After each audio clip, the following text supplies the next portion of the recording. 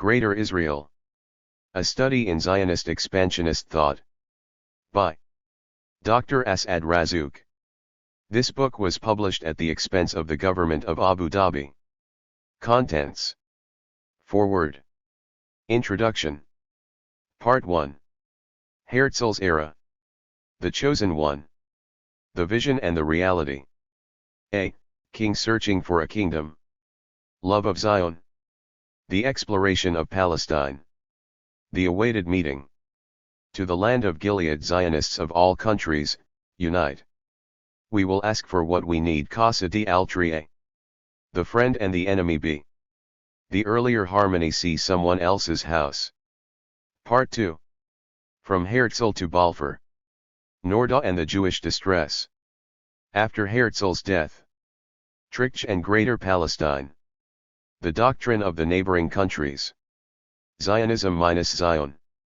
The Ottoman Germans. The Zionist tradition of England. The Manchester Zionist School. Sidebotham and Palestine. Palestine and the Jewish future. A. The modest demands. B. The frontiers of the future. C. The capacity of absorption. Rabbi Isaacs and Greater Israel. The eve of the Declaration. Part 3. From Balfour to Ben Gurion. After the Declaration 1918 to 1924. The Zionist Memorandum to the Peace Conference. The frontiers of the mandate. Greater Zionism, Jabotinsky A. The Taxation Fund B. The Zionist Garibaldi C. The Great Zionist Cabinet D. Zionism's Traveling Salesman E. The New Zionist Organization 1935 to 1946, in Jabotinsky's footsteps. Part 4. Ben Gurion's Era. From Israel to Great Israel 1948 to 1968. Boundaries of the state. Boundaries of the nation. The state and the ingathering of the exiles. The organization, the agency, and the state. The movement for a Greater Israel. A. The strategic expansion. B. The expansionist irrigation projects.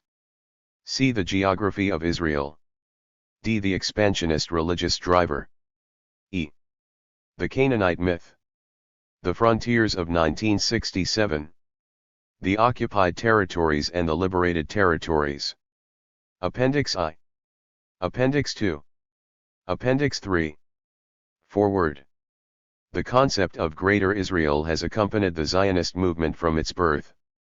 In its earliest days, the movement began striving to separate Palestine or a portion of it, or Palestine and parts of the neighboring territories, from the Arab homeland.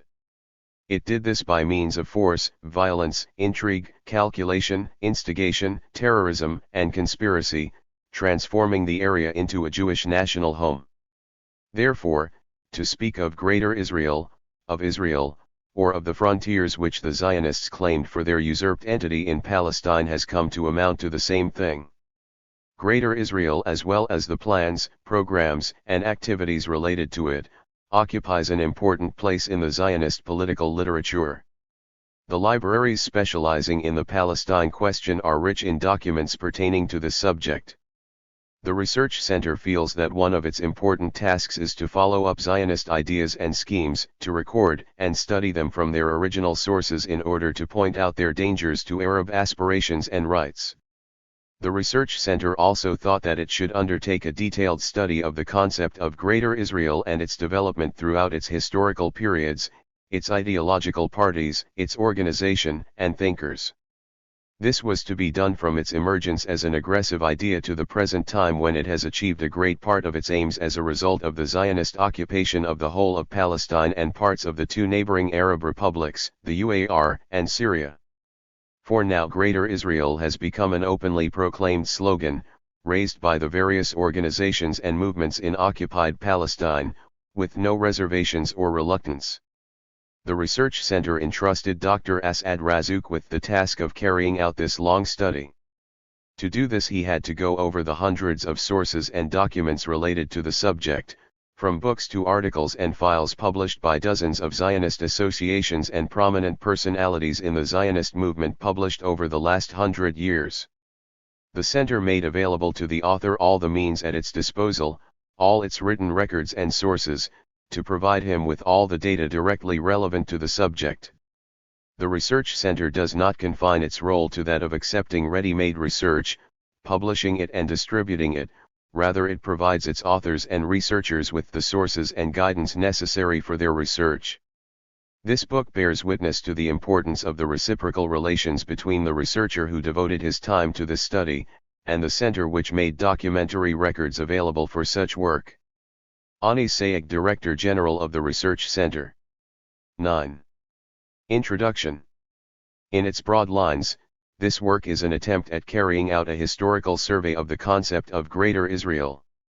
It tries to examine the developments and changes which have been brought to it from its first appearance in written texts until the smaller Israeli state undertook the occupation of the remaining part of Palestine, in addition to areas of the neighboring Arab states after the June 1967 aggression. Thus, this study into the nature and implications of such an idea necessitates the examination of its origin and its formation before pursuing its development in its historical phases. It was also necessary to study the embryonic life of this concept until we reached the formation of the organized Zionist movement at an international level and the efforts exerted to put the idea into execution. Further, it required a close study of the movements, trends, and ideas which originated from non-Jewish sources and proclaimed their Zionist aspect tens or even hundreds of years before the Jews started to look in the direction of the call for modern Zionism.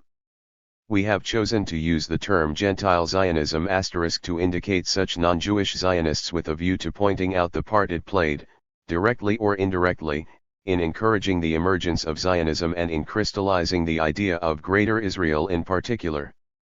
It is evident that the subject of Gentile Zionism and its linking to a great number of projects aimed at establishing a firm foothold for Jewish colonization in Palestine require a careful study. The religious roots and Jewish beliefs which nourished the idea of Greater Israel, in addition to the Zionized Christian religious movements and their plans to send the Jews back to Palestine and reconstitute the country to them, necessitate an independent study, detailed and analytical. They are, therefore, mentioned from the viewpoint of the aspects which are relevant to this study. The Zionist and Zionized activities of the 19th century, from the Napoleonic expedition to Ibrahim Pasha's conquest of Syria and Palestine and the various colonialist plans until the appearance of the call for modern Jewish nationalism, especially in Moses Hess's book, Rome and Fern Salem, were not dealt with.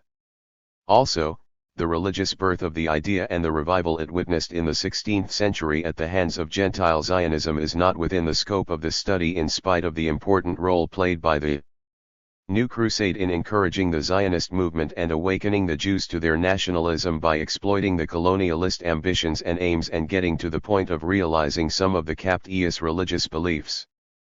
Although this study is in fact a collection of findings and data linked together by a common denominator, it is centered on Zionism as an idea, a call, and an expansionist movement. It endeavors to point out the share contributed by each of these numerous forms in nourishing the idea of Greater Israel and leading it to the level of implementation.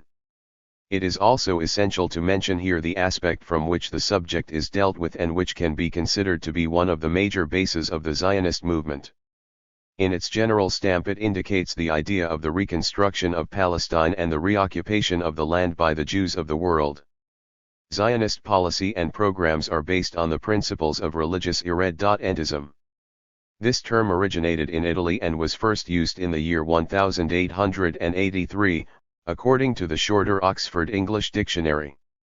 It spread in Italian political life after 1878 to describe the members of the party which was calling for the restitution of all the Italian regions under foreign rule and annexing them to the Italian mother country under the slogan Italia ardente, or Italy which is still waiting for redemption, liberation, and restitution. Looking into the Arab dictionary, Al-Mard, we find the following: Irredentism corresponds to the Arab expression liberating and unifying, which means the political principle calling for the liberation of the regions historically or racially connected, and their unification to form a political entity as well as their joining in the scope of this natural entity. Whereas Ardenta, or this dismantled portion, indicates such a region historically or racially linked to a political entity and under the control of another political entity. It is evident that the above-mentioned irredentist principle is like a two-edged sword, sharper when in the hands of the Arabs than in those of the Zionists. What makes it sharper in Arab hands is its non-religious character in opposition to the religious one inherent in Zionism. In fact, Zionist irredentism is a perfect representation of the aggressive and expansionist characteristic of this principle. Zionism is in no way related to the liberating unification except when it distorts religious texts with the aim of pursuing temporal objectives and goals far from the spiritual contents of Judaism. The creation of the State of Israel is nothing but an aspect of the principle of Zionist conquest and occupation. And hiding behind the masks of a war for independence and liberation brings no change to the Zionist expansionist complex, it rather incites it to become more aggressive. This fact is, thus, the best witness of the religious nature of this irredentism, which represents the most obvious motives acting as the motors of the idea of Greater Israel. However, this does not mean that it neglects the non-religious objectives which are closely related to imperialism and to the aim of taking other people's property. Even the resort to religious texts itself becomes a pretext to justify the materialist and real motives of the Zionist expansionist ambitions.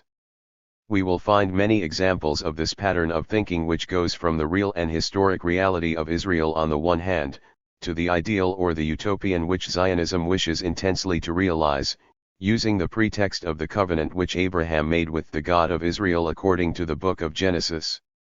We will not stop to consider what were described as the 5 concepts of the 12 land of Israel in the biblical texts, but will restrict ourselves to exposing the various concepts of the map and frontiers of Israel as defined by Zionism under the cover of the search for the historical land of Israel. As to the method adopted in the following study, it can be summarized as follows. First, the use of the original texts, religious or non-religious, Jewish or non-Jewish, to derive the roots of the idea and present its framework. Second, the reference to scientifically accepted historical facts and truths with a view to taking them as basis of the study in the clarification of the subsequent conditions surrounding the Zionist concept of the establishment of Greater Israel. Third, the utilization of general geographical facts, and of the historical geography of Palestine in particular, to show the extent of its connections and the nature of those connections with the political developments and moves throughout history in general, and more particularly since the beginning of the 19th century. FO11RTH, the persistent return to the political map and to the expansionist Zionist maps in order to derive the Zionist concept of Palestine as a geographical unity swinging between two extremes, the maximum and the minimum Greater Israel. Fifth, the exposition of the role of foreign influence and the policy of colonialist interests in the drawing up of the map of Palestine until it coincided with the Zionist plans, and the confirmation that map-making in the Middle East had never been completely divorced from politics. Sixth, the evaluation of the movement of Gentile Zionism and the delimitation of its contribution, directly or indirectly, in the shaping of the idea of Greater Israel and the crystallization of the concept of the land of promise, as well as the distinction between its two parts, the ecclesiastical and the secular, with their strategic, imperialist, and political motivations, in an attempt at showing the link existing between them. Seventh, following up the development which resulted from the idea of the Greater Israel during the period of 50 years which separated the issuance of the Balfour Declaration from the extension of the Zionist aggression after June 1967. A. The study of the Zionist ambitions and the political positions of the Zionist movement since the issuance of the Declaration, the Zionist proposal submitted to the Peace Conference in Versailles, and the stipulation of the mandate in the League of Nations, as well as the appearance of the revisionist movement and the new Zionist movement under the leadership of Jabotinsky up until the establishment of the State of Israel. B. The survey of the contingent developments and temporary amendments to the idea since the creation of Israel and the implementation of the expansionist plans on the military strategic level. These have taken place under 13.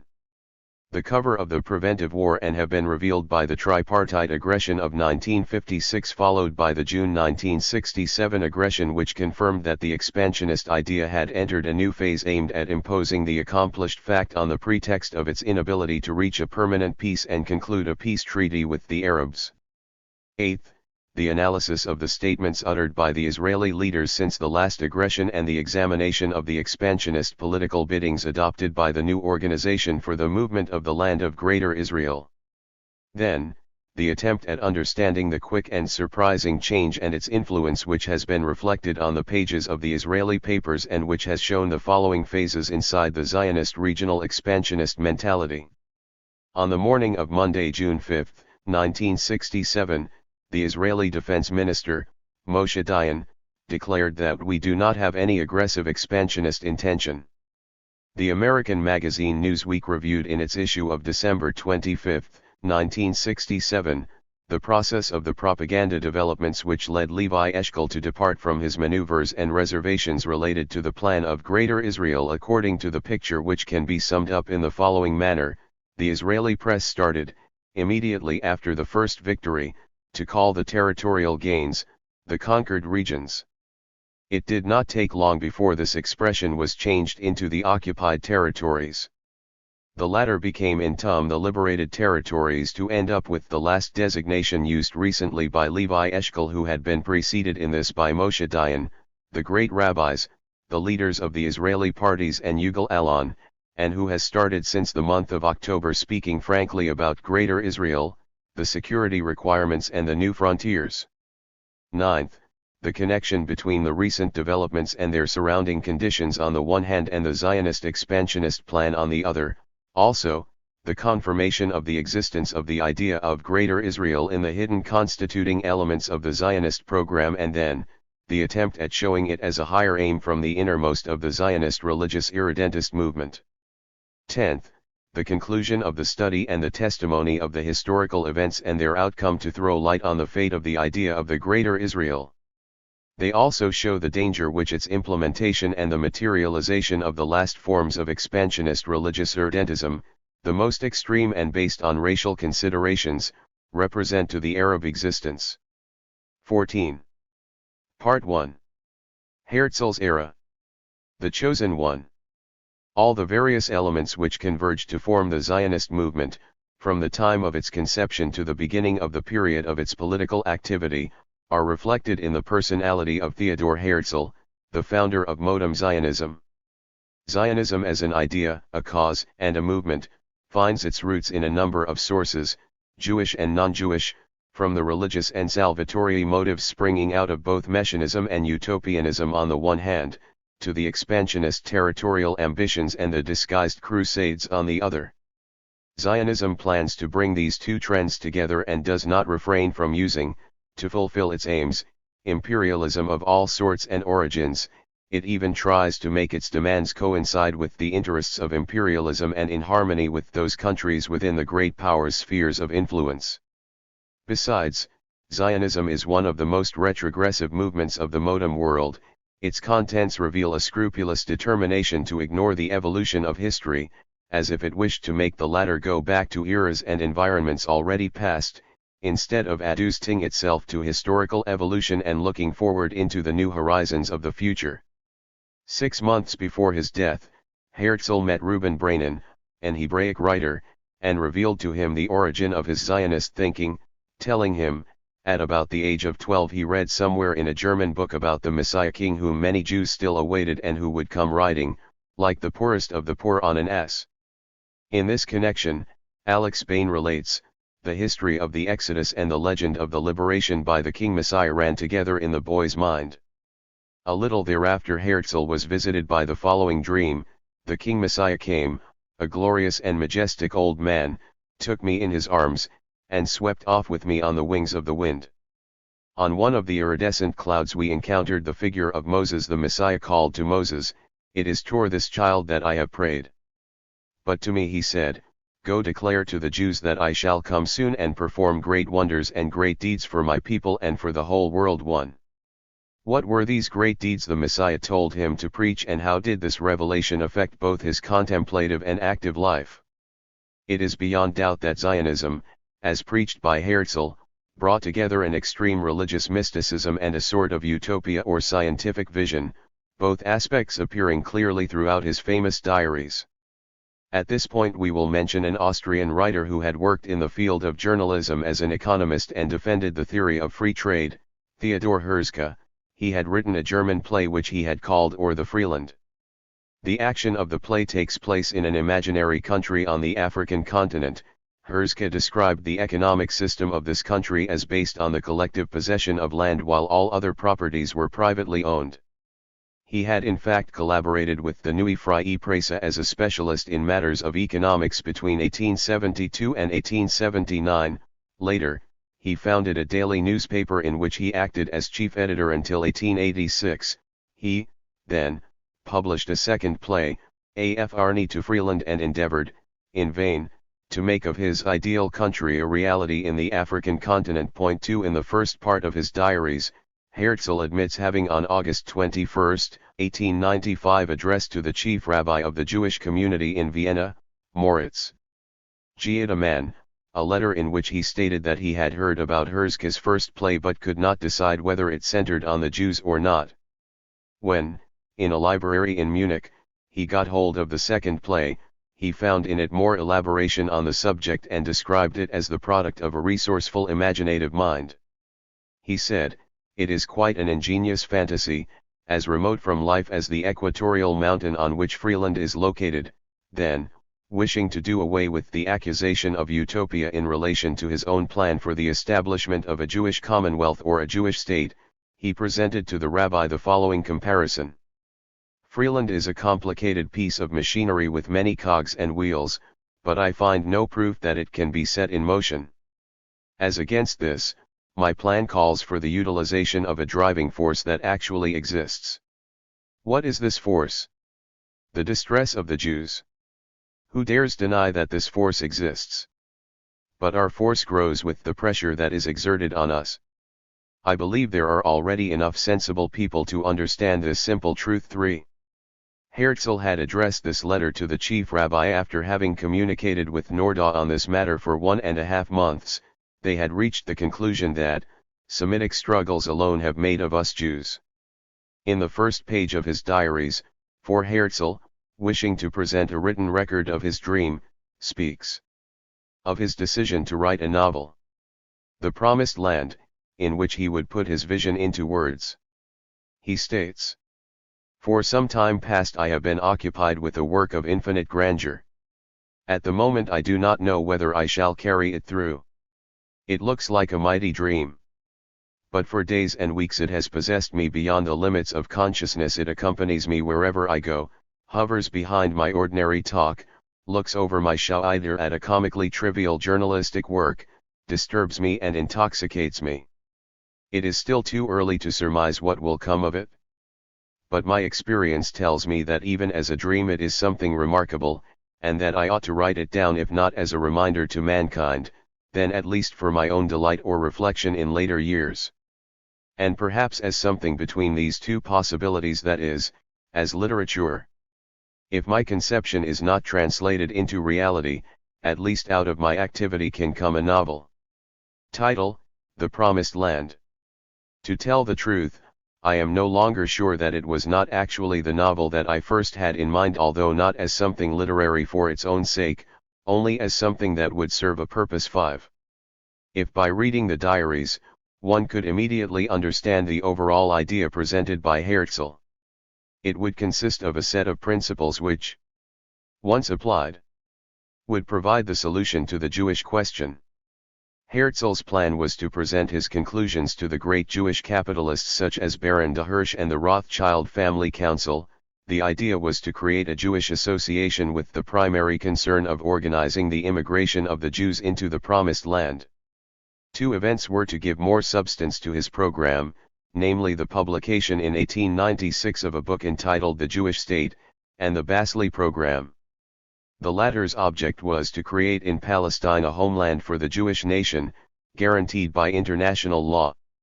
The following plan was adopted at the First Zionist Congress. In 1897, 1. The colonization of Palestine by way of Jewish agricultural workers and industrialists under convenient conditions. 2. The organization and coordination of world Jewry through the establishment of local and international associations in accordance with the laws of their respective countries. 3. The strengthening and development of the Jewish national consciousness. 4. The preparation of activity for the conclusion of the arguments necessary for the achievement of Zionist aims. Thus, following the principles of the Basel Congress, the Zionist movement started on concerted action based on organization, colonialism, and diplomacy. Emphasizing the vital importance of the Congress he had called for, Herzl states, "Were I to sum up the Basel Congress in a word which I shall guard from pronouncing publicly, it would be this: at Basel I founded the Jewish state." 6. Later, basing himself on Rousseau's philosophy, he writes that the foundation of a state lies in the will of the people for a state.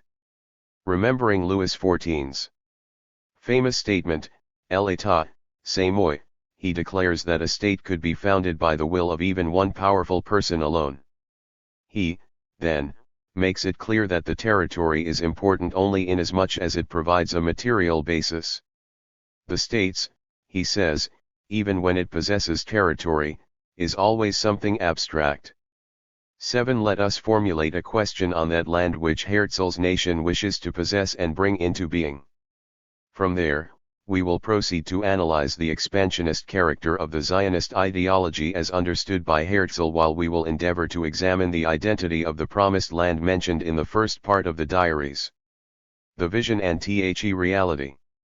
In the first volume of his diaries, Herzl exposed the two ideas he had conceived in relation to the Jewish question before he adopted Zionism and published his pamphlet, The Jewish State.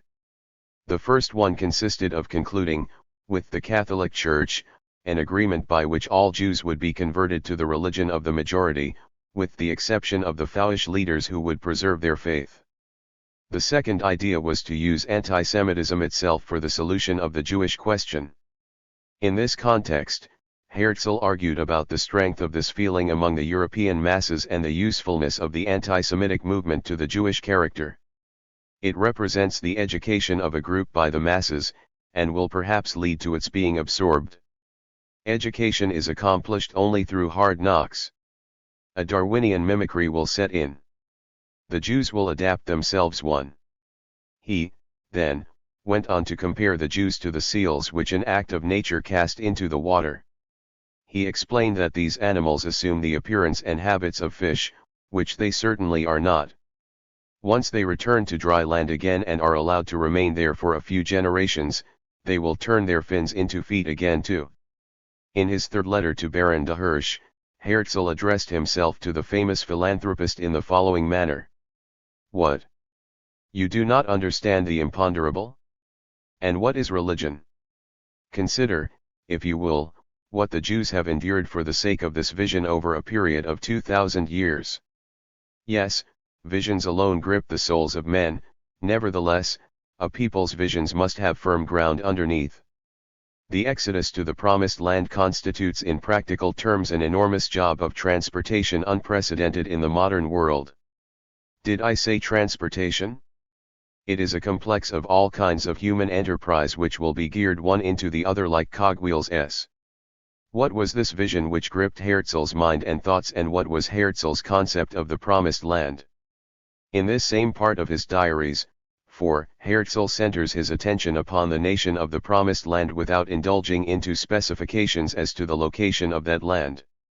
He simply gives a primary plan of the land as far as boundaries, main cities, military service, and popular hymns are concerned.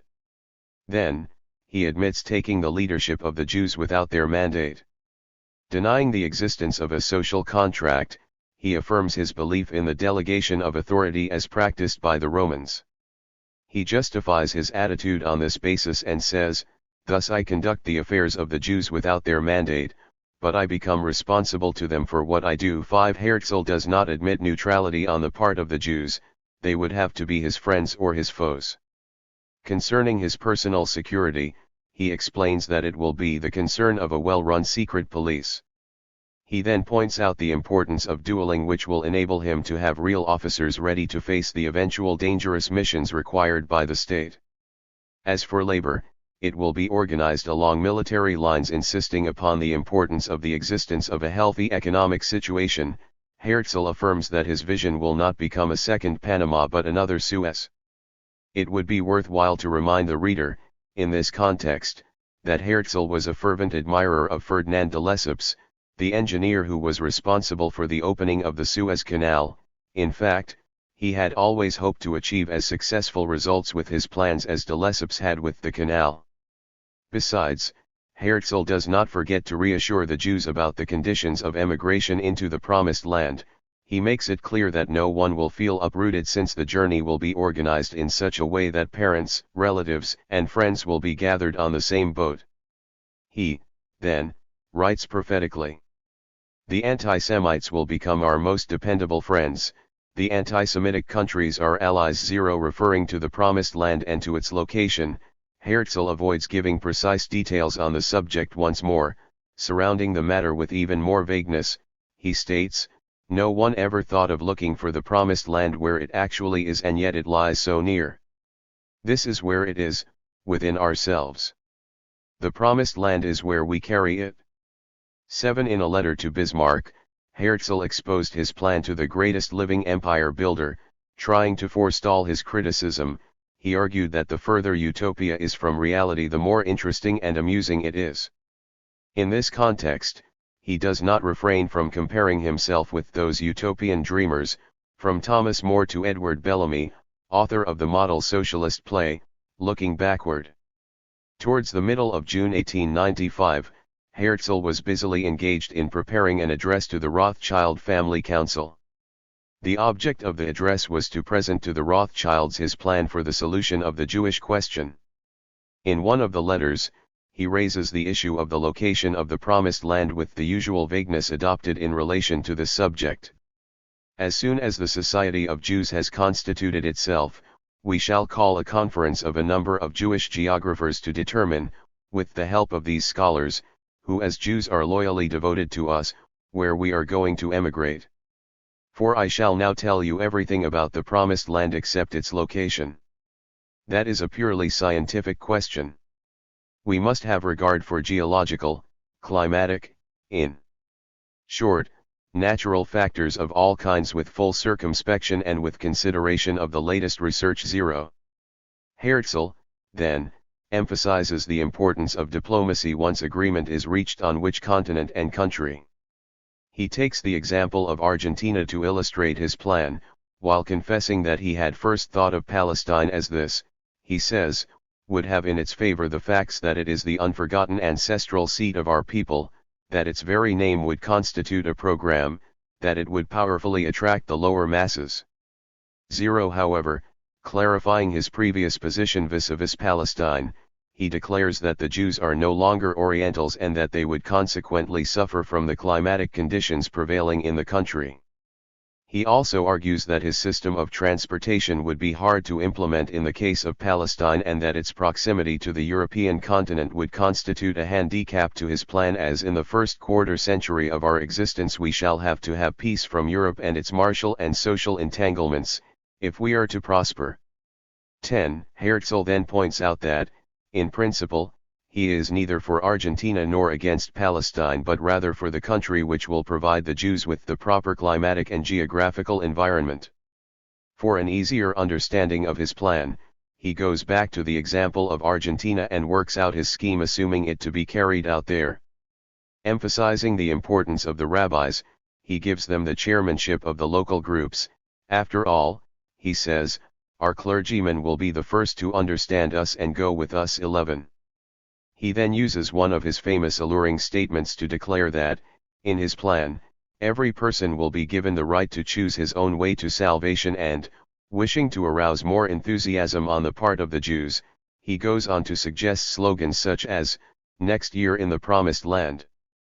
Furthermore, he declares that this propaganda will be included in the religious service, and properly so. He says, "We recognize our historic identity only by the faith of our Father, because we have long since inextinguishably absorbed the languages of various nationalities." 12.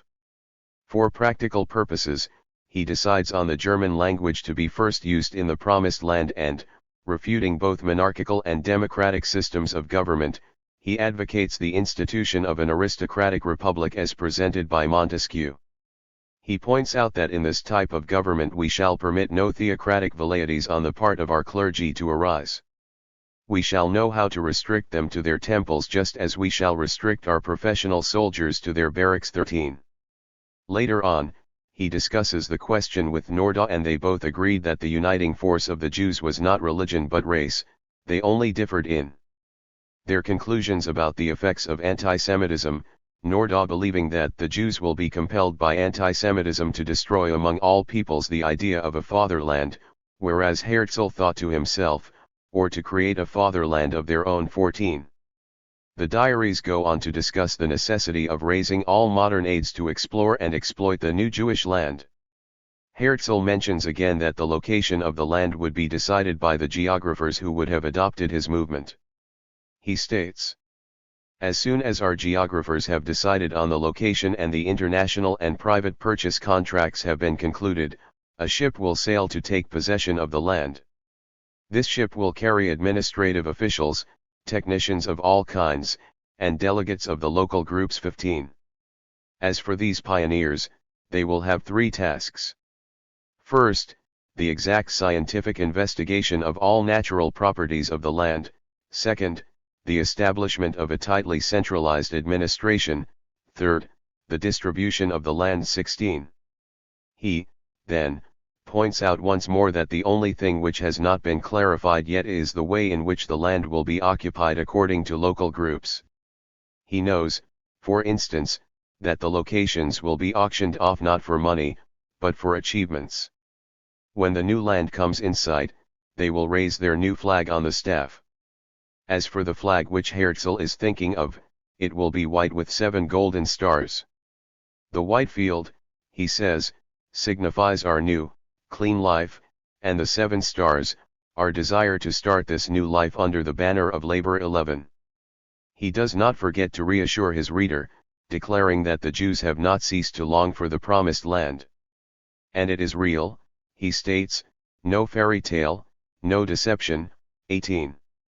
A king searching for a kingdom. The people without a land to the land without a people.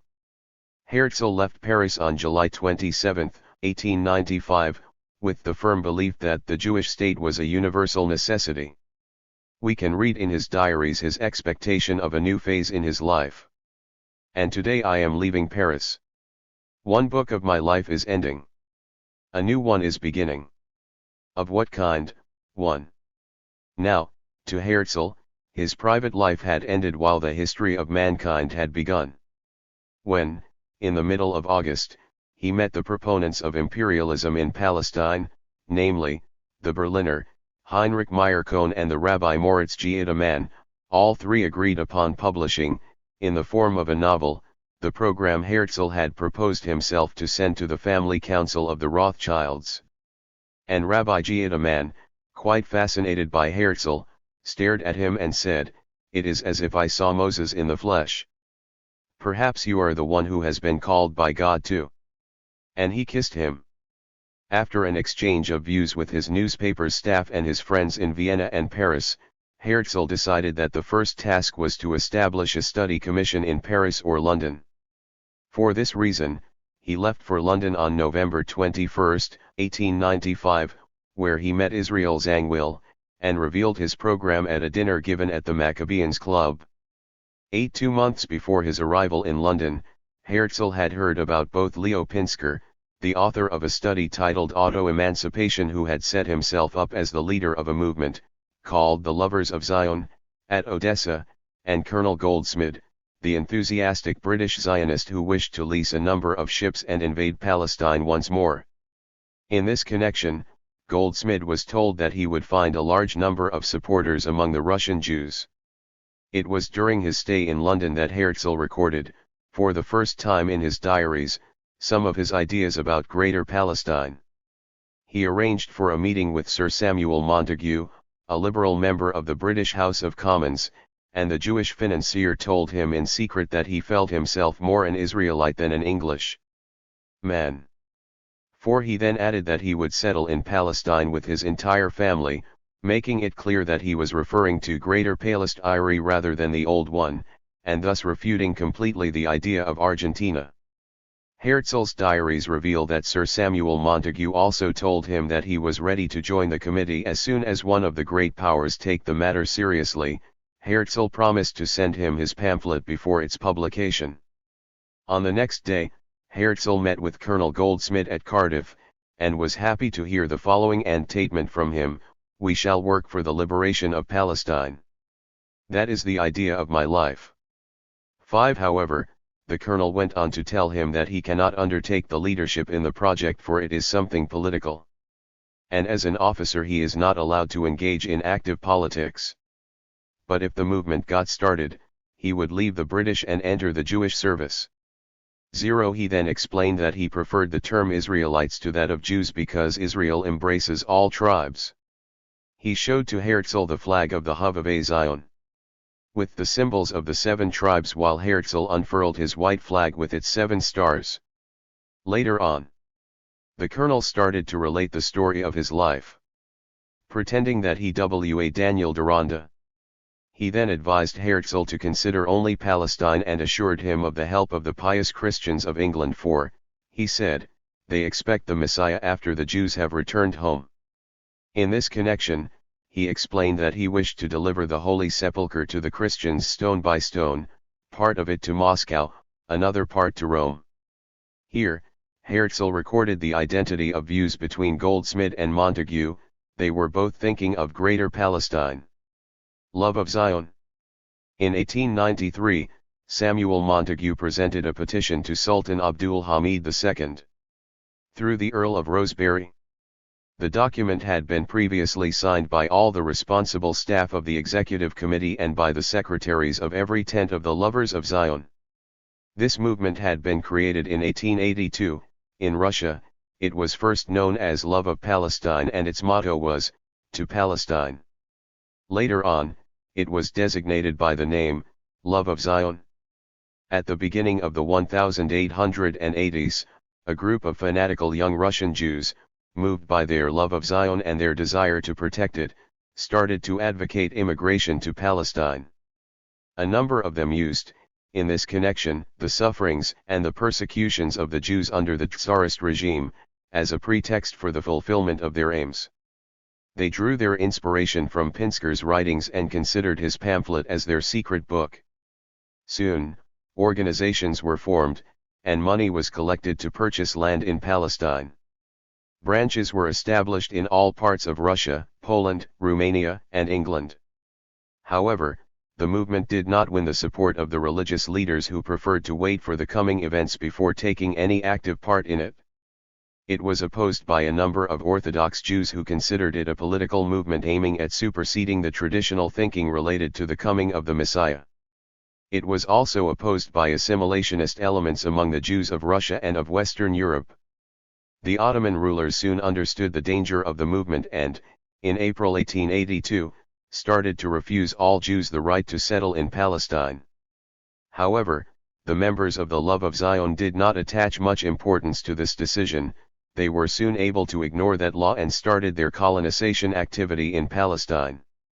At the Conference of Katowice, the various branches of the Love of Zion organized themselves into a federal union which they called Mazkaret Moshe. It was not known as the Lovers of Zion until after the Second General Conference, which was held at Droskyniki in 1887. By that time, it had succeeded in weakening the opposition of the religious group by winning over to its side a number of great rabbis such as Rabbi Samuel Mohil Ever. By 1888 to 1889, the issue of whether to plow Palestinian land during the Sabbath Sunnah had widened the gap between the leaders of the secular movement and their religious opponents. In 1889, the Third Conference, held at Vilna, revealed the growing influence of the religious group inside the movement, and thus incited a number of secular leaders to look for another cultural and spiritual expression. 25. Of their Zionism. In the same year, under the leadership of Akkad Ha'am, they instituted the Bnei Moshe order, after the Masonian model. It was dissolved in 1897. The movement witnessed a renewal of its activities and an extraordinary move forward with the abrogation, in 1890, by the Ottoman authorities, of the law prohibiting Jews from settling in Palestine, and with the licensing of the Lovers of Zion Association by the Russian government. A fourth Congress was held at Odessa in 1890 and a Central Committee, headed by Pinsker, was formed. At the same time, an office which was to supervise the purchasing operations, immigration and settlement, was established in Jaffa. Soon, prices competition operations in relation to the Palestinian land took place. As a result of a number of protests from Palestinians, the Ottoman authorities reintroduced the law prohibiting Jews from immigration to Palestine. The Jaffa Executive Office was closed in 1891 and the adventurers lost fortunes. The only activity which was carried out, for a time after that, consisted in granting donations to Hebraic colonies and schools. Three tendencies dominated the movement.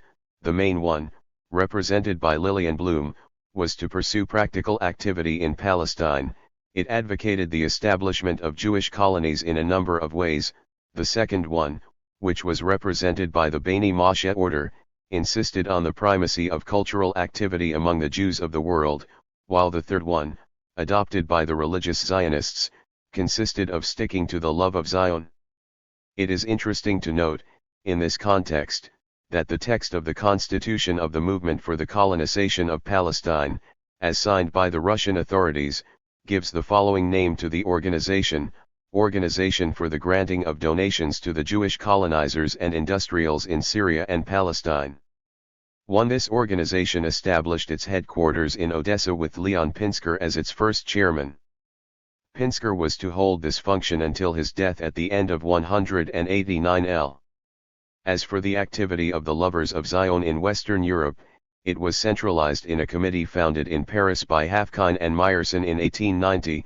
It was headed in 1894 by Elim Henry d'Avigdor, the engineer who had supervised the building of a railroad between Syria and Romania. In Britain, Colonel Goldsmid gave the movement a military coloring. Goldsmid had visited Palestine in 1883 in the company of Lawrence Oliphant, initiator of the project for the Jewish colonization of East Jordan. From Belfast, he had previously sent, in 1882, a letter to the editor of the Jewish Chronicle in which he suggested the formation of an organization for the security of the colonies dominated by the Western Jews, as well as the formation of the quasi-military association which would strive for the security of the colonies. He also said, "It is a task I should not hesitate to undertake were it confided to me." 2. As soon as he returned from his exploratory trip in Palestine, Goldsmid undertook to unite all the organizations of the Lovers of Zion existing in Britain under one authority. Having been elected, in 1891, at the head of the United Association, he started to issue laws and organize along military lines. The executive committee became the headquarters while a commander replaced the chairman. Furthermore, the term society was replaced by that of tent. The organization was thus formed of tents under the authority of a military command. Goldsmid then started to work on a Hebraic map of Palestine. He imagined himself as George Eliot's hero, Daniel Deronda, and on the day of his departure to Argentina, he declared to the Daily Graphic, that he regarded the Jewish colonies in Argentina as a nursery ground for Palestine. He then added, "The Jewish question will never be solved until a Jewish state guaranteed by the powers is established in the land of Israel." 3. His love of Zion was reflected in the program he advocated for the movement. 1. To foster the national idea in Israel. 2. To promote the colonization of Palestine and neighboring territories by Jews by establishing new colonies or by assisting those already established. 3. To diffuse the knowledge of Hebrew as a living language. 4. To better the moral, intellectual, and material status of Israel. 5. The members of the association pledge themselves to render cheerful obedience to the laws of the lands in which they live, and as good citizens, to promote their welfare as far as lies in their power. 4. Goldsmid is thus referring to a land of Israel which would include all of the tribes and to the colonization of a new greater Palestine, other than the old one. He made it clear in adding neighboring territories to the word Palestine.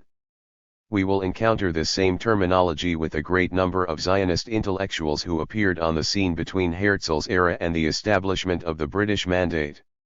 We have previously mentioned the Hebraic map of Greater Palestine which Goldsmith wished to circulate among his disciples and followers. It is this same map which we will find later on at the historical meeting which took place in March 1896, between Theodor Herzl and the Zionist priest, William Heckler.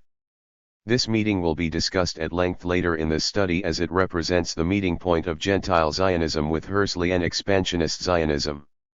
The exploration of Palestine. Since its creation of 1865, the Palestine Exploration Fund had largely contributed to the development of the ever-growing interest of the British lovers of Zion in Greater Palestine. For centuries, the peoples of Europe, and especially the British, had shown a keen interest in Palestine of the Holy Land of the Middle Ages. However, for the purposes of this study, we will not enter into a discussion of this long period of history and will rather limit our research to the important steps which marked the history of the exploration of Palestine, trying to show the relationship which existed between the British political ambitions and the gains acquired by the Zionists. In this context, we will endeavor to point out the extraordinary coincidence of Zionists' intentions with those of British interests. The explorations were carried out by military men, namely by members of the Corps of the Royal Engineers. Most of them had thus traveled through Cyprus, Syria, Palestine, Egypt, and the Sudan. However, their efforts were mainly confined to activities which are beyond the scope of the survey of the Holy Land. Captain Conder, for instance, who had arrived in Palestine in the autumn of 1873, was busy searching the battlefield where the Philistines had faced the Israelites. Later on, when the Arabi revolt broke out in Egypt, a British expedition was sent to that country to restore order, and Conder was selected by the intelligence service to accompany the expeditionary corps. Captain Kitchener joined the exploration team in the autumn of 1874. In fact, he had already worked on the survey of eastern Palestine while the western part was reserved to Conder. Kitchener is one of those who contributed most to the survey of the Arabian Valley between the southern part of the Dead Sea and the Gulf of Aqaba. Lawrence of Arabia was called back towards the end of 1913. In the meantime, he had succeeded in exploring the locality of Carchemish, the Hittite city built on the Euphrates. He had also contributed to the survey of the Negev and Sinai deserts as far as the borders set up by the Turco-Egyptian Frontiers Line Commission, namely from Rafah to the Gulf of Aqaba. The area situated between the Suez Canal and the Turco-Egyptian borders had already been surveyed by Captain Newcomer. In fact, the activities carried out by the Palestine Exploration Fund are wide enough to deserve a vast and meaningful study.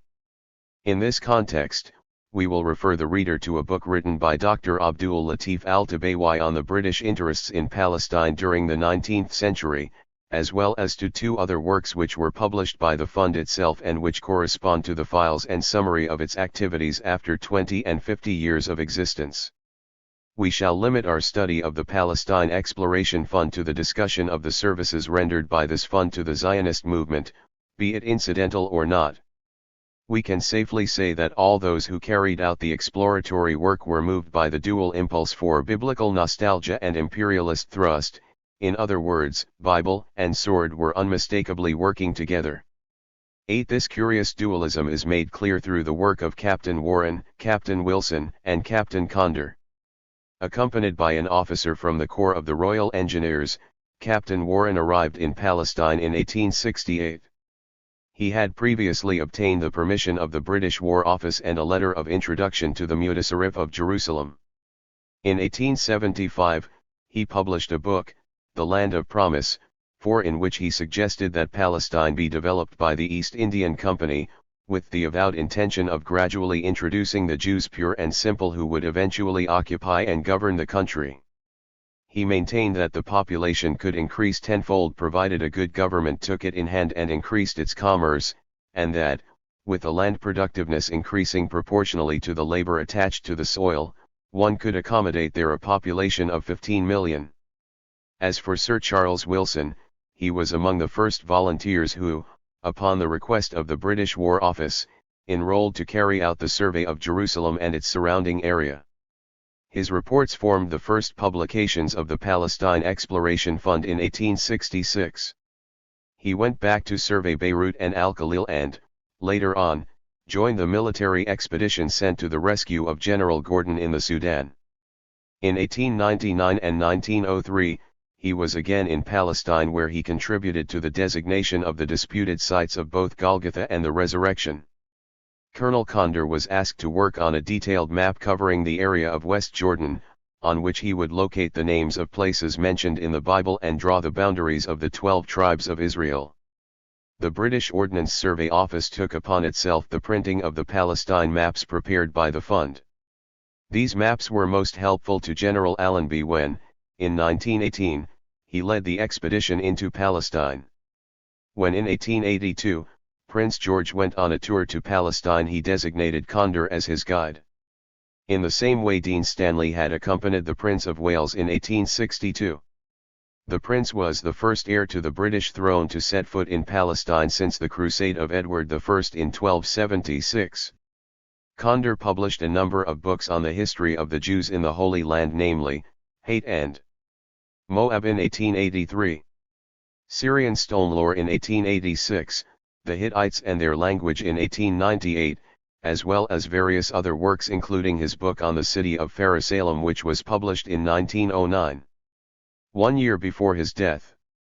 It is a matter of coincidence that his book on the Latin Kingdom of Jerusalem was published in 1897.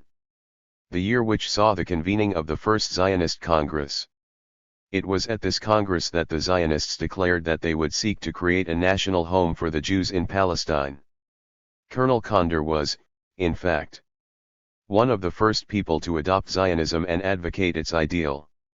In 1892, he delivered a lecture on Eastern Palestine to a group belonging to the Western Tent of the Lovers of Zion. It was soon published by the latter. And through it, we are able to examine the ideas of the man whom Sokolow described as the greatest authority on Palestine. They can be summarized as follows. First, the future element for prosperous colonization is to be found among the Jews of Eastern Europe. Second, the Jews, who have been able to live under Russian tyranny, will not find it difficult to prosper as subjects of the Ottoman Sultan. Third, the proposal to settle agriculturists, as freeholders tilling their own lands, is in accord with the general tendency of all enlightened statesmanship of the present age.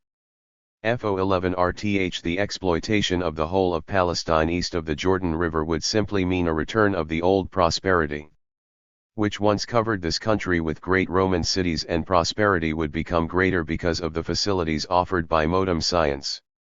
Fifth, advice is given to the lovers of Zion to buy all the land they can get at moderate prices in Bashan and in northern Gilead, and to buy it soon, for the price will go up, and to promote as far as possible the making of a railway. Sixth, the Jewish colonization movement is not artificial, not merely due to religious sentiment or visionary philanthropy. It is a natural and healthy movement, which ought to be encouraged by giving power and money to the organization which seeks to aid it, and to control its direction on a wise course. Seventh, the confident expectation of seeing, within a few more years, prosperity increasing in Palestine, and the empty lands filling up with an industrious population. And if this be so, credit is to be given to the generous benefactor, Baron de Hirsch, and to the Society of the Chovevei Zion. 0. In view of the above-mentioned testimonies, we can safely say that the activities of the fund, as well as the writings of the explorers, had, to a great extent, encouraged the Zionists to pursue their plan. They also contributed by giving a wider concept of Palestine. Had the surveys and the studies carried out by the fund not been available, the Holy Land would have remained a sort of terra incognita to the lovers of Zion. Many Jews had refuted the idea of Palestine as inadequate for large-scale colonization and agricultural activity. They pictured Palestine as an almost desolate, abandoned land. They later learned how to exploit this question for their own benefit. In 1890, the Palestine Exploration Fund put at the Zionists' disposal a new edition of the map of Palestine. It included all available information on the area situated between Baalbek in the north and Kadesh Barnea in the south. 2 editions were in fact published, of which one had the modern names of the Old and New Testaments together with the places mentioned in the Apocrypha and by the Jewish historian, Josephus, so far as these had been identified. 7. It would be worthwhile to mention, in this respect, that the map included both Western Palestine, as understood by the explorers of the fund, and Eastern Palestine. The maps of the western part were ready in 1881. In the following year, various publications were issued, some with the Old Testament names, others with the New Testament names, and still others indicating the sources of water and the water basins in Palestine. As for the map of Eastern Palestine, it was published in 1889. A contour map, showing in relief the physical features of the Holy Land, was constructed by Armstrong. It was made of plaster and measured 7 feet 6 inches in length by 4 feet in breadth. In 1915, not less than 115 copies of this map were sold to university libraries and public institutions. When Barbara Tuchman undertook to demonstrate the historical relationship between England and Palestine from the Bronze Age to Balfour, she expressed her appreciation of the Palestine Exploration Fund in these terms. Until the work of the Palestine Exploration Fund began to be published, there were few practical people who thought the land could be revived at all. It was the great contribution of the Palestine Exploration Fund to show that Palestine had once been habitable by a much larger population and a more advanced civilization than was commonly supposed, and therefore could be again 9. But, before her, the historian of Zionism, Nahum Sokolow, had recognized the valuable services rendered by the fund to the lovers of Zion. In his book, The History of Zionism, he says, "Still questions were naturally asked as to the condition of the soil of Palestine and the possibilities of expansion. It was also repeatedly asked, whether the Jews would be capable of hard pioneer work in the sphere of agriculture. These questions have been answered in a series of pamphlets and articles by such authorities as Colonel Claude Rainier Condor, General Sir Charles Warren, and others. They have shown that Palestine is capable of supporting a nation such as the Jews. Men who for many years had made the scientific exploration of Palestine their sole aim, whose judgment in the matter must be universally admitted to be decisive, have given testimony to the fact that the land may be made one vast garden, not merely by rebuilding the aqueducts, remains of which still exist, and by means of which the cities were watered, but by means of the Jordan River itself. They also affirmed that the time has at last arrived to restore the desolations of Zion and to rebuild the wasted places of the land of Israel. These testimonies of English authorities concerning Palestine encouraged the lovers of Zion in England to carry on their philanthropic work and also to take certain steps. 10. With this we get to the historical meeting of Gentile Zionism, in the person of William Heckler, with Herzlian or political Zionism. We will, then, devote a whole chapter to Zionist activities in Eastern Europe before the convening of the First Zionist Congress and the creation of the World Zionist Organization. 32. The awaited meeting.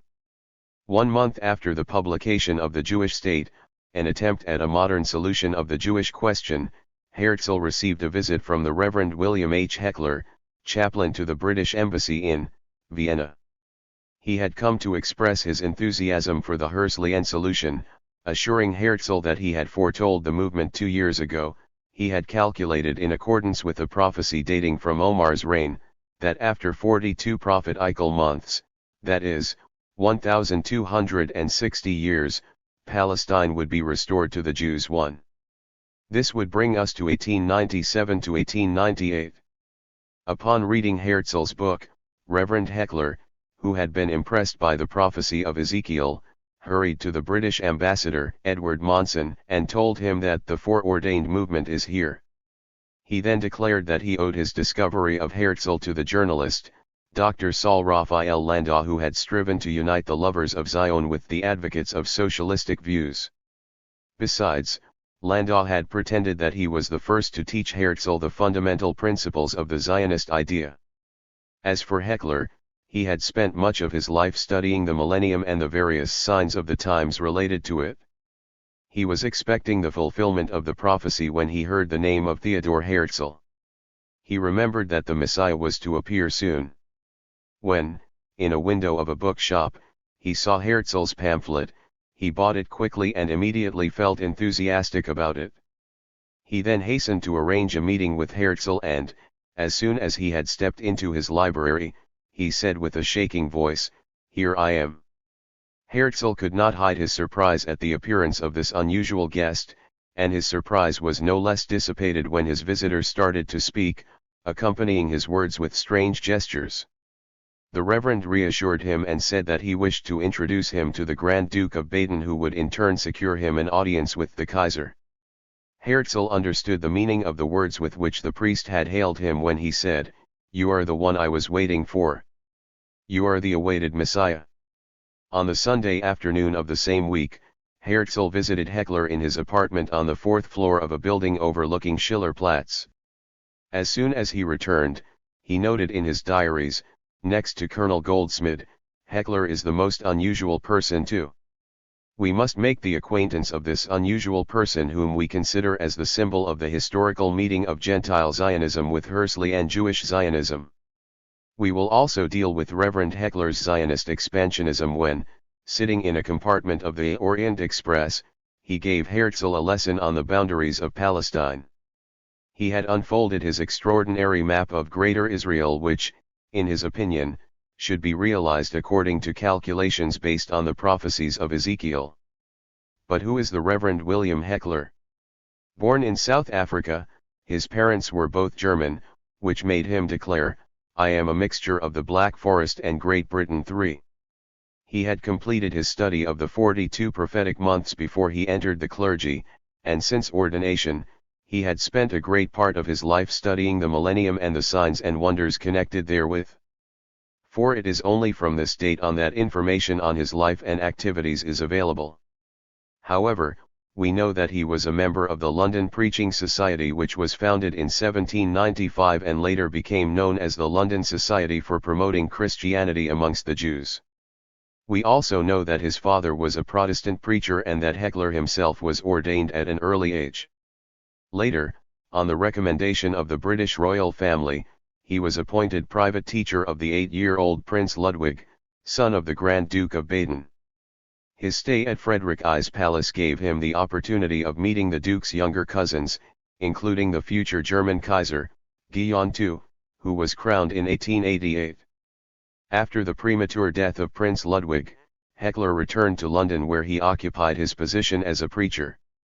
In the 80s, we find him deeply interested in East European Jewry, raising funds to help their settlement in Palestine under the protection of the British consulate.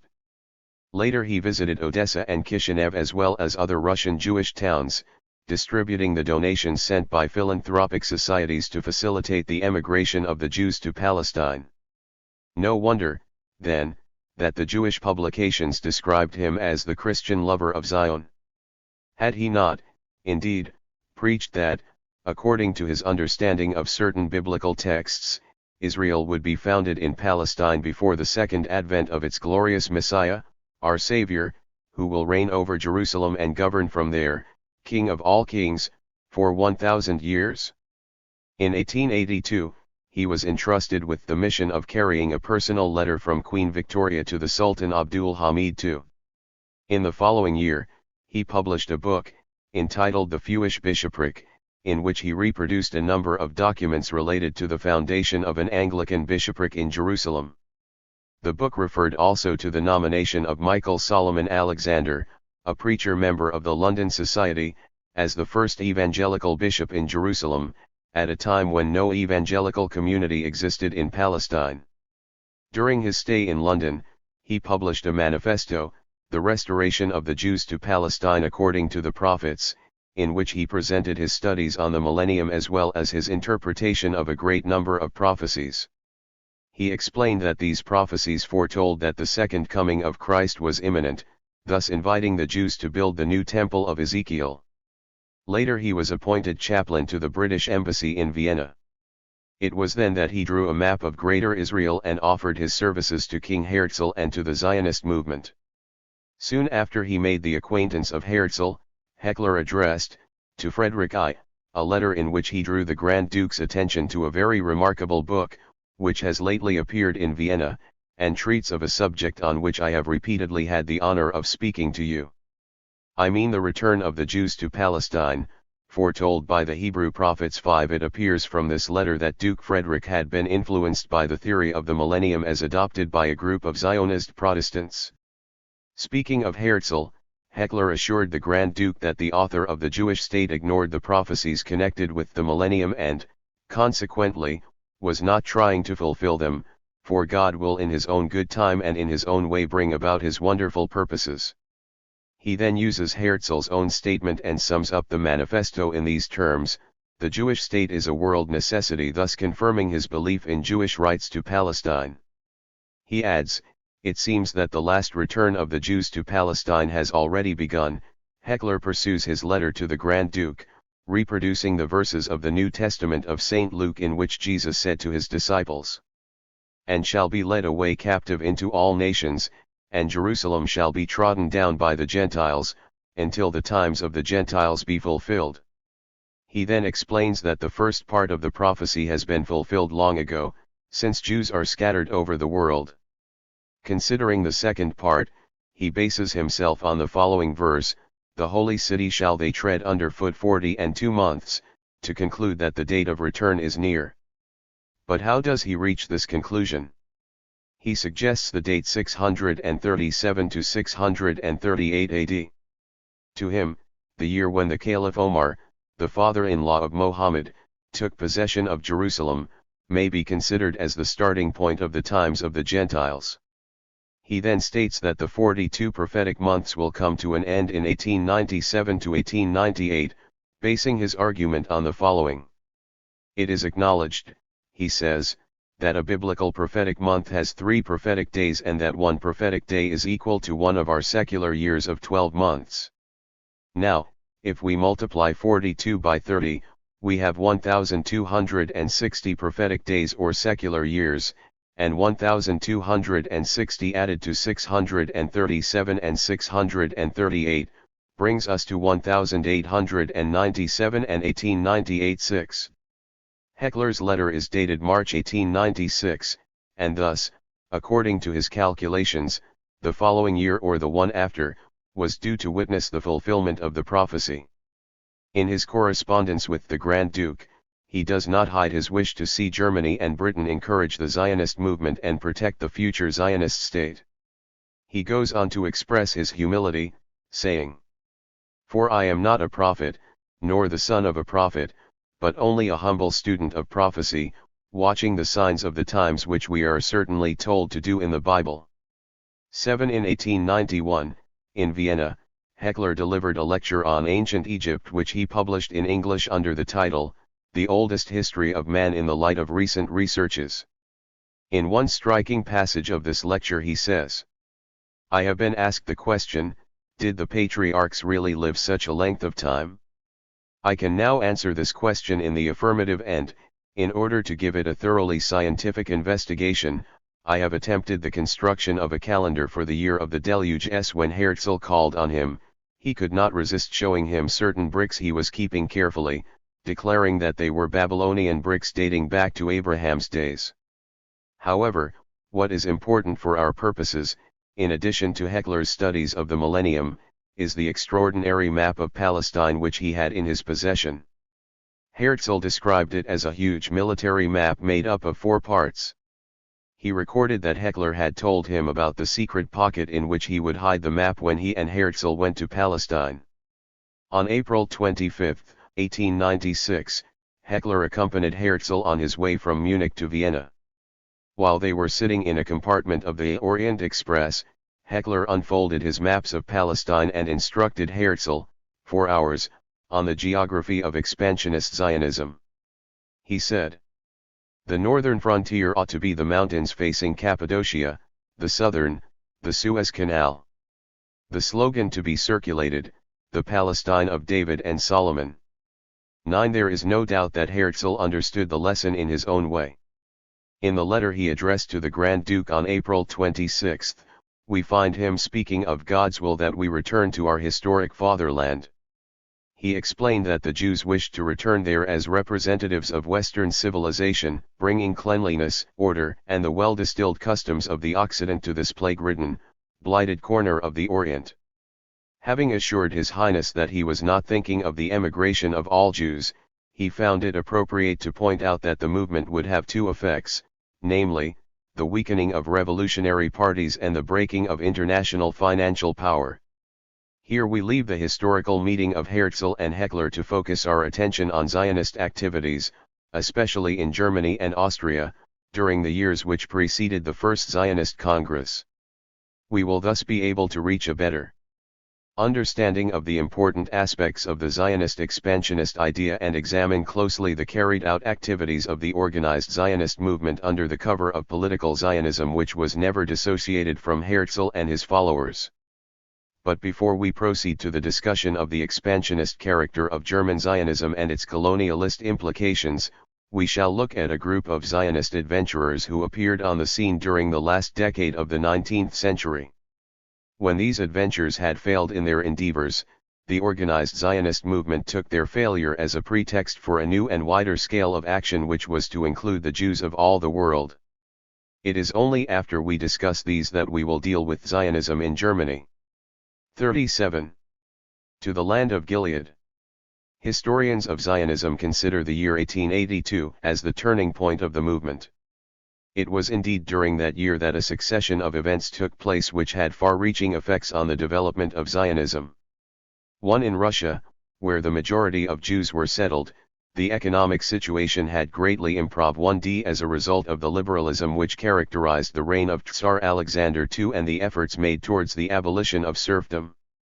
This led to the reinforcement of the movement of awakening and speeded up the movement of liberation among the Jews. The abolition of serfdom resulted in a massive migration of peasants to the cities and consequently an increase in the number of unemployed, as the country lacked industry at that time. The unemployed masses turned to fields which had for a long time been monopolized by the Jews, e.g. handicrafts.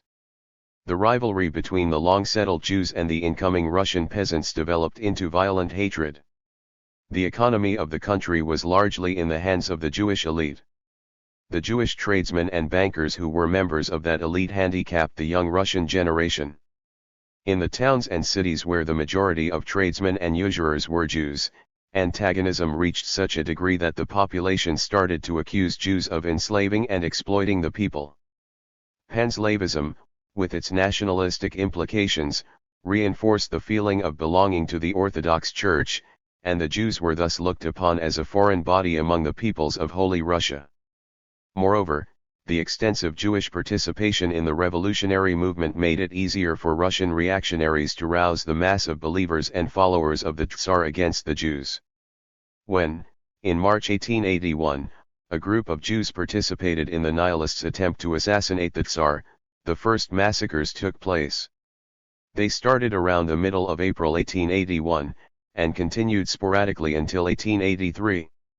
The settlement of the Jews was limited to specific areas, they were forbidden to buy land and real estate, and their proportionate membership in universities was limited.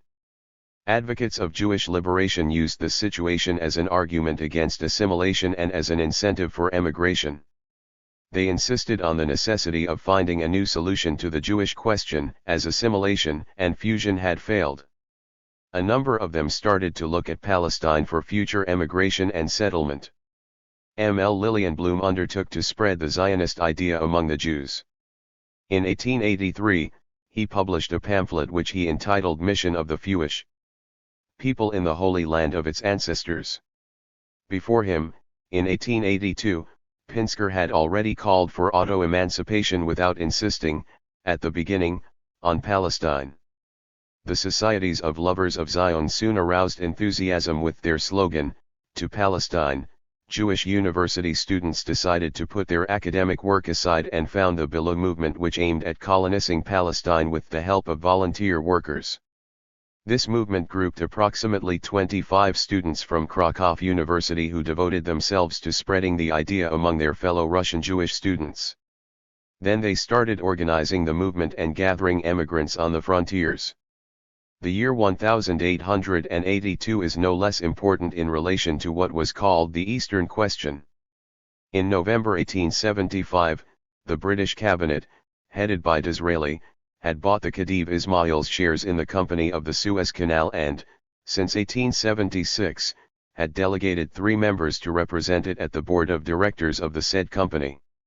Disraeli suggested that Cyprus would be a convenient base from which the British would be able to protect their interest in Asia Minor and Armenia against any future Russian invasion. British forces were, thus, sent in 1878 to occupy Cyprus.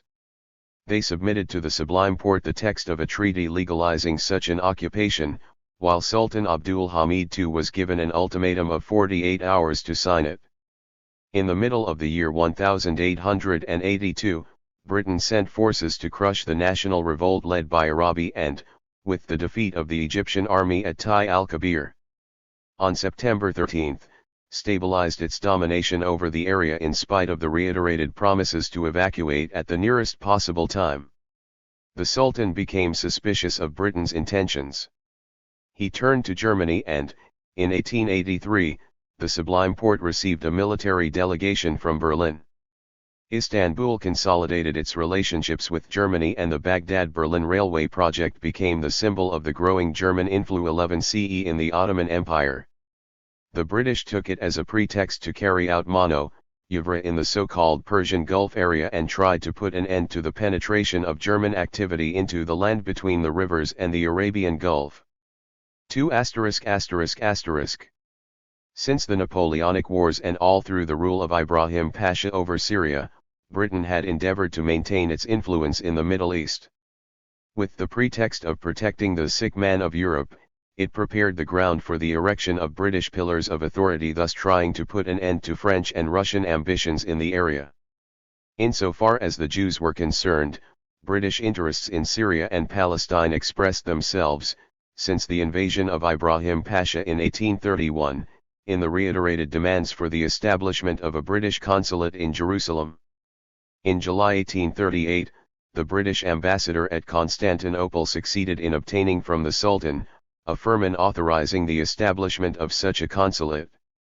However, the instructions received by William 39. Young, the first holder of the office of vice-consul in Jerusalem, were soon radically enlarged clearly through the powerful intervention of the sympathizers of the London Jewish Society with Palmerston and Lord Ashley, Earl of Shaftesbury. 2 In fact, Young had been first instructed merely to cultivate a friendly feeling towards Great Britain amongst the inhabitants of the country and to use his best endeavours to introduce desire for British commodities and to extend the commercial relations between the two countries. 3-4 months later, namely in January 1839, he received additional instructions extending the scope of his authority to afford protection to the Jews generally.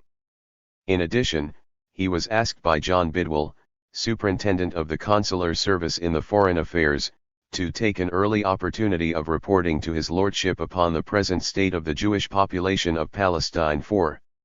One could say that with this began Britain's official concern for the Jewish question in relation to Palestine, and that Shaftesbury was among the first people to promote it. An ardent supporter of the lovers of Zion, the Earl of Shaftesbury was, however, mainly interested in the testimony of the authenticity of the Bible and hoped that Palestine when dug and harrowed would supply the required evidence.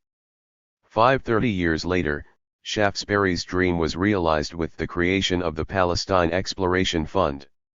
We do not intend to discuss, in the context of this study, the Jewish colonization activities from 1831 to 1882, we shall only mention, in this respect, the plan carried out in 1878, by Lawrence Oliphant at the time of the Congress of Berlin.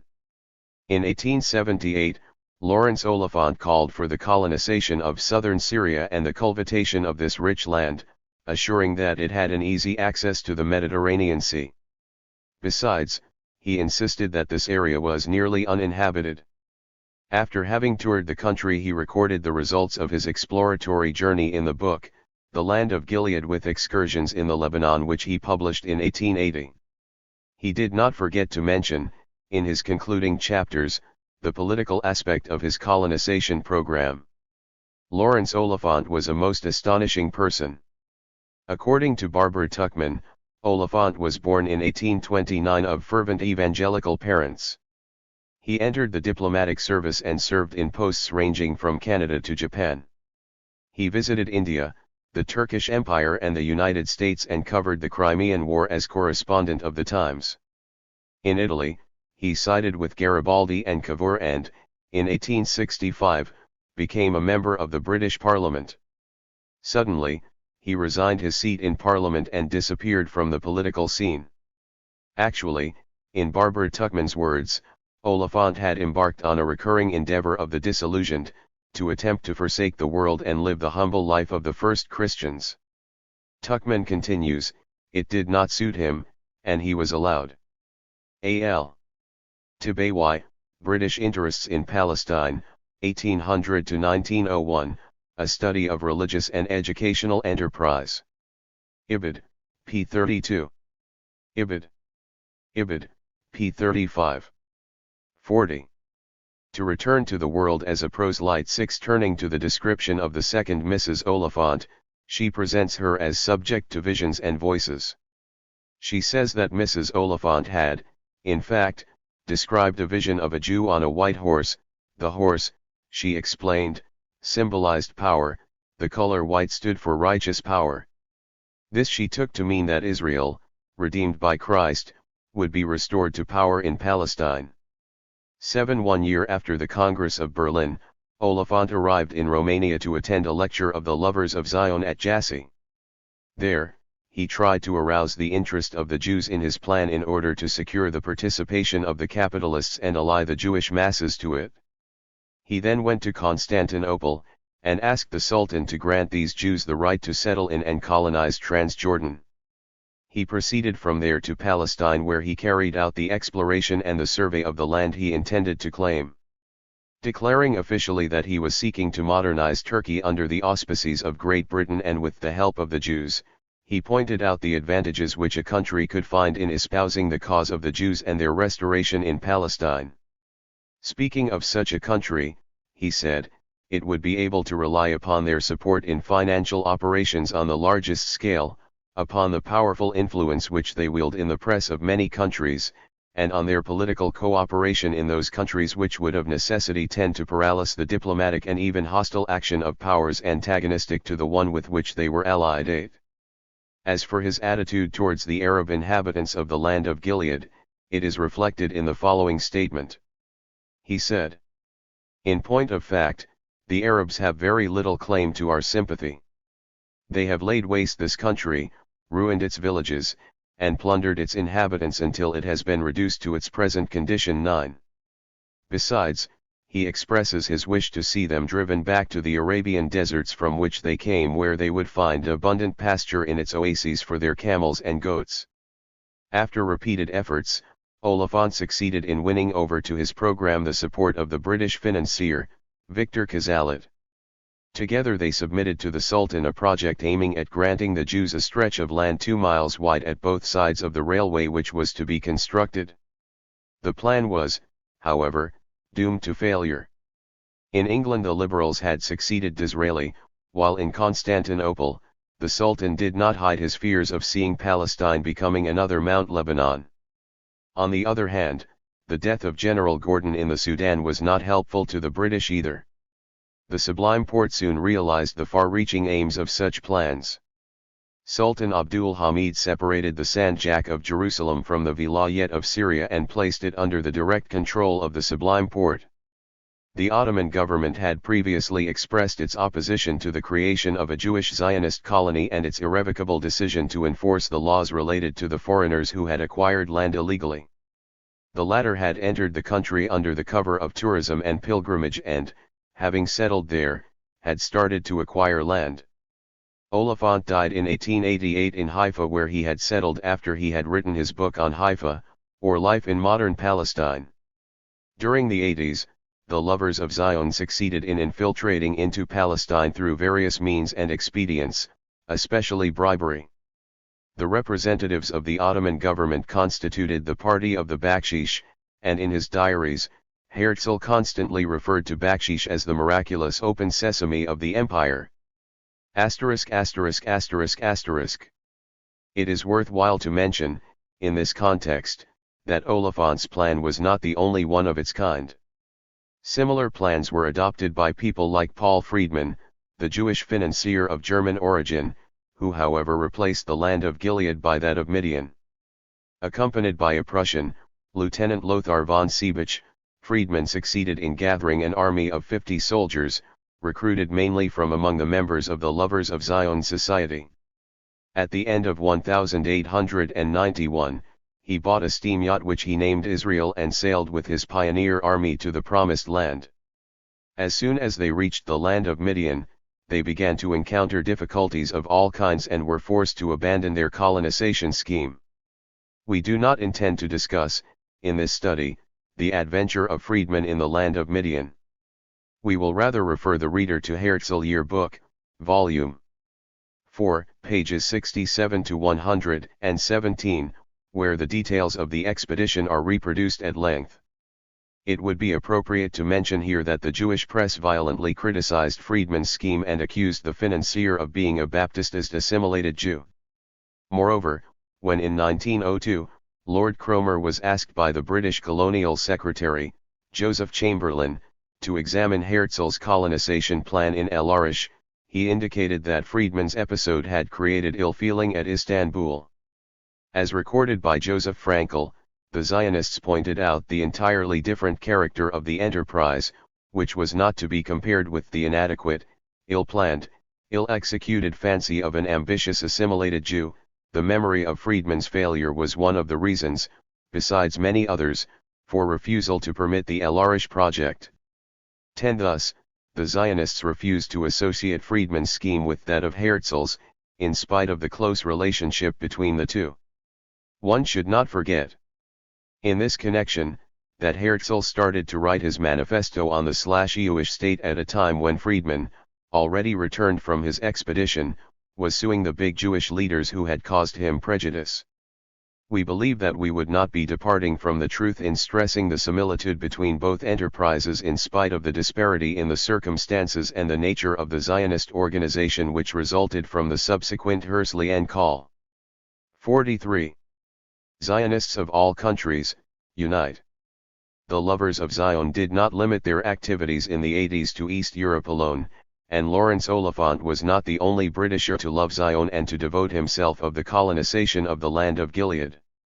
Similar calls manifested themselves on various levels in Germany and Austria, while certain big universities became the scenes of Jewish students' activities. University students, namely those of East Europe and more particularly those of Russia, undertook to realize and develop Jewish nationalist action. It did not take long before they formed a political foundation, its starting point at the heart of the Zionist World Organization. The first Jewish Students' Nationalist Society occupies an important place in the history of the Zionist movement. In 1882, both Nathan Birnbaum and Peretz Smolenskin called for the foundation of a Jewish Students' Society at the University of Vienna. Their guiding principle was the Jewish nationalist ideology, while Pinsker's auto-emancipation was their gospel. The society was named, after Smolenskin's suggestion, the Kadamah Society, in view of the dual implication of this term, namely onward and eastward. The basic aims of the Kadamah Society was to fight assimilation and work for the colonization of Palestine. It was first joined by a group of Russian Jews who were soon followed by a number of students from Galilee and Romania. The same time, German students were trying to discover means to enroll themselves in it. Historians of Zionism consider that the Kadamah Society was the first organization to extend its support to Herzl and welcome his call. Among the members who distinguished themselves on the Zionist scene of action during the Herzlian phase, we can cite, the first chairman of the society, Moshe Schneirer, a student of medicine at the University of Vienna, Reuben Beerer and Ozer Koch. But, the member who devoted himself most of the association is undoubtedly Nathan Birnbaum, known also by his nom de plume of Matthias Aker. He was the first to introduce the term Zionism in its modern connotation, in replacement of Jewish nationalism.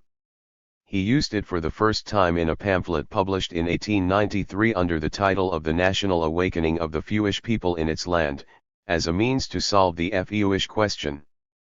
Previously, at the age of 21, Birnbaum had founded a newspaper which he had called Auto-Emancipation. 44.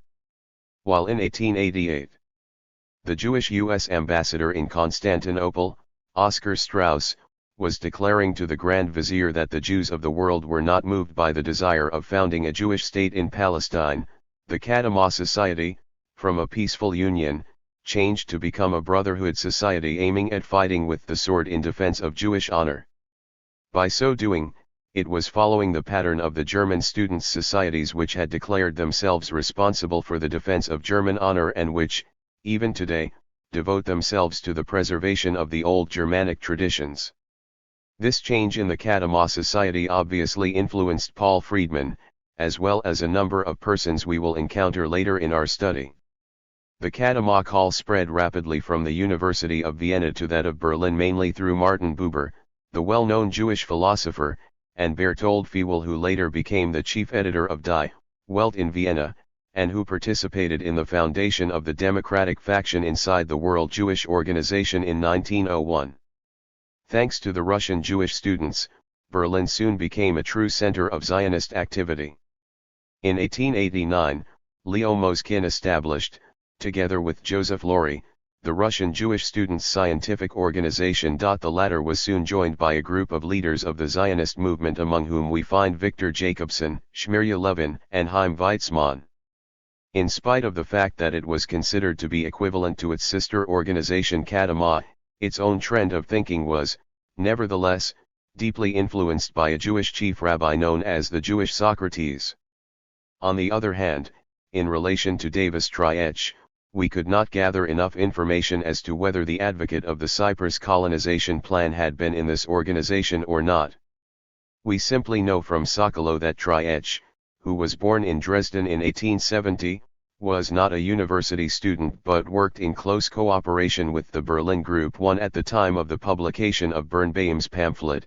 Dr. Heinrich Loh, who then held the chairmanship of a new society, Young Israel, was founding a magazine, 2 Ion, which was to act as the mouthpiece of that society.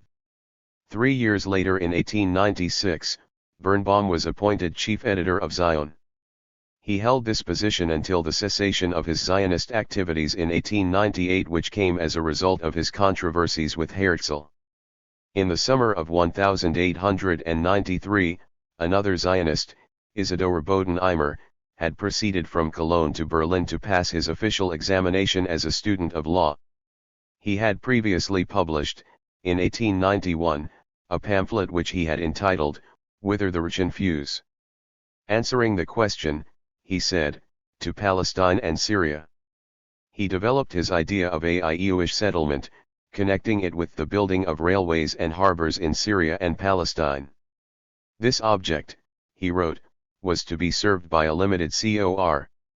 Sokolow, OPCIT, Volume I, p. 284.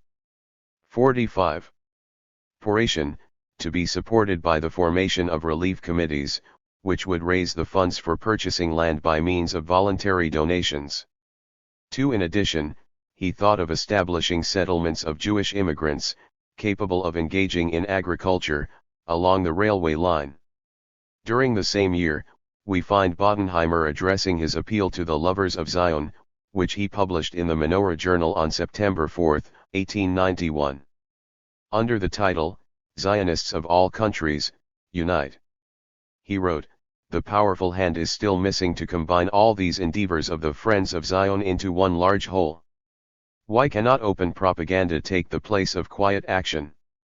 But the means to attain this goal lies in the union of all existing Zionist societies into a league comprising the nations of the entire globe. That is why we call to all those who have a voice in the Zion societies, Zionists of all countries, unite. 3. He does not give us more details on his plan except after he makes the acquaintance of the lawyer, Plotka, in Frankfurt. Speaking of Plotka, he says, "He showed great interest in my plans. As he had close contact with Baron de Hirsch, he persuaded me to work out a practical proposal for a colony in Syria for." Soon, Bodenheimer devotes himself to this task with two regions in view. The first one is the plain of Bekaa, lying between the mountain ranges of Lebanon and Anti-Lebanon, while the second one is the valley of Jezreel. Pursuing the description of his plan, he writes, "The basis of both settlements was to be a railway line. In the Bekaa I visualized a connection with the already existing line between Beirut and Damascus. In the event that the valley of Jezreel were chosen, Haifa would be connected with Tiberias by a railway line, and a harbor built at Haifa." 6. Yet, Bodenheimer's plan does not differ much from that of Lawrence Oliphant in the land of Gilead. The importance which they both gave to the railway line and to an easy access to the Mediterranean Sea is nothing but the reflection of imperialists' domination plans in the Ottoman Empire. Britain showed a deep interest in the various projects aimed at reducing the distance between the Mediterranean Sea and India. Faced with the growth of French influence and the plan to open the Suez Canal which would assure the junction of the Mediterranean with the Red Sea, Britain hastened in 1857, to prepare studies in connection with the land road from Iskenderun to Basra, and a plan for joining both points soon emerged. Nevertheless, Britain's opposition to Ferdinand de Lesseps' plan was maintained until the Sublime Porte gave the French engineer its official approval in 1866. As soon as the canal was inaugurated, the British renewed their efforts in the area, and in 1872, Sir William Andrew succeeded in making the House of Commons appoint a parliamentary commission to study what was called the railway line project in the Euphrates Valley. As for the Germans, early in the 80s they had shown a great interest in the railway projects within the Ottoman territories, and during the last decade of the century, the Berlin-Baghdad railway project became the symbol of German influence in the Turkish Empire. As to German Zionists, one cannot look at them except in the context of the German sphere of influence inside the Ottoman Empire. A state of alliance between the German Zionists and the Turks was established and reached its peak at the beginning of the century during the period which separated the Young Turks' revolution from the outbreak of the First World War. It deeply influenced the thinking of German Zionists and, consequently, the colonization plans which they formed. We even find Davis Triech declaring for the sake of Zionist propaganda in Germany in his pamphlet entitled The Jews of Turkey. In a certain sense, the Jews form a Near Eastern element in Germany, and a German element in Turkey are. He then went on to suggest that there are possibilities in a German protectorate over the Jews as well as over Islam. Going back to Bodenheimer, we find him in 1893, participating with David Wolfsohn, who was later on to succeed Herzl as chairman of the Zionist organization, in the creation of a Lovers of Zion Society in Cologne. 1 year after his visit to Berlin, he was at the head of the Jewish National Zion Club, which had emanated from the Society of Jewish History and Literature. Its principles, which were mentioned in the appendices to Bodenheimer's memoirs, were enunciated as follows. The club fosters the consciousness of the solidarity of all Jews on the basis of common descent, history, culture, and common social and economic interests. For this purpose, the DUB promotes the knowledge of Jewish history and literature, the use of the Hebrew language, the improvement of the legal, social, and economic position of fellow Jews in the countries in which they are oppressed in any of these respects, the establishment of Jewish agricultural colonies. As means to this furtherance, the club envisions first of all the enlightenment of fellow Jews, at regular meetings, concerning all vital questions of the day, as well as the support of all organizations active in any of these spheres. 7. We find it rather strange that these principles do not precisely name the nationality of the land in which the Jews wish to establish their agricultural colonies. However, the combined efforts of the Birnbaum Group and of the members of the Young Israel Society had, by 1893, been directed towards the call to a general Zionist Congress. In the pamphlet which was to give its name to Zionism, Birnbaum states, "If the Jewish individual has a homeland, the Jewish nation has no homeland. Our aim is not to gather Jews into one homeland but to find one homeland for the Jewish people. The unified program for a preliminary meeting of the various factions in Berlin not only stressed the necessity of addressing an appeal for a Zionist general meeting, it rather offered the pretext for another objective, Pan-Judaism, in addition to the establishment of a unified organization, a fund for the movement, the revival of the Hebraic language, and the renovation of the Jewish colonization plan in Palestine. Political Zionism, described in this context as comprising all Jews, constitutes a clear reflection of the German understanding of nationalism. We know that German theory considers that people of common descent or speaking a common language should form a common state. As defined by the historian of modern nationalism, Hans Kohn, Pan-Germanism is based on the idea that all persons who were of German race, blood, or descent, wherever they lived or to whatever state they belonged, owed their primary loyalty to Germany and should become citizens of the German state, their true homeland. They, and even their fathers and forefathers, might have grown up under foreign skies or in alien environments, but their fundamental inner reality remained German. 9. There is no doubt that Theodor Herzl, who was the product of an Austro-German environment, had been guided in his nationalist thinking by those principles which had inspired, to a great extent, the Pan-Germanic movement. As stated by Hannah Arendt, Herzl thought in terms of nationalism inspired from German sources. 10. The above-mentioned principles enunciated by Bodenheimer obviously support this statement, although the two situations were not similar. Moreover, the trend represented by Bodenheimer within the organized Zionist movement is nothing but an extension of the ideas which we have already encountered in the program of the Jewish National Zion Club or the Jewish National Society under the heading of principles. As soon as the establishment of the Jewish National Fund was completed in 1901, in Basel, the following principles were adopted. The Jewish National Fund should belong to the Jewish people as permanent property. It should be used only for the purchase of land in Palestine and Syria. 11. When Bodenheimer started communicating with Herzl after he had been disappointed by Colonel Goldsmith and his Lovers of Zion group in Britain and had been referred by them to Herzl at the end of 1895, the latter had informed him that the Society of Jews was to be founded in London by the end of June 1896. The German Zionists decided to set up a new version of their old program. They decided to formulate their efforts in a platform and to declare publicly what they wished to be understood by political Zionism. They drew up a statement containing 3 theses which Bodenheimer later designated as the Cologne Theses to distinguish it from the subsequent Basel program. The 3 theses do not really differ from the principle of the Jewish National Zion Club in as far as the Pan-Germanic influence is concerned. However, the second thesis reads that the granting of civil equality to the Jews has not sufficed to ensure the social and cultural future of the Jewish people. 12. It also rules out liberation and assimilation by concluding that, a definitive solution to the Jewish question can take place only by the formation of a state, which is in a position to represent the Jews on the basis of international law and to receive Th0 Jews who cannot or do not wish to remain in the country of their birth. 13. The third thesis gives the means to achieve this purpose, namely, colonization in Syria and Palestine, cultivation of Jewish studies and Jewish customs, improvement of the social and cultural position of the Jews. 11. At the beginning of June 1897, a few weeks before the convening of the First Zionist Congress, the German Zionists decided, at the suggestion of Hermann Schaper, to replace the term Jewish nation by that of Zionist and started to call themselves the Zionist Federation for Germany. A vignette was prepared by Bodenheimer as the symbolic expression and the emblem of the union. He described it in his memoirs as follows.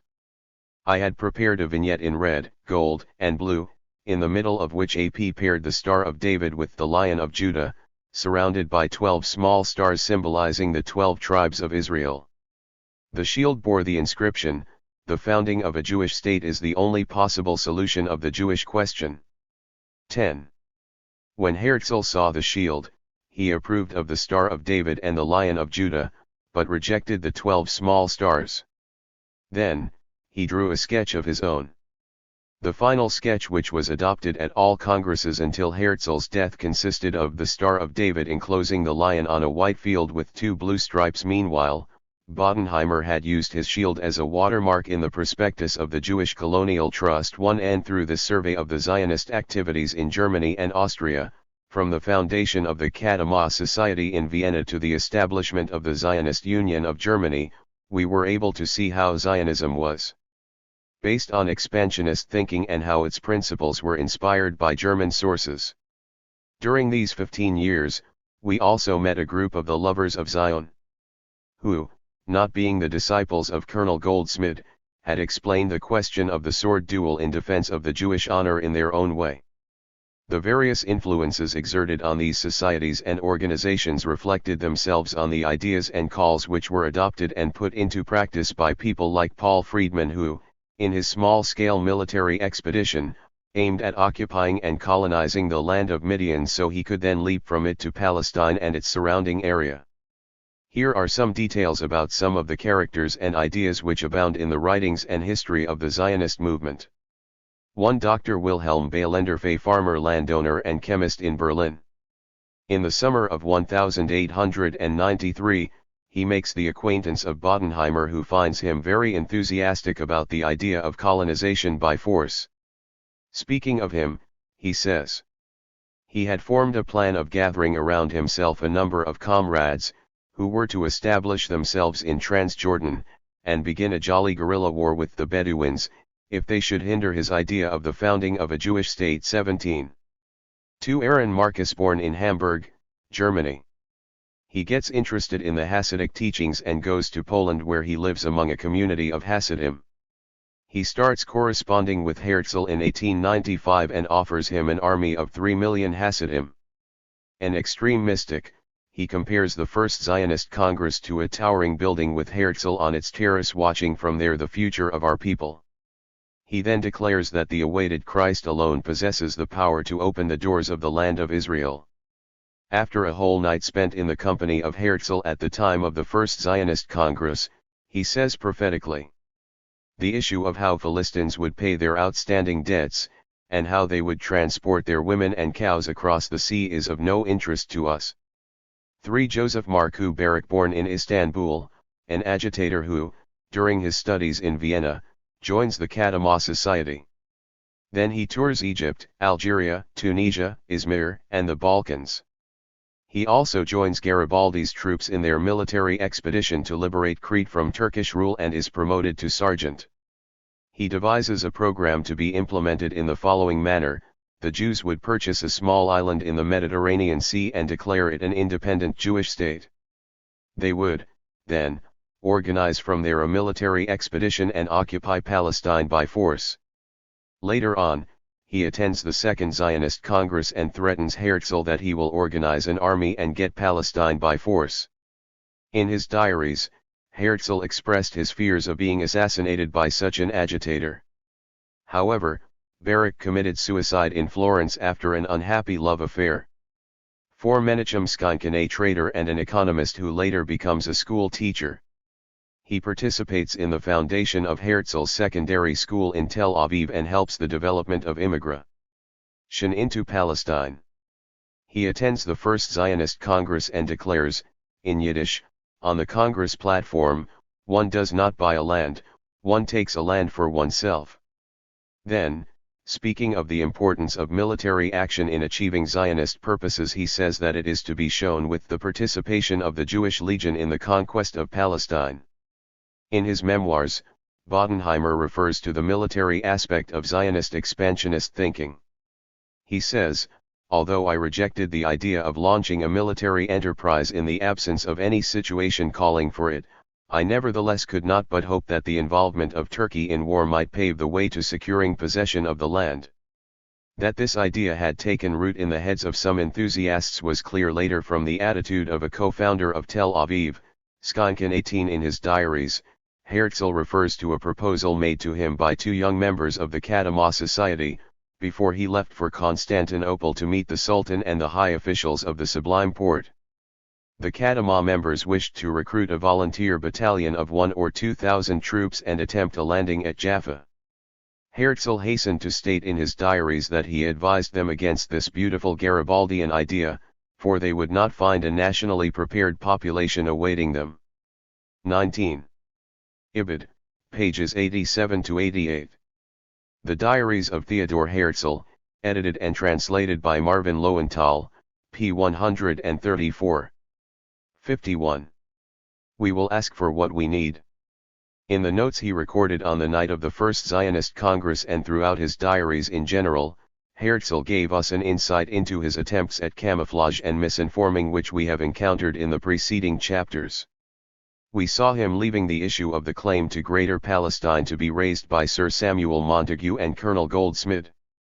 We also saw him listening carefully to Reverend Heckler's explanations about the map of the Promised Palestine and its large frontiers, with the motto, Palestine of David and Solomon, although we know, from historical facts, that the kingdom of David as well as Solomon's empire never reached such frontiers as the ones prophesied by Heckler. Interestingly enough, Herzl made use, in his diaries and correspondence, of code names which were later compiled by Oscar K. Rubinoas at the end of the 5th volume of the diaries. In the context of this book, we will limit our study of these symbols to Palestine, what is called the Land of Israel. They read as follows: Eretz Israel, Fly, Isaland Druckerei, Coal Market, Persian, number 16. In addition, the charter which Herzl was trying to obtain from the Ottoman Sultan was designated as business, Furyijatin, Jam, Sach, Tepici and Touch. The ambassador was given the code name of Filiali while the name of England was God and East Africa was Samson and the island of Cyprus was referred to as number 12. When, once in Istanbul, Herzl met the Grand Vizier and his first secretary, he was asked the following question. Palestine is large, what part of the country did you have in mind? Herzl asked then that it be answered in this way, it would have to be weighed against the benefits we offer. For more land we would make greater sacrifices. When the Grand Vizier inquired as to the terms of the proposal, Herzl apologized for not being able to enter into details, saying that he could indicate their precise nature to no one but His Majesty the Sultan. The diaries do not conceal the fact that the Sultan distrusted Herzl's project, which he considered to be a disguised crusade against Turkey. Later on, Herzl went to London where he met the Baron de Rothschild, to whom he gave a lesson in play on words and camouflage. He said, "A colony is a little state, a state is a big colony. You desire a little state, I propose to set up a big colony." 2. The Diaries of Theodor Herzl, Marvin Lowenthal, OPDT, p. 150. Ibid, p. 187. 52. In Rothschild's answer, which Herzl recorded ironically as the Baron's Philosophising, we see the true reflection of certain outstanding aspects of Zionist expansionist thinking. The Baron said in French, "Tu ne faut pas avoir, es yets plttsgloskle ventre." Herzl refused to indulge in analogies of this sort. In fact, he remained silent and cautious until after the creation of the World Zionist Organization and the convening of the Zionist Congresses. August 1897 saw the convening of the First Zionist Congress. Agreement was reached among the important participants in it, especially the jurists among them, to the effect that the Basi program would be conducted in the well-known diplomatic language and that the members would abstain from evoking the Jewish state as one of the aims of Zionism.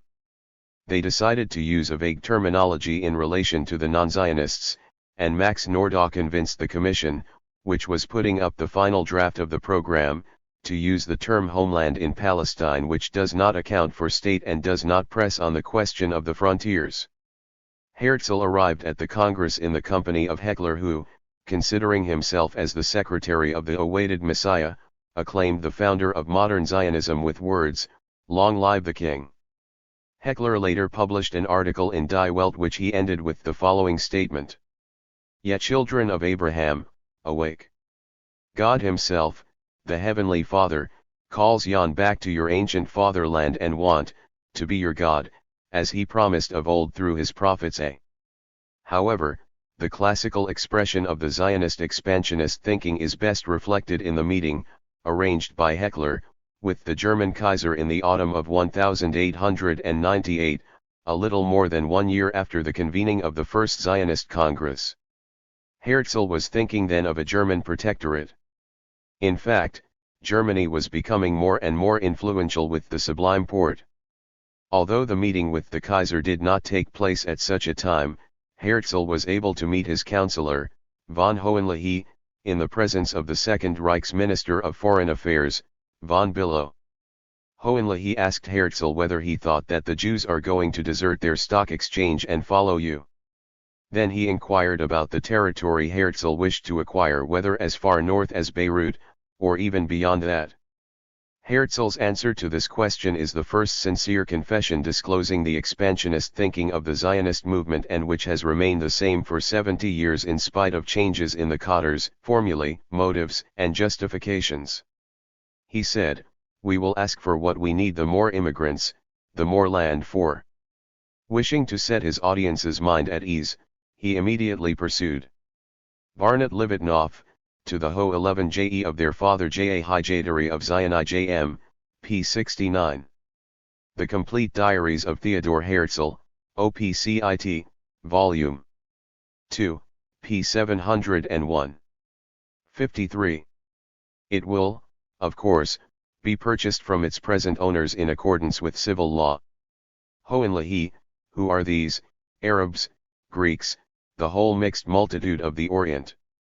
Hohenlohe then inquired about Herzl's intentions to found a Jewish state and the attitude of Turkey towards this project. But Herzl started to use a number of devices and ruses in order to evade giving a sincere answer on this subject. On October 15, Herzl and Bodenheimer were on their way to Constantinople discussing the demands they were to formulate to the Sultan of the Sublime Porte. Herzl recorded in his diaries the following: Area, from the Brook of Egypt to the Euphrates.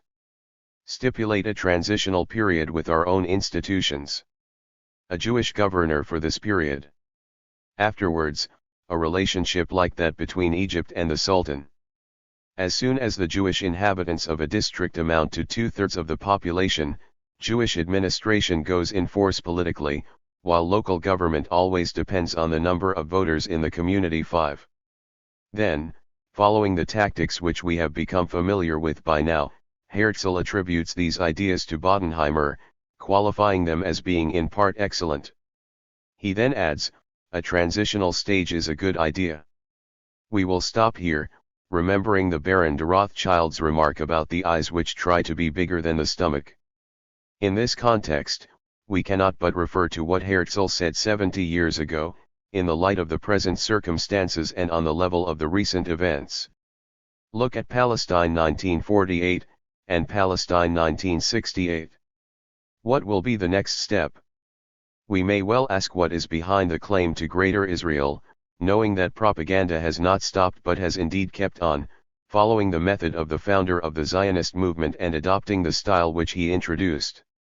We do not find it strange that Zionism should use terms such as the return of the exiled and the liberation of Palestine as a whole, when we know it is trying to invent the need in a number of ways, within itself on the one hand and publicly on the other, as far as the claim for secure frontiers and guarantees for peace and security are concerned. It is well to recall Herzl's words.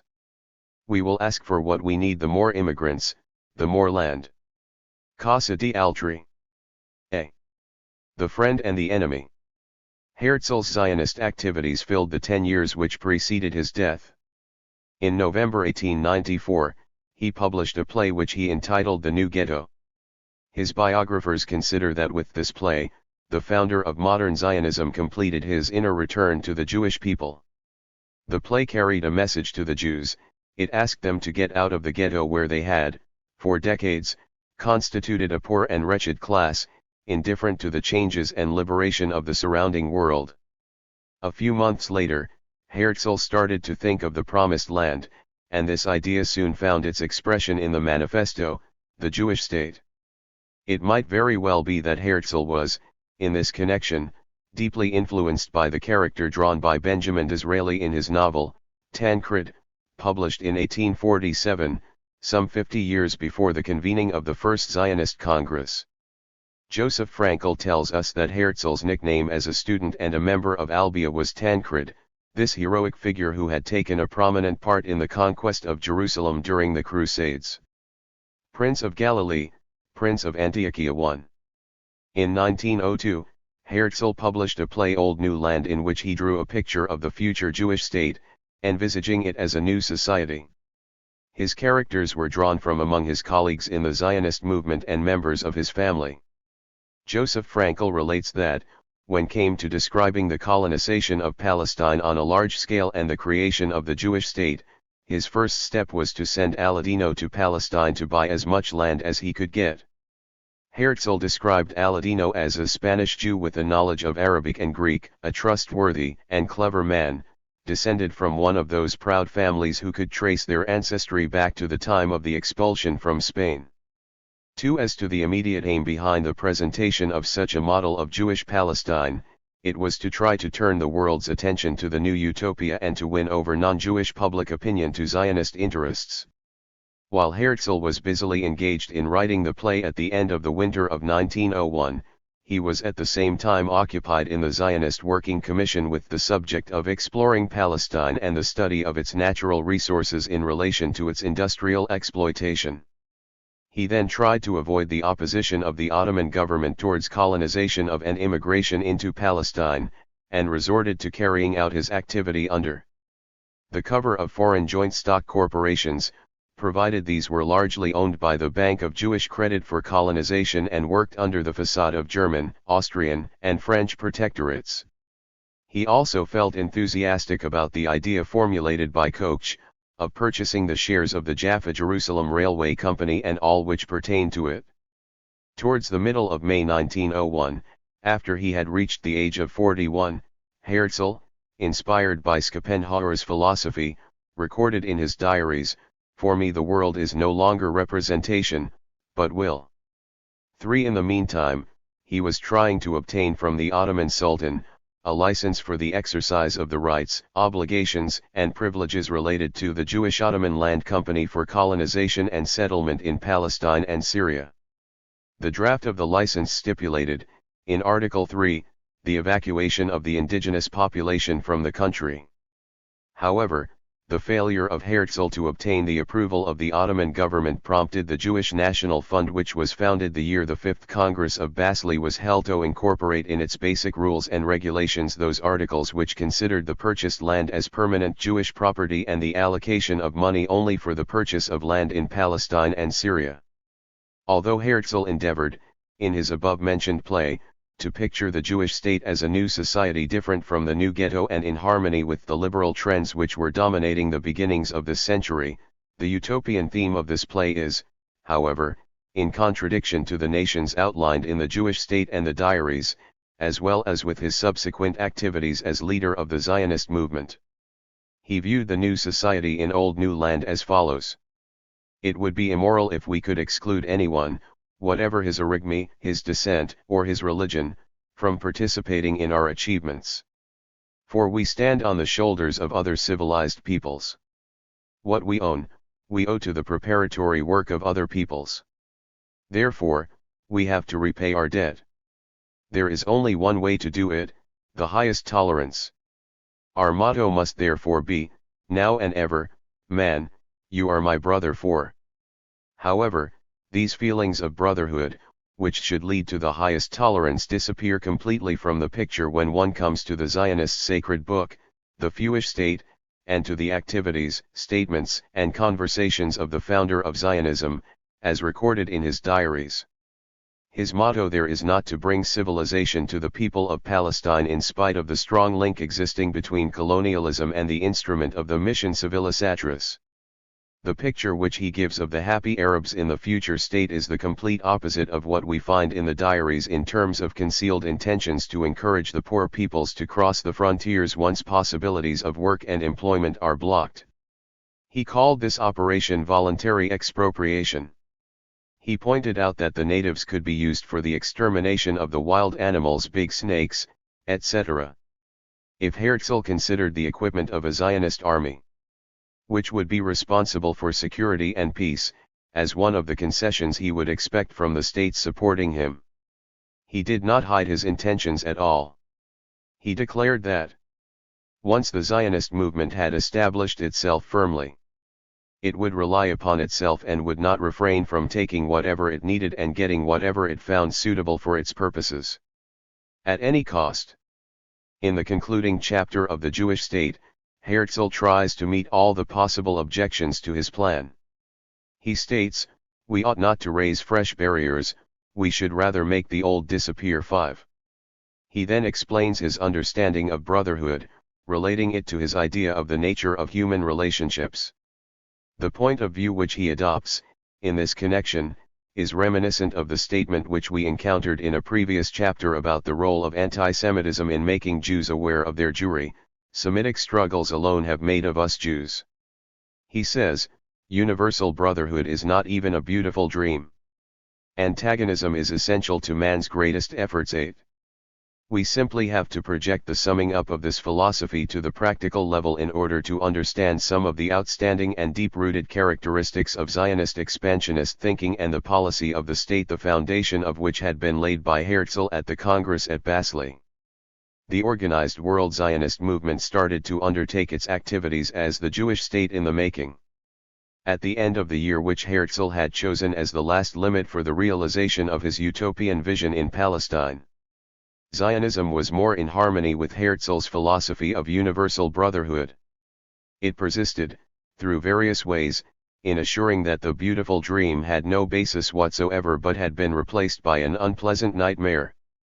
In fact, the Zionist movement had adopted the Herzlian utopia as a pretext to hide its real objectives and considered it as justifying various colonialist expansionist activities. Both Herzl and the Zionist movement as a whole had understood the significance of their claim to other people's homeland. In the 1890s, Ahad Hayam had already sounded the alarm signal by revealing the truth about Palestine. After his first stay in Palestine in 1891, he wrote his famous essay, The Truth from Palestine, which was later published in his collected essays, Al-Parashat Rakim, in 1895. This article did not, however, appear in the second German edition of 1902, which, on the other hand, included all his other essays. Namely, This Is Not the Way, Dr. Pinsker and his pamphlet, and The External Freedom and the Internal Servitude. The following passage, from his article The Truth, reflects the consequences of the activities of the lovers of Zion in Palestine. After 10 years of efforts for settlement and colonial expansion, in terms of human relationships, he wrote, "Yet what do our brethren do in Palestine? Just the very opposite. Serfs there were in the lands of the diaspora, and suddenly they find themselves in freedom, and this change has awakened in them an inclination to despotism. They treat the Arabs with hostility and cruelty, deprive them of their rights, offend them without cause, and even boast of these deeds, and nobody among us opposes this despicable and dangerous inclination." In doing this, Ahad Hayam was warning the Jews about what was happening in Palestine while attempting to give a correct insight into the distorted picture of the Palestinian Arabs in the minds of the lovers of Zion. He insisted on the fact that Zionists were committing a great error in thinking that the Arabs are all savages who live like animals and do not understand what is happening around. Besides, he considered that the basic principles of Zionist activity were not how much we do but how we do it.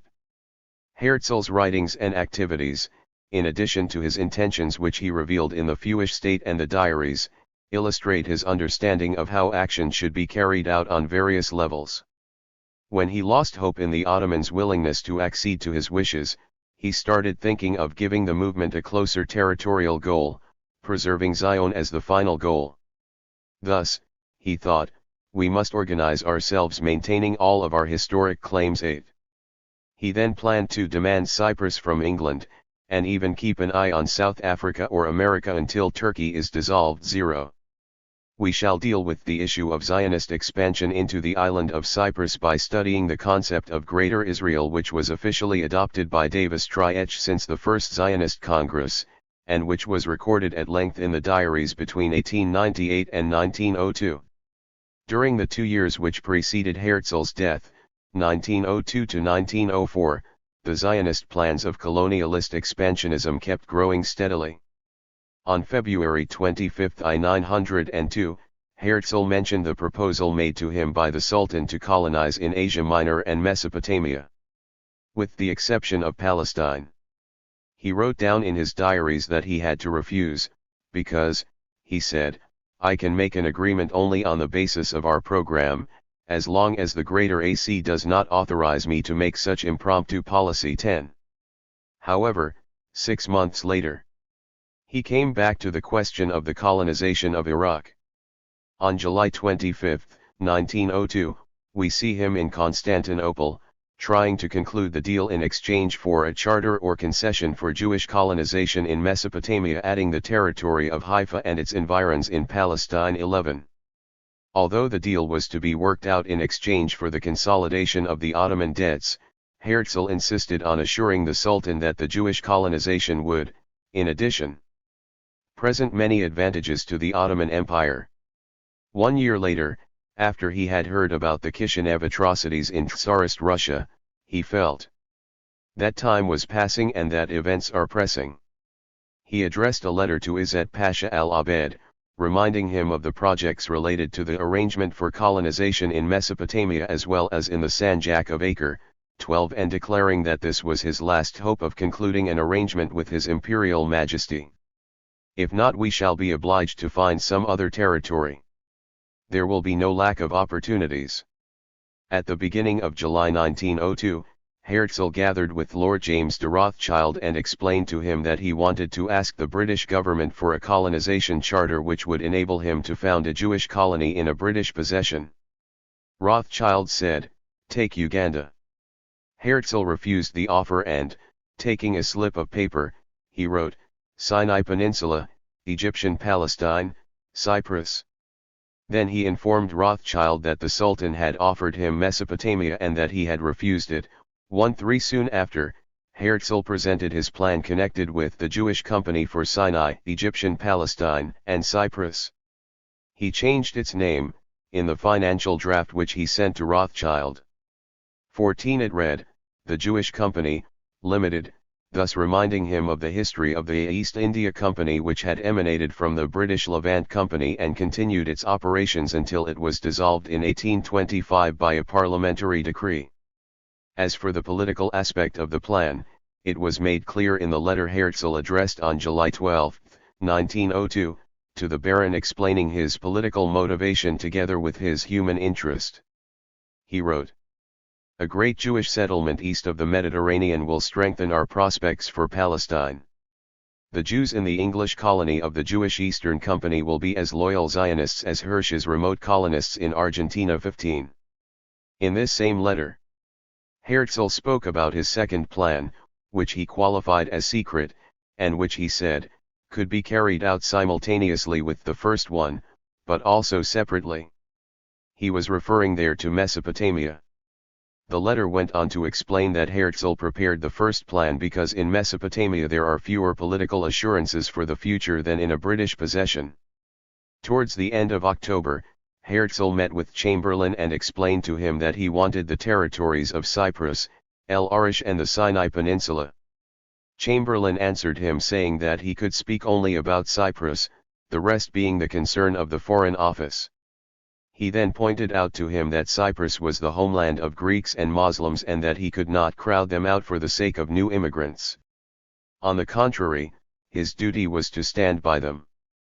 He added that matters could be solved if Herzl could indicate to him a British possession, not inhabited by white people as yet. When Chamberlain expressed to him his fears of opposition from the indigenous population saying, "In our country everything is out in the open," Herzl answered him saying, "Not everything in politics is really disclosed to the public, only results, or whatever may happen to be needed in a discussion." And when Chamberlain took an atlas and pointed to Egypt declaring that Jews would encounter the same obstacles there, Herzl took this opportunity to make him understand that his desire was to obtain a rallying point for the Jewish people in the vicinity of Palestine. 1 degree When, later on, Herzl realized that important political changes were to take place east and west of the Mediterranean Sea, namely the opening up of the Macedonian question, the imminence of the partition of Morocco and the Italian annexation of Tripoli, he understood that he had to speak immediately with Lansdowne and Rothschild.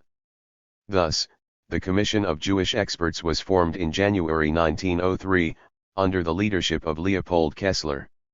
The latter had arrived from South Africa where he had worked in the field of mineralogy. He had then acted as the chairman of the Jewish Society in Transvaal and had been later named vice president of the Zionist Union in South Africa. The expedition for the study of El Arish and the Sinai Peninsula counted, among its members, Colonel Goldsmid. He had been asked by Herzl to win over the Egyptian Jews to their plan. Kessler was to investigate the territory extending from the Suez Canal to the Turkish borders on the Mediterranean Sea, as well as its hinterland, while Goldsmid was to provide the expedition with the appropriate maps from the British War Office.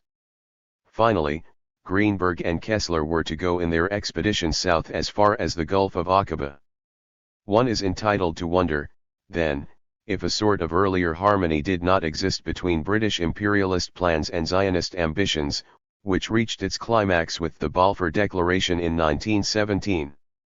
What is the nature of this harmony, and how was it reflected in the thinking and activities of the Zionists during the last years of Herzl's life, in the last decades of the 19th century? b. The earlier harmony.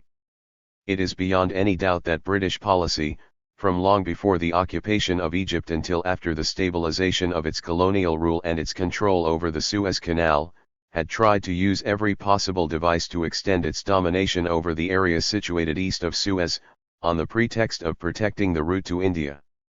In addition to their old established competition with France and their new fear of Russia, the British had to cope with a new type of threat, namely that of the German rush eastwards, after the German economic influence had penetrated into the Ottoman Empire during the last decade of the 19th century. British fears increased as a result of a possible extension of the German influence into the areas of Iraq and the Arabian Gulf. Britain was determined to consider such an extension as a threat to its interests in India, and its policy became based on an eventual German move to cut the Indian route, thus putting an end to British influence in the area. The British colonialist policy started to carry out various operations of encirclement in order to keep German influence away from what it considered to be its own sphere of interests, and the competition for the zones of influence in the area took the form of competition over the railway lines. In addition to those plans which we have encountered in the previous chapters, a Haifa-Baghdad railway was envisaged by the British since the 1880s. It was known as the Wilcox Plan, named for its author, the engineer Sir William Wilcox, who had carried out vast irrigation projects in Iraq and had met Theodore Herzl in Cairo in 1903, to discuss the Zionist development plans for the Sinai Peninsula. In January 1899, Britain succeeded in concluding with the Sheikh of Kuwait, a pact by which the Sheikh agreed not to relinquish any part of his land or to receive any representative of a foreign power before the previous consent of the British High Commissioner in Kuwait. When the Sublime Porte undertook in March 1903, to grant a new railway concession extending as far as the Arabian Gulf, and the concessionaire company tried to associate British capital with the execution of the project, the idea was welcomed by Balfour, who was then Prime Minister, and by the Foreign Secretary, Lord Lansdowne, while the Secretary of State for the Colonies, Joseph Chamberlain, proclaimed his opposition to any British participation in the construction of the said railway, thus confirming his hostility to Germany. As to the frontier question between Egypt and Palestine, it can be summarized as follows. Zionist sources refer to the area situated between the Mediterranean Sea and the Gulf of Aqaba and Suez, as Egyptian Palestine, known in books of history and geography as the Sinai Peninsula. The frontier question goes back to the time of Muhammad Ali and Ibrahim Pasha's conquests in the territories independent of the Ottoman Sultanate. The frontier lines of Muhammad Ali's kingdom were defined in the Convention of London. The Sinai Peninsula, the Gulf of Aqaba, as well as a number of Red Sea garrison towns, remained under the authority of Khedivial Egypt, thus allowing for the protection of the Egyptian pilgrims' route to Mecca. The two maps defining the exact boundary had disappeared during the Aqaba incident. In fact, according to Frischwasserarenen, one was lost in an Egyptian fire. The Turks still claimed to be in possession of the other map in 1906, but no one on the Anglo-Egyptian side had ever seen it, and its existence was considered doubtful. 11. However, the London Convention for the Pacification of the Levant, which was ratified by Austria, Great Britain, Prussia, and Russia on the one hand, and the Ottoman Empire on the other, stipulated under a separate act. His Highness, we note the following clause: I grant unto thee the government of Egypt within its ancient boundaries, such as they are to be found in the map which is sent unto thee by my Grand Vizier now in office, with a seal affixed to it. 19. We, however, ignore the exact boundaries found in the said map. The dispute, which broke out in 1892 between the British occupying forces in Egypt and the Sublime Porte, concerned the issue of whether the frontier lines between the Turkish provinces in Palestine and the Egyptian territory in the Sinai, extended from Aqaba to Rafah or from Aqaba to El Arish. It later included the issue of the future southwestern Palestine. What exactly had happened, and how did this reduction of the territory of Turkish Palestine by several thousand square miles as compared with the area of 1892 and of biblical days 20 take place? In relation to its geographic situation, Sinai can be considered as the connecting link between the Asian and the African continents. 21. Its strategic importance, recognized all through the course of history, was such as to make it a sort of a buffer state between Egypt and Palestine. For 2,500 years of Near Eastern history, invading armies from both Egyptian and Palestinian sides had marched across the peninsula. It was also crossed by the Crusaders in their expedition against Cairo.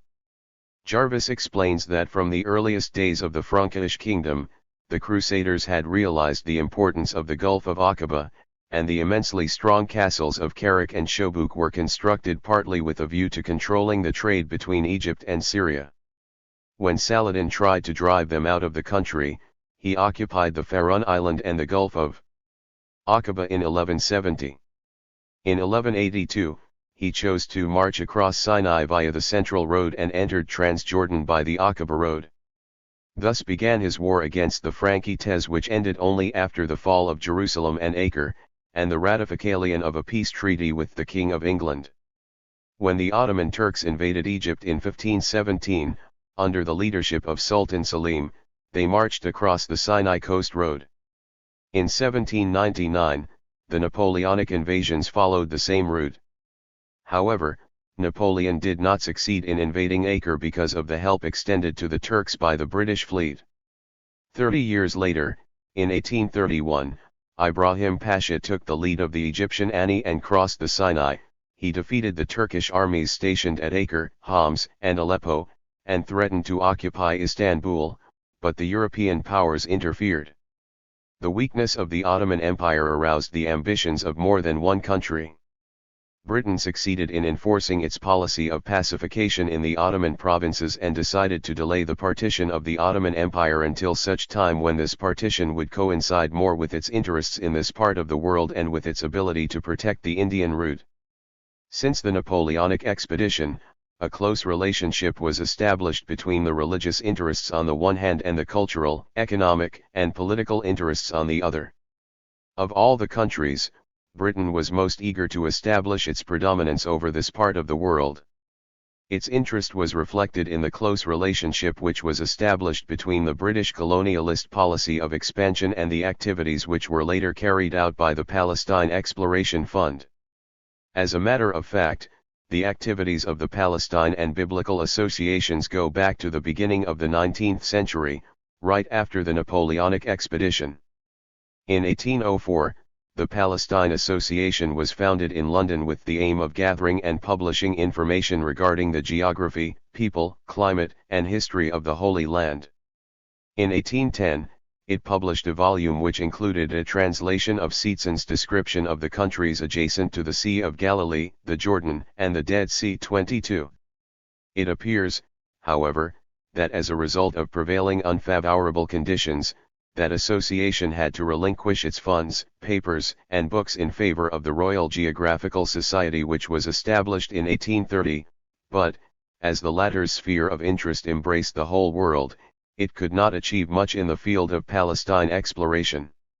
In the winter of 1852 and spring of 1853, Arthur Stanley, in the company of 3 of his friends, visited the scenes of sacred history in Egypt, Syria, and Arabia. In 1856, he published his book Sinai and Palestine, which later appeared in more than one edition. He visited Palestine again in 1862 as guide and clergyman of Prince Edward. He considered Egypt as the necessary introduction to Sinai and Palestine and agreed with Chevalier Bunsen when the latter remarked that Egypt has, properly speaking, no history. History was born on that night when Moses led forth his people from Goshen or the land of Egypt. The map of Palestine and the Sinai, which he included in his book, extends from Sidon to Damascus on the north to Ras Muhammad and the Gulf of Suez on the south. However, no frontier lines were drawn between Palestine and the Sinai Peninsula.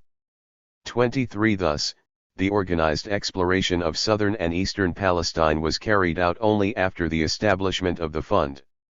Between 1871 and 1877, explorers undertook a survey of the lands situated between the Mediterranean Sea and the Jordan River, from Tyre and Banias on the north, to a line, running from near Gaza on the south, through Beersheba to the Dead Sea, considering this area as corresponding to the one usually known as the Holy Land. According to the Palestine Exploration Fund's records, it was not possible to extend the survey south of Beersheba into the country known as the Nejeb, which lies between Beer Sheba and the line of the Egyptian frontier, from Rafah on the Mediterranean to the head of the Gulf of Aqaba.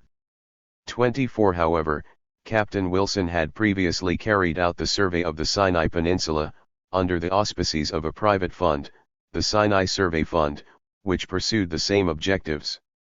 He had left Suez in October 1868, at the head of an expedition composed of Captain Palmer of the Corps of Royal Engineers, 4 non-commissioned officers of the RE, Reverend F.W. Holland, Professor E.M. Palmer, the well-known Oriental scholar, and a naturalist, Mr. Wyatt. The work was completed by April 1869, a few months before the opening of the Suez Canal.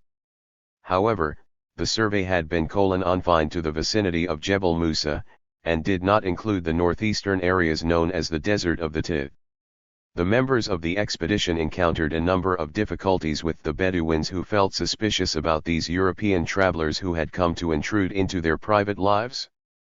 In order to avoid these difficulties, Palmer decided that the next expedition would not include servants or interpreters. The expeditionary group left Suez in December 1869, for Mount Sinai via the Wadi Garandal. Having crossed Mount Sinai, the group proceeded to En-Hud-Hara, then to Nakhl on the Pilgrim Road, then they reached Wadi el-Arish, Jebel Arif and En-Kadis, which they considered to be the Kadesh Barnea of the Holy Bible. From En-Kadis, they proceeded to El-Oya in the Wadi Hanian or Valley of Gardens until they reached Jerusalem, where Palmer carried out a study of the history of the Dome of the Rock, as related by the Arab historians. 20 Palmer returned to England and published the results of his exploration in a 2-volume work entitled The Desert of the Exodus. Later, he returned to the desert, but according to Watson, under different circumstances. In 1882, the British decided to send a military expedition to Egypt to suppress the Egyptian nationalist revolt led by Arabi. The military experts decided to advance into the delta from the Suez Canal and considered a matter of great importance to ascertain the dispositions of the Bedouin tribes in the desert, and either to induce them to remain tranquil or to assist the English, for, in case of their hostility, the safety of the canal might have been endangered. 26 Consequently, the British government asked Professor Palmer to approach the sheikhs and make the necessary arrangements with them, a very unusual task for a university professor. 27 According to the records of the PEF. This time, Palmer found it more convenient to enter the Sinai from Palestine. He went from Port Said to Jaffa, along the sea coast, and proceeded to Gaza, where he met his former friends of the Terabin and Tiahan tribes. In August, he reported to the Admiral Sir William Hewitt, that his mission had been accomplished successfully. As soon as Suez was occupied by the British troops, Palmer was appointed interpreter-in-chief. A few days later, he was sent on a mission to the desert. He left for the Sinai accompanied by 2 British officers, and all 3 disappeared after they crossed the Wells of Moses on August 8, 1882. In August 1881, the expedition for the survey of Palestine led by Colonel Condor had been strongly opposed by the Arabs, and the local Ottoman authorities forced them to stop their work and return to Jerusalem. In the meantime, they had been able to survey an area of 400 square miles. All attempts at getting a favorable firman from the Sublime Porte failed, and Condor, as already mentioned in a previous chapter, joined the intelligence service of the British Army during the military expedition sent to crush Arabi's revolt and occupy Egypt. In 1883–84, Captain Kitchener, together with Professor Hull and a group of soldiers, botanists, and meteorologists, carried out the survey of the Wadi Araba, east of Jordan. They decided to divide the area into 3 parts and study the area extending from the Dead Sea on the south to the Gulf of Aqaba on the north. Then they added their results to the previous studies made in Palestine. But, according to the records of the PEF, all these explorations and expeditions did not succeed in providing the fund with the reliable information it required.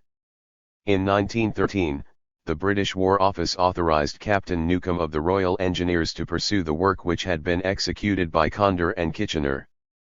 Previously, in 1906, Captain Newcomb had surveyed the area situated between the Suez Canal and the Turco-Egyptian frontiers and had developed friendly relations with certain Bedouin tribesmen.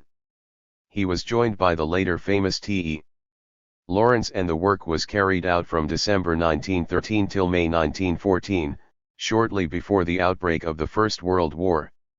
The survey covered an area of 2,500 square miles. A small portion near the head of the Gulf of Aqaba was left unsurveyed as a result of the intervention of the Ottoman authorities. The surveyors took the missing information from the maps that Major Kitchener had drawn for this area during his expedition in 1883. The issue of the Turco-Egyptian frontiers, which took place between 1892 and 1906, has kept until now its controversial character. According to certain sources, the dispute had been directly provoked by the accession of the Khedive Abbas Hilmi to the throne by way of a firman from the Ottoman Sultan, Abdul Hamid II. In this connection, Frishwasararayanan explains that this firman was so worded as to give Abbas Hilmi legal authority only over Egypt, the implication being that Sinai and the Red Sea forts would revert to direct Turkish rule. 28 In the person of Sir Evelyn Baring, the British immediately took steps to prevent the loss of what they regarded as a strategically vital area. 29 A telegram was dispatched to Cairo by the Grand Vizier, Javad Pasha, expressing the Turkish will to leave Tur Sinai under Egyptian rule on condition that the garrison towns along the Hejaz route reverted to Turkey. Cromer then declared that the British occupying authorities considered the new frontier as extending from east of El Arish on the Mediterranean Sea to the head of the Gulf of Aqaba. As for the Ottoman authorities, they neither assented nor objected to it. On the other hand, Cromer said that he considered Friedman's project of Jewish colonization in the land of Midian as the immediate cause of the frontier dispute. When the Zionist colonization plan of El Arish, the Sinai Peninsula, was submitted to him in his capacity of final authority in Near Eastern affairs, Cromer repeatedly referred to the earlier failure of Friedman, claiming that Friedman's project had caused the frontier dispute with Turkey in 1892. Besides, Cromer considered the frontier question between Egypt and the Turkish vilayets in Palestine as unsettled. Not wishing to draw the attention of the Turks in this direction, he suggested at first that any Zionist settlement should be outside the area claimed by Turkey in 1892, i.e. northwest of the line El Arish-Suez. Then, for strategic considerations, he opposed the colonization scheme of El Arish. It might very well be that the British plans, at that time, were trying to maintain the status quo in the Sinai Peninsula and closing it to Zionist colonization and settlement schemes, thus providing a better protection for British interests in the Suez and Egypt. The moment the British authorities felt that the Ottoman government wished to build a branch to the Hejaz railway line linking Ma'an to Aqaba, they realized that their interests would be threatened in case the Ma'an A9 Aba link raised the Hejaz railway to the status of an overland line, linking the Mediterranean and the Red Sea. 30. They provoked an incident similar to the one which led to the conclusion of an agreement with the Sheikh of Kuwait in 1899. To them, the extension of the Berlin-Baghdad railway had begun to resemble the project for a branch line of the Hejaz railway from Ma'an to Aqaba.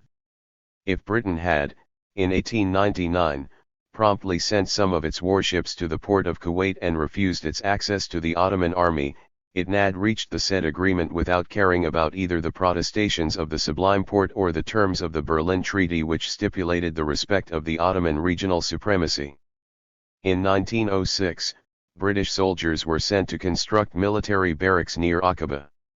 Led by Bramley Bey, they attempted to occupy Nakbal Aqaba and El Gadar near the actual location of the port of Eilat, and to march in the direction of the Wadi Araba. British troops advanced into the disputed area and occupied it. Negotiations for a peaceful settlement started to take place in Cairo. Mukhtar Pasha suggested that Sinai be bisected by a line running south from El Arish to Ras Mohammed. However, Lord Cromer objected to this proposition as, in his opinion, the Gulf of Aqaba would become a Mer Klal, Jum in the possession of Turkey, and a standing menace to the security of the trade route to the east. 31. The British authorities sent an ultimatum to Constantinople demanding the withdrawal of Turkish troops to a line running from Rafah on the Mediterranean to a point west of Aqaba, at Tuba. In his book, Frontiers of a Nation, Frischwasser, R. A. Anan explains that most of the maps published before 1882 showed the frontier at El Arish while, he says, Lord Cromer claimed that the boundary pillars had been at Rafah for many years and not near El Arish. By virtue of an agreement concluded on October 1, 1906, between the Egyptian Khedivial authorities and the Ottoman government, the official frontiers between Palestine and Egypt were defined as follows: they extended from Tal Karib at Rafah on the Mediterranean coast to Ras Tuba on the Gulf of Aqaba, and the frontiers which the Ottoman authorities considered as purely administrative, separated the nominally Ottoman-dominated Khedivial Egypt from the province of Syria and the Jerusalem Mutasarrifiyya until 1948, when the State of Israel was founded on part of the Arab land in Palestine. See Someone Else's House. Herzl asked Greenberg not to leave Cairo before getting hold of a settlement and colonization charter, duly signed by the Egyptian government. Greenberg then addressed him a cable containing what he described as private information from Cromer, namely that the Sultan's man in Egypt was doing his best to oppose the project. Herzl relates that after a conversation with Dr. Abdullah Jevdet Bey, a young Turk and a friend of the Jews, 32, he got the idea of breaking the Turkish Commissar's resistance by means of bakshish. But when he received Greenberg's report on March 2, he could not hide his deception. Greenberg had not succeeded in obtaining the required charter. What he had managed to get instead was a document in the form of a letter addressed to him by the Egyptian Prime Minister, Boutros Ghali, about the establishment of a Jewish National Settlement Company, with no reference at all to either the Jewish Colonial Trust or to Herzl himself. In his diaries, Herzl pictured the situation as follows: I must differentiate possession, power, and right. The Egyptian government has possession, the English government has the power, the Turkish government has the right. 33. He decided to go to Cairo and meet Boutros Ghali and Lord Cromer, whom he described as the most disagreeable Englishman I have ever faced. Referring to Boutros' letter to Greenberg, Cromer explained that they couldn't manage anything more than that, for within this framework, however, the Turkish government could have no objections. 3 feet 1 inch in Cairo, Herzl attended a lecture given by Sir William Wilcox, on the canalization of Chaldea. It reminded him of the land of Iraq which the Sultan had proposed to him the year before. The next day, while waiting for the arrival of the commission, he asked Goldsmith to read the report for him and decided to omit the following statement: under the present circumstances, cannot be settled, but if water is made available, it can be settled. 35 declaring that in so doing, he was obeying the same motives which made him conceal the reason why he wanted to have land up to the 29th parallel. If we cast a glance at the map of the Sinai Peninsula, we will find that the 29th parallel crosses its lower part. It divides the Gulf of Suez roughly into two sections and passes near the spot known as An-Hadara to include all of the Gulf of Aqaba and intersect with Hejaz Railway. Throughout the diaries, we can depict the various devices the Zionists used to mislead Lord Cromer and the Egyptian authorities about the area they had ambitions for. On the official level, we see them keeping up with their readiness not to divulge their true intentions so as not to encounter difficulties in relation to their water requirements. Speaking of the colonization charter, Herzl referred to what Talleyrand had said when Napoleon was conferring with him and CIs about a constitution must be brief and said CIs, and obscure. Talleyrand completed the sentence. 30 On the verge of leaving Cairo, Herzl confessed that the main difficulty turned around the question of the size of the territory they were claiming then. The local authorities were willing to give them a suite de terrain, but no continuous area. In view of Chamberlain's ignorance of the value of the requested land, Herzl had put his confidence in him once more. On April 24, in London, Chamberlain told him that he had seen a land for you on my travels and that's Uganda. But, he pursued, of course he wants to go only to Palestine or its vicinity. Herzl nodded and explained. Our base must be in or near Palestine. Later on we could also settle in Uganda, for we have masses of people ready to emigrate. But we have to build on a national foundation, and this is why we MMT have the political attraction offered by El Arish. But they don't understand that in Egypt. It is true that I wasn't able to make myself as plain there as I was here. 37. A discussion on Asia Minor, where the British had fewer and fewer interests, followed. Then Chamberlain confessed that, on the other hand, the British will not leave Egypt as they had many interests there. Reassuring Herzl, he said. Thus you and your settlement will share the fortunes of that British possession. But he wondered what would happen, for instance, in case Herzl, having succeeded in establishing a Jewish colony there, a confrontation were to take place in that region between France, Germany, and Russia. Herzl answered him, saying, I believe that then our chances would be even better. For we shall be used as a small buffer state. We shall get it not from the goodwill, but from the jealousy of the powers. And once we are at El Arish under the Union Jack, then Palestine too will fall into the British sphere of influence. SS. In the middle of May 1903, a cable sent from Cairo informed him that Lord Cromer had advised Goldsmith about the refusal of the Egyptian government. The use of code names in the diaries diminishes considerably in this context. Starting out from Chamberlain's suggestion about Uganda, Herzl came to think of colonizing Mozambique. His scheme consisted of obtaining the land for a chartered company from the Portuguese government, in return for his promise to meet the deficit and to pay a tribute later. He then made it clear that he considered the acquisition of Mozambique only as an object of barter in order to get for it from the English government the entire Sinai Peninsula, and possibly Cyprus as well, and for nothing. 39 He decided to approach the Portuguese ambassador in Vienna instead of asking Nordau to pursue the Mozambique project in Lisbon. He had decided to do so because he feared Nordau's opposition and skepticism about the project and hoped to negotiate the matter with some clerical nobleman, relying on his old friend Heckler to obtain an appointment with the Portuguese ambassador. Towards the middle of July 1903, Herzl addressed to the Jewish banker, the Belgian Franz Philipson, a strictly confidential letter in which he exposed to him a new scheme explaining that, with full maintenance of our Palestine program, which, to be sure, we cannot immediately put into practice, and on a national basis in any case, we must create a place of refuge secured by public law. By that he meant the Congo state, where the Belgian banker might be able and willing to participate, declaring that the Congo had land enough which we can use for our settlement.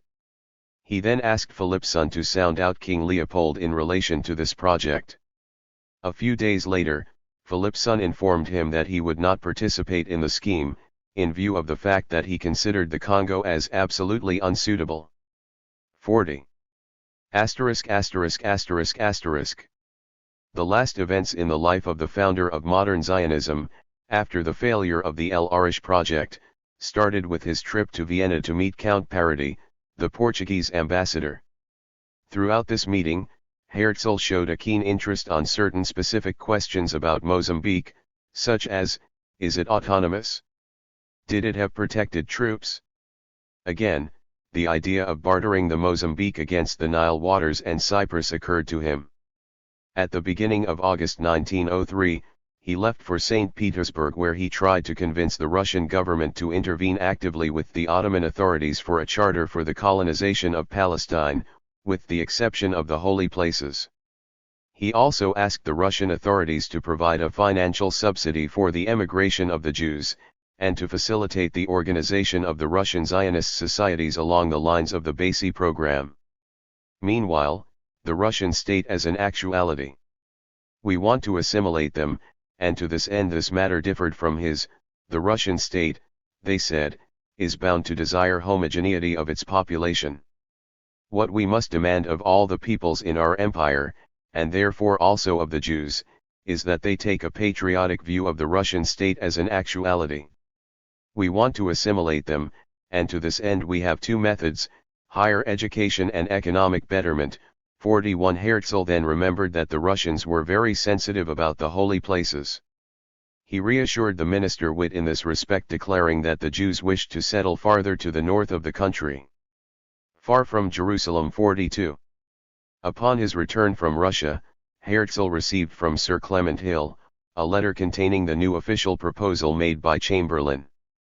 At the 6th Zionist Congress, which was held in Basi, Greenberg made this letter public, and the disagreement within the World Zionist Organization between the Ugandists or the political Zionists and the Palestinians or the practical Zionists spread dangerously. The opposition of the practicalists and the Russian Zionists to Herzl's policy and method grew stronger.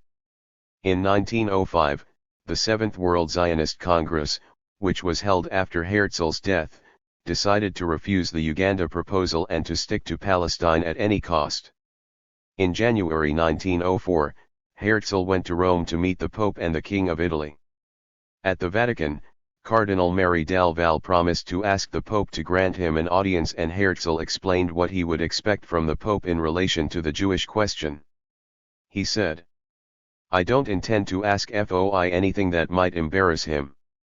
I shall only request what is possible. Let him state in an encyclical that he has no objection to Zionism, provided the holy places are extraterritorialized." 43.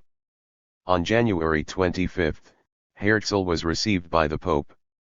He tried to explain to him that, in his plan, the holy places would be extraterritorialized. After having listened calmly to Herzl's expose, His Holiness, the Pope said, "There are two possibilities. Either the Jews will cling to their faith and continue to await the Messiah who, for us, has already appeared. In that case they will be denying the divinity of Jesus and we cannot help them. Or else they will go there without any religion, and then we can be even as favorable to them." 44. But if His Holiness, the Pope made it clear to Herzl that the Vatican could neither approve of the Zionist movement nor prevent the Jews from going to Jerusalem, he, at the same time, insisted that it could never sanction it. During the meeting which later took place between him and the King of Italy, Herzl mentioned how in Palestine I had avoided mounting a white donkey or a white horse, so no one would embarrass me by thinking I was the Messiah. He then listened to the king's opinion about Napoleon Bonaparte and the Sanhedrin's Congress of 1806, by which he explained that Napoleon did not wish to restore the Jewish nation, he rather wished to make Jews, who were scattered all over the world, his agents, which made Herzl think that the king's views were identical to those of Chamberlain in this respect. After he exposed his original projects of settlement in the Sinai and Uganda, Herzl broached his Tripoli scheme, which was to channel the surplus Jewish immigration into Tripolitania, under the liberal laws and institutions of Italy. The king interrupted him saying, "But that again is someone else's house." 45 Herzl ignored this remark and pointed out to the king that the partition of Turkey is bound to come. The king asked, when? The audience was over after Herzl had repeated the argument, Italy can do a lot for us, for the Sultan is afraid of Italy. During the last months of his life, Herzl heard about an Arab movement aiming at the establishment of a Muslim caliphate from among the Prophet's descendants, a sort of papacy with Mecca as Rome. He probably meant the movement of the Islamic Union or the appeal to the restoration of the caliphate from the Turks.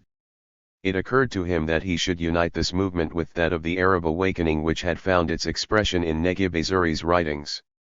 Herzl kept trying to get promises from the great powers, and in May 1904, he noted a promise made to him by Count Galakowski, the Minister of Foreign Affairs of the Austro-Hungarian Empire, to assist him if the matter were great enough to warrant concerted action on the part of the powers.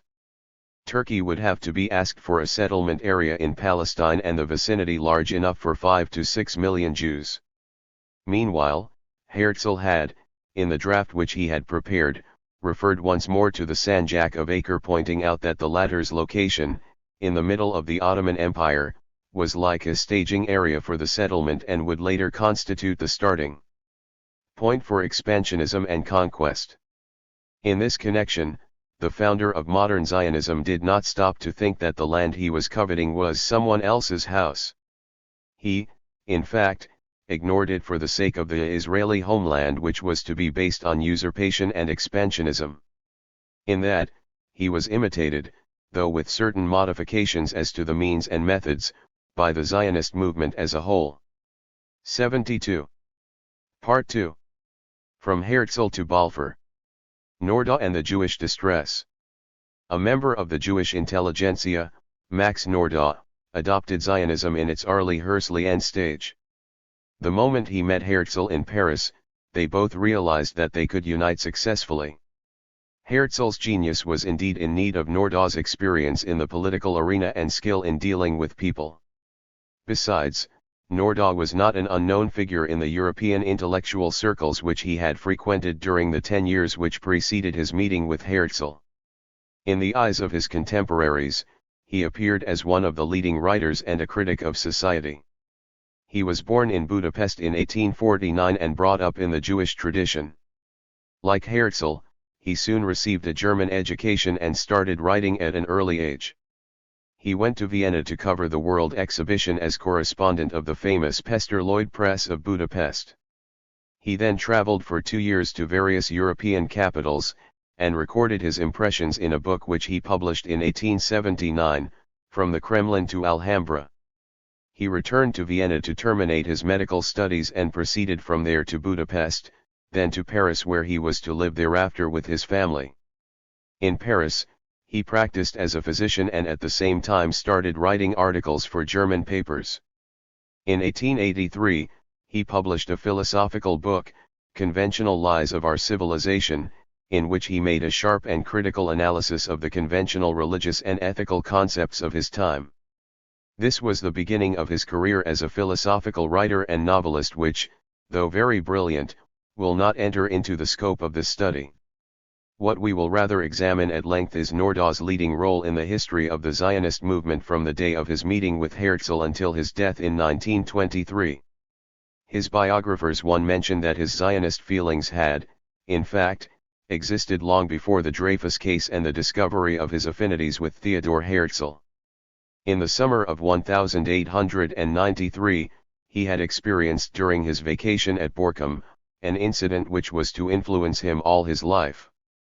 At the first dinner there, he had found an anonymous letter asking him to leave the place immediately. Nordau felt the insult and left Borkum 10 days later. With this incident, his confidence in the persistence of the ideas of humanitarianism and tolerance was shattered too. It also seems that in the 1880s, he had made the acquaintance of Dr. Lowenthal, a Galician, who had later presented to the Baron de Hirsch a large and detailed Jewish colonization plan which the latter had accepted. It consisted of mass immigration into Argentina. Lowenthal's immediate plan was to acquire a territory of 2,500,000 square kilometers and to settle 500,000 Russian Jews upon it. he was sent by the Baron at the head of an exploratory mission to Argentina and returned from there full of enthusiasm and with the promise of the full support of the Argentinian government. He asked Nordau to help him carry out his scheme and even asked him to join him in Argentina. But Nordau could not make up his mind and follow him there. He simply extended to the doctor his moral cooperation and wrote in support of the project, against all kinds of detractors. 3. The Argentina colonization scheme having failed, Lowenthal had to face de Hirsch's criticism and, as a result of a campaign of slander on the part of his detractors, he was stricken by a malady of the heart, died shortly. 4. Anna and Maxa Nordau relate that Nordau had witnessed this entire drama. The wound in his heart remained open from that time on. 5. 3 years later, Nordau experienced, as previously mentioned at Borkum, the direct moral shock which, according to his biographers, was to hasten awakening. Nordau contributed very greatly to the theoretical aspect of Zionist thinking. His speeches as permanent speaker of the Zionist congresses can be considered as the records of the thoughts and themes which dominated the movement during its first 25 years of existence. Moreover, Nordau's adherence to Zionism constituted one of the main elements which helped to give the movement its progressive character and its stamp of approval as advanced thought. It was, in fact, these characteristics of progressiveness and tolerance which made it appeal to a group of young Jewish intellectuals, like Bernard Lazare, Israel Zangwill, and others, who might not have been attracted to it otherwise. 0. On the other hand, Nordau's speeches, together with the articles which he wrote during the first decade of the history of the Zionist movement, contain a significant number of the basic concepts and ideas which later became part of the Zionist active struggle and the foundation of the expansionist colonization policy to the detriment of others. 7. Also, one should not forget to mention Nordau's leading role at the negotiations and discussions which surrounded the First Zionist Congress in relation to the official program of the Zionist movement. A committee was formed then, of Nordau, Nathan Berenby.im, Sigmund Rosenberg, Dr. Minz, Saul Raphael Landau, Max Bodenheimer, and Professor Schapera, with the task of drafting the principles of the program. In his memoirs, Bodenheimer gives us the account of the discussions at the preliminary conference about the final phrasing of the Zionist platform. 8. He relates that Professor Schapera presented a quite neutral draft setting forth only the idea of the colonization of Palestine and then the theses of the Cologne Zionist Society, while Nordau suggested that the following text be adopted: the aim of Zionism is the creation of a homeland, recognized by international law, for the Jewish people in Palestine. Schapera objected to Nordau's statement, arguing that he would reject any formulation that would arouse suspicion of an intent to create a Jewish state in Palestine. The final phrasing proposed by the lawyers in the commission, namely that the aim is a legally secured homeland, was adopted. The lawyers had in fact suggested it in order to obtain an unanimous vote and also because they considered that this phrasing admitted of the possibility of constitutional law as well as international law. When the program was submitted to the Congress, Fabius Schack opposed it and insisted upon the word Volksrechtlichkeit, declaring that no one had ever yet called a national movement into life. However, one should not overlook that all the participants in the Congress were, in fact, fully aware of the question of the homeland, its location, and the creation of a state in a territory which was revealed to us earlier in Herzl's diaries. In an article published in 1920, before the official establishment of the British mandate over Palestine, Nordau had declared that he was the one who invented the term homeland. 9. There is no doubt that the purpose behind the adoption of such a vague and mild terminology was the dissimulation of the real aims of the Zionists and not the relinquishment of their claim to a state on Palestinian land. The following excerpts from Nordau's article show clearly what he and the leaders of the movement had in mind from the beginning. It is probably taken from the series of 10 articles which Nordau published between September 17 and November 20 in the weekly paper The Jewish People. Speaking of the Basli program, he wrote, "I did my best to persuade the claimants of the Jewish state in Palestine that we might find a circumlocution that would express all we meant, but would say it in a way so as to avoid provoking the Turkish rulers of the coveted land. I suggested Heimstatt as a synonym for state. This is the history of the Razzouk commented expression. It was equivocal, but we all understood what it meant. To us it signified Juden-State then, and it signifies the same now. Now there is n reason to dissimulate our real aim 10. We also see Herzl standing on the platform of the Congress Hall declaring, "In this Congress we are creating for the Jewish people a tool which it did not possess before, but which it urgently and persistently needs in life."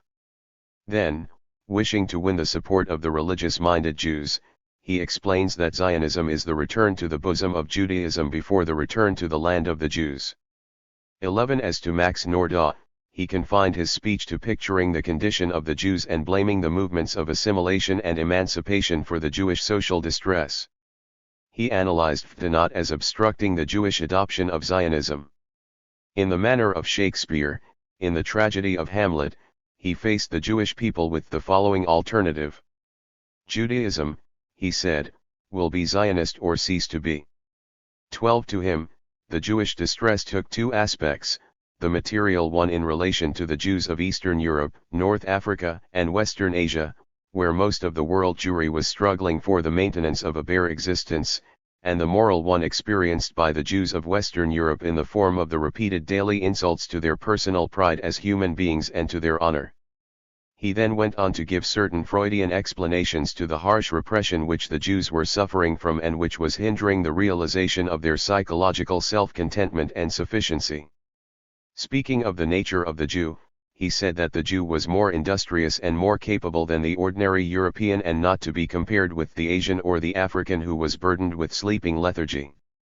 But, he pursued, the Jew was not given any chance to demonstrate freely his abilities and put his efforts into practice, as he was deprived of a national environment and doomed to his tragic isolation.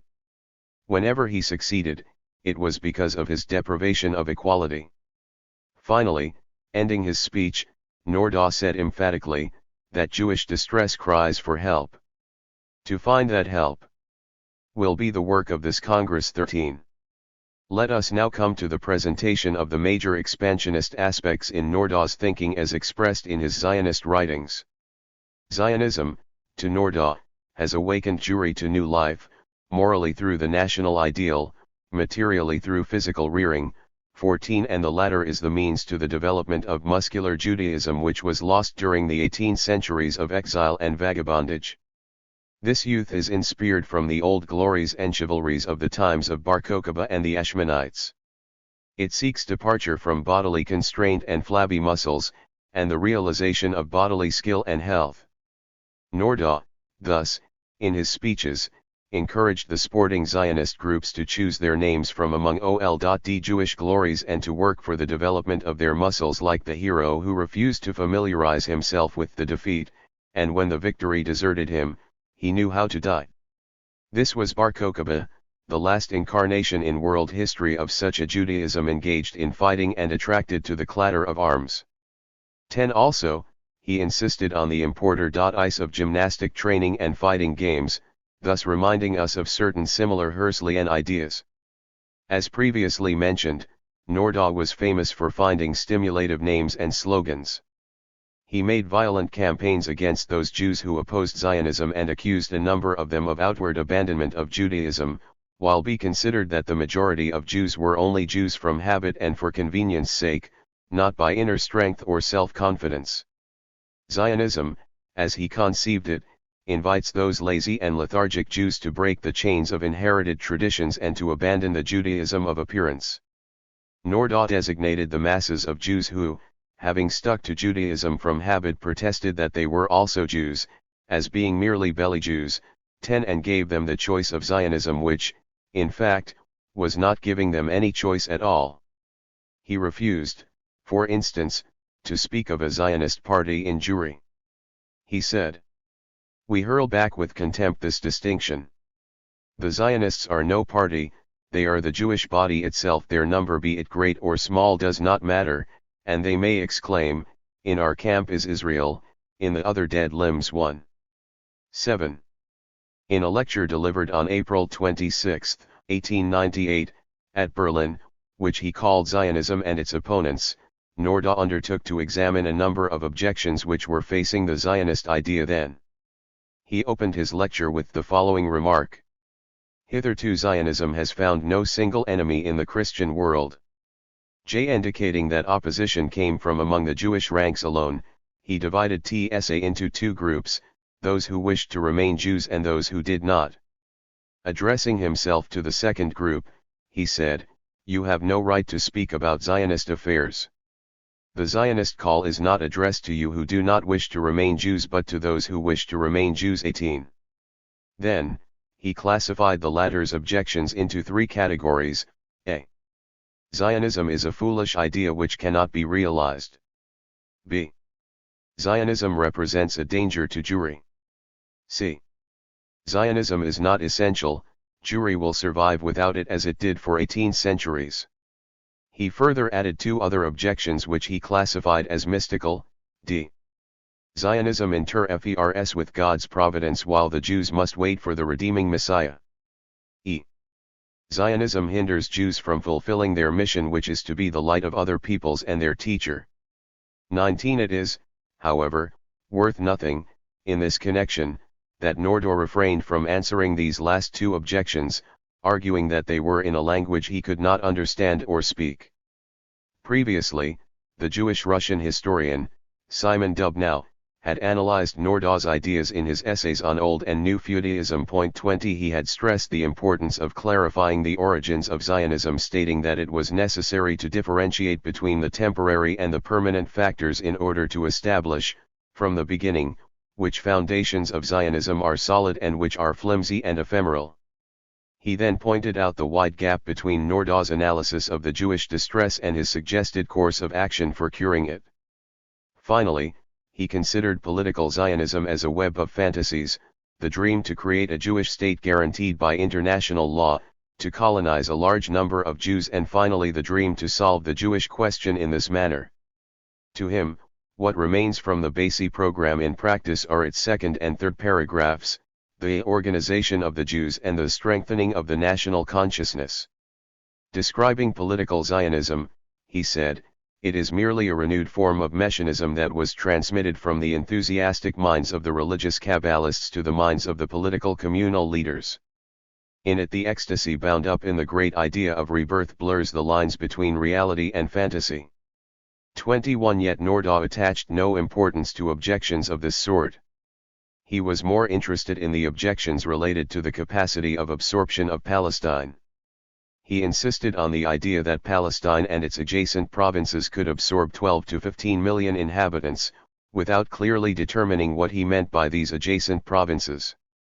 Also, he did not neglect to recall and remind that Palestine was not uninhabited and that its inhabitants would not agree to evacuate it. Thus, reassuring the people of Palestine, he explained that the Zionists did not want to chase people out of Palestine and that he could prove that the 600,000 actual Arab inhabitants of the Holy Land would keep good neighborly relationships with the Jewish immigrants. There is no doubt that Nordau was perfectly aware of the position of the people of Palestine in this respect. At the beginning of March, 1899, Yusuf Dia al-Khalidi, president of the Municipal Council in Jerusalem, addressed a long letter to Tzadok Khan, chief rabbi of France and personal friend of both Theodor Herzl and Max Nordau. The letter emanated from Constantinople. It was very carefully and properly written and presented sound logical arguments. Its author had felt that, in so doing, he was fulfilling a sacred duty towards his conscience. 22. He wondered about the historical right of Jews to Palestine, while Mondale states that he admitted that historically, Palestine was your country. However, Yusuf Dia al-Khalidi's first objective was to warn the Jews that reality was stronger than any expansionist dream which could grip them. He reminded them that Palestine was an inseparable part of the Ottoman Empire and that it was inhabited by non-Jews. Predicting the rise of a popular movement against the Zionists if the situation was to remain unchanged, he affirmed his belief that the Ottoman government, even if well-intentioned, would not be able to overcome such a movement or calm it down. Consequently, he advised Zionists to abandon geographic Zionism and look out for another land. He expressed his wish to see them leaving Palestine alone and refraining from interfering in its fate.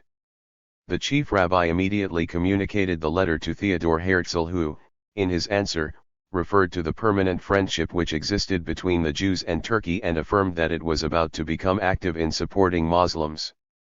In addition, he denied the existence of unfriendly intentions on the part of the Zionists vis-a-vis the Turkish government, enumerating the advantages which the country would enjoy as a result of the Jewish settlement.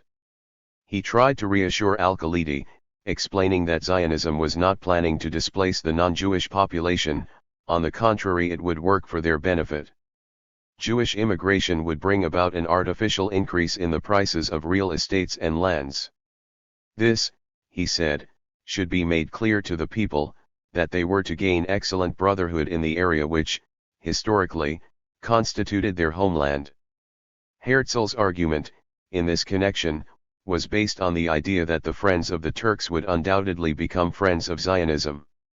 He went on to comment on Al-Khalidi's advice to look for a place other than Palestine, confessing that this would occur if Turkey refused to take the immense advantages offered by Zionism. Only then would Zionists look for another place. However, Herzl insisted on the advantages which Turkey would enjoy in terms of financial organization and economic development if only it were willing to meet the Zionists' demands. If it would not, it would lose all hope of getting these advantages. Turkey, he explained, would have to seize this opportunity before it was too late. In 1900, we see Max Nordau speaking about the financial interest which Turkey would enjoy as a result of the Jewish immigration. He declared that 4/5 of the Holy Land was then desert and that 2/3 of its inhabitants, who counted 600,000, was composed of unsettled Bedouins and paupers who did not provide the Sublime Porte with any significant income. When the settlements reached 100,000, then millions of Jews, agriculture and industry, on small and large scale, would develop, and Zionism would guarantee to the Ottoman government an annual income increasing proportionately to the number of Jewish settlers in Palestine. Here we notice the early agreement between Herzl's thinking and Nordau's. The Jewish Bank had already been established in 1899 under the name of the Jewish Colonial Trust with a registered capital of 2 million sterling guineas. It was followed by the Jewish National Fund in 1901, while in 1903, the Anglo-Palestine Company was established as a branch of the trust.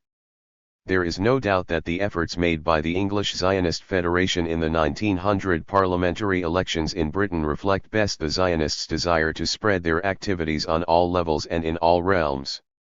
In his History of Zionism, Sokolow relates that during the parliamentary elections of 1900, the English Zionist Federation addressed to all candidates a letter, asking for an expression of sympathy with Zionism, and between 90 and 100 replies were received, the great majority of an exceedingly favorable nature.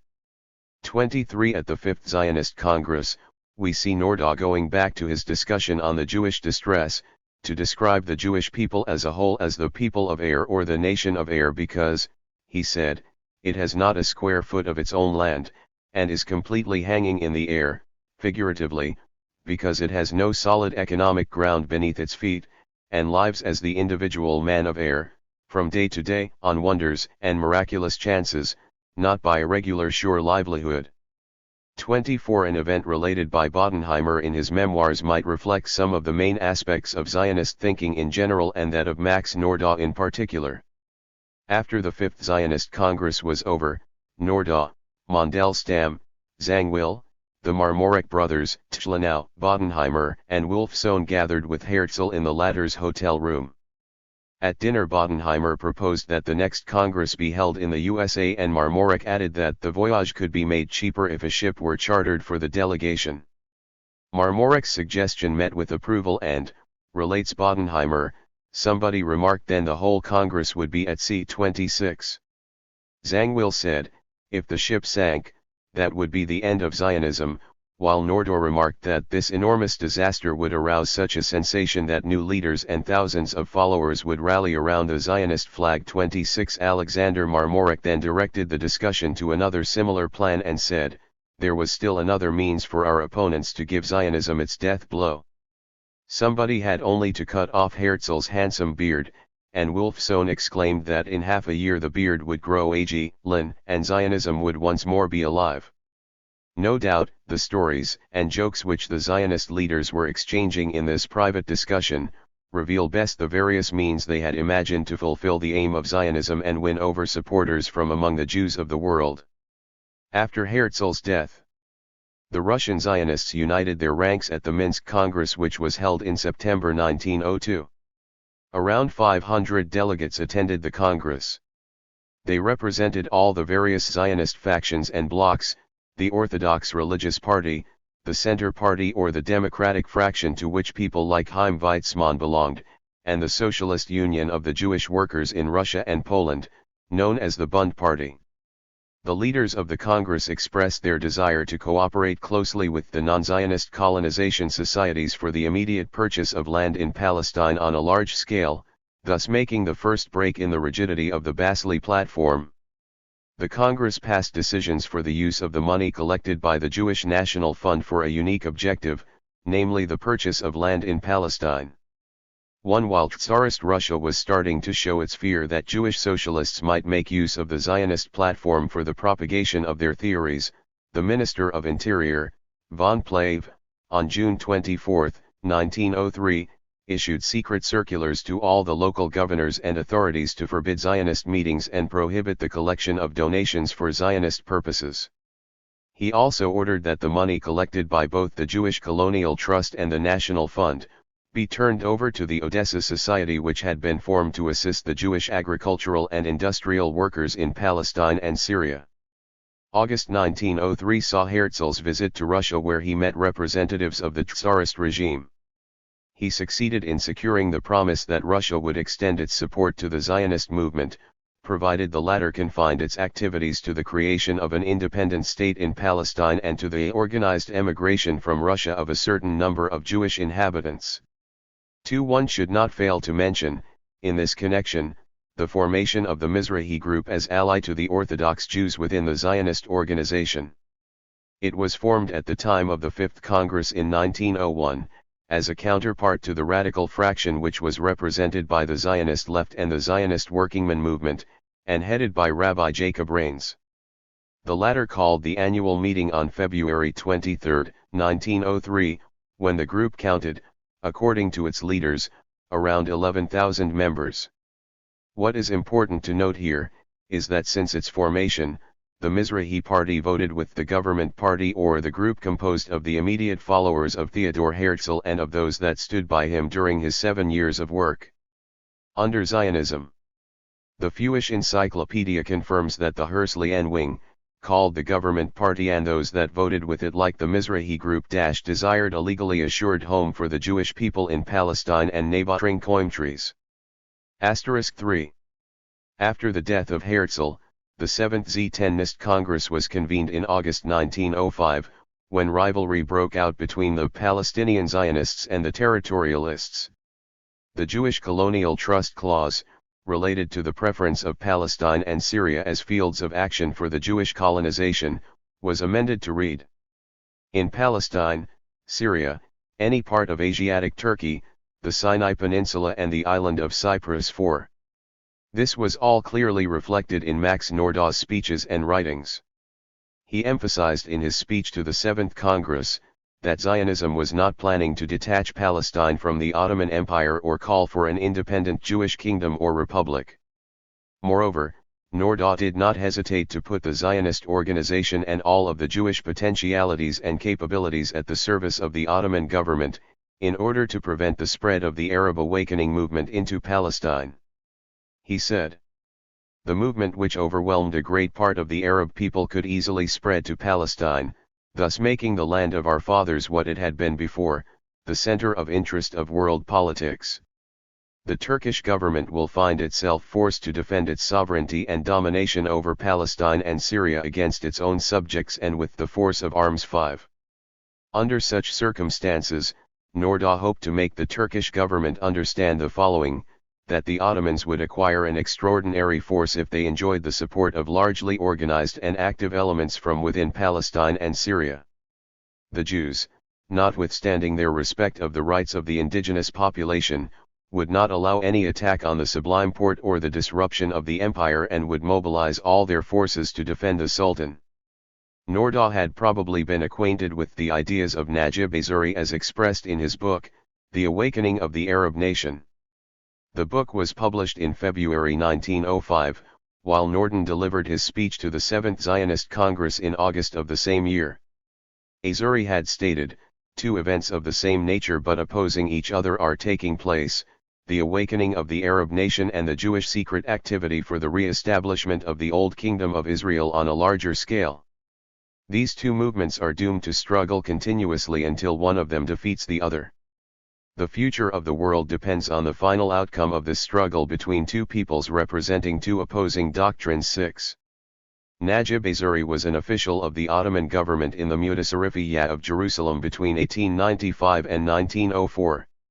He left his post the year Ahmed Rashid Bey, who overtly supported the Jewish immigration while attaching no importance to the execution of the laws issued by the Sublime Porte, was appointed Mutasarrif.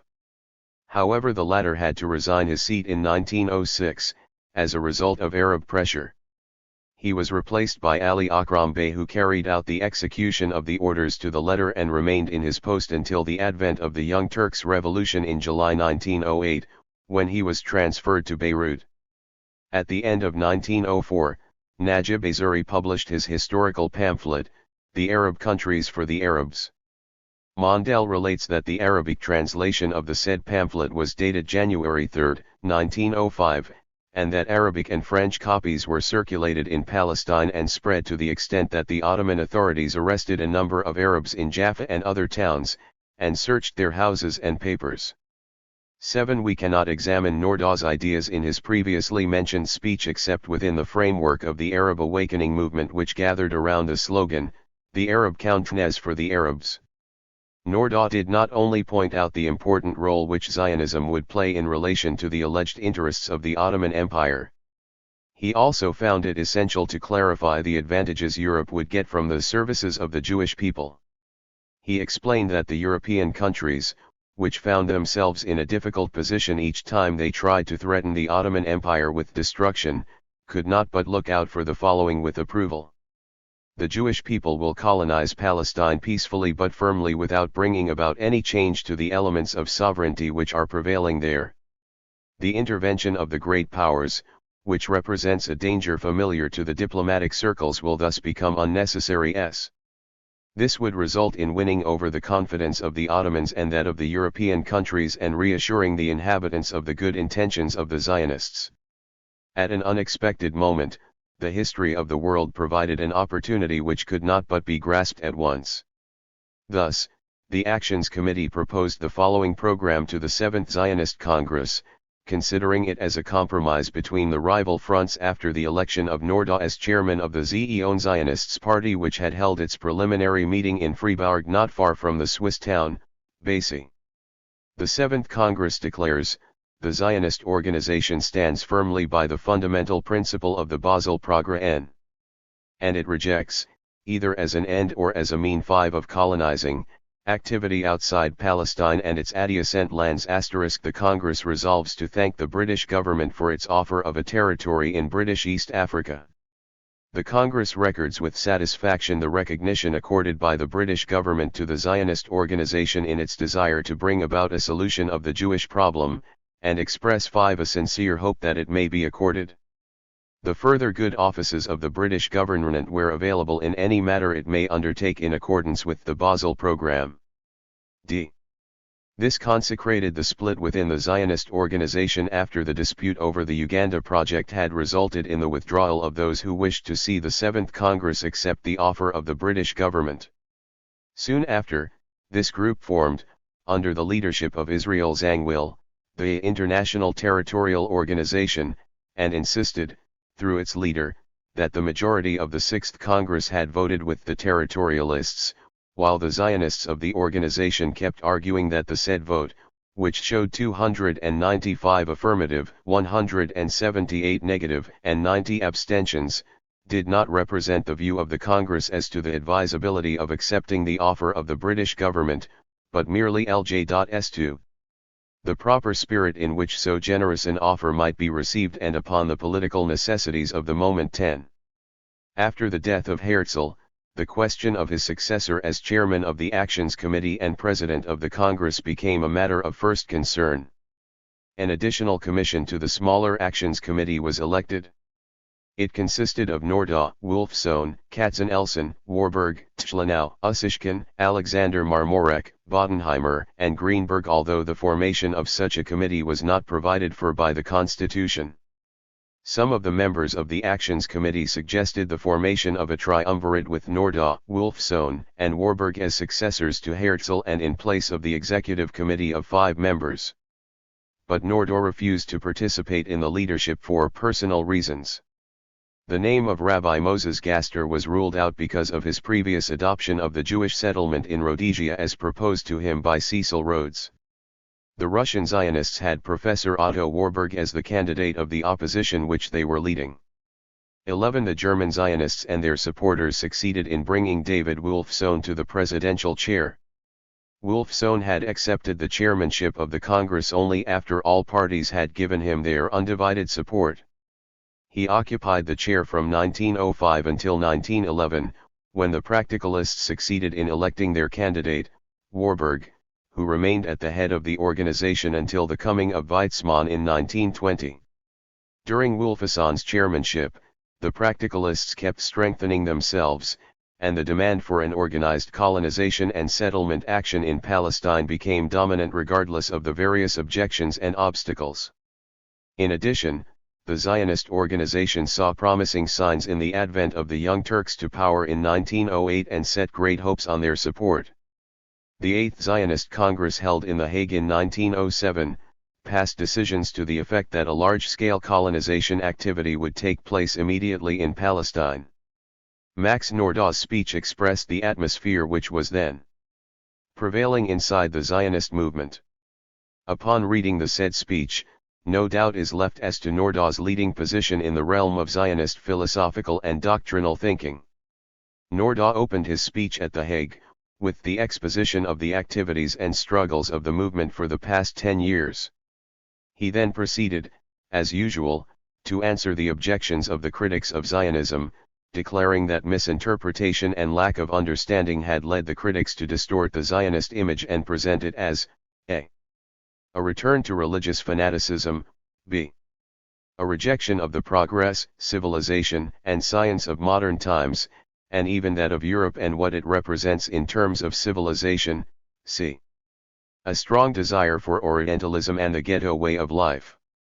12. Nordau answered these attacks declaring that Zionism was free from blind religious fanaticism and capable of uniting within its ranks the representatives of the Jewish conservative trend as well as those of the liberal trends. He also declared that the accusation of Orientalism did not frighten them at all since they had learned from the Japanese people that one could successfully join Orientalism with the most sophisticated progress. Zionism, in his opinion, was confident and sure that it belonged to Europe where it grew up and flourished for thousands of years. Ridiculing those who were trying to alarm the Zionists by telling them that they would become Asians in Palestine, he reassured the critics and skeptics stating that the Zionists would not change into Asians in the anthropological sense, in the same manner as Anglo-Saxons did not become Red Indians in North America and Hottentot in South Africa or Papuas in Australia. He reached the peak of excitement when he declared, "We will try our best to achieve in the Near East what the English have done in India. I mean by that cultural development and not domination, was created and known thereafter as the Commission for the Study of the Palestinian Conditions. It counted among its members, Franz Oppenheimer, promoter of the idea of the cooperative settlements. Warburg soon suggested that Arthur Ruppin be in charge of the Palestinian office which was established in Jaffa as a branch of the executive committee of the Zionist organization. Also, a Society for the Development of the Palestinian Land was founded, while a branch of the Jewish Colonial Trust was opened under the name of the Anglo-Levantine Banking Company. All this was taking place at a time when Turkey was celebrating the inauguration of the constitution. Professor Otto Warburg, who held the chairmanship of the organization between 1911 and 1920, gave a true picture of the policy of Zionism in relation to Palestine when he gave his famous declaration against political Zionism, which, according to him, was about to make of the Zionist call a mere philanthropic movement based on donations and charity.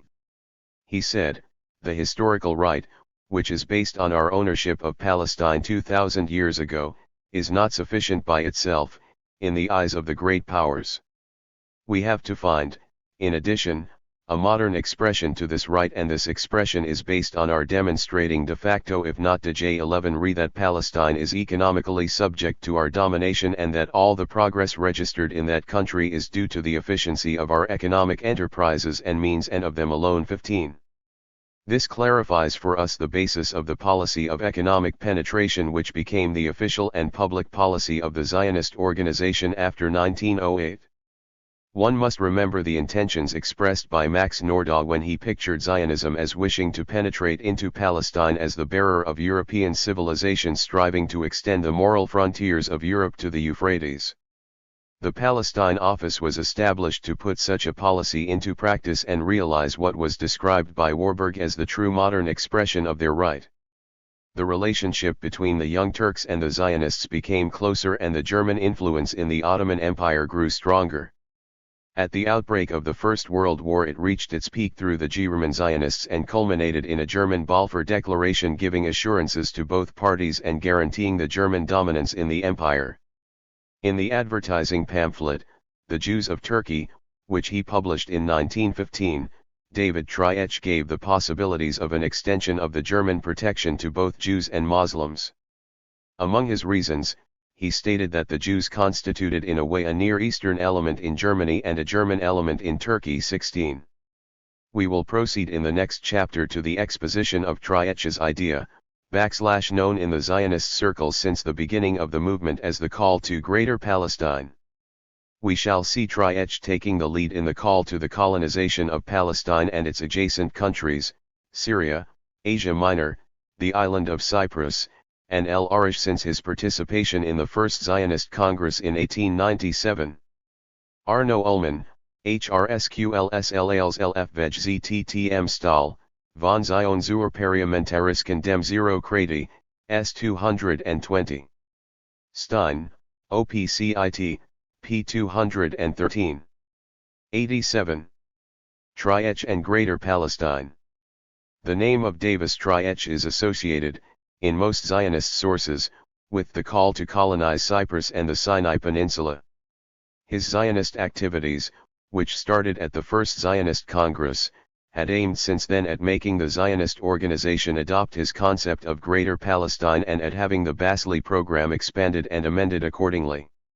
Having failed to achieve this at the early congresses, he continued to pursue his policy independently. Later he was to declare more than once that he had gone to Basli with the hope of realizing the colonization of Cyprus which he had had in mind since 1895, moved by the natural and beautiful idea of a return to the old land. The moment he heard of the publication of the Jewish state, he immediately hoped to combine his project with those expressed in the Juden state. But, was there any similarity in the ideas between Triech and Herzl? We know that Herzl himself had seriously thought of making Cyprus a center of Jewish colonization activity, and then of exchanging it, with additional payment to the Ottoman Sultan, for Palestine. In his diaries, he related his first visit to Constantinople, when Izzat Bey, the Sultan's chamberlain, advised him to acquire some other territory for Jewish colonization, and afterwards offer it to Turkey in exchange for Palestine, with additional payments. In this connection, Herzl recorded that he had immediately thought of Cyprus.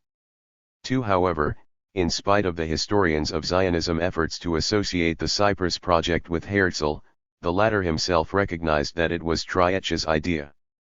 It has been proved historically that the idea of the Jewish colonization of Cyprus goes back a number of years before, and it should be understood in the context of the British expansionist policy of the last quarter of the 19th century.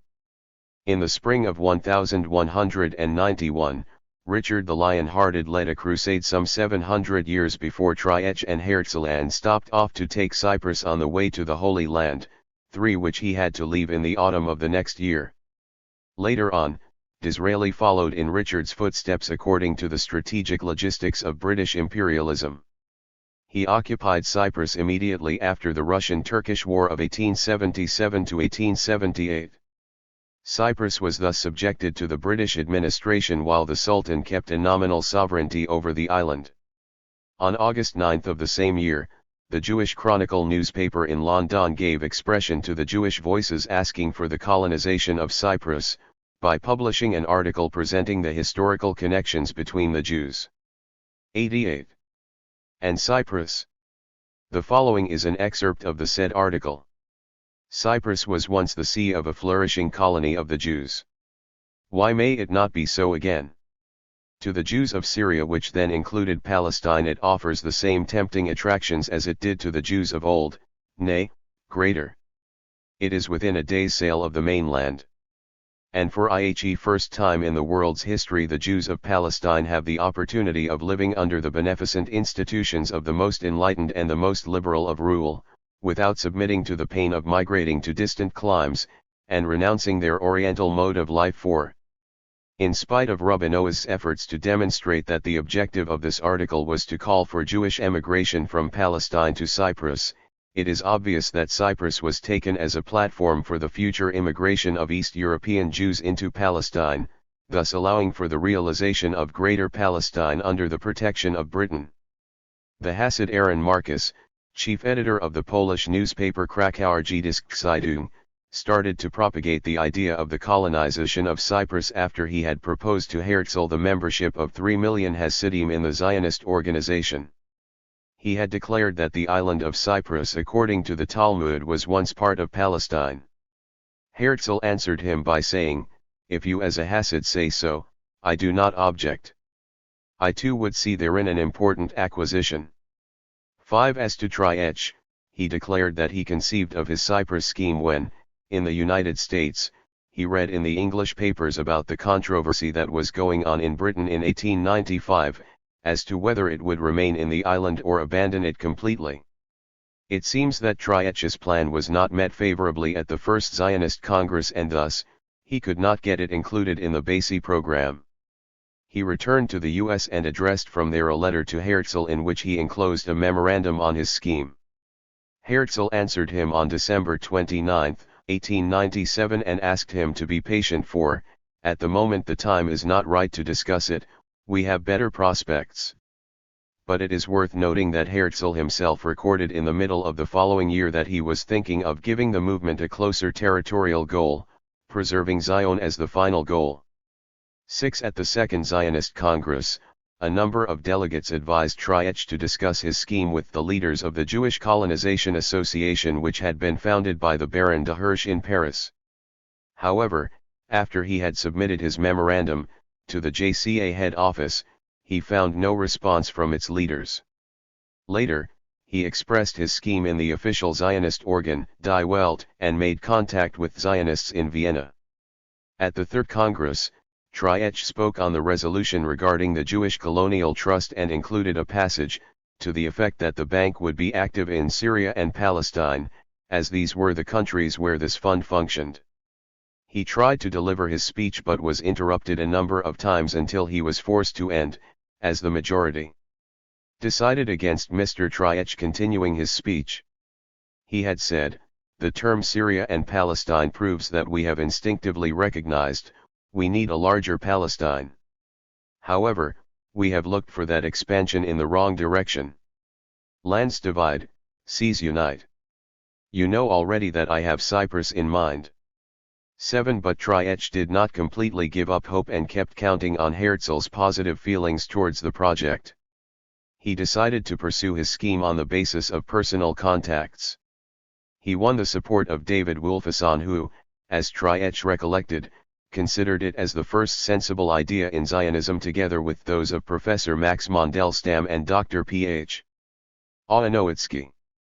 Later he went to Berlin, where he formed a committee consisting of prominent Zionist personalities, to take the matter in hand. Among its members we find Professor Otto Warburg, Dr. Heinrich Meyer-Kohn, Professor L. Levin, Professor Leopold Landau and Professor Martin Philippson. It was decided that Warburg would travel to Cyprus. He arrived there in October 1899, and David Triech joined him after he had visited Romania to select suitable colonists. He then wrote to Herzl asking him to replace the BASI program by that of Greater Palestine before it gets too late, for, in his view, it would be difficult to win over the Jews of Romania to the idea of smaller Palestine unless Zionists already had it. He also suggested the inclusion of the following words into the BASI program: Great Palestine or Palestine and its neighbor one traying lands, saying that otherwise the program would be a nonsense, for can one get the 10 million Jews into a land of 25,000 km2? 8. It seems that Herzl did not dare to express publicly his sympathies for the project for fear of irritating the societies of the lovers of Zion. He showed an ambivalent attitude towards the scheme, rejecting it officially at the Congress while recording his sympathies for it in his diaries. Triech attached no importance to this and kept emphasizing the correctness of his concept of Greater Palestine. He declared that what he was calling for was an earthly Zionism which was capable of being achieved, and that everything else is only a modem form of prayer. In a letter to Herzl he stated, "The Cyprus matter does not need Zionism, but Zionism depends on Cyprus." 9. In the same letter, he answered Herzl, insisting on the idea that Zionism without action was a dangerous experiment, not his colonization scheme in Cyprus. Before Triech's arrival in Cyprus, Warburg had already left for Palestine. The opposition of the leaders of the Jewish Colonization Association became more and more violent against any interference in their affairs. Triech had come to Cyprus to investigate conditions personally. He recorded his findings in a memorandum which he addressed to the British High Commissioner of Cyprus. The memorandum contained Triech's ideas and projects and reflected his wide knowledge of the conditions of life in the island and of the annual reports of the government. He proposed to the High Commissioner certain industrial schemes including railway connections, while he emphasized the advantages of tobacco planting and the construction of a sanatorium that would tend to bring strangers and consequently money into the island. In the middle of December 1899, after he had final conversations with the commissioners of Famagusta and Larnaca, Triech left Cyprus for Berlin, where he reported to his committee on the results of his negotiations and the steps to be taken in this respect. But Warburg was able to convince the committee to adopt a cautious approach in view of a possible failure and as a result of the negative attitude of the members of the Jewish Colonization Association. The committee agreed to reduce the number of workers whom Triech had wished to engage from 50 to 15. Triech left once more for Romania, but the government authorities showed hostility towards the Americans who were promoting Jewish emigration from there, and Triech just managed to leave the country before he received the expulsion order. He went to London and sent a second letter to the High Commissioner while the governors of the Jewish Colonial Trust were holding a meeting in Vienna. Triech went over to Vienna but again failed to win over the Zionist leaders to his views.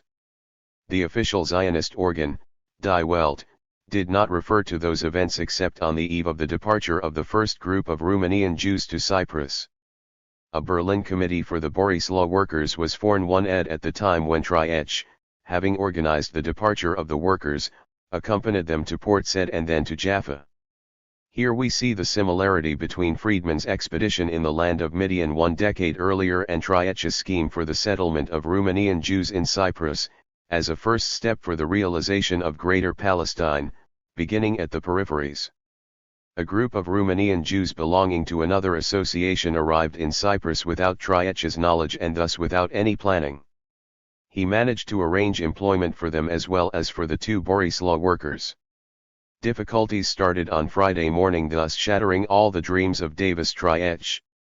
In fact, the group refused to work on Friday afternoon, arguing that they used to work on Friday morning only in Romania, devoting the afternoon to preparations for the Shabbat. The group started to complain about the climate, then the food and the environment, while the Borislaw workers, regarding themselves superior, refused to work under the same conditions as, and under the same roof with, the Romanians, and the experience ended in the same day as that of Paul Friedman in the land of Midian. Herzl recorded in his diaries after the Fourth Zionist Congress was over in London: "We would rally on Cyprus and one day go over to Eretz Israel and take it by force, as it was taken from us long ago. Should Germany get Cyprus, I shall afterwards still have the opportunity to attempt the matter via Eulenburg and the Grand Duke. I would present a Cyprus 91 project to the next Congress for which I could obtain the support of the big millionaires beforehand. I would further declare to the Fifth Congress that Cyprus was only a step on the way to Palestine. That Turkey would then take us more seriously. 0. Herzl had written these lines after he had read an article regarding an Anglo-German exchange of territory. England was to exchange the island of Cyprus for German East Africa in order to safeguard for England the strategic and commercial value of the Cape Cairo Railroad, while Cyprus would be an excellent acquisition for Germany, much more valuable than its East African possessions. The island would serve as a base for its aspirations in the Near East as well as a station on the long road to its possessions in the Far East. It would also serve as an important base of operations for an armed defense of German interests in Asia Minor. Herzl recorded that in the first excitement, he thought of writing to Count August Eulenburg as he believed that the German Empire of William II would undoubtedly welcome a Jewish settlement in Cyprus. As for Davis Triech, he found himself living in political seclusion after the failure of his first experience. A change in Die JJ Welt brought his friend, Martin Buber, to the editorship of the paper, and Triech was thus given the opportunity to air his views and plans. The insistence of the German Zionists on the neighboring countries appeared clearly by then, and Sirkin's socialist program adopted the view that Palestine and the neighboring countries came within the Zionist program. The Austrian Zionists also joined in the call for the extension of the area of Zionist activity to include the countries situated outside Palestine. At that time, the call for the colonization of the El Arish Valley, which was controlled by the Egyptian authorities, made its appearance. In addition, Triech attended the Fifth Congress as a delegate from Berlin, and, when the statutes of the Zionist organization were submitted for approval, he took this opportunity to suggest an expansion of the program beyond the limits set by the official interpretation of the Basi program, and concluded: Zionism strives to create for the majority of Jews a horn in Palestine and in its neighboring lands secured in every respect. 11. We will also mention, in this connection, that Triech quoted from Nordau's speech that Palestine can absorb 12 to 15 million souls, be it well understood, including the neighboring lands. In spite of the Cyprus tragedy which still hung over his head, Triech succeeded in advancing his ideas in the discussions which centered around the activities of the Jewish Colonial Trust. As previously mentioned, these were of an expansionist nature. Rubinow states in this respect: although Triech did not achieve concrete results at the Fifth Congress, he could nevertheless depart from Basi with a sense of satisfaction. His ideas were beginning to strike roots and win recognition. 12. In the next phase of his Zionist activities, Triech dedicated himself to the periodical, Palk 1 Estina, which he had founded with Dr. Alfred Nassig in January 1902. The first articles of the periodical were clearly directed against the Herzlian trend of thinking which considered obtaining a colonization charter as the first step towards the realization of the Zionist political program.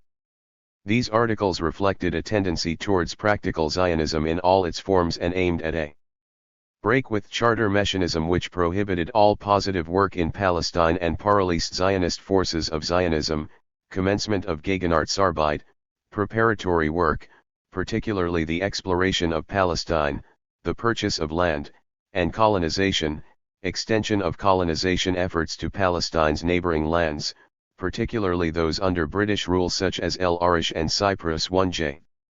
Triech not only called for Greater Palestine, he also took upon himself to suggest the formation of an emigration office which would gather and supply information about the Jewish emigration and the areas suitable for colonization, in cooperation with the World Zionist associations and societies.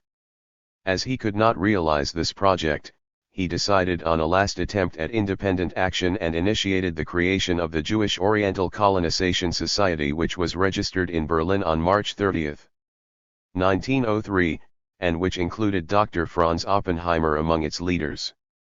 The news of the colonization plan of El Arish and the Sinai spread, and Triech advocated fervently his old dream, claiming that he was the originator of the project. He pursued his negotiations with the officials in the British government, trying to get assurances that the authorities could open Cyprus to Jewish emigration, for Cyprus is not a country to which British settlers are likely even to go.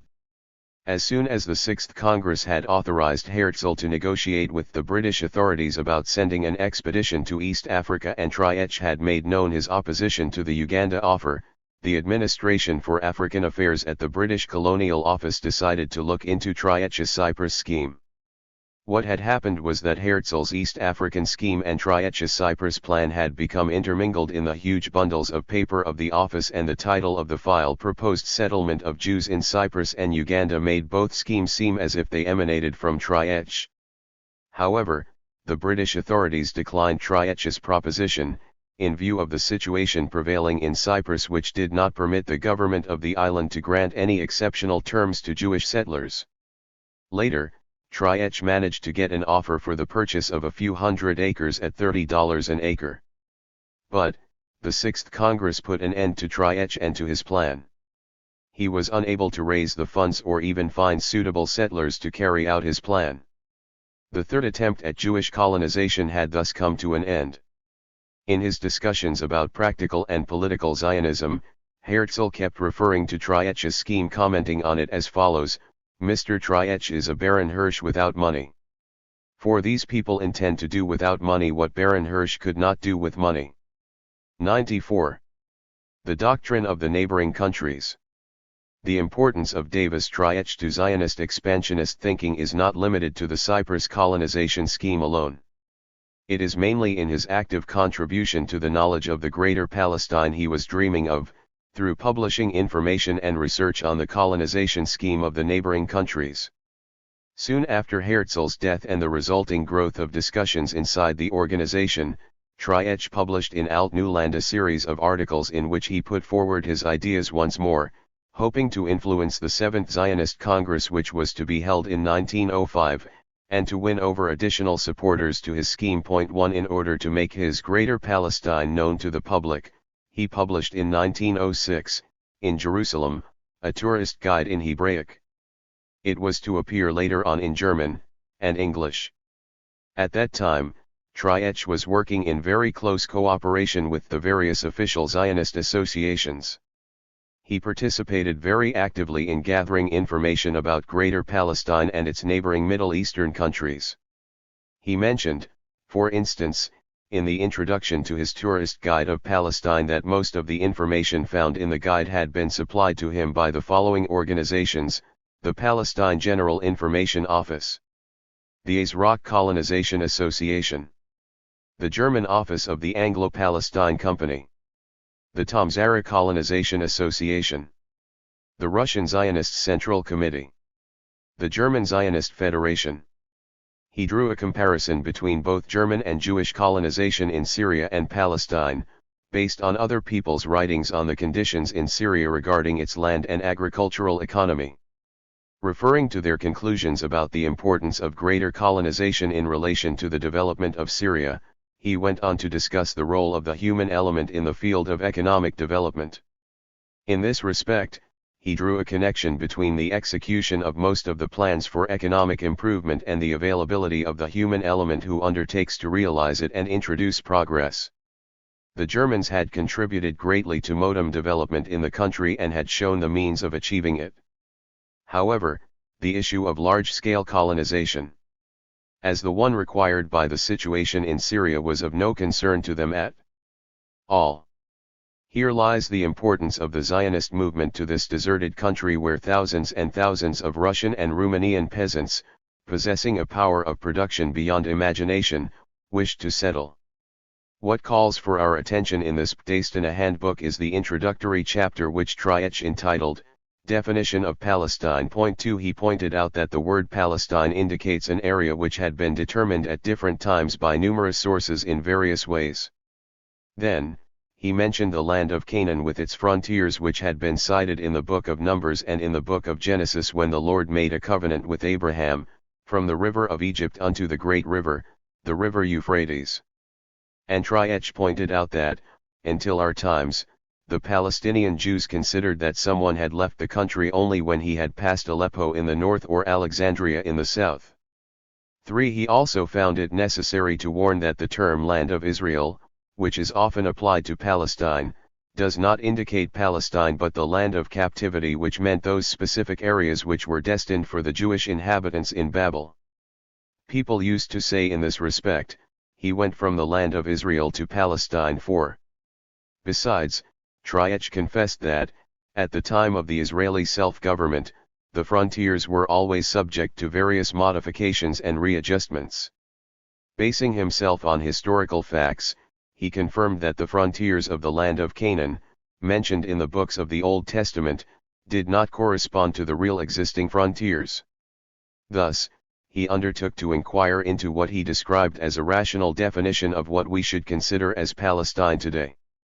In spite of his recognition that the picture which we are drawing for the administrative distribution of the Palestinian land shows that the concept of Palestine does not play any role in the distribution of the Ottoman provinces, he found himself compelled to take the following questions into consideration in order to establish the frontiers of Palestine. He, thus, relied on the four following sources: 1. Ancient history. 2. The actual administrative distribution of the Ottoman provinces. 3. The cultural conditions and relationships, and 4. A number of inherited traditions. 6. In spite of his belief that Palestine does not constitute a modern geographical entity but is a part of Syria, Triech proceeded to complete his definition of its frontiers in the following manner. Ottoman Palestine was formed, according to him, of 1. That part of the Beirut Vilayet which is situated to the south of Mutasarrifiyah of independent Mount Lebanon. 2. That part of the Damascus Vilayet which is situated on the south of Mount Hermon. 3. The Mutasarrifiyah of Jerusalem which is under the direct rule of Constantinople, and in addition to this and within the narrow traditional frontiers. 4. That part of the land which is subject to Egyptian administrative control and considered by modern geographers as part of the Egyptian Sinai Peninsula. It consists of a triangle, the base of which extends on the north from Tal Rafah on the seacoast to the El Arish Valley. 2 lines start from these points and meet in the area situated on the western side of the Gulf of Aqaba on the Red Sea. 7. In its narrow meaning, this area constitutes, according to Triech, Egyptian Palestine.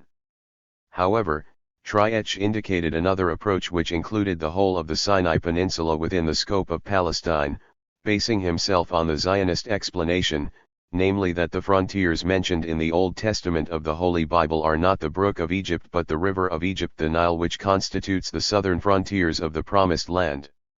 It seems that Triech was eager to wash his hands of this last form of expansionism when he stressed that the Zionists have lately adopted this last version. This aroused his interest and led him to admit that numerous difficulties would derive from the fact that the desired area was under British-Egyptian administration, which fact would have a tangible effect on the Jewish settlement and colonization activities inside the lands constitutionally subjected to the Ottoman Empire. However, the fact that he attributed this concept of expansionism to other Zionists did not mean that he opposed it in principle. He might have adopted this attitude in order not to compromise the good relationships which existed between the Jews and the Ottoman government. It might also very well be that he saw moderation and malleability in this respect as the kind of adjustment essential for the principle of the neighboring countries which he was advocating. One should not fail to remind the reader of the tactics which Triech later adopted in his approach to Turkey with the motto, "The Jews constitute a Near Eastern element in Germany and a German element in Turkey." The theory of the Th1ee circles. We will complete our study of Davis Triech's concept of Greater Palestine by examining a great part of his article entitled The Neighboring Countries, which was published in the June-July 1905 issue of Alt Neuland. He later published it again in the Palestine Handbook, where he indicated in the footnotes that he had decided on the publication date on the eve of the convening of the Seventh Zionist Congress in Basel. He went on to state, however, the Palestinian Zionists Congress had been resumed in Freiburg in Germany before the Seventh Congress and had proclaimed its acceptance of the principle of the neighboring countries, which made the adoption of other plans by the World Zionist Congress unnecessary. In that article, THIRD seemed to be handling the question of the neighboring countries from the point of view of a division based on the principle of the three interdependent circles: first, the periphery, which determines the extremities and includes Asia Minor, Armenia, Kurdistan, the land between the rivers, the Arabian Peninsula, Tripolitania, and Egypt; then, the mid-circle, which consists of the two islands of Rhodes and Cyprus, the vilayets of Adana, Aleppo, and Syria, Beirut, the Mutasarrifiyya of Jerusalem, the El Arish area, and the Mutasarrifiyya of Mount Lebanon; finally, the smaller circle, which includes what THIRD had described as part of his own concept of Greater Palestine, namely Palestine as such and as he himself pictured it, with the vilayets of Beirut, Jerusalem, and Syria, in addition to El Arish, and the eastern half of the island of Cyprus. Let us read his own comments on the subjects. The object of the following details and explanations is to give a more precise meaning to the neighboring countries, as the actual understanding of the term lacks clarity. That is why we will try here to determine the neighboring countries as a whole and those countries which are connected, in the first place, with our efforts. It is essential to put all arbitrary definitions aside before we start this endeavor. We also have, within the scope of the wide frontiers which we will define in this first phase of our activity, to determine the field of action of the first activity we will undertake, and set its limits with care and clarity. The next question was the following: what could be considered, even in the broader sense, from the angle of the concentration of Jewish efforts, as the neighboring area, and what could not be considered as such? The different viewpoints vis-a-vis the inclusion of the neighboring countries within the Jewish sphere of activity in Palestine, are the following: 1. The said area must be as much as possible adjacent to Palestine, because, once the Jewish settlement has been completed there, all colonization, rapid or not, of the lands adjacent to it must be prepared so as to form a tight and harmonious unity with Palestine. 2. The countries which are separated from the center of Palestine by other inhabited areas, cannot fit in the context of our planned study except once all the possibilities of those areas which are better situated, in our viewpoint, have been exhausted. 3. The countries or territories in which the Jewish immigrants will form the majority in the near future, or even those in which the Jews form an important proportion of the total population, will precede the 98. Countries in which the Judaization operation will take a longer time. As to those countries in which the Jews will remain a fading minority, they cannot be taken into consideration in the near future. 4. The countries which are not situated very far from those into which the Jews will immigrate should be handled before the more distant territories, as the latter would be more difficult to reach. 5.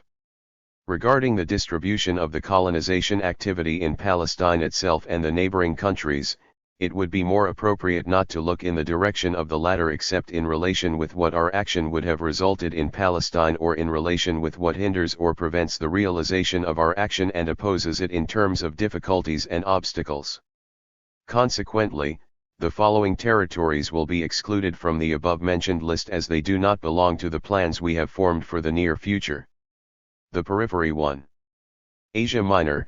It is approximately the same size as Germany and has 9 million inhabitants. The Jews cannot participate, except relatively, in the expected development of a country as big as this. Also, compared to the actual population, the Jews form a small minority which is bound to disappear someday or else remain as such. That is why we must renounce for the near future inclusion of this large territory in the core of the Jewish settlement plan. However, we cannot but consider certain specific areas in Asia Minor which enjoy a very suitable situation, namely the province of Adana and the island of Rhodes. 2. Armenia and Kttldistan. It is slightly larger than a third of Germany. It is situated very far from Palestine and so remote that the formation of a harmoniously united Jewish majority would be difficult to achieve. 3. The land between the rivers. This territory is situated between the Syrian Arab Desert on the southwest, Kurdistan on the north and Persia on the east. It does not fall within the scope of our immediate plans because of its remoteness and the low proportion of Jewish participation in its expected future revival. Another shortcoming of this area is that it has not been linked with Palestine and the immigration countries by a modern communication network. A traveler needs 4 weeks to go, for instance, from Beirut to Baghdad, and no one can. 99. Predict the date the Berlin-Baghdad railway will reach the center of the land between the two rivers. What we can best achieve now is to found a small or large colony in areas which do not require a penetration into remote places, and leave out regions which are preferable but more remote, as such colonization will serve no specific purpose now nor in the near future.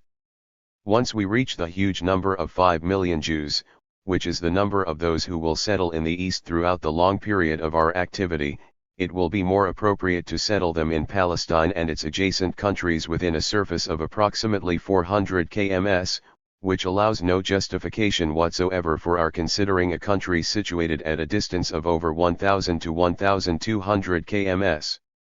4. The Arabian Peninsula. Most of the interior part of this large country consists of an uninhabited desert land. Its interior does not belong to the Ottoman Empire, while its coastal area in the west, where the Muslim holy places are situated, as well as the Turkish coast on the Persian Gulf, constitute an entirely different setup. We cannot think of establishing a Jewish colony in this area and, consequently, it is not possible to discuss it at all. However, the part situated on the extreme north of this coastal area and which meets the boundaries of Palestine at Aqaba, and we mean by that the old land of Midian, is worth considering.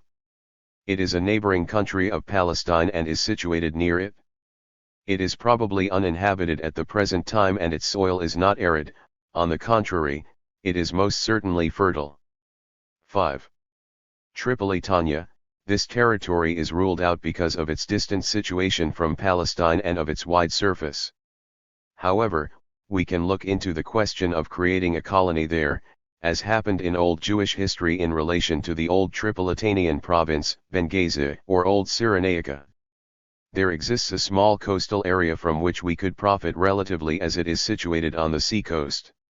In the old times, apparently 1,000 years ago, it had a Jewish majority. What we notice in this context was the big Jewish revolt against the Romans which took place simultaneously with the revolts in the mother country and other regions situated on the eastern coast of the Mediterranean Sea. These were inhabited by Jews, which confirms the existence of strong ties between these colonies and the mother country, at an age when the system of communications was still almost primitive. 6. Egypt. This great and flourishing African country, the population of which amounts to 12 million, does not offer any possibility for the establishment of a Jewish majority capable of keeping in touch with the Palestinian center, except for its Asian front, i.e. the Sinai Peninsula, which forms with the northern extremity the administrative area of El Arish. We will deal with it later on. 100. The mid-circle. After these eliminations, we are left with a complex of land and countries including the following area of Jews: the Mutasarrifiyya of Jerusalem 9,100 375,000 75,000, the Beirut Vilayet 16,500 33,500 25,000, the Vilayet of Syria 95,900 700 19,500 10,000, El Arish 59,000 30,000, Cyprus 9,301 262,200, Lebanon 3,100 200,200, the Vilayet of Aleppo 86,600 995,800 18,000, the Vilayet of Adana 39,900 422,400 200, Rhode Island 1,424 30,000 5,000. Total 320,325 3,568,200 133,600. We do not need to consider in this context these areas as a whole within their administrative boundaries. However, it is possible to look at these areas after having limited them to a determined sphere and based ourselves on specific parts or concentrated on certain areas of our choice. We do not need to include the whole of the Egyptian Sinai Peninsula in our sphere of interest. In fact, we can exclude the southern and central parts which are of no importance to the sphere of our activity.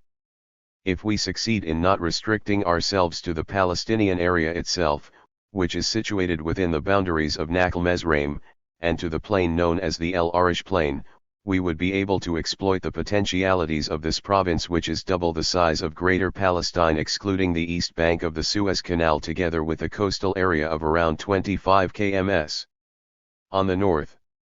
Thus, it will be possible for us to add to that sphere of interest an eastern part which is adjacent to Palestine from the southern side and which includes ancient Petra and the coastal area on the south of the Arabian Peninsula, Midian, situated on the Gulf of Aqaba. To the east of the Sinai region, the El Arish Valley belongs to our sphere of interest because of the possibility of building dams and artesian wells in the valley and in the area adjacent to it. El Arish, or the narrow coastal strip on the Mediterranean Sea, located in the country adjacent to Palestine from the southeast, is the most important area for us. Thus, we can limit our efforts to it in the first place and for many years. 101. To come. As for the island of Cyprus, it is not necessary to think of colonizing it as a whole. On the contrary, we should be practical in the coming years. We will thus concentrate our efforts on the eastern part of the island. The eastern part of Cyprus, especially the Famagusta area, offers Jewish colonialism opportunities which cannot be found in any other area of the East. It is one of the most fertile and most neglected areas at the present time. Recently, water, port and railway companies affiliated to the British government were established. Besides, Britain's attitude towards our colonial activities would be one of satisfaction if we carried it out in Cyprus. As for Syria, in addition to Palestine, our interest will be centered in the near future on a coastal strip the width of which is around 1,000 km. It enjoys a good communication system as well as a certain cultural level. It, thus, obviously forms the most important area in the region. On the wide coastal plain, in addition to the widespread seaports, cities such as Damascus, Ramah, Aleppo, Antioch, and Intab are located. We do not need to include the Vilayet of Adana in Asia Minor except the coastal strip, adjacent to the Syrian shore, the length of which is around 200 km, and the width is 50 km. This area, like the coastal Syrian strip, suits our aims better than the hinterland. It includes the cities of Mersin, Tarsus, and Adana, in addition to the fertile mouth rivers of Jijan and Seyhoun. If we were to consider the island of Rhodes, we would find that it is very small for our purposes. Its area is around 1,400 square km. And its population is 30,000. Its strategic position between Eastern Europe and the circle of the Palestinian countries, makes it possible for Rhodes to become an important step for us.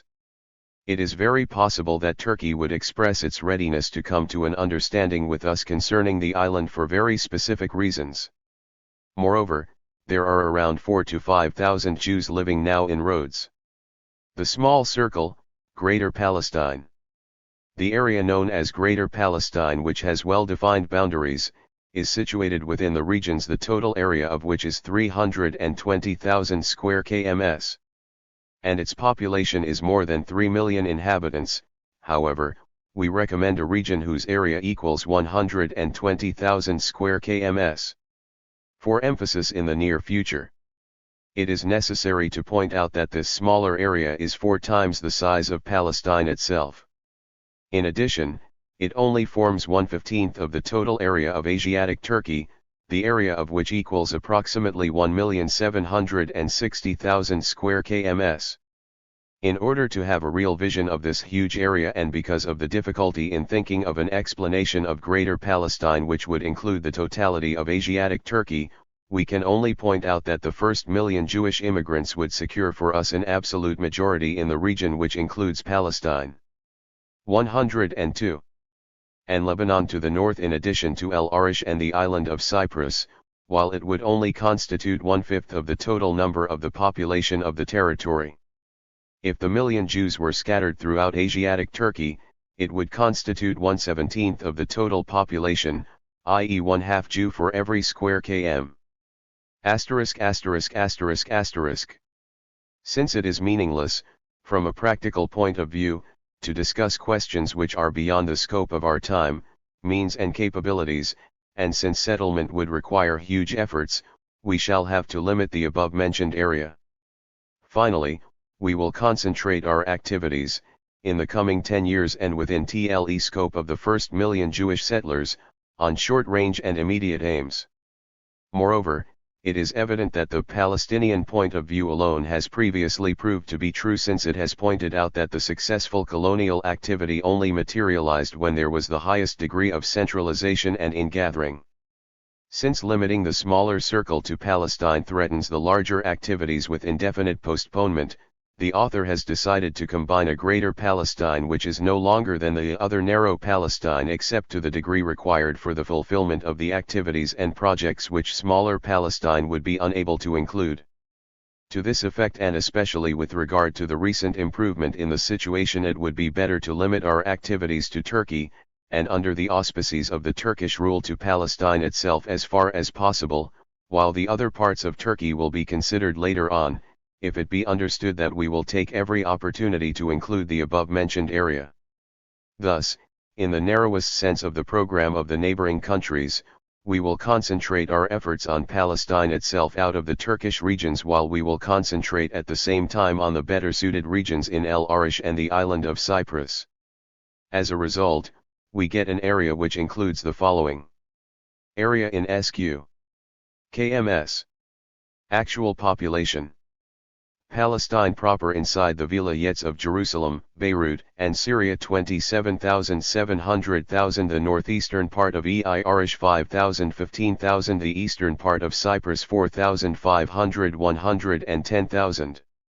Total 36,500 825,000. We can expect a total number of 3 million Jewish immigrants, which would make the density of population around 100 persons per square km. 103. In this way only can we best profit by linking all possible forms of activity with the greatest amount of concentration. We can secure for ourselves the best possible success only when we prefer a smaller number of the countries which require less knowledge and study. Consequently, we will be faced with less difficulties than if we were to consider a larger number of different countries. Finally, there would be the possibility of our including the non-Turkish regions adjacent to Palestine. By so doing, we might succeed in winning the support of those people belonging to the important surrounding areas who, even today and under the present circumstances, are not in favor of colonial activity in the Turkish territory. Zionism-Zion. Before analyzing the British School of Zionism and the role it played in introducing its own geographical concept of Palestine, it is necessary to devote some time to the study of the activities and efforts which were undertaken by the Jewish Territorial Organization under the leadership of Israel Zangwill. In 1908, on its third birthday, this organization sent a special commission of experts to carry out studies on Cyrenaica. The aim behind it was to make Cyrenaica the territorial scene of Jewish colonization activity and the temporary center of large-scale colonization operations. The commission was requested to report on the possibilities offered by Cyrenaica in terms of Jewish expansionism and mutual advantages to Zionism and the Ottoman Empire. According to Israel Zangwill's biographer, Joseph Leftwich, the report was not favorable. It indicated that the territory was not suitable for Jewish colonization as it lacked sufficient water supply and thus could not absorb a large number of Jewish immigrants. However, some of the members of the expedition who later joined the Zionist executive in Palestine declared that a system of water conservation might be carried out if the territorialists were only able to dispose of several millions. The draft of the document, which is found in the historical archives of Tripolitania in the form of a letter carrying no signature and no addressee, reveals best the hidden side of the Zionist colonization plan in Cyrenaica. Besides, It constitutes a reliable guide to the degree of penetration of Zionist influence into the Ottoman government and to the way this influence was reflected in the organization of the Ottoman rule over the Vilayet of Tripoli-Tanya. It was published recently in the Libyan daily newspaper, Al-Rayed, 3 following the translation of the Turkish draft, handwritten by the translator of the Vilayet during the Ottoman era. The Libyan Archaeological Affairs Superintendent declared that the original document could not be found in the archives section. According to him, the document might have been sent to the Sublime Porte or lost at the time of the fascist conquest. Besides, Abdelaziz Jabril declared to the newspaper's correspondent that, the subject matter of the document centered around a Jew who had participated in a great Zionist meeting and Congress in London in 1908. As soon as the Congress was over, he sent this letter to one of the leaders of the Jewish sect in Tripoli, informing him of the existence of a Zionist idea purporting to make of Libya a national home for the Jews. He also requested him, in view of his influence in the Jewish community in Libya, to prepare the 105 ground for future Jewish immigration, and use his influence, without delay, for the establishment of Jewish banks and societies which would purchase land, dominate commercially, and infiltrate into the actual governmental apparatus in order to fulfill the Zionist aim by converting Libya into a place where the Jews would gather and form a state for. Upon reading this letter, it becomes clear that it is connected with the attempt made by the Jewish Territorial Organization to get the region of the Green Mountain, which includes the city of Benghazi in the Barqa Vilayet. We have already mentioned the Commission for Study and Exploration which was sent by the organization in 1908 to Barqa. The fact that the letter, which is in our possession, refers twice to the chairman, Mr. Zangwill, supports and confirms this view. It is difficult to assess the connection which existed between the World Zionist Organization and the subject discussed in this letter. However, Herzl himself had previously put forward to the King of Italy on January 23, 1904, his scheme to channel the surplus Jewish immigration into Tripoli-Tanya, under the liberal laws and institutions of Italy. 5. The king had said then, but that again is someone else's house. Did the Zionists combine their efforts with those of the territorialists in an attempt to acquire a foothold in Libya and consider it as a stepping stone to Palestine, or did each organization carry out its activities with the Sublime Porte independently? It is evident that the negative attitude adopted by the Zionist movement vis-a-vis the territorial organization allowed for a certain amount of cooperation with them. Less than 1 year after the convening of the 7th Congress and the split over the Uganda colonization plan, the Zionist organization joined with the territorialists in an appeal to the fortunate Jews of England and America. This appeal was signed by Sir Francis Montefiore, then chairman of the English Zionist Federation, Leopold Greenberg, its honorary secretary, Israel Zangwill, chairman of the territorial organization, and Clement Solomon, its honorary secretary. The chairman of the World Zionist Organization, David Wolfsohn, joined in 1906, with Zangwill, Greenberg, Joseph Cowen, Lucien Wolff, and others in their search for a unified plan to help Russian Jews settle in a new place other than Palestine. 6. It may very well be that the prominent position Zangwill held in Jewish circles had contributed most to making the Zionists adapt themselves to his territorial solutions. In his book, Zionism, Richard Gottheil stated the object of the organization as follows. L. To procure a territory upon an autonomous basis for the Jews who can't or who will not remain in the lands in which they already live. 2. To achieve this end, the organization proposes to unite all Jews who are in agreement with this object, to enter into relations with governments and public and private institutions, and to create financial institutions, jabur bureaus, and other instruments that may be found necessary. 7. In spite of Gottheil's inclination in his book to compare the territorial doctrine to a play which had been deprived of its principal character and consider it as Zionism minus Zion, a large number of distinguished Zionists did not hesitate to cooperate with Zangwill's organization. In 1906, Max Nordau addressed a letter to Israel Zangwill discussing the relationship of territorialism to Zionism. He wrote, One can be a territorialist and a Zionist at the same time. Territorialism aiming only at immediate relief, while Zionism strives for the final solution of the Jewish problem which, in my opinion, can only be found in Palestine. 9. A number of Zionists followed Nordau's line and cooperated with the territorialists. Among them, we will cite Eliezer ben Yehuda, who declared that he would be ready to go to Uganda, Nachman Sirkin, chairman of the Workers of Zion movement, and the Rabbi Reins, founder of the Mizrahi group. Zangwill's call won over support which was not overlooked by the political Zionists of Britain, who in turn insisted on their faithfulness to Herzl's memory and persisted in following the methods which the founder of modern Zionism had adopted. Besides, it is evident that the 10 years following Herzl's death were characterized by an intensified struggle between the political Zionists on the one hand and the practicalists on the other, despite Warburg taking up the chairmanship of the organization in 1911, under the slogan of Synthetic Zionism. As to the letter, it was in fact closely connected with the Barca colonization plan which had been studied in 1908, by Zangwill's organization. Sykes points out that the territorialists had already come very near to success in 1909 in an effort to obtain a colonization concession from the Turkish Empire. 0. Towards the middle of 1912, the territorialists decided to revive Herzl's project of negotiating with the Portuguese Empire. Wishing to increase their colonial population by any means, the Portuguese accepted the settlement of Russian and East European Hutus in Angola.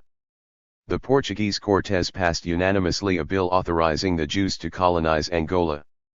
The Portuguese government put, however, two restrictions in the bill: mass colonization was prohibited, Jews were to be allowed in as individuals not as a people, and the Portuguese government would maintain its control over the administration of Angola. Negotiations began between both parties. In 1913, the organization sent a commission led by Professor Gregory to study the situation in Angola. However, the outbreak of the First World War complicated the issue. The competition between Germany and Britain in Africa alarmed Zangwill a great deal, and the matter was closed before any final action was taken. Let us return to the document related to the colonization of Libya. The following is the translated text as it appeared in the above-mentioned issue of the newspaper, Al-Ra'id. I returned yesterday from London. The activities and measures which I was able to carry out there surpass all imagination. In fact, I obtained results which I could not have possibly secured by correspondence. I explained to the chairman and to the members of the council that the Prime Minister Mashir Pasha, the Wali and Commander-in-Chief of the Tripoli Vilayet, was favorably disposed towards the Jews. I also pointed out to the council that the Maktubaji of the Vilayet, the Secretary General, Bakir Bey, is a man who God has sent to help the Jews out of the degrading life which they are suffering today, and that he is a highly educated and cultured person, capable of evaluating the advantages of both parties. Thus, I added, he will not hesitate to help us to obtain the agreement of the Sublime Porte for the fulfillment of our plan. I took this opportunity to speak about you and described you as a man of knowledge like your father, working for the benefit of the Jews while taking into account the interests of the Ottoman government. These words impressed the chairman and the members to such an extent that they asked me to convey to you their thanks and high esteem.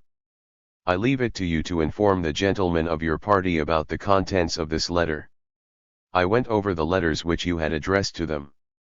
They were all very pleased about their contents, and after immediately studying the conditions they included, they made the following decisions. First, the establishment of a Jewish bank for the purchasing of remote lands. Second, in accordance with your wish, persecuted Jews accept to be considered as Ottoman refugees until they obtain Ottoman nationality. They will be allowed to form a religious association. The fees and taxes due to the Ottoman government will not be payable individually, but collectively at a fixed sum which will be determined later.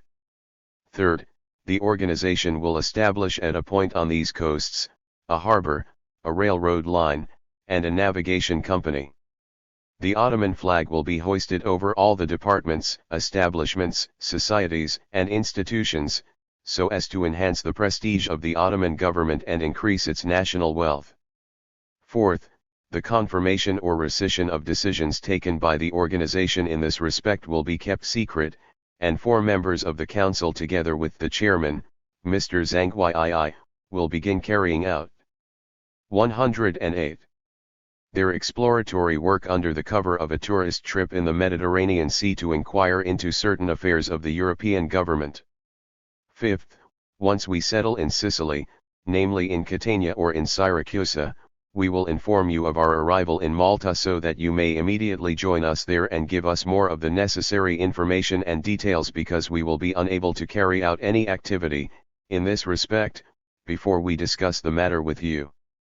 Sixth, after we come to an understanding with you, 4 members of the expedition, among whom there will be an expert in agriculture, will proceed to Benghazi and carry out a tour in Darmid pretending to found Jewish schools there. In case you are apprehensive of this meeting with us, we will go down in secret to an isolated place dressed in the national costume. In order to avoid certain difficulties, we will inform the government and the Kaymakam about this meeting, and with the help of God, we will succeed in accomplishing our mission in 10 days. We will first ask for an agricultural license. In case we are not granted it, the committee will carry out negotiations with Canada and Australia to this effect. That is why I am asking you to explain this matter to the Prime Minister Al-Mashir Pasha and to Bakir Bey. Point out to them what I have done during the last 6 months to bring about this plan, moved by the desire of bringing happiness and blessing to the place. My aim is to attract Jewish capital and to allow its exploitation by the Ottoman Empire. We are confident of our success. In case the local government does not refuse our agricultural plan, advise me immediately by cable. We are ready to start our activity upon receipt of your telegram. 7th, as soon as the previously mentioned group returns to Sicily from Benghazi, Mr. Zhang will, upon your recommendation, proceed immediately to Istanbul to negotiate the concessions and establish a bank, as well as other enterprises, in all peace of mind. 8th, explain to the Pasha that the members of the committee have, as far as this matter is concerned, unanimously expressed their wishes for the welfare and happiness of the Ottoman government, and that I beg him to study the sacred plan which will relieve the distress of the unfortunate Jews. 9th, we ask for your cooperation in the fulfillment of the hope I have expressed in my letter and ask you to send us the awaited cable as soon as possible. 109. The Ottoman Germans. We have previously mentioned that practical Zionism started to concentrate its efforts on controlling the potentialities of the movement and of the world organization representing it. The period extending from the Young Turks' Revolution to the outbreak of the First World War was characterized by the intensification of Zionist activities in the capital and Arabic vilayets of the Ottoman Empire.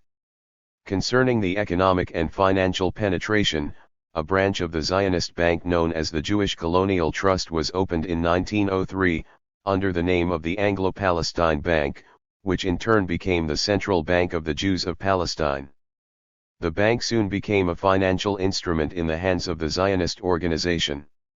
The main office was established in Jaffa, while branch offices were opened in Jerusalem, Haifa, Al-Khalil, Safed, and Beirut. Victor Jacobson, a native of Crimea with a German education, became the manager of the Beirut branch in 1906, and held this position for 2 years. When the Young Turks' Revolution took place, he was transferred to Constantinople as the political representative of the Zionist organization. In his memoirs, Wunheim Weizmann relates his first visit to Palestine in 1907, and his meeting with the manager of the Anglo-Palestine Bank in Beirut. He said, "It was from him that I first heard something of the nascent Arab national movement." To summing up the results of the Zionist activities between 1906 and 1914, he wrote, "We have gathered a stock of experience, we anticipated the problems which we will have to face in the future and laid the foundations of our action." Victor Jacobson played an important role during the 10 years which he spent in Beirut and Constantinople. Those who knew him intimately confirm that he was the model of the cultured Russian Jew looking in the direction of the West. They point out that the cultural influences which shaped his personality were a combination of French and Russian. He was fascinated by the Romantic trend and the laxity of the French literature and moved by the strength of the Russian language and the music of its words. He also delved deeply into the realm of German logic and thought and acquainted himself with the characteristics of the Ottoman East. In Beirut, he first devoted his attention to the tendencies for independence and liberation of the Ottoman subjects. He helped Weizmann not only by giving information on the Arab inhabitants of Palestine in 1907, but also by taking it upon himself to meet their leaders and thinkers, one during the years which followed the rejection of the Uganda Plan by the Seventh Congress. The Zionist organization decided to implement its practical activity in Palestine on a larger scale. The reign of Abdul Hamid II came to an end with the Young Turks in government. A wider scope of action was opened for organized Zionist activity at a number of levels.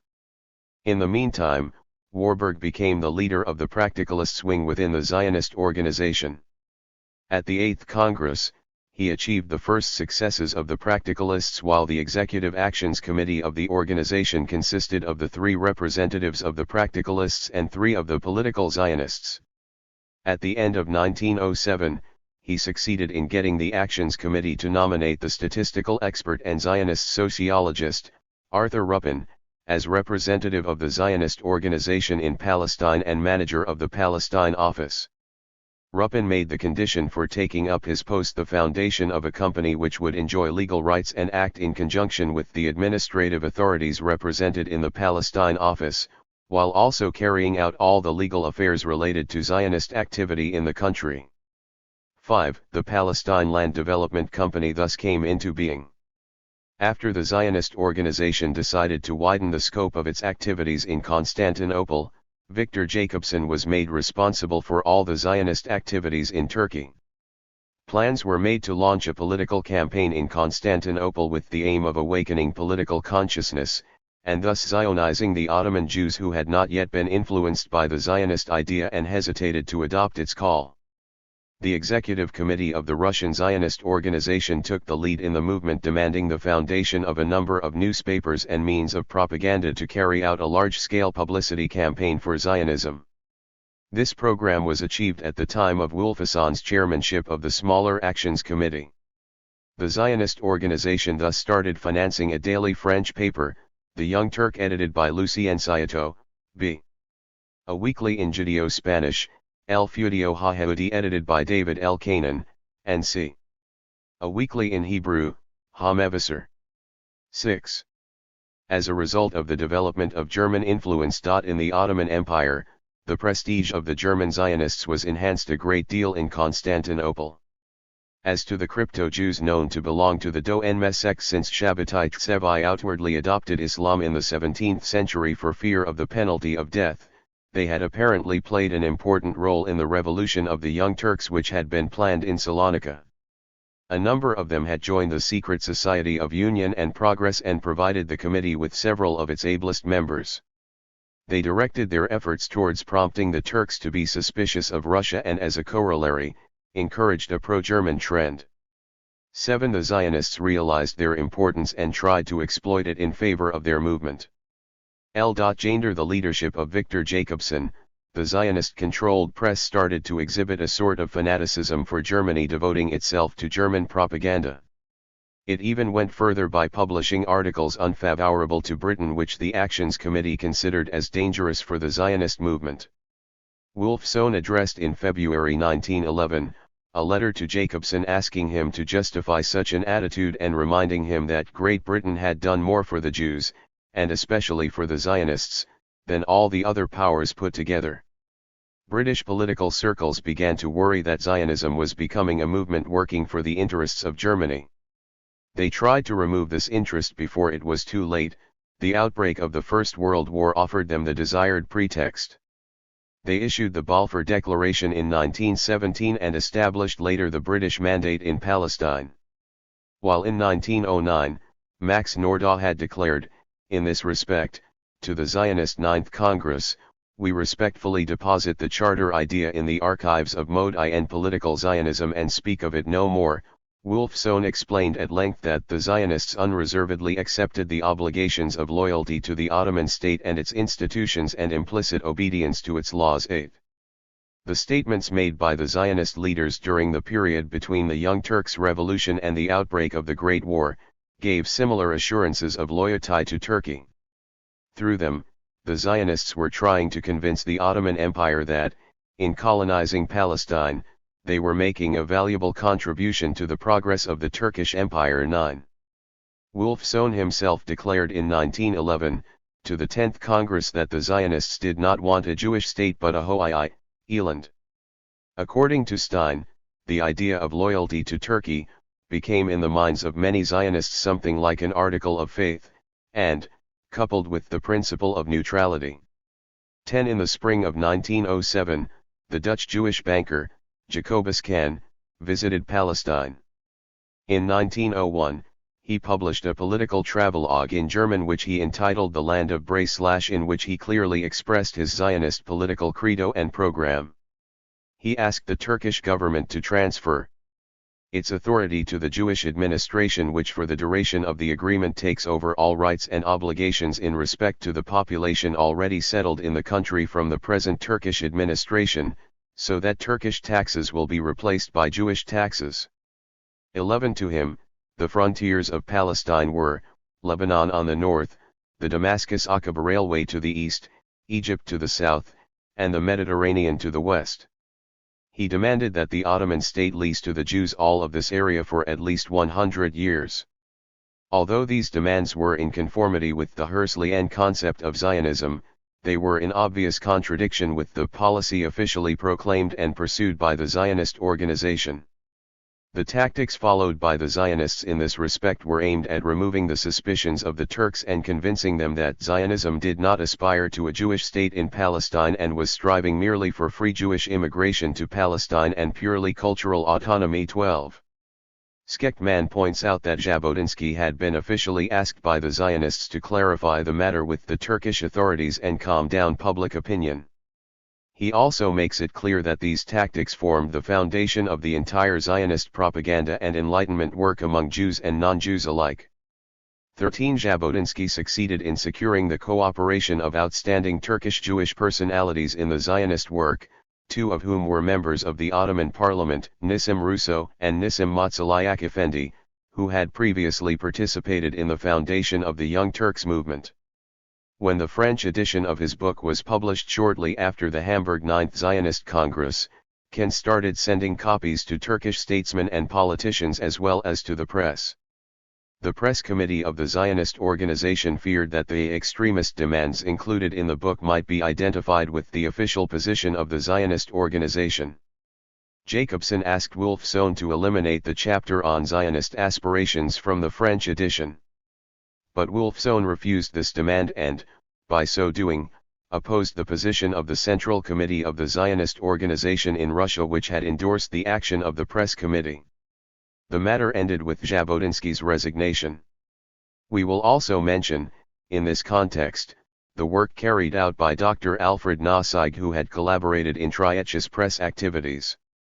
Immediately after the Turkish Revolution, this practicalist arrived in Constantinople with ambitious plans for the settlement of Jews both in Palestine and elsewhere in Asiatic Turkey, notably in Mesopotamia, under the auspices of a German Jewish organization founded by himself and having its seat in Berlin. 14.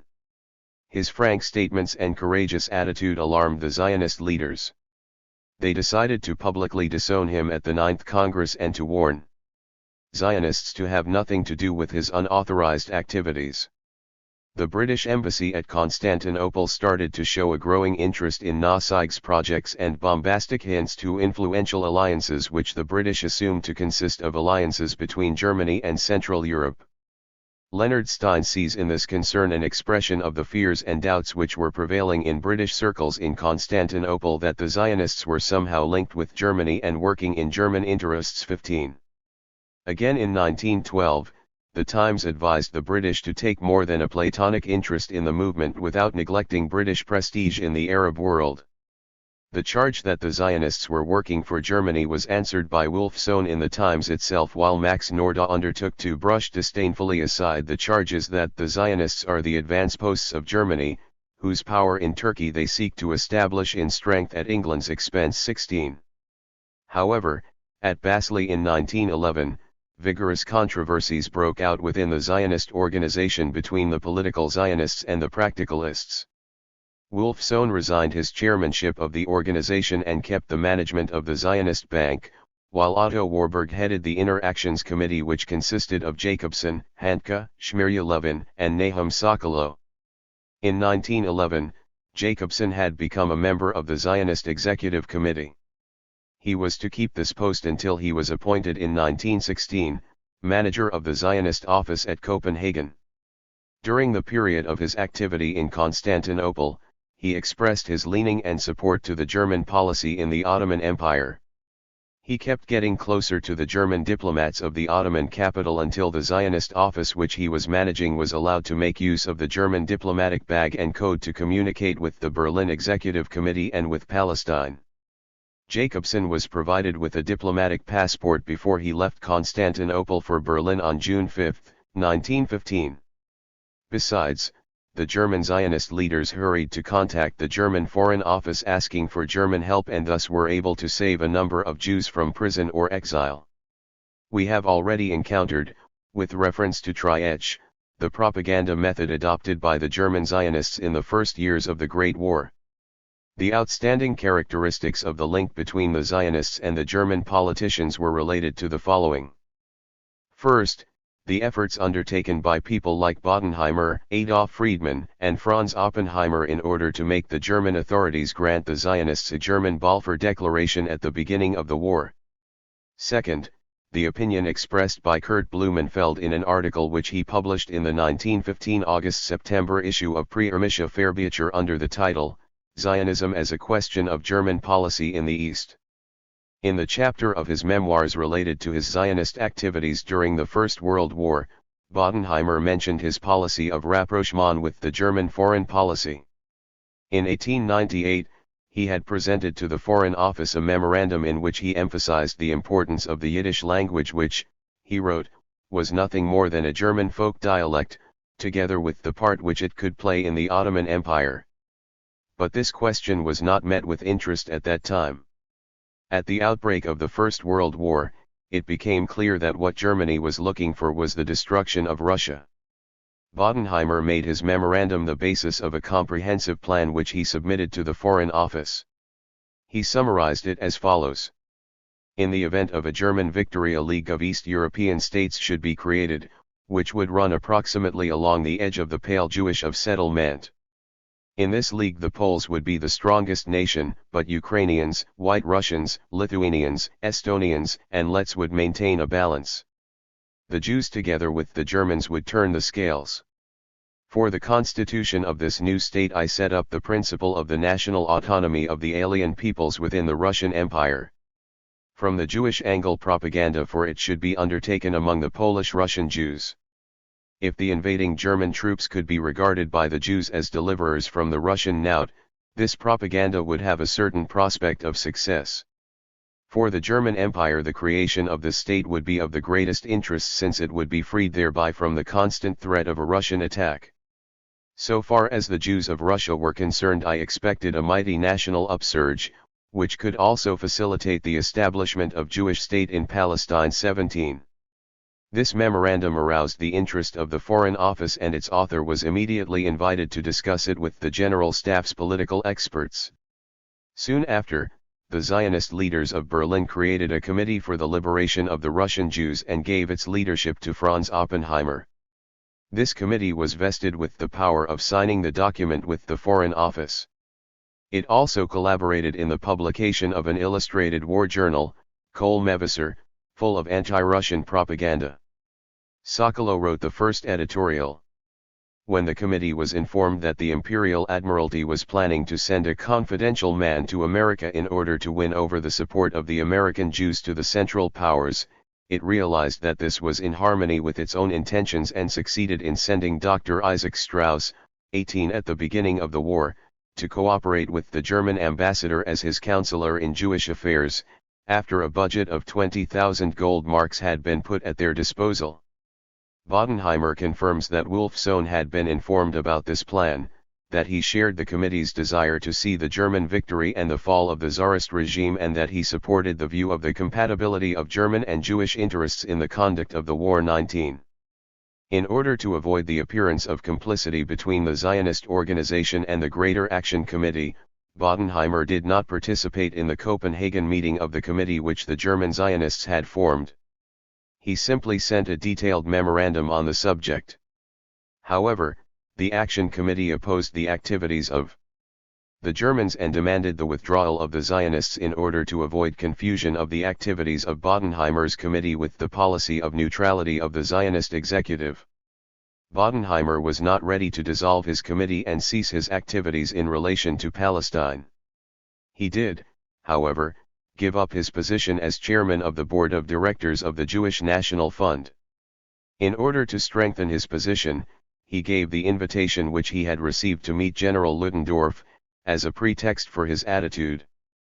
That is how Franz Oppenheimer went to visit, together with Bodenheimer, the Russo-Polish front. There, on Ludendorff's intervention, they received the following letter from von Hindenburg before they left the front. 20:00. Gladly testify to Herr Justizrat Dr. Bodenheimer and Privatdozent Dr. Oppenheimer, authorized representatives of the Committee for the Liberation of the Russian Jews, that I have a benevolent interest in the endeavors of their committee and am prepared to further its aims. Rotterdam, October 15, 1914. SHO. The Commander-in-Chief of the Eastern Army von Hindenburg. Commenting on this letter, Bodenheimer pointed out that, with the end of the war and the establishment of the Polish state, it had lost its political value. Nevertheless, he did not underestimate it, although the Balfour Declaration, published 3 years later, made it useless. He compared it to the statements of McMahon to the Sharif Hussein, pointing out that they had a similar character. There is no doubt that the aim behind such a disproportionate comparison was to minimize the McMahon-Hussein correspondence, the terms of which had not been respected by the Balfour Declaration, and consequently to reduce its importance in relation to this declaration. When Blumenfeld undertook to go over the 25 years of German Zionism which he had experienced, 21, he avoided mentioning the contents of the article in which he had attempted to analyze the Jewish question within the framework of German policy in the East. He admitted, for instance, that German Zionism presented then a pro-German tendency and had set its hopes on the victory of the Central Powers. He also mentioned that the editor-in-chief and the publisher of the Preußische Feuerbücher had asked him to write an article in answer to those who believed that Zionism was no more than a political meteor which shines for a time and then dies down. Besides, Blumenfeld's interest had been aroused by what the chief editor had told him, namely, "You want to get Palestine from those who will occupy it after the end of the war. You should always take into account that Germany will come out of this war victorious." 22. However, he did not mention the contents of this article and referred the reader, in the concluding chapter, to Richard Lichthiem's book, the 2 volumes which relate to the history of the Zionist activity within the Turkish-German camp during the Great War. In his chapter on Zionist moves in Berlin and Constantinople, 23, Stein reproduced part of Blumenfeld's article and the thesis he had defended in the following manner. Germany would be well advised, in her own interests, to cooperate with the Zionists. Zionism had no political aims of a separatist nature, in other words, there was no question of any attempt to detach Palestine from the Turkish Empire. On the contrary, the Turks would have in the Jews a completely reliable element and one which could do much to raise the level of their economic and cultural life. Predicting, then, the British attitude in this respect, Blumenfeld had said, the English press might be professing a friendly interest in Jewish nationalism, but British control of Palestine would from a Zionist point of view be unattractive, since Great Britain's policy in the Middle East hinged on Egypt. The Jews could not, therefore, rely on her to put her weight behind their aspirations in Palestine, the implications being, according to Stein, that Great Britain would lean towards the Arabs. Blumenfeld went on to argue that a revival of Jewish life in Palestine would not only benefit Germany by strengthening her friend and ally, Turkey, but would be of direct advantage to Germany itself. At this point, Blumenfeld came to think of the question of the Yiddish language, as Bodenheimer had done previously, and pointed out that most of the Jews spoke as their mother tongue a language closely akin to German. Here he joined Trietsch's propaganda mentioned in the preceding chapter of the study, and insisted that the Jews were the natural intermediaries between Germany and the East, and that those Jews who settled in Palestine would thus form a bastion of German influence in that part of the world.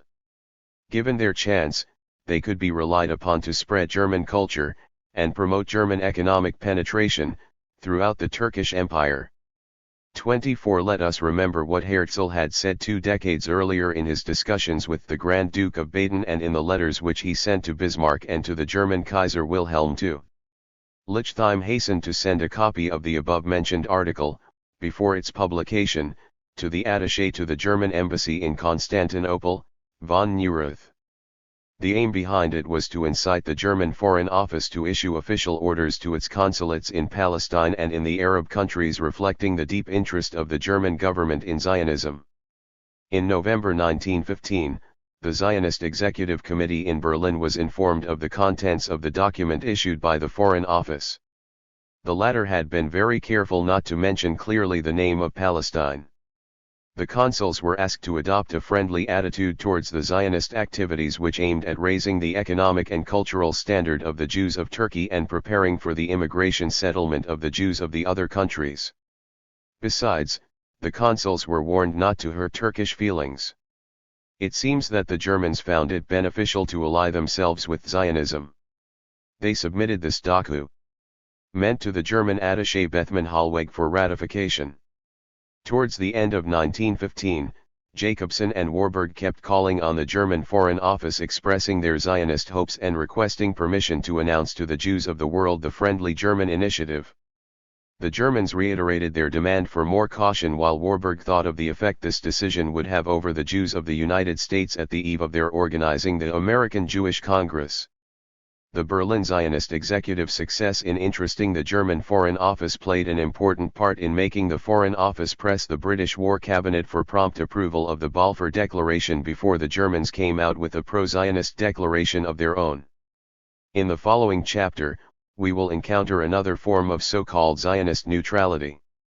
At the 11th Zionist Congress held in Vienna in 1913, Arthur Ruppin declared, "We have adopted the opinion that we should realize our aim, not by way of our innocence but through practical activity in Palestine." While in London, Rabbi Moses Gaster affirmed that Zionism was not a German movement and, answering the British press accusation that Zionists are the advance posts of Germany, he said, "We are fighting everywhere to make it clear that we feel neither German nor English nor French nor Russian, but that our feelings and our thoughts are solely and exclusively Jewish."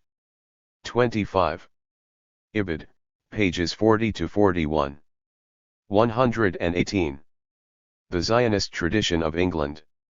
After the Balfour Declaration, Nahum Sokolow devoted himself to the writing of the history of Zionism from 1600 to 1918. He found himself writing one chapter after the other to trace the influence of the Zionist tradition over British policy, thinking and literature.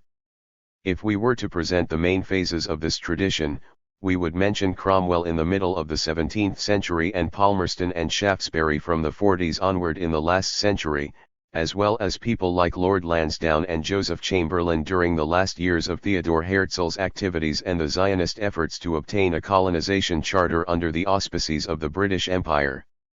It is not strange that we should find Herzl saying in his address to the founding conference of the English Zionist Federation, "From the first moment, my eyes were directed towards England." 1. He also described the convening of the Fourth Zionist Congress in London as an expression of political Zionism goes to London to introduce itself, so to say, officially to the English world and to ask for its support, only, moral and political too. There is no doubt that Herzl had realized, from the very beginning, the clear-cut parallelism if not the concurrence of interest between the Zionists and Britain. He expressed it most clearly when he declared in one of his London speeches, "The English were the first to recognize the necessity of colonial expansion in the modern world. Therefore the flag of Great Britain is flying across the seas. And therefore, I believe, the Zionist idea, which is a colonial idea, must be understood in England easily and quickly. 3. He developed the same idea once more when, at the Fourth Zionist Congress, he discussed what he called the Asiatic problem and its growing seriousness, which was of increasing importance to the civilized nations. The latter would have to set up a station for civilization, and, he argued, Palestine would become such a station or advance post, while Zionism would present a valuable opportunity for providing an easy approach to Asia. Herzl reached the peak of his enthusiasm while expressing the hopes which he set on England. He said, "England, great England, free England, England commanding the seas, will understand our aims. We may be certain that from here the Zionist idea will take its flight to higher and more distant regions, for when the Uganda offer seemed to be an indication of tangible results from his glorification of England, Herzl found himself confronted by a dangerous split within the ranks of the Zionist organization. In June 1904, Herzl died before the convening of the Congress which elected his successor and rejected the Uganda scheme. A few weeks after Herzl's death, Weizmann decided to leave Geneva and settle in England, which appeared to him as the one country which seemed likely to show a genuine sympathy for a movement like. 5. He described this new start in Manchester as drawing back in order to make a spring forward. 5 months after his arrival in Britain, he was delegated to the Congress of the British Zionist Federation. Through a friend, Joseph Massel, Weizmann made the acquaintance of Charles Dreyfus, who was famous for his opposition to the Uganda project but who, nevertheless, surrendered to the pressure exerted on him by his colleagues and abstained from voting during the 6th Congress discussions over that project. Dreyfus was an influential member of the Manchester Society. He was the chairman of the Zionist Society of the town and a member of the City Council. In addition, he was manager in the Clayton Aniline Works and the chairman of the Conservative Party in Manchester. Through him, Weizmann succeeded later on in getting part-time employment as research worker for that firm. In January 1905, he started giving lectures in chemistry at the Manchester University. However, the most significant event, in the context of this study and in the relationship between England and Zionism, was Weizmann's meeting with Balfour, which was arranged by Charles Dreyfus early in 1906, while Balfour was conducting his electoral campaign in Manchester as the candidate of the Conservative Party for the Clayton district. One should remember that Balfour was at the head of the British cabinet when the Uganda colonization offer was made to the Zionists. He had occupied this post after the resignation of Salisbury in July 1902, and was forced by internal political events and changes to resign, in his turn, in 1905. During the general elections in which the Liberals gained complete success, Balfour was the candidate of the Conservative Party in the Clayton division of North Manchester, where the firms managed by Dreyfus were. Dreyfus served as Balfour's political agent during this election. Balfour's relationship with Zionism can only be understood in the light of the following facets of his intellectual makeup. 1. The religious ideological aspect. This aspect puts him in the framework of popular or international Zionism mentioned in the first two parts of this study, and which is reflected in his being strongly infused with the Hebraism of the Bible. 6. Barbara Tuchman states in this respect, long before he ever heard of Zionism, Balfour had felt a particular interest in the people of the book. 1. He admired certain aspects of Jewish philosophy and was interested in the Prob. Chaim Weizmann, Trial and Error, p. 93. In French in the text. Tuchman, OPCIT, p. 199. Ibid. 120. Lem of the Jews in the Modem World. Besides, he considered that the Christian religion and civilization owes to Judaism an immeasurable debt. Speaking of his keen interest in the Jews, his niece Blanche Dugdale wrote, Balfour's interest in the Jews and their history was lifelong. It originated in the Old Testament training of his mother and his Scottish upbringing. 8. Barbara Tuchman relates that Balfour was one of the undergraduates at Trinity College who met George Eliot on her visit to Cambridge in search of material for her studies of Deronda and his friends, and that Eliot developed the idea, that was to play a role in Balfour's thinking, of the necessity of requiting a moral debt owed to the Jews. 9. Finally, Balfour used to read the chapters from the book of Isaiah chanting the Jews' everlasting longing for Palestine. To the political national aspect, if Balfour did not consider the Jews merely as the tools of the Christian millennium, neither did he see them as the agents of a business imperialism. He emphasized, instead, that they were simply exiles who should be given back, in payment of Christianity's immeasurable debt, their homeland. 10. The Zionist rejection of the Uganda colonization offer made by the colonial secretary Chamberlain awakened Balfour's feelings towards the Jews and aroused his curiosity. Moreover, according to a number of sources, it was this same rejection that led him to meet Weizmann. In point of fact, Balfour had then asked to meet one of those Zionists who had fought against the acceptance of the Uganda offer. He explained to Dreyfus that he was eager to understand the reasons for the Zionist attitude to this offer. Although Dreyfus was not among the supporters of the Uganda project, he did not hesitate to tell Balfour about one of the leaders of the Zionist movement, a Russian Jew, Chaim Weizmann. 11. Weizmann recorded in his diaries in this connection, that I was anxious to meet Balfour goes without saying. 12. As to Weizmann's argument that, in arranging this meeting, Dreyfus wished that Balfour would convince him that his attitude towards the Uganda offer had been wrong. It pales considerably in the light of the reality we know. It is appropriate to remember now the 7th Congress report, which submitted its thanks to the Balfour cabinet and warehouse H.R. and cored its satisfaction at the recognition by the British government of the Zionist organization's attempt to find a solution to the Jewish problem. In that same report, the Zionists went on to express their hopes that the Balfour cabinet would carry on its efforts within the terms of the Basli program. It is not strange, then, that Zionism tried, in the person of Weizmann, to meet Balfour during this decisive phase of his electoral campaign, nor is it surprising that Balfour should welcome Weizmann at the time of their meeting, a meeting which lasted 5 times longer than had been agreed upon. What is hard to believe, though, is that Balfour was merely concerned with convincing Weizmann that he had been wrong in his attitude towards the Uganda offer. It is obvious that the British Zionists were putting their hopes in the success of Balfour's candidature and that of his party at the election, as they thought this success might be beneficial to them. The liberal Manchester paper, The Guardian, had on its staff the Zionist lawyer, Harry Sacker, a friend of Weizmann from the time of the 6th Congress and one of the members of the triad who gravitated around Weizmann. Did this coincidence of interest which Herzl had dreamt of take place once more? Probably yes. However, the Conservative Party defeat in the elections proved to the Zionists that they had bet on a losing horse.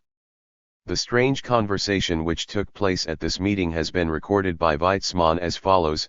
13. Then suddenly I said, Mr. Balfour, supposing I were to offer you Paris instead of London, would you take it?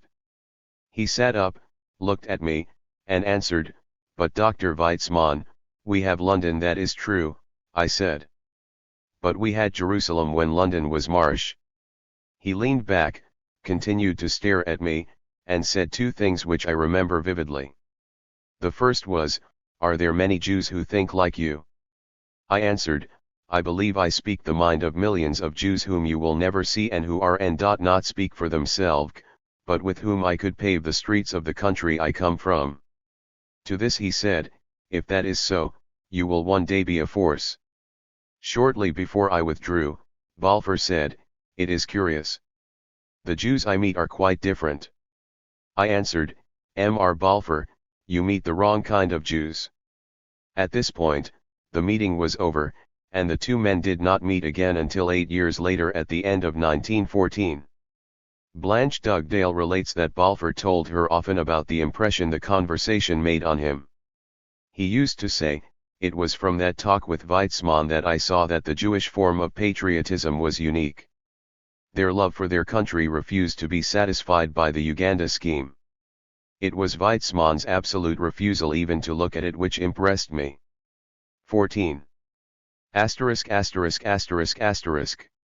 During the following year, the Zionists succeeded in purchasing a London weekly newspaper, the Jewish Chronicle. Through Wolfsohn, Leopold Kessler, Jacobus Kahn, Joseph Cowen, and Leopold Greenberg, the Jewish Colonial Trust played an important part in this acquisition, and Greenberg became the chairman of the new administration in his official Zionist capacity. He was granted a contract for life and wrote the editorials from an official Zionist standpoint, answering the objections against Zionism which the paper had previously published. From 1907 to 1917, British Zionism developed through a series of events and changes in favor of the practicalist trend in the movement. The practicalists took advantage of the withdrawal of the territorialists led by Israel Zangwill and succeeded in the elections for office in bringing back to the chairmanship of the English Zionist Federation in 1909, Rabbi Gaster, while the Herzlian Zionist, Greenberg, was elected vice-chairman, but he only defeated his practicalist opponent, Herbert Bentwich, by a majority of 1 vote. 15 At the 9th Zionist Congress, the Zionists were divided into 2 distinctive groups. There was a group that was represented by the English Zionist Federation, which declared its support for the chairmanship of Wolfsohn. The other group was represented by the Order of Ancient Maccabeans, and it joined the Russian, German, and Austrian practicalists in their opposition to Wolfsohn's candidature. However, the old executive committee consisting of Wolfsohn, Kahn, and Warburg, was able to reaffirm its mandate. The control remained within the hands of the Ottoman Jews in the manner we have encountered in the previous chapter. Autumn 1910 saw the newspaper, Die Welt, publishing a special issue on Palestine. Later on, a number of the articles of this issue were collected in a volume which was published in July of the following year and translated into English in 1912 with a foreword by David Wolfsohn. It was entitled, Zionist Work in Palestine, and written by a number of Zionist authorities. Israel Cohen wrote the introduction to the American edition. 16 In it he put forward the necessity of concentrating the activities of the Zionist movement inside Palestine, thus forecasting the future work to the English-speaking countries. He expressed his hopes that this work would help to dispel the ignorance and to correct the misrepresentations of those who wished to frustrate its appeal.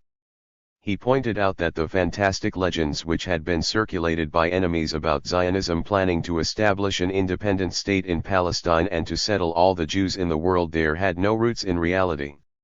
He concluded by saying that Zionism was a peaceful movement of an ancient people to revive its national life and culture in the land of its forefathers. It is denied the wealth and influence of the magnates of the Jewish community in every land.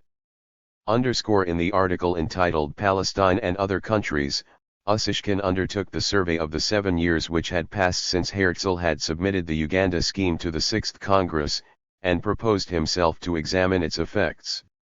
He criticized the new champion of this project, Israel Zangwill, as well as the offers which poured Ori the organization from Uganda to Congo, South Morocco, Cyrenaica, Mesopotamia, Mexico, and Galveston.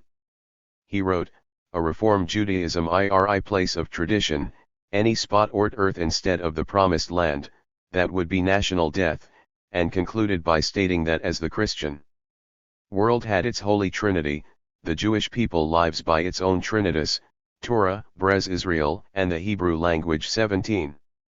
The last part of the book consists of an article written by Elias Auerbach on the Jewish outlook in Palestine. Auerbach urged the Jews to accept the 2 following truisms about Palestine, the first being that Palestine is not an empty land, and the second that the land takes its character from the predominant elements in its population, which population includes 600,000 non-Jewish souls.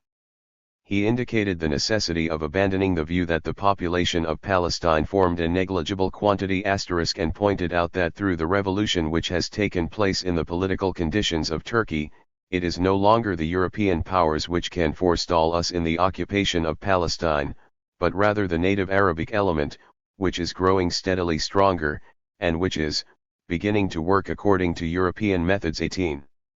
He then added, if we do not make haste, Palestine will be taken by others. And these others which Auerbach is talking about are no less than those Arabs who formed the majority of the population in Palestine. In order that Palestine might become a Jewish land, he went on to argue that the Jews must become the principal element in the population. According to him, This could only be achieved in the two following ways: 1. Massive Jewish immigration. 2. The purchasing of land by Jews on a larger scale. When Auerbach discussed the danger of Ottomanizing the Jews, he did not admit that the possibility could exist in Palestine. Rather, he stressed that the real danger for the Jews was that of an Arabic assimilation. However, he added, the government will take care to avoid anything that might contribute to the extension of Arabic influence. The national spirit which is just awakening in the Arabs naturally gravitates to Arabia, which is in perpetual revolt. Hence, in its own interest, Turkey is likely in the future rather to support than to hinder the creation of a Jewish culture which can serve as a counterpoise to Arabic nationalism. 19. Auerbach repeated the same argument in a pamphlet which was published in German by the Actions Committee of the Zionist organization, under the title of Palestine, the Land of the 2. He pointed out that the Ottoman government's attitude towards Jewish colonialism was neither friendly nor hostile and that, in fact, it knew very little about it. He proved it in relating the discussions which took place in the Ottoman parliament about Zionism and in revealing the Minister of Interior's ignorance about the situation in Palestine, but at the same time expressing his wish that both Ministers of Interior and Finance would go to Palestine and find out for themselves. 20. Clearly, he expressed his wish. 124. Because of the strong opposition which was facing the government from the Arab delegates between 1908 and 1914. In 1911, the Minister of Finance was Jawad Bey. He was of Jewish origin and belonged to the Do-Enmeh sect. The Arab deputies had opposed him in parliament because he had gathered around himself in the ministry a group of Jewish exploiters and land brokers, among them the chief of his staff. In addition, the Arabs had opposed the government because it had opened the doors to Jewish immigration, the purchasing of land and doubtful financial operations. For example, in 1911, the Ottoman Ministry of Finance included around 111 Turks, 13 Jews, 14 Armenians and Greeks, but not one Arab. 21. When the Arab deputy Ra'i al-Khalidi stood up to uncover the aims of the Zionist organization, the Jewish minister, Nissim Mazilia Effendi, proceeded to reply immediately. In 1913, Mazilia occupied a ministerial seat in the government which replaced the coalition cabinet which did not have any Arab members. Auerbach continued his discussion of the advantages of Jewish colonization, having no doubt that the Ottoman prime minister, who knew the situation well, would become a friend to the Jewish settler. Since the Jews had no political interest except to devote their force to the support of the central government in Constantinople, we are not stupid to the point of wishing to establish a Jewish kingdom.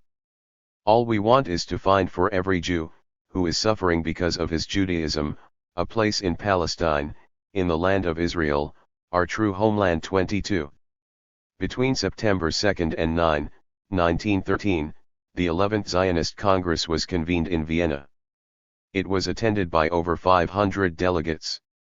Wolf Sohn kept his position as president of the Zionist Bank and of the Jewish National Fund, while Chaim Weizmann was elected for the first time chairman of the Permanent Committee. At the same time, Warburg was elected chairman of the Inner Actions Committee with the Russian Tchlanau as vice chairman. In the report submitted to the Congress, the Actions Committee surveyed the political activities of the Zionist movement. It affirmed that the political issue which the organization was handling continuously had gained additional importance during the phases of political turmoil. Furthermore, it showed its interest in the political events that would influence the future of the East. The report stated the following. War broke out in Tripolitania and was followed by bloody incidents in the Balkans, which in turn brought about a change in the core of political alignments. Turkey lost Tripolitania and most of its European possessions, which brought the question of the future of Asiatic Turkey within the scope of European diplomacy. 23. The report went on to state that the realization of the Zionist program did not depend on a specific political success but on us in the first place. It also indicated that the Zionist settlement policy could not be carried out if it ignored the prevailing situation of the population in Palestine. Admitting that the inhabitants of Palestine had acquired in the last years an important role in the solution of the independent political problems of the East, The report went on to record the success encountered by Zionism in winning over and influencing the Ottoman Jewish leaders while securing the silence of the enemies of the movement in some of the spheres of the Jewish press in Istanbul. The Balkan Wars certainly did contribute in supporting and strengthening the German influence over the Sublime Porte. Also, most of the Young Turks who came to power after the Revolution of January 1913, were ardent supporters of Germany. Among them were Anwar Pasha and Izzet Pasha, the war minister. In May 1913, the Turkish government asked Germany to send a military delegation to help reorganize the Ottoman army. An agreement was signed to this effect in November of the same year, and it was decided that the delegation would consist of 40 officers under the leadership of General Lehmann von Sanders. Russia soon showed her fear of German domination over the Bosphorus and the Dardanelles and started getting closer to Britain and France. At the end of 1913, Lord Kitchener, the British High Commissioner in Egypt since the summer of 1911, issued orders for the continuation and completion of the exploratory work in Palestine which he had initiated with Colonel Condor in the 70s. British interest demanded now that the survey be extended to Aqaba to include the areas situated south of Beersheba and extending to the Egyptian-Turkish frontiers, that is Al-Nakab. The British War Office charged officers from the Royal Engineers with this mission under the cover of the Palestine Exploration Fund. 2 archaeologists, Sir Leonard Woolley and T.E. Lawrence, were chosen to join them. 24 When Turkey entered the war, both of them were transferred to the British Intelligence Service in Cairo. The First World War broke out in the summer of 1914, and the Zionist movement was asked to implement the principle of neutrality which the 11th Congress had so emphatically proclaimed and so warmly approved 1 year before Turkey's entry into the war. Although the central office of the organization and the seat of its directorate, the Zionist executive, was located in Berlin, Britain was chosen from the beginning as the financial center for the associations, which were laying the foundations of and carrying out colonization in Palestine, such as the Jewish Colonial Trust, the Anglo-Palestine Company, and the Jewish National Fund, all of which were officially registered in London. Pro-Turkish and pro-British tendencies started to manifest themselves. After the outbreak of the war, Weizmann demanded the removal of the headquarters of the organization from Germany and the cessation of T.H activities of the executive committee, which consisted of 2 Germans, Otto Warburg and Arthur Landke, 3 Russians, Yachiel Tchlanau, Nahum Sokolow and Viktor Jacobson, and an Austro-Hungarian of Russian origin, Shmirya Levin. After the formation in the United States of the Provisional Executive Committee for General Zionist Affairs under the chairmanship of Louis Brandeis, Weizmann suggested that the conduct of Zionist affairs during the war be entrusted to this committee. He also argued that, for the sake of the future of the Jewish cause, the Provisional Committee should be given full power to deal with all Zionist matters until better times come. 25 He said, "It is in the interest of peoples now fighting for the small nationalities to secure for the Jewish nation the right of existence. Now is the time when the peoples of Great Britain, France, and America will understand us. The moral force of our claims will prove irresistible, the political conditions will be favorable to the realization of our ideal. We must unite the great body of conscious Jews in Great Britain, America, Italy, and France. The German and Austrian Jews will also understand us better later." When Turkey entered the war in November 1914, on the side of the Central Powers, the Zionist General Council rejected Weizmann's suggestions at a meeting held in The Hague, at the beginning of December. The headquarters remained in Berlin under the control of Warburg and Handke, and a Zionist bureau which was to work in close conjunction with the Berlin executive was opened in Copenhagen on February 15, 1915, under the direction of Leo Moskin, while it was decided that Tchlanau and Sokolow would go to the United States on a special mission. However, Sokolow arrived in Britain on December 31 and remained there until the end of the war, while Tchlanau left London for Russia, where he remained until the autumn of 1917, when he returned to England and died there a few months later. Besides, it seems that the General Council had, at a meeting in March 1916, passed a decision prohibiting the Inner Actions Committee from negotiating with the government of any country at war with Turkey. 26 But Weizmann, pursuing his own idea, kept looking for friends in another direction. Great Britain, with its deep-rooted Zionist tradition, became the pivot of his activity, in which he aimed at betting on the winning horse in the war race. He ignored the decision passed by the majority of the members of the organization and sided with the Allies. The Zionism of Manchester took a trend of its own and became known as the Manchester Zionist School. In the Manchester School, new dimensions were revealed as far as the British Zionist tradition was concerned. The new trend called for an alliance of interest between Zionist and the British Empire on the one hand and Gentile Zionism on the other. However, the roots of this trend stemmed from the interpretation of specific biblical verses, and it was always latent there. In fact, it came to the surface from time to time and further confirmed the idea that the creation of Israel was the fulfillment of the prophecies and the proof of the truth of the biblical message. In the summer of 1913, Reverend Heckler had prophesied that next year a war would break out, and the House of Hohenzollern would be at the height of its power. It would then break up and the Kaiser would be forced to flee for refuge. 27 In the same prophetic vein, Frank Janaway of the Thomas Shion Stein, OPCIT, pages 124 to 125. Ibid, p. 131. 129. Meant that Zionism, as Weizmann expounded it, was new to Scott. 3 Does not correspond to reality, since Scott had probably known Zionism before that, through Harry Sacker. The latter had in fact been on the staff of Scott's paper between 1905 and 1909, and had known Weizmann since the convening of the 6th Congress in 1903. Furthermore, it was Sacker himself who had won over Mr. Scott to the Jewish cause in 1913. This is indicated in Israel Cohen's autobiography, which mentioned the author's connection with Mr. Scott and his attending as the Guardian's special correspondent, the Zionist Congresses between 1905 and 1946, with the exception of one in 1907. In his autobiography then, Israel Cohen recorded his visit to Scott's house in 1910, where the two had a chat about the Zionist situation. He wrote, "He evinced a warm sympathy with Jewish national aspirations and was particularly anxious to learn about the currents of feeling in Constantinople. I also went to see Weizmann in his chemical laboratory at the university.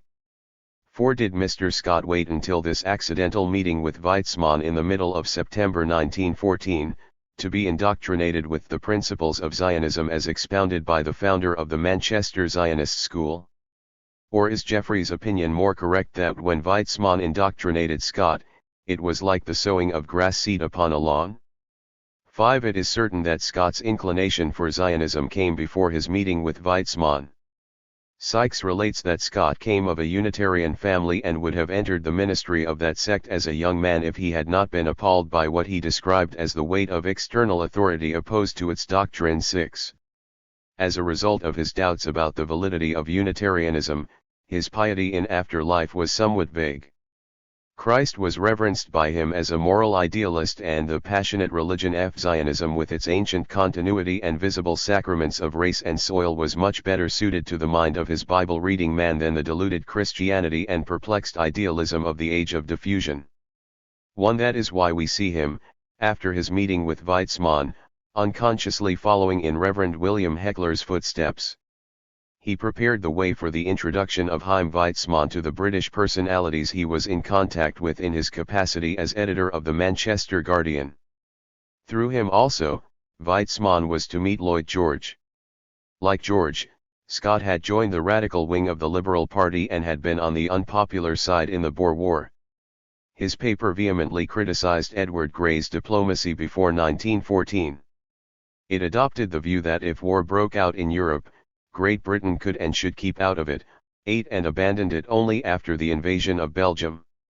In Trial and Error, Weizmann relates that once he realized that the war would spread to the Middle East, he expected that events of great significance would happen to the Jews. He had been waiting for this chance, and it had come sooner than he had expected, by accident. Since, he writes, I made the acquaintance of a man who was to be of incalculable value to the Zionist movement. If we had not met thus, I might have gone to see him, for his sympathy with Jewish ideals was widely known, and his personal and public influence was enormous. After he had promised to introduce him to the Chancellor of the Exchequer, Lloyd George, and to a Jew in the government, Mr. Herbert Samuel, Scott started studying the Jewish problem thoroughly. Weizmann records in this respect, Scott began to read literature on Palestine, and I provided him with a map of the country, showing our settlements 10. Soon after Turkey's entry into the war, Mr. Scott started to link the Jewish question to the future of Palestine and connect it with the defense of Egypt and the Suez Canal. 1 week after Britain declared war on Turkey, Weizmann addressed a letter to Balfour with the idea of making use of their common friendship with the philosopher, Samuel Alexander, who was a professor at the Manchester University and his colleague since his appointment in 1913, as reader in biochemistry in the same university. Weizmann decided on Samuel Alexander's intervention with Balfour in view of the close relationship between the two. The answer reached him through Alexander on November 17, 1914, that Balfour still remembered their conversation in 1906 and would be glad to hear from him again. Thus, on December 12, Weizmann met Balfour and they went back to the discussion which they had started 8 years ago. Balfour assured him of his sympathy towards the Jewish cause and that the Jews might get their things done much more quickly after the war. He remembered everything they had previously discussed, and Weizmann thought it would be superfluous to repeat his exposition of the Jewish problem in its national aspect. 11. They separated. After Weizmann had expressed his wish to see Balfour again when the thunder of the guns had ceased, while Balfour, moved to the point of tears, said, "I am deeply moved and interested. It is not a dream. It is a great cause, and I understand it." 12. It is probable that Weizmann and Scott expected that the British coalition cabinet would be reconstructed on a broader basis and would include a number of conservatives. Their wish was fulfilled a few months later when Balfour joined the Asquith coalition cabinet in May 1915, replacing Winston Churchill as First Lord of the Admiralty, while Lloyd George became Minister of Munitions. In the middle of September 1915, 1 year after he had met Mr. Scott, Weizmann entered the service of the Ministry of Munitions as chemical advisor on acetone supplies. But the most important meeting was that which took place, on Scott's advice, on December 10, 1915, between Weizmann and Herbert Samuel in the presence of Rabbi Moses Gaster. Immediately after Mr. Asquith's speech to the British cabinet in WHKH, he clearly explained that Great Britain had finally abandoned her traditional Eastern policy and now included among her war aims the dismemberment of the Turkish Empire. Herbert Samuel broached the subject of Zionism with his colleagues in the cabinet. Lloyd George declared to him that he was very keen to see a Jewish state established in Palestine, while the Foreign Secretary, Sir Edward Grey, suggested that perhaps the opportunity might arise for the fulfillment of the ancient aspiration of the Jewish people, and the restoration there of a Jewish state. 13. It seems certain that Samuel's ideas about Zionism had been formed before 1914, and that he had not wished to reveal them to anyone except Rabbi Moses Gaster.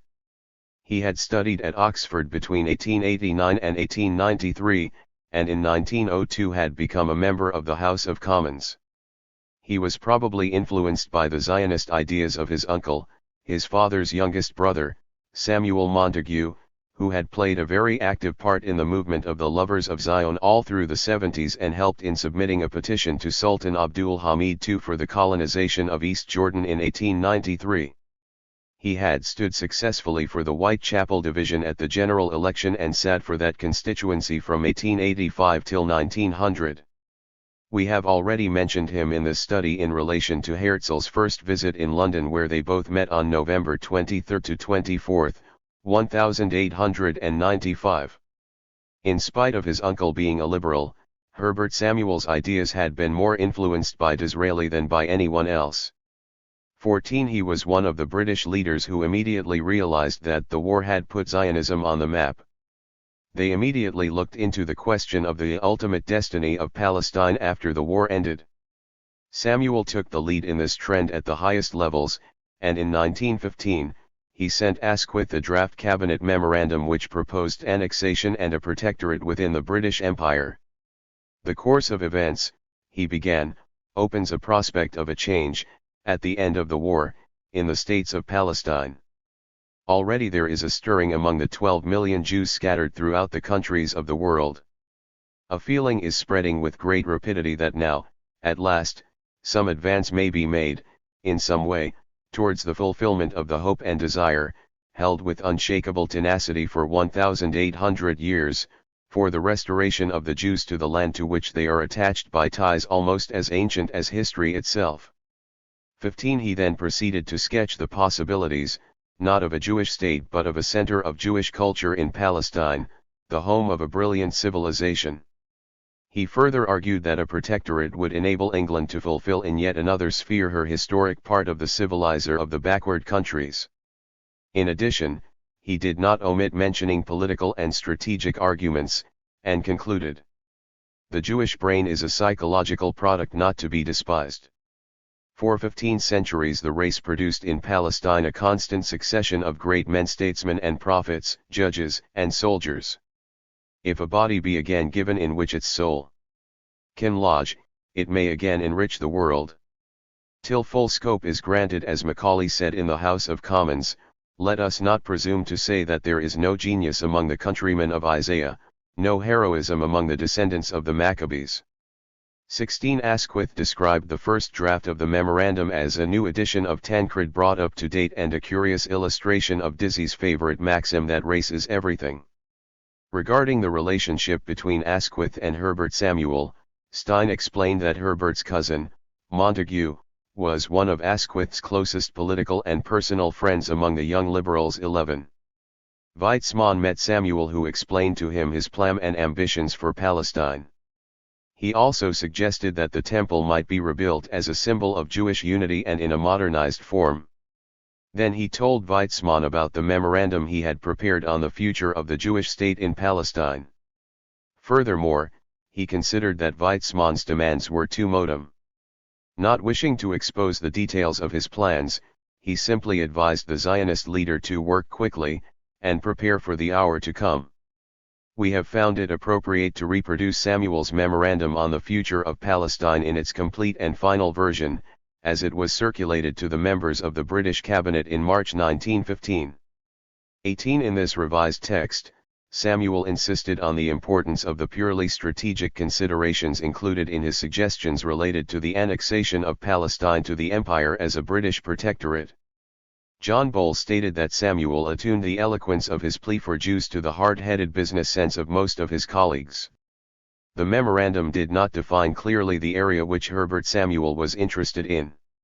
However, it is almost certain that Samuel was thinking of a frontier line which would start where the frontiers of the independent Mutasarrifiyya of Mount Lebanon ended, and extend south as far as the Turco-Egyptian frontiers, while it would include East Jordan until the Hejaz railway line.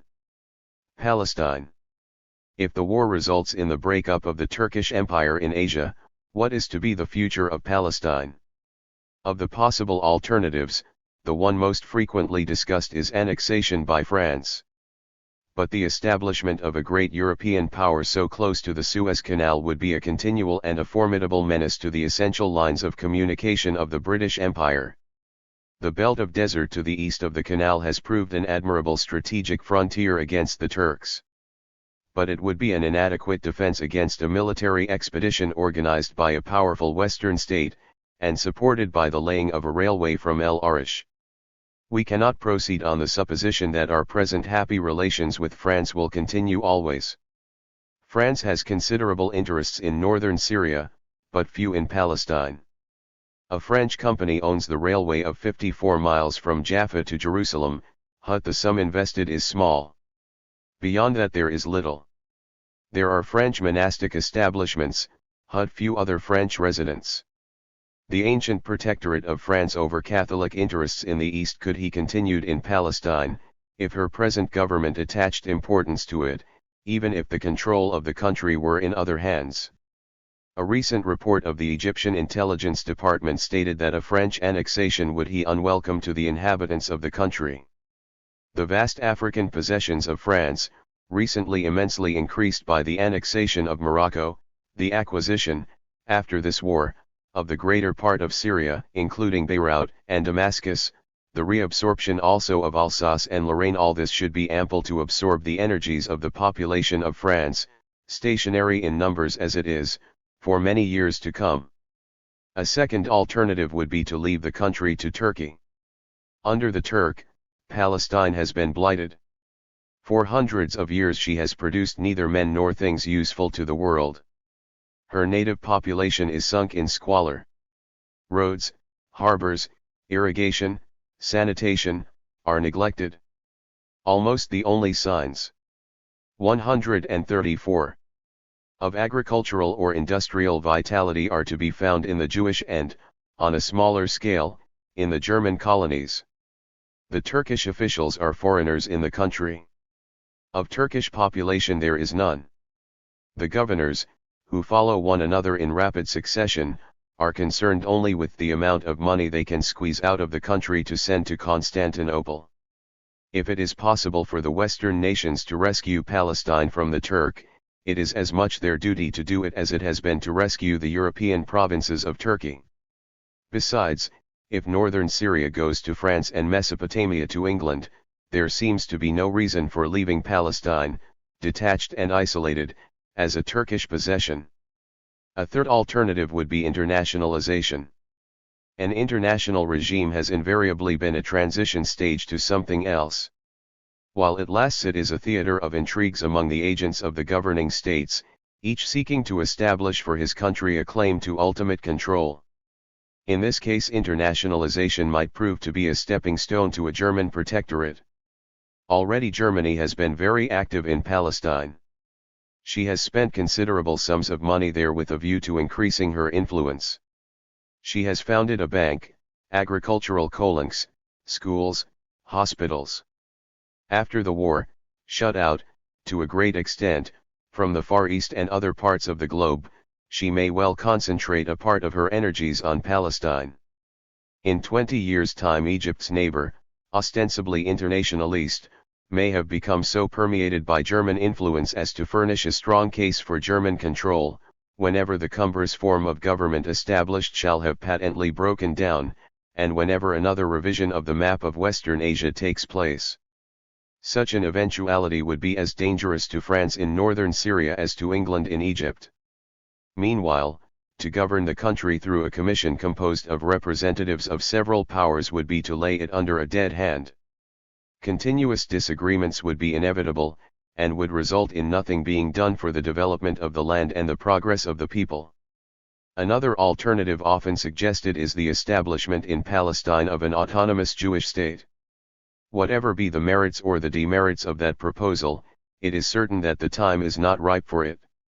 Such increase of 135 population as there has been in Palestine in recent years has been composed, indeed, mostly of Jewish immigrants.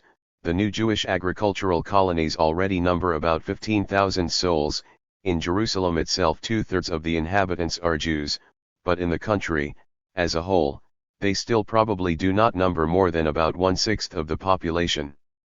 If the attempt were made to place the 500,000 or 600,000 Mohammedans of Arab race under a government which rested upon the support of 90,000 or 100,000 Jewish inhabitants, there can be no assurance that such a government, even if established by the authority of the powers, would be able to command obedience.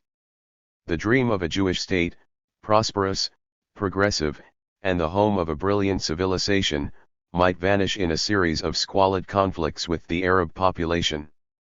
And even if a state so constituted did succeed in avoiding or repressing internal disorder, it is doubtful whether it would be strong enough to protect itself from external aggression on the part of the turbulent elements around it. To attempt to realize the aspiration of a Jewish state 1 century too soon might throw back its actual realization for many centuries more. These considerations are fully recognized by the leaders of the Zionist movement. The last alternative is a British protectorate. Its establishment would be a safeguard to Egypt. It is true that Palestine in British hands would itself be open to attack, and the acquisition would bring with it extended military responsibilities. But the mountainous character of the country would make its occupation by an enemy difficult, and, while this outpost was being contested, time would be given to allow the garrison of Egypt to be increased and the defenses to be strengthened. A common frontier with a European neighbor in the Lebanon is a far smaller risk to the vital interests of the British Empire than a common frontier at El Arish. The harbors at Jaffa and Haifa are poor, but they are both capable of improvement by the expenditure of no very large sums, and one or other would have to be improved for commercial purposes. Haifa, on the Bay of Acre, has been in the past an important strategic point. It is a question for experts whether it could be made, under modern conditions, a good naval base. Haifa is further away from the Dardanelles than Alexandretta, but Alexandretta itself is considerably further from them than 136. Alexandria, and almost as far as Malta. If on general grounds a base on the eastern shores of the Mediterranean is desired, and if political difficulties prevent the acquisition of Alexandretta, it may be worth considering whether Haifa would not serve. In order to conciliate the susceptibilities of the Catholic and Greek churches, it would, no doubt, be necessary to accompany British control by the establishment of an extraterritorial regime for the Christian sacred sites, and to vest their possession in an international commission, in which France, on behalf of the Catholic Church, and Russia, on behalf of the Greek Church, would have leading voices.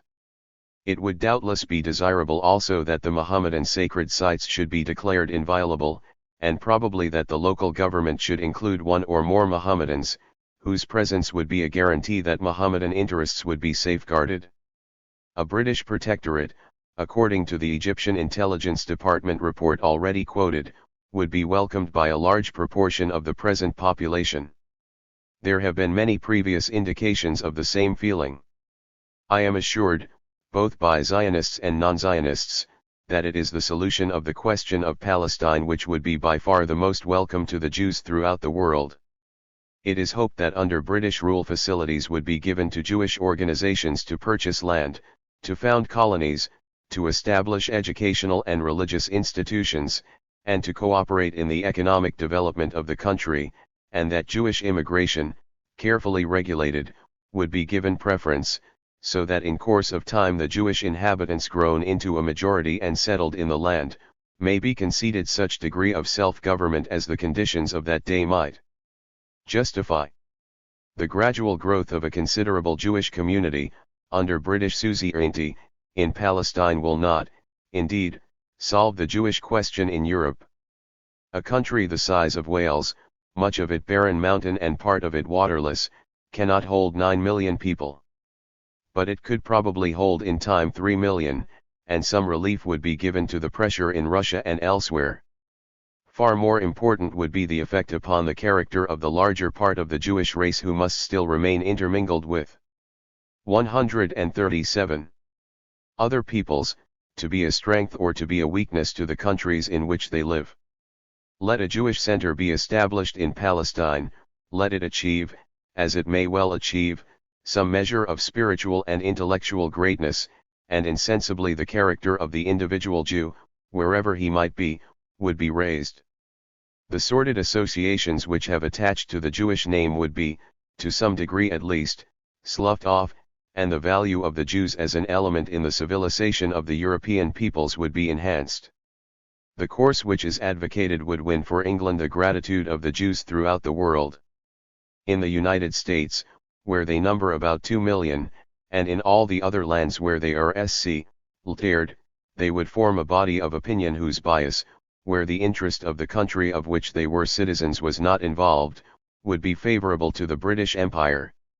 Just as the wise policy of England towards Greece in the early part of the 19th century, and towards Italy in the middle of the 19th century, has secured for this country the goodwill of Greeks and Italians, wherever they may be, ever since, so help given now towards the attainment of the ideal which great numbers of Jews have never ceased to cherish through so many centuries of suffering cannot fail to secure, into a far distant future, the gratitude of a whole race, whose goodwill, in time to come, may not be without its value. The British Empire, with its present vastness and prosperity, has little addition to its greatness left to win.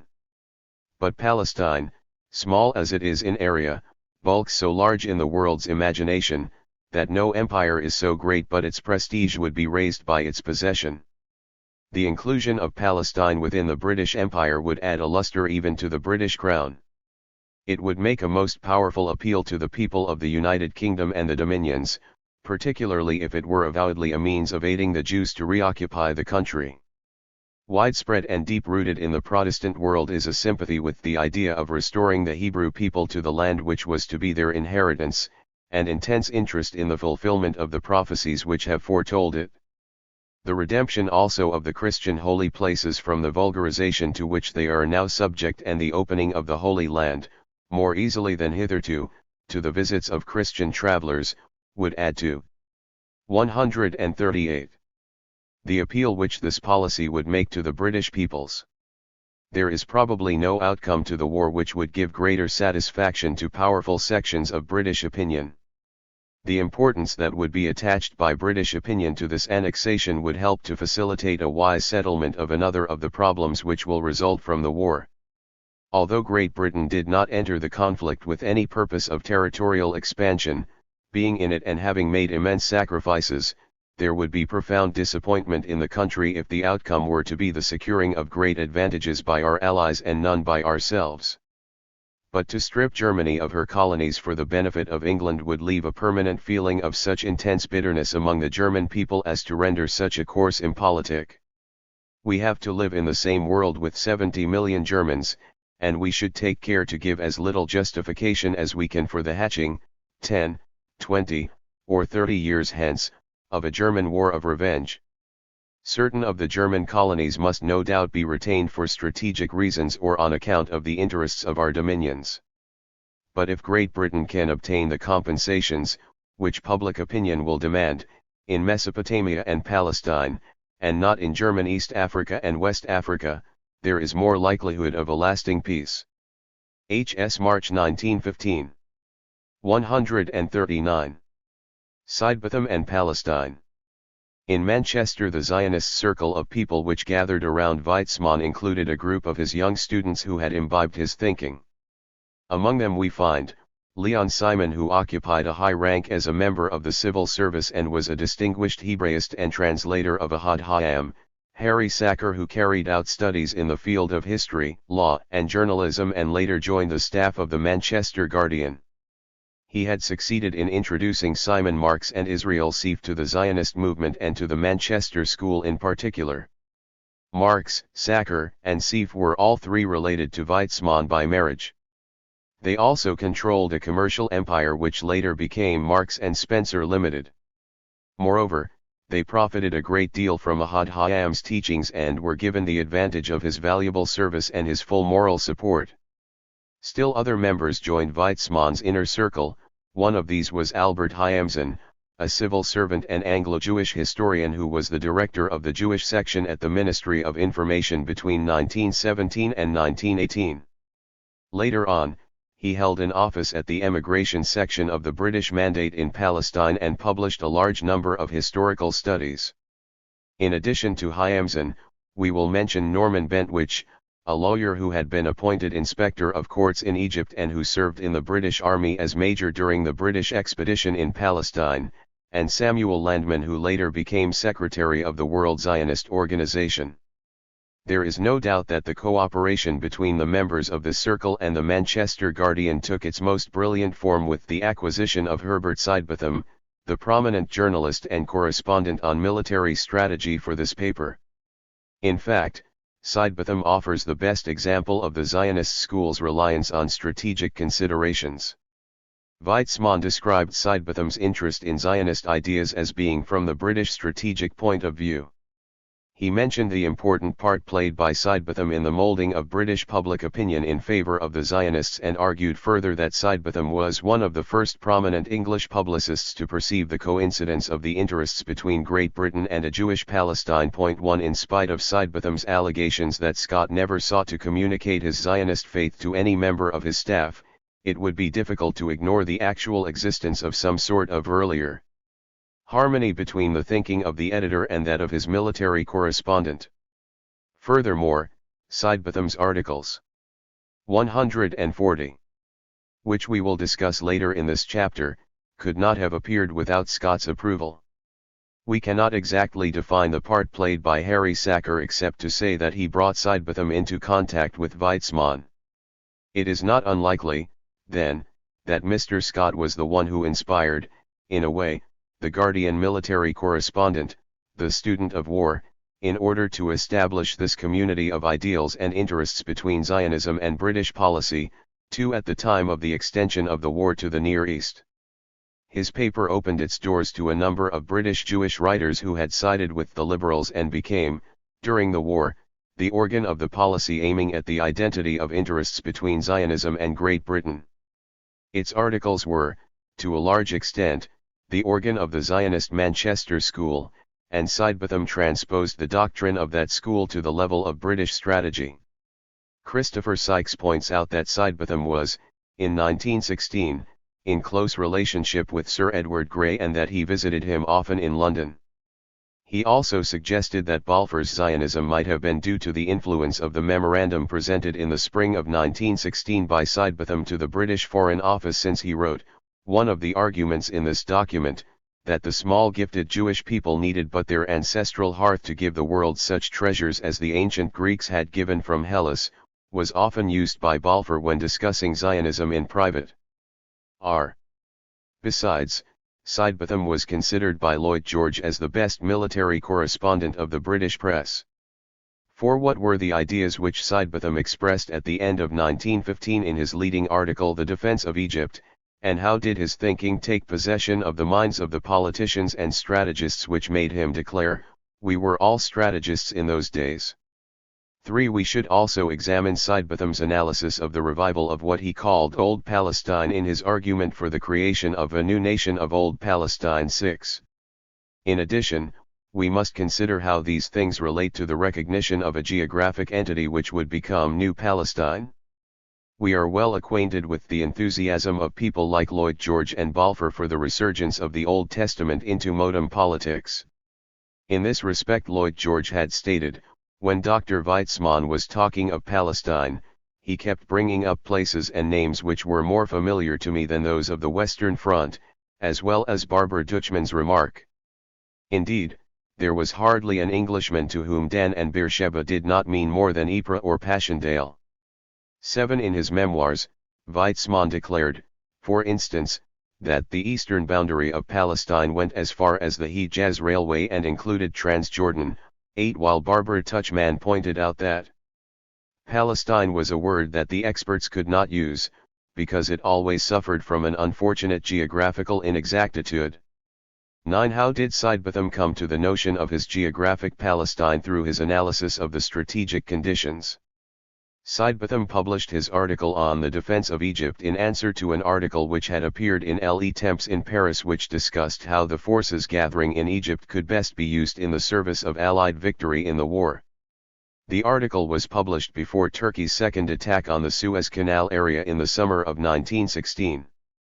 The British were not able to pierce the Turkish lines between Gaza and Beersheba before the autumn of 1917, when the following idea took possession of the minds of the British politicians and strategists.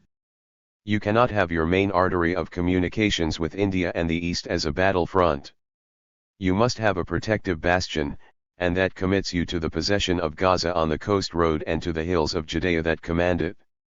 The same logic and geography that involved the kingdoms of Israel and Judah in every war between the Nile and the Mesopotamia empires were now working in the defense of Egypt against Turkey.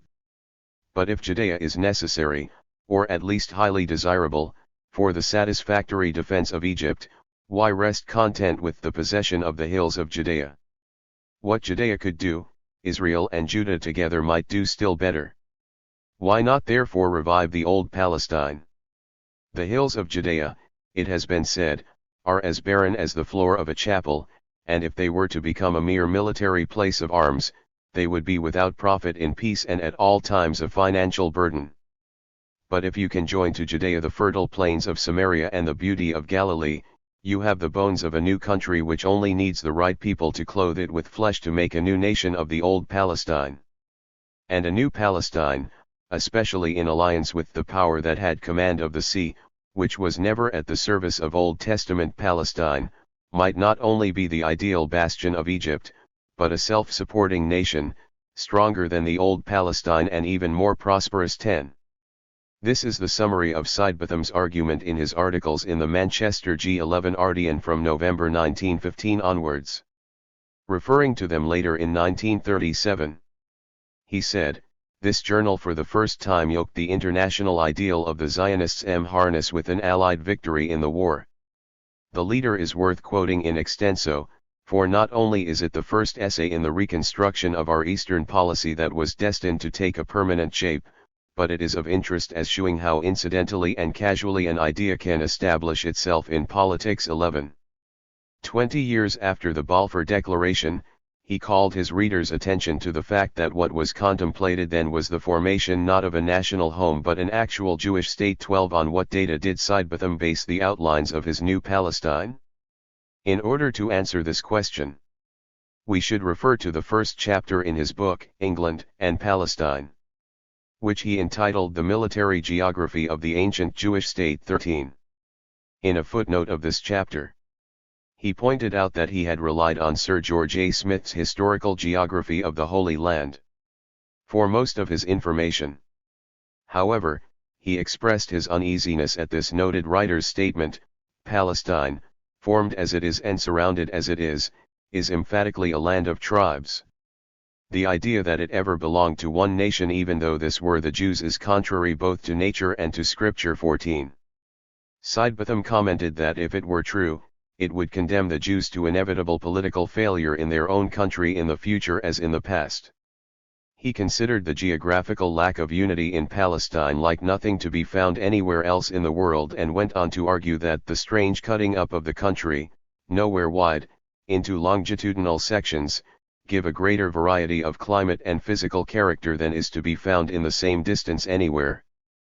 Palestine enjoys the best natural frontiers, the sea to the west, the desert to the east and south, and the mountains to the north. This was at least how Sidebotham wanted it to be. However, the ancient history of the people of Israel failed him in this respect. He discovered that the Jewish state, in reality, had never been strong enough to touch and maintain itself on all these natural frontiers at once. Our author went then to survey what he called the history of the foreign policy of Israel under the kings, which to him was the history of the three following failures: a. The failure to reach the sea frontier, b. The failure to find a satisfactory frontier on the north, and c. The failure to establish itself firmly on the edge of the desert, east of Jordan. The first failure, he explained, not only deprived her of the wealth and influence that comes of sea power, but uncovered the western entries into the plateau of Judea and opened a broad highway of invasion north and south, while the second one deprived her of the northern tribes and invited her enemy to decapitate the country by occupying Esdraelon, and the third opened up the crossings of the Jordan, which in spite of the great depth of the valley in which it flows is in no sense a defensible frontier line. 1. Consequently, Sidebotham decided in the next chapters to find some clues to the history of Palestine through the centuries. While keeping these geographical peculiarities constantly in mind, he went on to argue that the position of Palestine in Asia is similar to that of Belgium in Europe. He then divided the military geography of Palestine into three parts: Judea, Samaria, and Galilee, pointing out that Galilee had played but a small part in the classic period of secular Jewish history, because Esdraelon in the hands of an enemy cut it off from the rest of the country. 10. However, Galilee's importance lay in the fact that it is the center of the roads between the coast and Mesopotamia. The way to sea is usually believed to have been the road which came down from Damascus, round the flank of Mount Hermon, and crossed the Jordan into Galilee at the Jisr Banat Yaqub, between Huli and the Sea of Galilee. 17. When he came to discuss the Jordan Valley, he pointed out that the Jews wasted no sentiment on this river, and with good reason. It is a swift, black, sullen current, he pursued, flowing between ugly mud banks of refuse or an occasional bed of stones foul with ooze and slime, and sweeps to the Dead Sea through unhealthy jungle relieved only by poisonous soil. 18. East of the Jordan, Sidebotham's interest is aroused by that belt of high land, for the most part fertile, between it and the desert, where its width varies from 30 to as much as 80 miles. He considered it as the most important region of all Palestine from the military and economic points of view, and declared that the great aim of Jewish foreign policy under the kings was to secure control over this territory east of Jordan, without which Palestine had no secure frontier on the side of the desert. 19. In his discussion of the political geography of this exceedingly valuable country east of Jordan, he pointed out that it had been very unstable throughout the history of the Old Testament. However, he explained, its physical boundaries are clear and well marked, by which he obviously meant the land of Gilead, the plateau of the Oron and Bison, while considering that they extend from the foothills of Hermon on the north to the Yarmuk on the south, and from the Jordan to the edge of the desert. 20. Moreover, he called the reader's attention to the importance of the plateau of the Oron, which is covered with the red fertile soil of disintegrated lava and is considered as the richest ground for cereals in all Palestine. He then discussed the commercial treaties between Israel and Tyre under David's reign in terms of the rivalry over the produce of the Oron, and explained that one of the motives of David's campaigns in the Oron and of the alliance with Tyre was the desire of these commercial and industrial towns of the coast for the produce of the Oron. He concluded the chapter by stating that the secular greatness of Palestine usually depended on the possession of these lands. In 1937, 20 years after the publication of England and Palestine, Sidebotham published his second book, Great Britain and Palestine, in which he discussed Solomon's treaties with the Phoenicians. He explained that Solomon attached such great importance to the commercial treaties he had concluded with Tyre that he surrendered part of Galilee for the sake of them. In his opinion, it was this preference for his interest in the south to those in the north that brought about the division of Palestine into the kingdoms of Judah and Israel.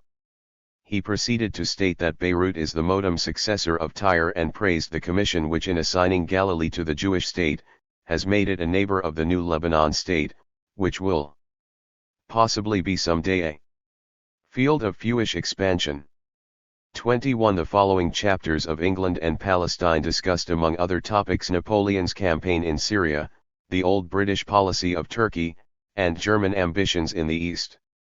He then proceeded to analyze the Zionist Colonia I plans which were carried out by British leaders such as Shaftesbury, Colonel George Gawler, Hollingworth, Colonel Conder, and Lawrence Oliphant, and undertook to enumerate the bases of our Eastern policy in the last decade of the 19th century, at the time of the appearance of the Zionist movement.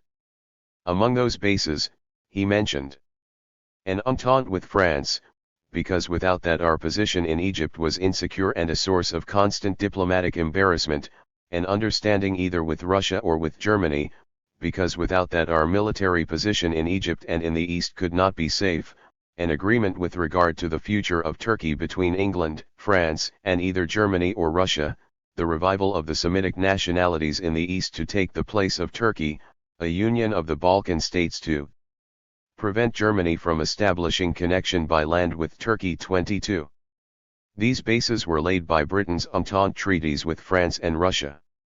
The third and the fourth ones were not attempted until after the war broke out, while the fifth one was achieved by Venizelos, then broken up by the Second Balkan War. Had the expedition to the Dardanelles been successful, it would have been achieved once more. In the last chapters of his book, Sidebotham devoted himself to the task of studying the British interests in Palestine. He discussed the objections which were being made, and they were against the policy of the establishment of a Zionist Jewish state in Palestine. He then explained the principles on which the return of the Jews, within the context of political equality, were based, and expressed his hopes for the creation of a Jewish state within the independent dominions of the British Empire and guaranteed by international law. In the appendix to his book, he gave the account of the agreements between the powers, relating to Turkey, as it appeared in the Soviet Izvestia on November 24, 1917, and after its translation in the Manchester G11 Ardian. In his discussion of British interests in Palestine, he called the reader's attention to the fact that this chapter was written before the publication of the Balfour Declaration and the official adoption of the principle of Zionism. He went on to mention the commercial and military interests of the British Empire in the Turkish provinces, explaining that its military interests were dictated mainly by the defense of Egypt and India, while its political ones included such a settlement of the provinces adjacent to Egypt and India as will secure their future and make our military burdens as light as possible. 23. 145. By adjacent provinces he meant Palestine and Iraq. He then brought up the ancient connection between Egypt, Palestine, and Mesopotamia and said it would be revived on the following basis. Mesopotamia was the cradle of the Jewish people and the place of its exile in the captivity. From Egypt came Moses, the founder of the Jewish state. The will of destiny will have come full circle round if at the end of this war the extinction of the Turkish Empire in Mesopotamia and the need of securing a more defensible frontier in Egypt were to lead to the re-establishment of the Jewish state in Palestine. 24. For Sidebotham the matter was one of determining how far is the ideal of a Jewish state in Palestine consistent with the interests of the British Empire, or what these British interests are, and, if they are consistent with the creation of a Jewish state. This procedure, he explained, will ensure us against the undue influence of considerations that may be under the suspicion of being sentimental. He declared that the most uncompromising realpo/idic will not leave out of account the emotions and ideals which are the most potent springs of human action, and went on to state that the latter must have their place in any calculations of British policy. He divided his subject into the three following categories: the defense of Egypt, the settlement and defense of the district east of the River Jordan, and the military and commercial frontiers of Palestine towards the north too. 5. Speaking of Egypt, he said, Egypt is our master interest in the East. And to say that, is to say that Palestine is our master interest, for Palestine, now as always, is the key to Egypt. 26. To defend Egypt, the student of war rejects the German doctrine that the best defense is in offense and suggests instead the Indian solution, referring to the application of the British military system in India to the Near East. His argument went as follows. Two advantages have prevented the Indian Empire from being a military burden proportionate to its size. The one is its incomparable natural frontier. The other is the system of buffer states on the one frontier of India, the northwest, which is exposed to attack. Of these buffers the more important is, of course, Afghanistan. Clearly, then, on the Indian analogy, what we would seem to require for the better and less burdensome defense of Egypt is a state to do for this frontier what Afghanistan has done for India. 27. Later in the chapter, Sidebotham examined whether the geography and the history of Palestine throw any fresh light on the policy that would be best in the interests of Great Britain. He explained that if his argument for the creation of a buffer state in Palestine holds, it would be important that he ascertain what general principles should govern the drawing of the new frontier. Basing his ideas on George Adam Smith's information, he pointed out that Palestine, on the side of Egypt, had three strongly marked natural divisions: the maritime plain, the Shephelah or downs overlooking this plain from the east, and the plateau of Judea. He then mentioned the one principal fault of the present frontier of Egypt which, in assigning Gaza to Palestine, gives to the Turks the most famous bridgehead in history. 28. On the north side of the Vale of Ajalon where Samaria begins, Sidebotham discovered the other end of the bridge and argued that if the Jews never gained access to the sea, it was because the Philistines possessed the maritime plain. He further argued that a new Jewish state in Palestine would begin with two immense advantages which history denied to the old order. It would have access to the sea and the firm friendship of Egypt. Although he declared that the interest of Egypt in Palestine, from the point of view of strategic defense, ends in Judea, he saw no future for the colony as long as it remained restricted to the maritime plain, the Shephelah and Judea. He felt compelled to go beyond the idea of Egyptian defense in order to raise a vigorous self-supporting colony capable of rendering real help to Britain in the eastern Mediterranean. 29. Concluding this part of the argument, he pointed out that to rest content with securing the military safety of Egypt would, so far as the Jews are concerned, be to perpetuate the tragedy of the separation of Israel and Judah. It would be to use the Jewish national spirit selfishly for our own ends, and to make the Jews no adequate return for their services to Egyptian defense. To him, the problem was how to form a state worthy of the Jewish people. He devoted, in this respect, special attention to the issue of the frontiers, pointing to what he called the tragedy of the history of the Kingdom of Israel, which is the gradual contraction of her frontiers on the north under the growing pressure of Syria. Not only did he justify the inclusion of Galilee in the Jewish state and the British colony, but he went even further by saying that it was an indispensable part of it. As to the natural frontier of Galilee, it consisted of the Lebanon range. Sidebotham explained that its delimitation towards the sea and the question of how much of the Phoenician plain should be assigned to it is a question of detail rather than of political or military principle. 30. On the other hand, he argued that extension, commercial if not political, in the direction of Damascus is most important. A Galilee in possession of Damascus would soon be the main channel of trade between the Persian Gulf provinces and the Mediterranean. In addition, he considered the railway project between Haifa and the Arabian Gulf as a British substitute for the German Berlin-Baghdad railway project. That is why, he explained, Palestine is so deeply concerned about Damascus.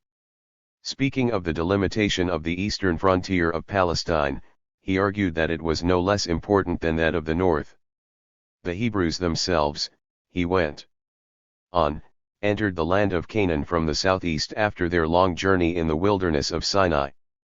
But the new Palestine cannot be satisfied with the land of Gilead alone, it wishes to possess as much as possible of the country situated between the Jordan River and the desert of eastern Syria. It is possible that the future Jewish state might find consolation for Damascus, should this city be beyond its attainment, by possessing Oran and its surrounding area. Speaking of the country east of Jordan, Sidebotham said, it is impossible to exaggerate its importance to the future Jewish state since through it runs the railway from Damascus to the Gulf of Aqaba used for the pilgrimage to Mecca. Whatever changes should take place in this area, one should preserve complete freedom of commercial access between Palestine across the desert towards Mesopotamia. 81. Consequently, he argued, it is impossible to leave it under foreign domination. Sidebotham has thus presented his argument for the creation of a Jewish state in the light of the conditions which, in his opinion, would guarantee the success of the plan. In sketching the frontiers of that state, he pointed out to us, as he had done to the British leaders then, how the old Jewish state encountered political and military failure. The solution which the military correspondent of the Monchjader G11 Ardian called for, was the establishment of a Jewish state under the auspices of the British Crown. Palestine and the Jewish future. In the previous chapters we have examined Sidebotham's argument for the establishment of a Jewish state under the British Crown. As soon as the news of the article reached Weizmann through Sacker, the former asked Sidebotham, by way of Simon Marx and Israel Seif, to expand the argument of his article in the form of a memorandum which would be presented to the Foreign Office. One Sidebotham wrote the memorandum, which ran to some 8,000 words and thus became one of the most important contributors to the Manchester Zionist projects for Palestine. He considered himself as well as the triad Marx Seif Sacker to be 18 months ahead of the march of events. Their enthusiasm for the question reached such a degree that they formed a committee modelled upon the Balkan Committee which could always command attention for its views. They called it the British Palestine Committee and established its headquarters in Manchester, while Sidebotham was asked to draft the circular inviting famous men to subscribe to their principles and join them in their action.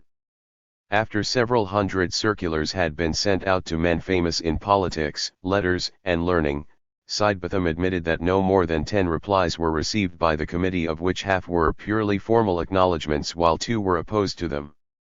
Then came Sir George Adam Smith's reply which, to the great disappointment of the members, condemned the idea of making a nation of Palestine, arguing that Palestine never had been and never would be a nation one. Yet, the British Palestine Committee refused to acknowledge its defeat and resorted to the adoption of a different method, rather than the direct frontal attack.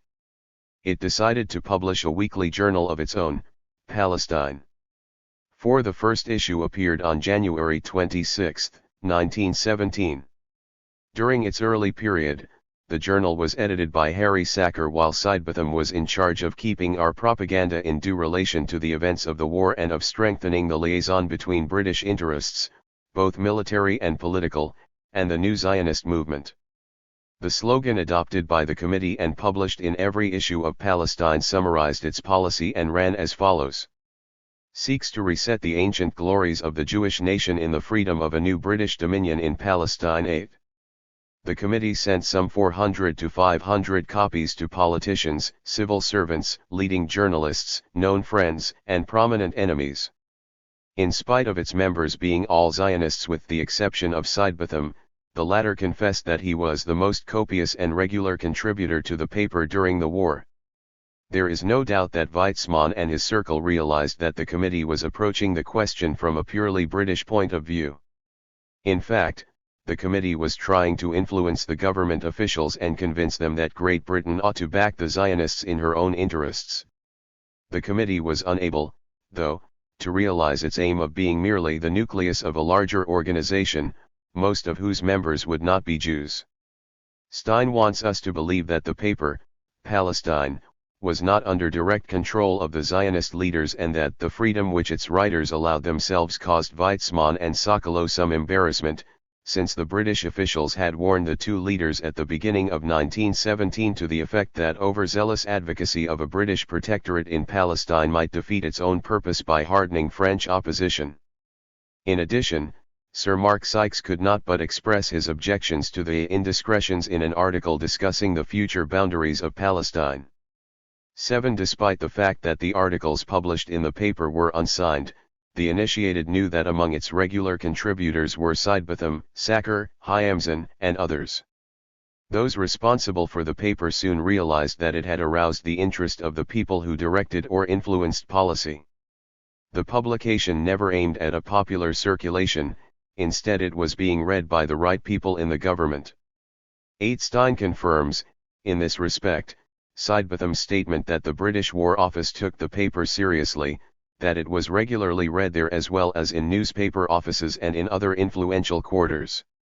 9. The committee later included such personalities as Lord Robert Cecil and the Honourable W. Ormsby Gore and, according to reliable sources, paid the closest attention to the boundary problem throughout the period from 1917 to 1921. It was also joined by important members of the British House of Commons, while the main contributor in the Palestine articles, Herbert Sidebotham, enjoyed the status of persona grata with Lloyd George X. Although Zionism succeeded in reaching the circles which it had chosen to reach, this does not mean that British public opinion remained unaffected. It simply means that Zionism was primarily interested in winning over the support of specific personalities selected among those who directed and influenced British policy. Great importance was attached to the part played by those friends in their endeavours to obtain a clear British attitude in favour of the demands of the movement and readiness to adopt the aims which it propounded. If we adopt the view that the British Palestine Committee and its organ did not represent the official Zionist position and were not entitled to speak in its name, then it would be possible, or rather necessary, to look for the official position and examine it with regard to the future which the Zionist movement was preparing for Palestine. First, however, we must mention the secret agreements and treaties which the Allies made among themselves on the partition of the Ottoman Empire. We have chosen to follow the chronological order of events while dealing with these negotiations and agreements which were exposed by the Bolsheviks after the outbreak of the Socialist October Revolution and the downfall of the Tsarist regime in Russia. We will start with the document which was sent by Sazonov, the Russian Minister of Foreign Affairs, to both the British and French ambassadors in St. Petersburg on March 4, 1915. In it, he expressed his government's desire to annex the following territories to its possession: the city of Constantinople with the west bank of the Bosphorus, the Sea of Marmara, the Dardanelles, southern Turkey up to the Imos-Media line, and the plains of Asia Minor situated between the Bosphorus until the Sacyria River with some centers on the Gulf of Izmir, and the islands of the Sea of Marmara as well as the Amores and Tandris Islands both situated near the entry of the Dardanelles. provided this does not prevent France and England from having rights over these territories. 11. Then came the answers of the British and French governments approving the terms of the memorandum on condition that a successful rapid end of the war takes place and provided Russia recognizes both countries' rights over and interests in the Dardanelles. It should be recalled, in this respect, that Herbert Samuel had circulated his memorandum among his colleagues in the British cabinet while negotiations were being carried out among the Allies. Asquith's comments on this memorandum were recorded in his memoirs on March 13, 1915. It appears from it that the memorandum had been circulated a few days earlier when discussions had taken place about it in the cabinet. 2 weeks after the presentation of Sazonov's memorandum, the Russians were informed about the Allies' views regarding the Dardanelles and Constantinople. Then, when Italy joined the Allies in the war, it took part in the current negotiations and expressed its demands over the areas which it wished to control. The secret London Treaty was thus signed on April 26, 1915, between Britain, France and Russia on the one hand, and Italy on the other. It guaranteed territorial compensations for Italy, provided the latter would enter the war on the side of the Allies within 1 month. Italy was promised, that when peace was signed, the way would be opened for the realization of its irredentist policy which aimed at uniting all the Italian-speaking areas as parts of the greater Italian homeland under the motto Unredeemed Italy. It was also given assurances that it would be treated on a reciprocal basis in the division of the Ottoman Empire into spheres of influence. The Allies immediately agreed to the Italian demands, with the certainty that Italy's entry into the war would bring about the end of the Austro-Hungarian Empire and would thus open the rear door of Germany for them. As for Palestine, it had been openly and persistently claimed by France since the beginning of the war. Towards the end of November 1914, the Tsar agreed, in principle, to the French demands at a meeting with the French ambassador in Petersburg. 13. However, the Russians expressed again their fears of a French domination over the holy places. These fears soon developed into an allied objection to French ambitions, while the French counted on Russian opposition to making of Palestine a Protestant protectorate under British domination. They declared that the maximum they would be prepared to agree on was the internationalization of Jerusalem and Bethlehem. It appears that Weizmann himself had suggested the internationalization of this specific area in January 1915, on the assumption that a Jewish state would be formed in the rest of Palestine. 14. In the meantime, Kitchener succeeded in convincing the British government to reach an agreement guaranteeing the neutralization of Palestine and of the area situated south and west of the Haifa-Aqaba line. In The Arab Awakening, George Antonius relates that Kitchener made frequent representations to Whitehall about the geographical importance of southern Syria both as a bulwark to the Suez Canal and as an overland highway to the east. 15.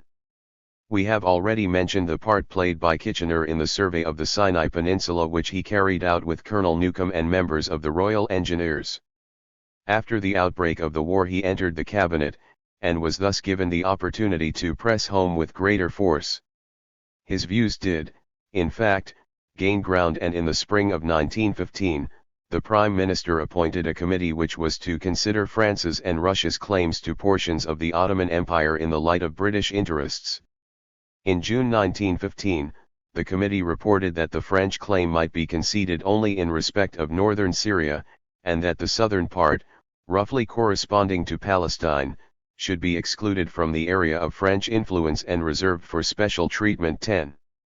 In Antonius' opinion, it is probable that it was in pursuance of that recommendation, that Sir Henry McMahon was instructed, in his negotiations with the Sharif Hussein, to reserve only the northern regions of Syria in favor of France, and not Palestine as well. 17. Besides, in his chapter on diplomatic partition 1914-16 of the Ottoman Empire, Frischwasserarianen mentions certain British documents relating to the contacts which Abdul Lab, son of the Sharif Hussein, made in February 1914, 6 months before the outbreak of the war with Kitchener, and his suggestions for an Anglo-Arab entente against the Turks.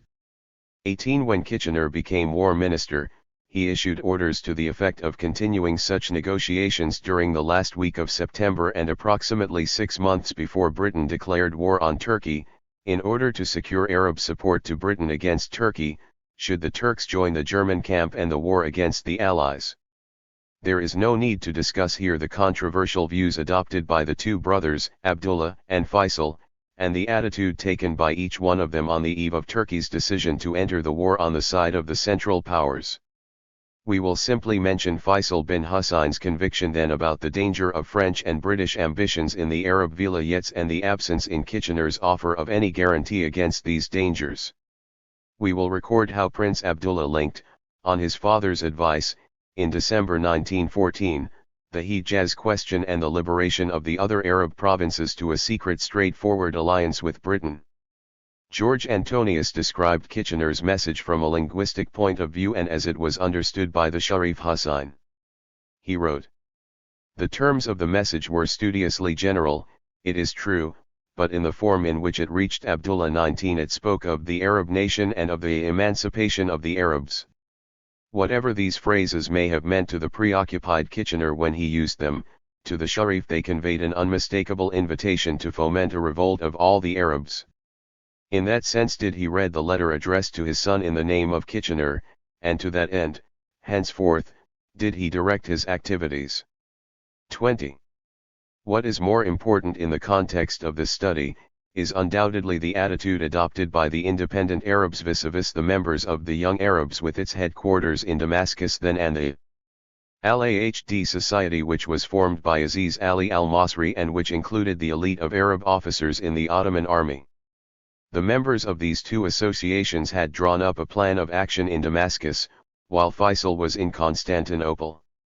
They drew up a protocol defining the conditions on which the Arab leaders would be prepared to enter the war to the side of Great Britain. It was known as the Damascus Protocol and demanded the recognition by Great Britain of the independence of the Arab countries lying within the following frontiers. North, the line of Mersinadana to parallel 370 n. And thence along the line Bayerjakurfa Mardin Midyat Jazirat Armadia to the Persian frontier, east, the Persian frontier down to the Perdalarian Gulf, south, the Indian Ocean, west, the Red Sea and the Mediterranean Sea back to Mersin 21. The protocol also provided for the abolition of all exceptional privileges granted to foreigners under the capitulations, the conclusion of a defensive alliance between Great Britain and the future independent Arab state, the grant of economic preference to Great Britain 22. In July 1915, the Sharif Husayn resumed negotiations with Great Britain based on the text of the Damascus Protocol, a copy of which had been given to him by Faisal to present to the British government, the conditions which, if accepted by the latter, would serve as the basis for a work in common. He inserted in it T:/E document which the British High Commissioner in Egypt had addressed to McMahon on July 14, 1915. In his answering note, dated August 30, 1915, McMahon wrote, "As for the question of frontiers and boundaries, negotiations would appear to be premature and a waste of time on details at this stage, with the war in progress and the Turks in effective occupation of the greater part of those regions." 23. In his second note dated September 9, 1915, the Sharif Husayn explained that he considered the frontiers question as our essential clause while he pointed out that he felt the note showed obscurity, lukewarmth and hesitancy. In addition, he declared that in drawing up their proposed delimitation, the Arabs have not outstepped the bounds of the regions inhabited by their race. 24. In McMahon's second note dated October 24, 1915, we notice that the author of the note had clearly understood that the frontiers question was important, vital, and urgent. He immediately communicated to the British government the purpose of Husayn's note and conveyed to Husayn on its behalf declarations about specific zones of influence in the required frontiers which, he pursued, I have no doubt, you will receive with satisfaction and acceptance. 25. However, the Sharif Husayn was not prepared to accept the British offer. In his third note dated November 5, 1915, he declared his readiness in order to facilitate agreement and serve the cause of Islam by the removal of possible sources of hardship and tribulation. to no longer insist on the inclusion of the districts of Mersin and Adana in the Arab Kingdom while insisting that the vilayets of Aleppo and Beirut and their western maritime coasts, these are purely Arab provinces in which the Muslim is indistinguishable from the Christian, for they are both the descendants of one forefather. 28 McMahon answered him with his third note saying, I was glad to find that you consent to the exclusion of the vilayets of Mersin and Adana from the boundaries of the Arab countries. I have also received with the utmost pleasure and satisfaction your assurances that the Arabs are resolved on following the precepts of the Caliph, which guarantee equal rights and privilege to all creeds alike. 27 However, as Faisal had always feared, McMahon pursued, as for the two vilayets of Aleppo and Beirut, the government of Great Britain have fully understood your statement in that respect and noted it with the greatest care. But as the interests of their ally France are involved in those two provinces, the question calls for careful consideration. We shall communicate again with you on this subject, at the appropriate time. 28 On the 1st of January 1916, the Sharif explained in his fourth note to Sir Henry McMahon that any concession designed to give France or any other power possession of a single square foot of territory in those parts is quite out of the question, and reminded him that he would adhere to what they had resolved 2 years before and had communicated to Stores. What is worth mentioning in this respect is that this note referred to the Sharif's readiness to feel bound to steer clear of that which might have impaired the alliance between Great Britain and France and their concord during the calamities of the present war, while the Sharif would, on the other hand, claim from Great Britain Beirut and its coastal regions at the earliest opportunity after the conclusion of the war. 29 1 month later, Hussein received McMahon's fourth note in reply to his note of January 1, expressing his great pleasure and satisfaction at the receipt of the note. Later on, the Sharif Hussein and McMahon exchanged 2 notes, the last of which was written by McMahon on March 10, 1916. They did not mention either the frontiers or the areas. In spite of McMahon's groundless excuses which he used as a pretext to avoid entering into details and clarifying the nature of the agreements previously concluded with Kitchener, in relation to the independence of the Arabs and the recognition by Britain of the Arab Caliphate, the cunning, hesitancy and postponement, in his notes to Sharif Hussein, together with the determination not to give a clear-cut answer in the midst of the exaggerated praise and glorifying titles, could not obliterate the landmarks of the reality and truth with respect to the frontiers of the area of Arab independence. What concerns us, in the first place, is that the texts of the correspondence which the two men exchanged mention neither Palestine nor that part of Syria which was known in Ottoman administrative parlance as the Sanjaz of Jerusalem, and which later became part of Palestine as defined by the British Mandate. Also, as pointed out by Antonius, McMahon was at pains throughout his correspondence to enumerate by name each of the provinces affected by his reservations, 30, i.e. those parts of Syria which are adjacent to the coastal areas of the northern side of the country alone, while he excluded Palestine from the area of Arab independence. And the argument which Churchill developed in 1922 using the excuse of the tacit exclusion, is untenable in spite of the linguistic acrobatics and the play on words vis-a-vis the irrefutable truth which the texts of the correspondence reveal to us. It would be sufficient to recall what George Antonius has recorded in this respect, namely that although they were repeatedly pressed to issue an authoritative English version, successive British governments have refused to publish the full text, on the plea that it would be contrary to the public interest to disclose it. 31 In fact, the terms of the correspondence were known all over the Arab world.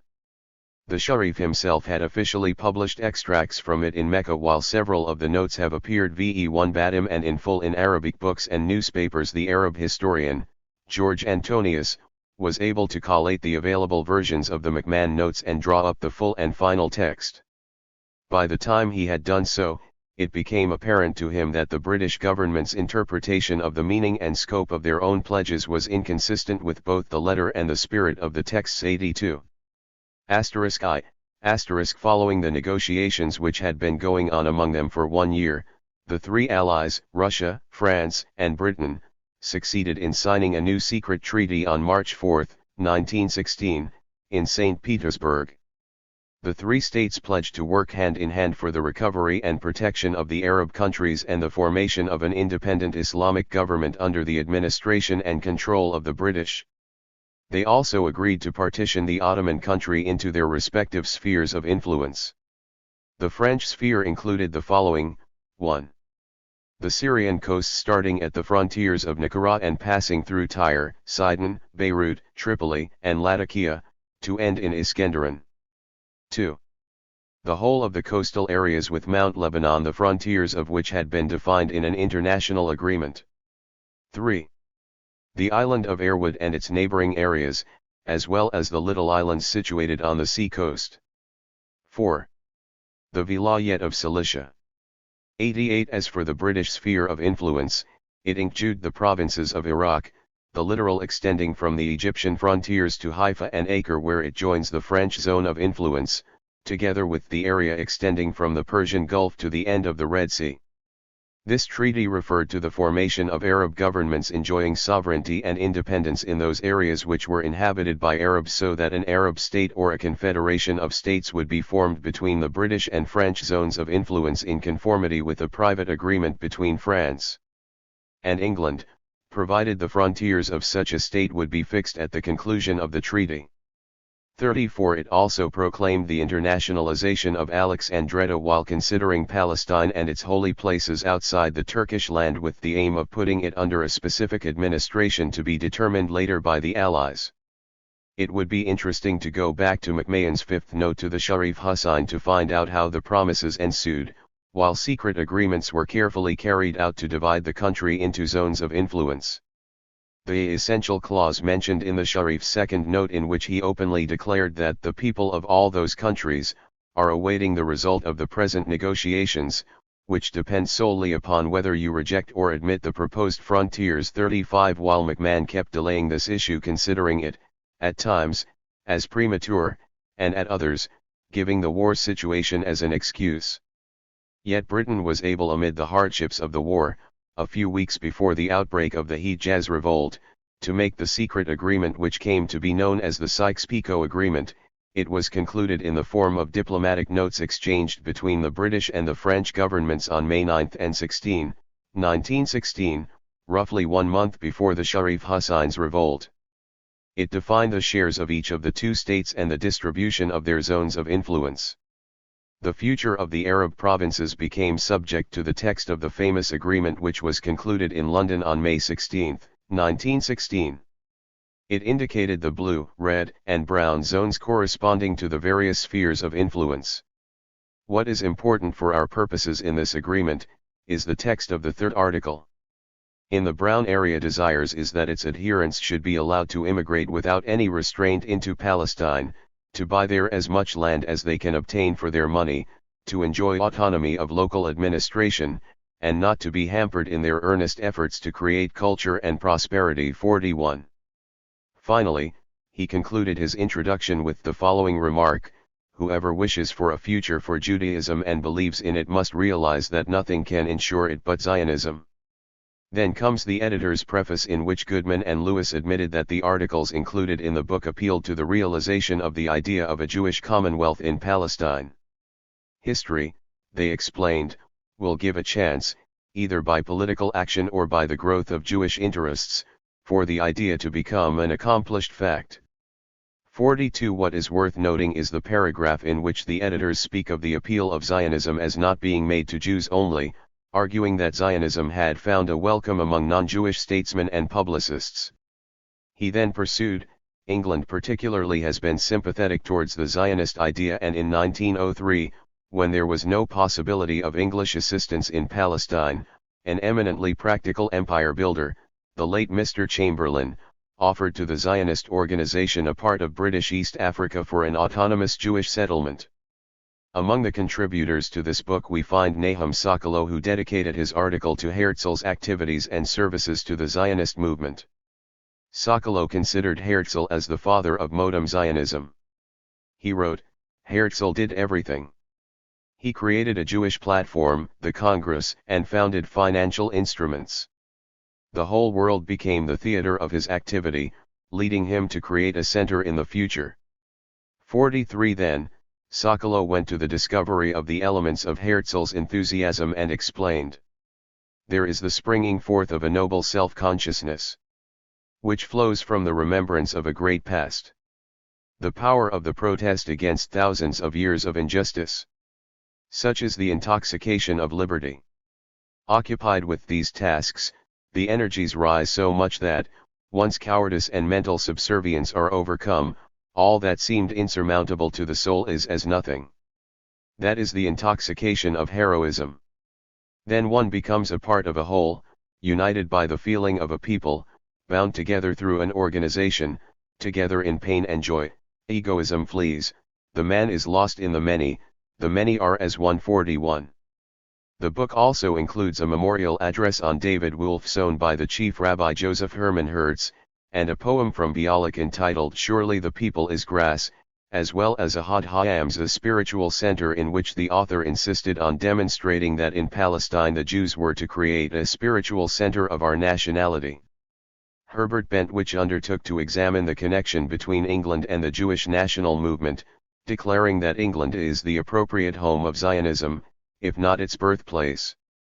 Louis D. Brandeis' article on Zionism and the American Jews was taken from The Jewish Problem, How to Solve It, by the same author. Dr. Harry Friedenwald, president of the Federation of American Zionists, wrote an article on the unity of Israel, while Joseph Cowan, president of the English Zionist Federation and governor of the Jewish Colonial Trust Limited, wrote Theodore Herzl, Reminiscences.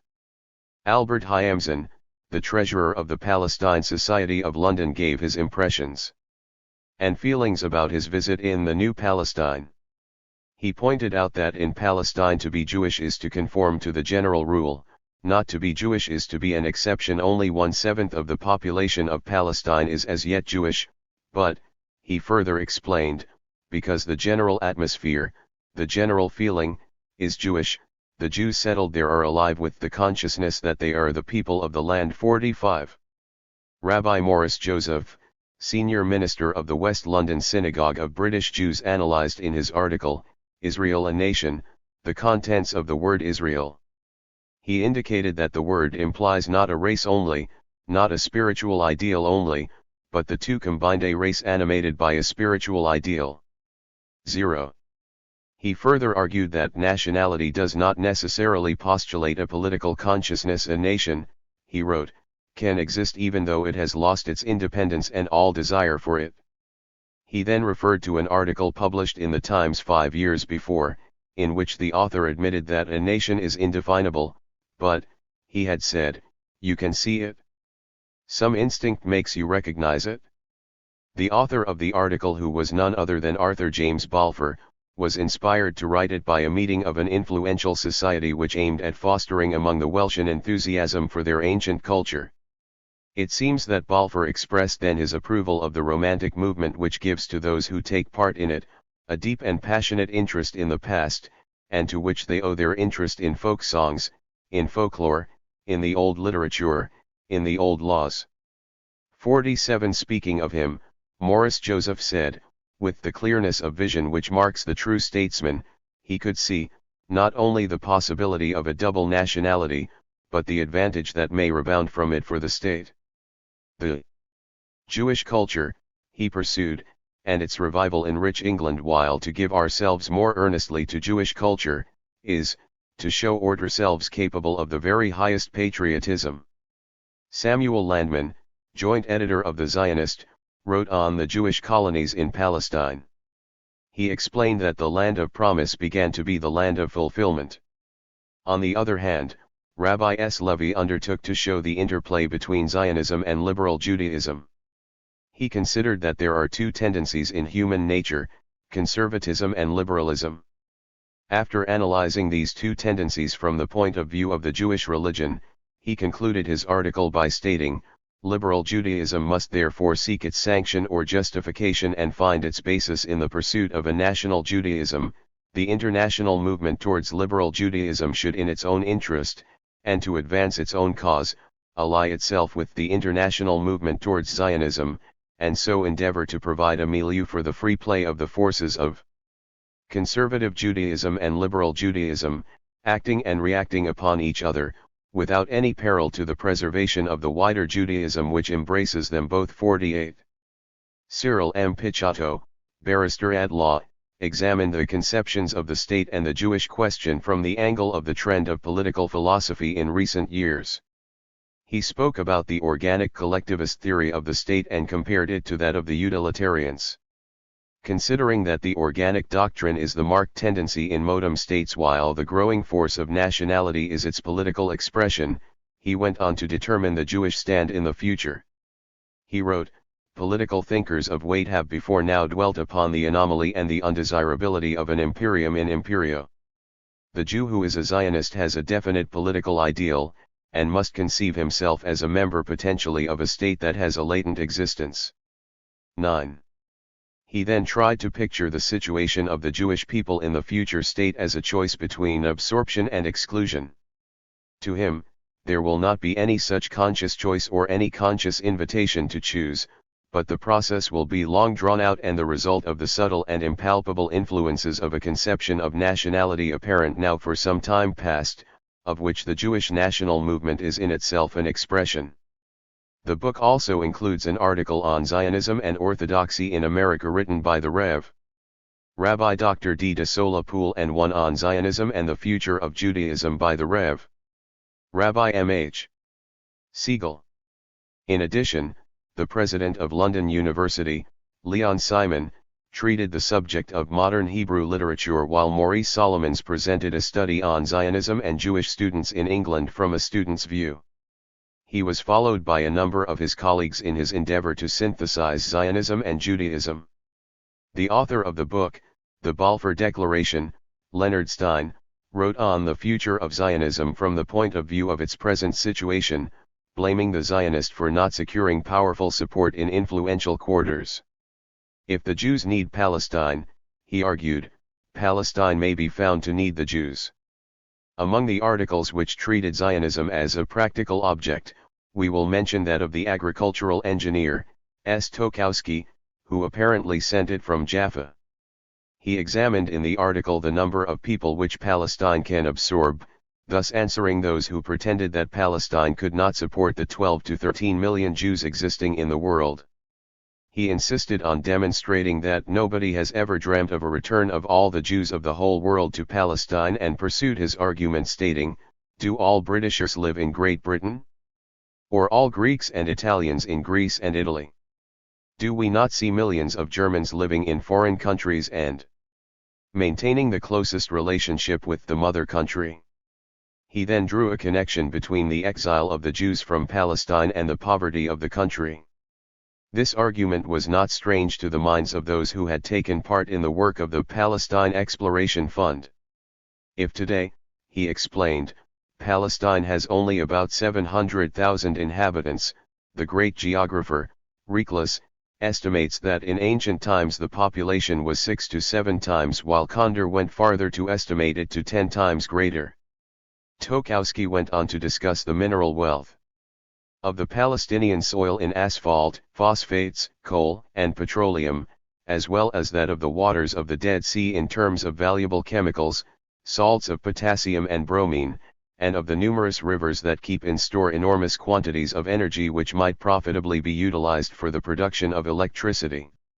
Commercially speaking, he argued, Palestine owes its importance as a link between the three continents, its situation between the Baghdad Railway and the Suez Canal, between the Mediterranean and the Indian Ocean.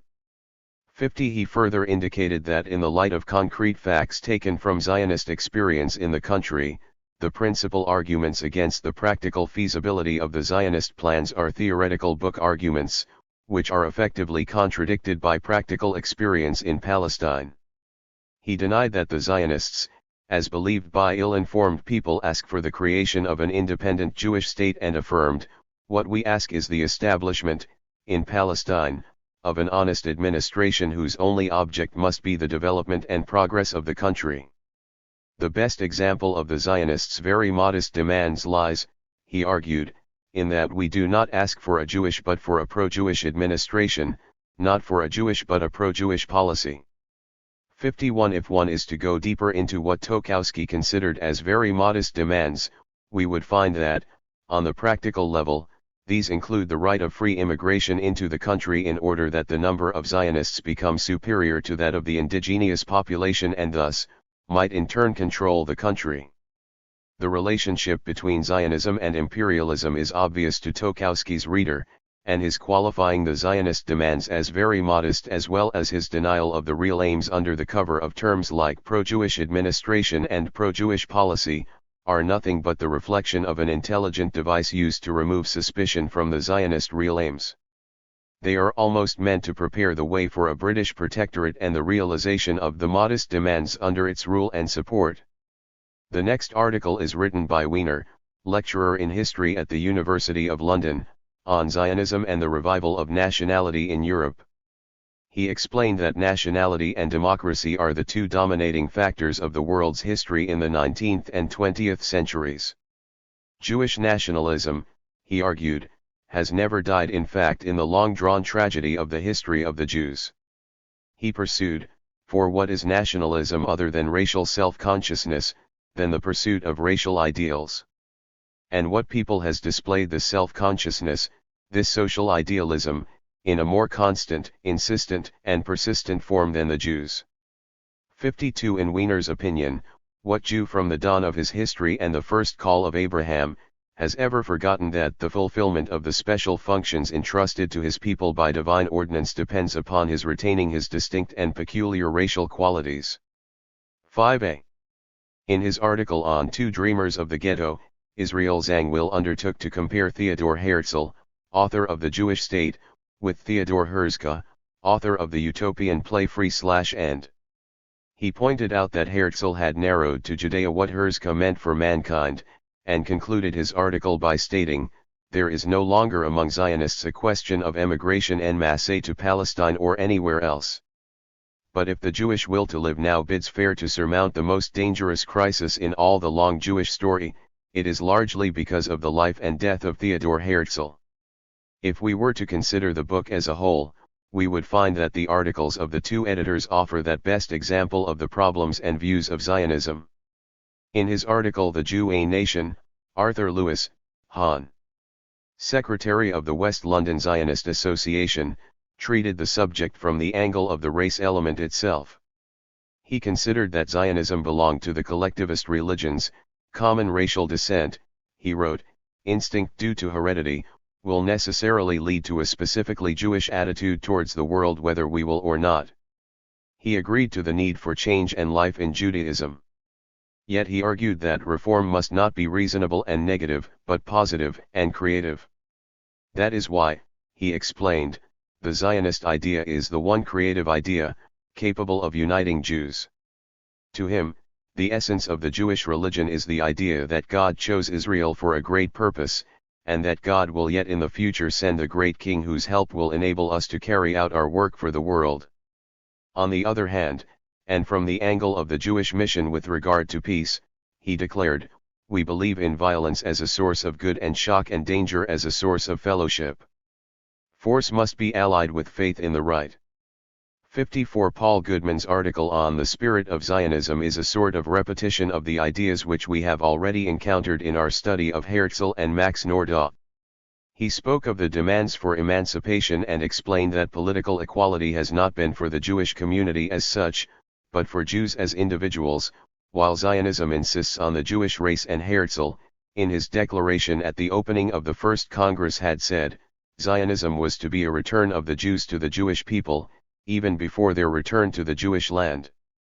When Goodman proceeded to discuss the Zionist colonization in Palestine, he expressed that the colonists obeyed feelings of justice and morals alone. They never asked for the aid of the Ottoman authorities in their internal discussions and did not call the Turkish police to keep order. There are no Jewish criminals, he added.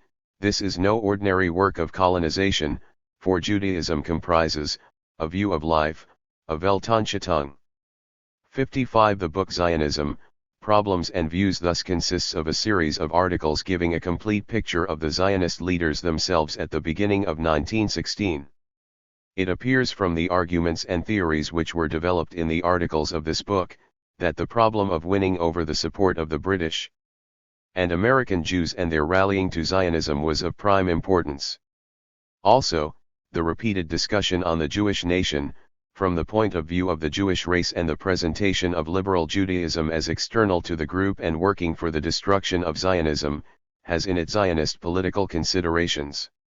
One should not forget that an eminent British Jewish scholar like Lucien Wolfe was an extreme opponent of Zionism. In the early part of 1916, he presented an aid memoir to the Foreign Office pointing out the dangers of Jewish nationalism. 56. One should not overlook either the strong opposition to Zionism by the assimilationists among the British Jews. According to Sykes, these were never organized into a coherent group and so they never realized their strength. 57. Since the middle of 1915, the Zionists succeeded, through Weizmann and Sokolow, in entering into negotiations and discussions with the British leaders via the Conjoint Foreign Committee, which formed since 1878, the representative body of the main organizations of British Jews, namely, the Anglo-Jewish Association, and the Board of Deputies of British Jews. However, the negotiations achieved no results then. From this angle, we can look into the efforts which the articles of the book displayed in order to convince the British Jews to rally themselves to the Jewish race and face them with the alternative of either adopting Zionism or else appearing as working for the destruction of Judaism from within and shaking its collective and racial base, that is its nationality. This is no less than accusing those who refute the Zionist view of Judaism of being heretics and of conspiring against the safety of the Jewish religion. Also, some of the articles which we have gone through, tried to present the Zionist idea as broad-minded, open to both the Orthodox and atheist Jews. In conclusion, this book is no more than an attempt at attracting the Jews to Zionism and intimidating its opponents by threatening them with the consequences of their attitude, which distinguishes between Zionism as a political movement and Judaism as a uniting universal religion. B. The frontiers of the F11 tour. The official Zionist position as presented by Weizmann to the British politicians then was also expressed in a book entitled Zionism and the Jewish Feud 11 Re, which, according to Stein, was primarily meant for the enlightenment of the general reader, while it was at the same time a challenge to the anti-Zionist Jews. 58. It was considered by him as skillfully planned as a serious and authoritative statement of the Zionist case. Sacker prefaced it with the following statement: the publication of this volume was suggested by the heads of the Zionist movement, although the responsibility for it rests entirely with the editor and those who have collaborated with him in the production of the book. The project of a volume to set before English-speaking readers the meaning and achievements of Zionism. Sykes, OPDT, p. 178. Ibid, pages 211 to 212. Stein, O.P. One may notice that the discussion of the boundaries of Palestine is unsigned. Is it the work of Herbert Sidebotham or that of Tokowski? Perhaps it is the result of a general discussion at the Manchester Zionist School conducted by Weizmann, Sacker, Sidebotham, Hyamson, and others. However, the anonymous character of the article and the aim behind the book, in addition to the official pronouncement of the project, might support the argument that the issue of the future boundaries aroused the interest of the Zionists there and that they persistently endeavored to attract the attention of the British statesmen and public opinion towards this same issue. What is worth mentioning in this respect is that the author of A Note on the Boundaries opened his discussion with an examination of the various definitions of the boundaries of ancient Palestine. He indicated that he wished to speak. Harry Sacker, Zionism and the Jewish Future. Weizmann, OPCIT, pages 182 to 183. Stein, OPCIT, pages 299 to 300. Ibid, p. 300. 165. Of the boundaries of a Palestine of the future, or Palestine as it would be should those who hold its immediate destinies in their hands give their consent to the re-establishment of Jewish national life in the country. It is interesting to note that the author kept repeating his argument that the territory needed for this purpose is of modest extent, that it includes certain points which are indispensable for the economic development of the country, which reminds us of Tokowski's article in the book previously discussed, Zionism, Problems and views. In defining the boundaries, the author took into consideration the important part which Palestine could play as a land bridge between Asia, Africa, and Europe. Those who insisted on the inclusion of areas outside the Dan-Beersheba limit were unable to explain the reasons which led them to do so. They simply declared, "This is not the place to explain in detail the reasons for the conclusion because, it was argued, many factors are too technical for the general reader's understanding." But, had they forgotten that their book was destined to the British statesman and mainly meant for the enlightenment of the general reader? Or did they prefer not to enter into the details for fear of being exposed and falling into the trap leading to an open struggle with the British officials? The second alternative is more likely since we know a lot about the warning addressed to the British officials then and at the beginning of the following year about the possible shortcoming of their exaggerated enthusiasm over the question of the British protectorate in Palestine, which might lead to a hardening of the French position. We also know that Mark Sykes informed Weizmann and Sokolow of his disapproval of their foolishness in looking into the boundaries of a future Palestine. It is obvious that these factors played their part in making the Zionists decide to use caution in their discussion of the question of the frontiers, which they did also for fear of throwing Britain into a critical situation vis-a-vis its allies. That is why they tried to refrain from referring to what could create serious problems, in spite of the fact that the newspaper Palestine went to extremes when it published unsigned articles on the subject. Before reproducing the text of a note on the boundaries of Palestine, we will mention the following appraisal of the part played by the two books under discussion. It was written by Paul Goodman in 1942 in a book entitled The Jewish National Home, which was published to commemorate the 25th anniversary of the issuance of the Balfour Declaration. He stated, "If there was any doubt as to the extent of pro-Zionist feeling that had been developing in the Anglo-Jewish community under the impact of events, this was manifested by two separate but simultaneous publications in the crucial period of 1916, when public opinion was being formed. 83.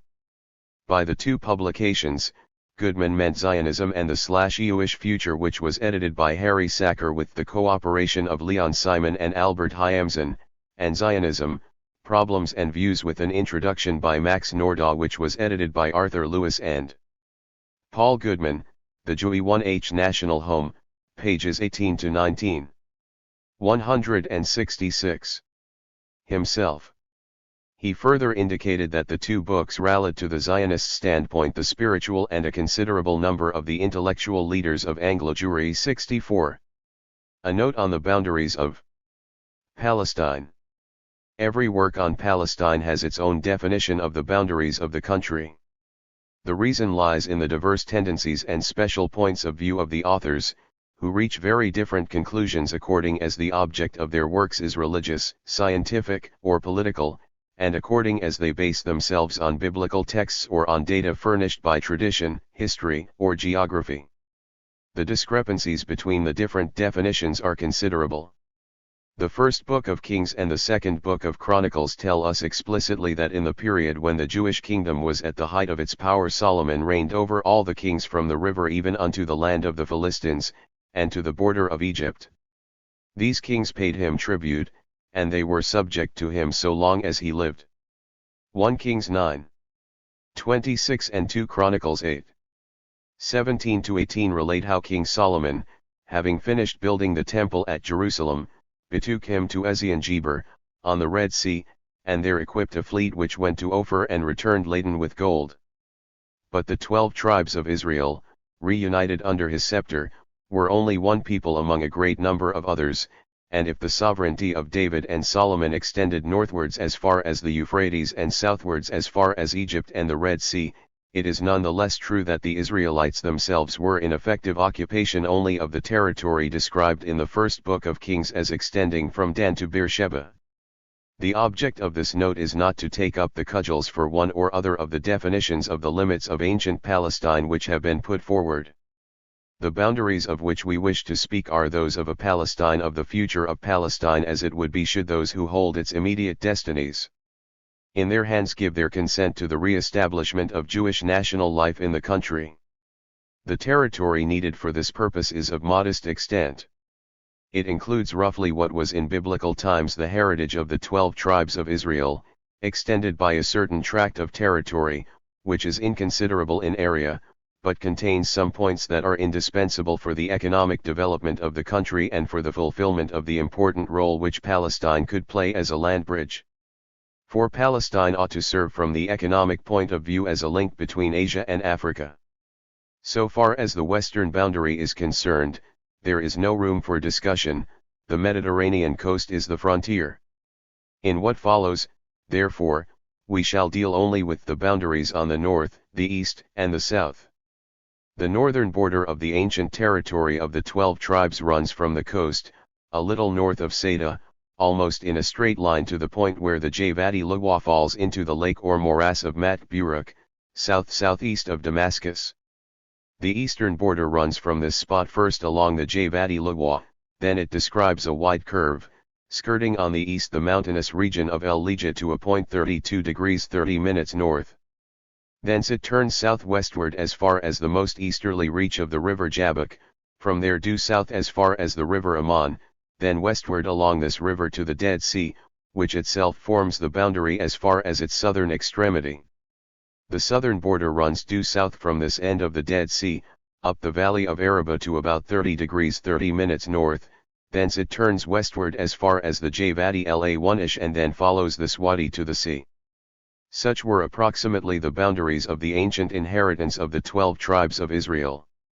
In considering what are the important points which are indispensable for the economic development of the country in modern times, we have to remember that from the economic point of view the role of Palestine is that of a double bridge, on the one hand a bridge between the combined continents of Europe and Asia and the continent of Africa, on the other hand a bridge between the maritime basin of the Mediterranean and that of the Indian Ocean. As a bridge between two continents, Palestine ought to have railway and caravan routes. As a bridge between two maritime basins, it ought 168 to have outlets on both basins.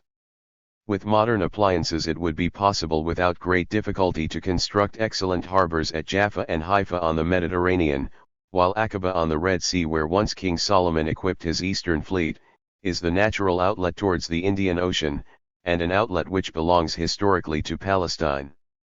Aqaba is, in fact, absolutely useless for anybody else, whereas for Palestine it is a vital necessity. This is not the place to explain in detail the reasons for the conclusion, but a close investigation of all the factors, many of which are too technical for the general reader, suggests the following delimitation of the frontiers of Palestine. On the north, the first 5 miles of the lower course of the Narel Wali, thence a straight line to the southeast, skirting the southern extremity of the Lebanon and of Mount Hermon and running to a point situated at 36 degrees east by 33 degrees 15 minutes north, thence another straight line running south-southeast to Basra.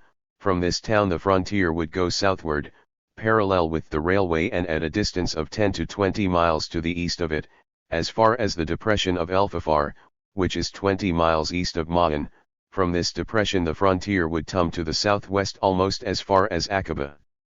Finally, on the south the natural boundary is indicated by the existing Egyptian frontier, running northwestward, from a point on the Gulf of Aqaba some miles southwest of the port of that name, to Rafah.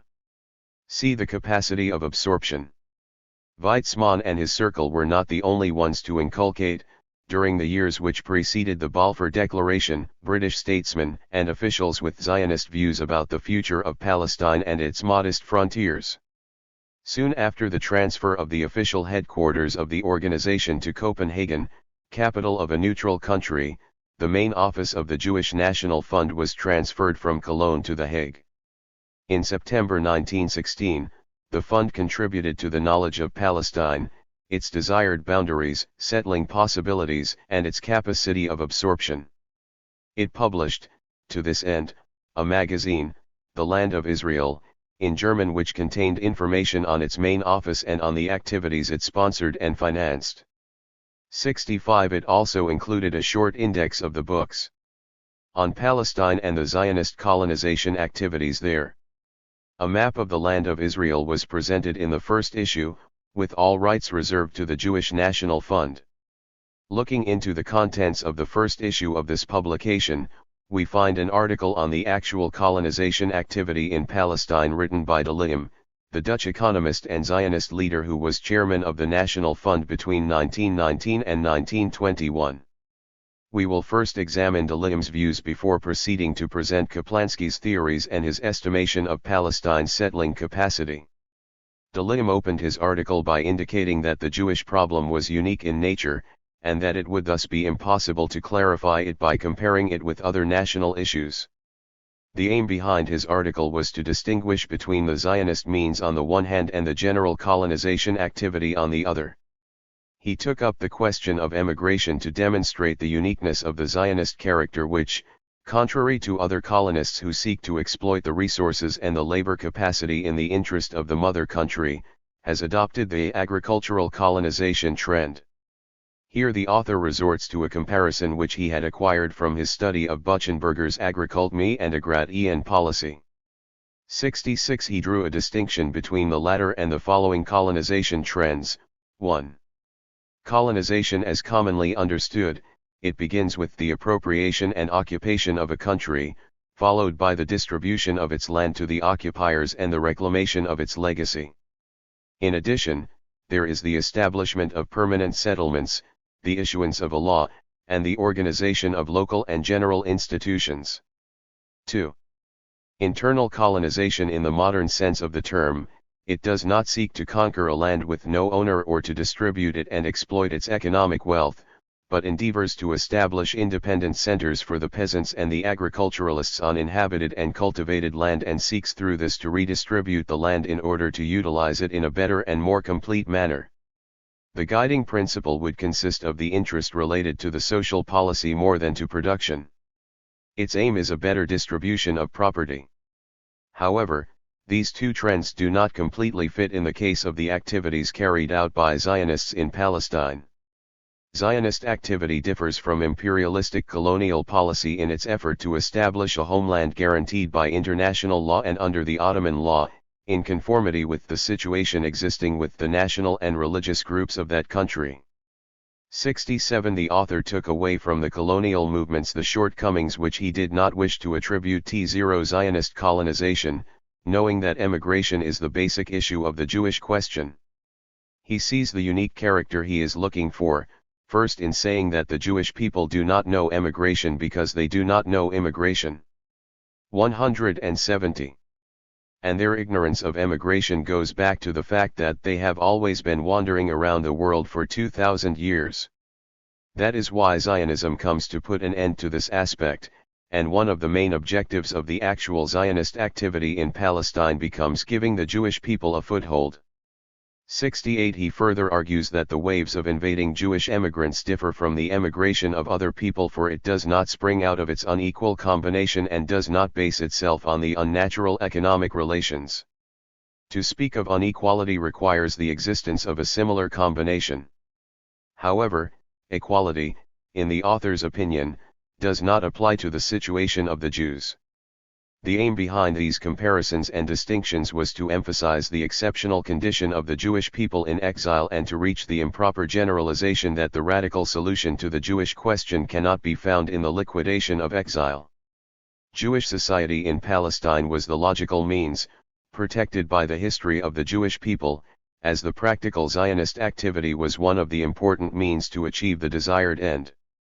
De Leem went on to distinguish between the Palestinian activity and colonization in general. Zionist action in Palestine was not connected with the imperialist colonial policy in its old and modern sense, the policy which worked mainly to subdue other people to foreign domination.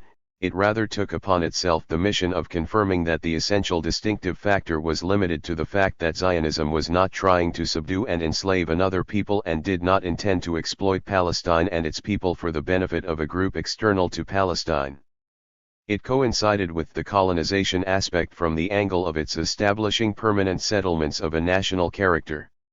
However, it was not possible to speak here of distributing land to the occupiers as it would be possible in a situation where purchasing occurred, for instance.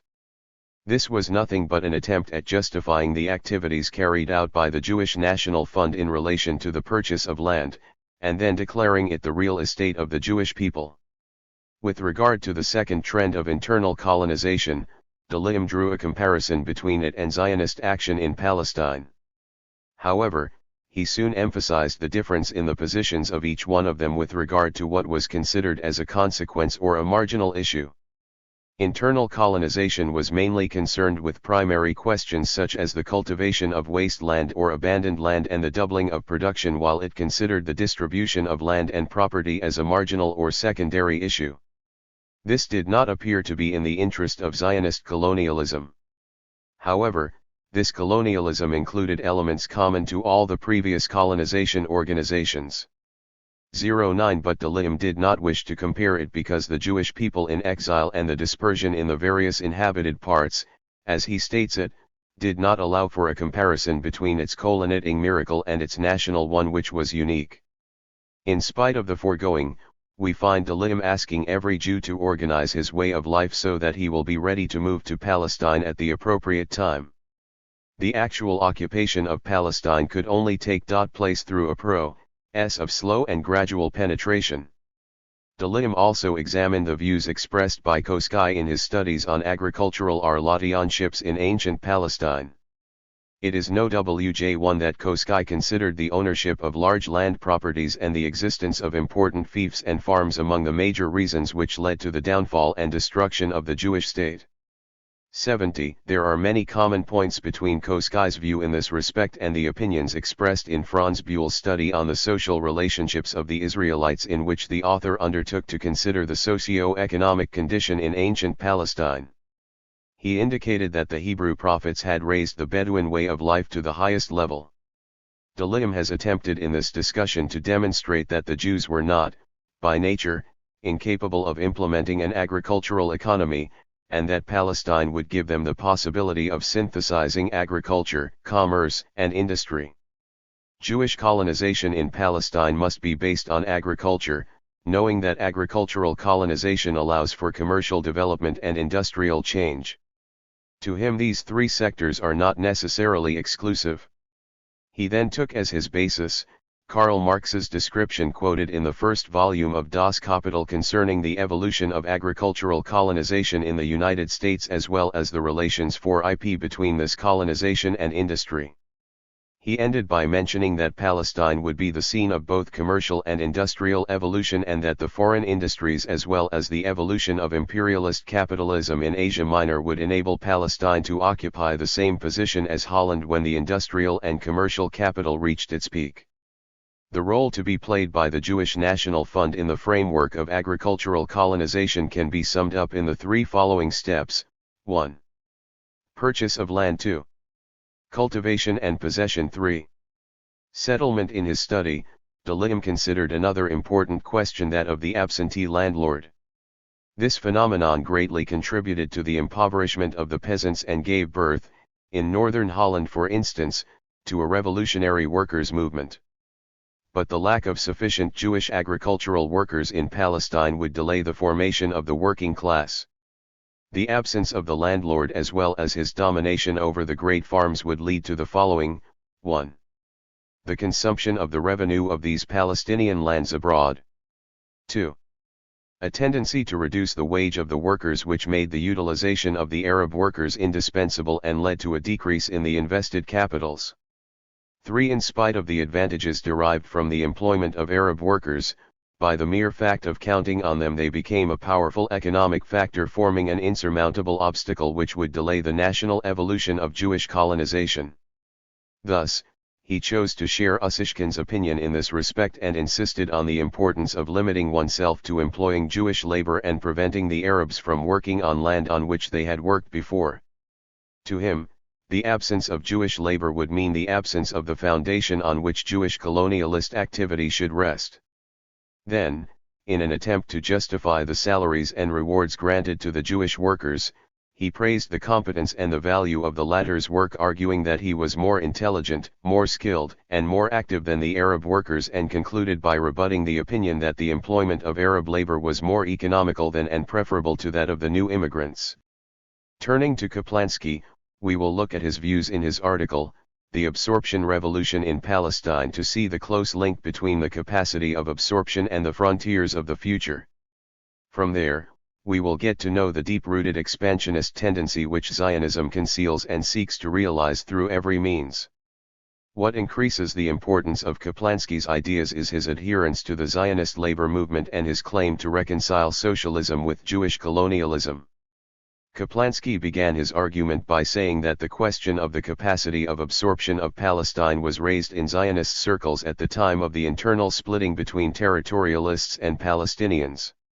He then briefly examined the scientific opinions related to this question.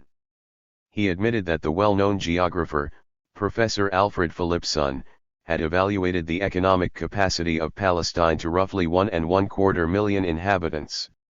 He related that before the war, Levin had published a series of articles in the Feudische in which he had expressed his doubts about the possibilities of progress in Palestine.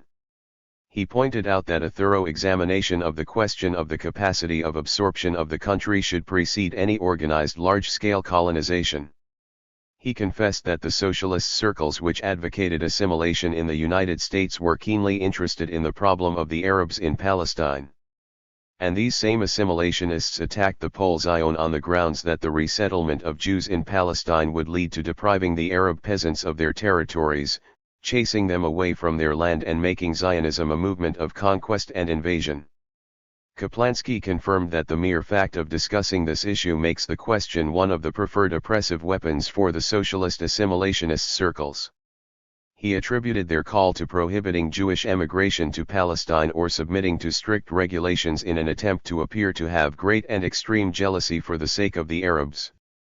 He claimed, on the other hand, that their concern about interests of the Arabs and the expression of their friendship was 173.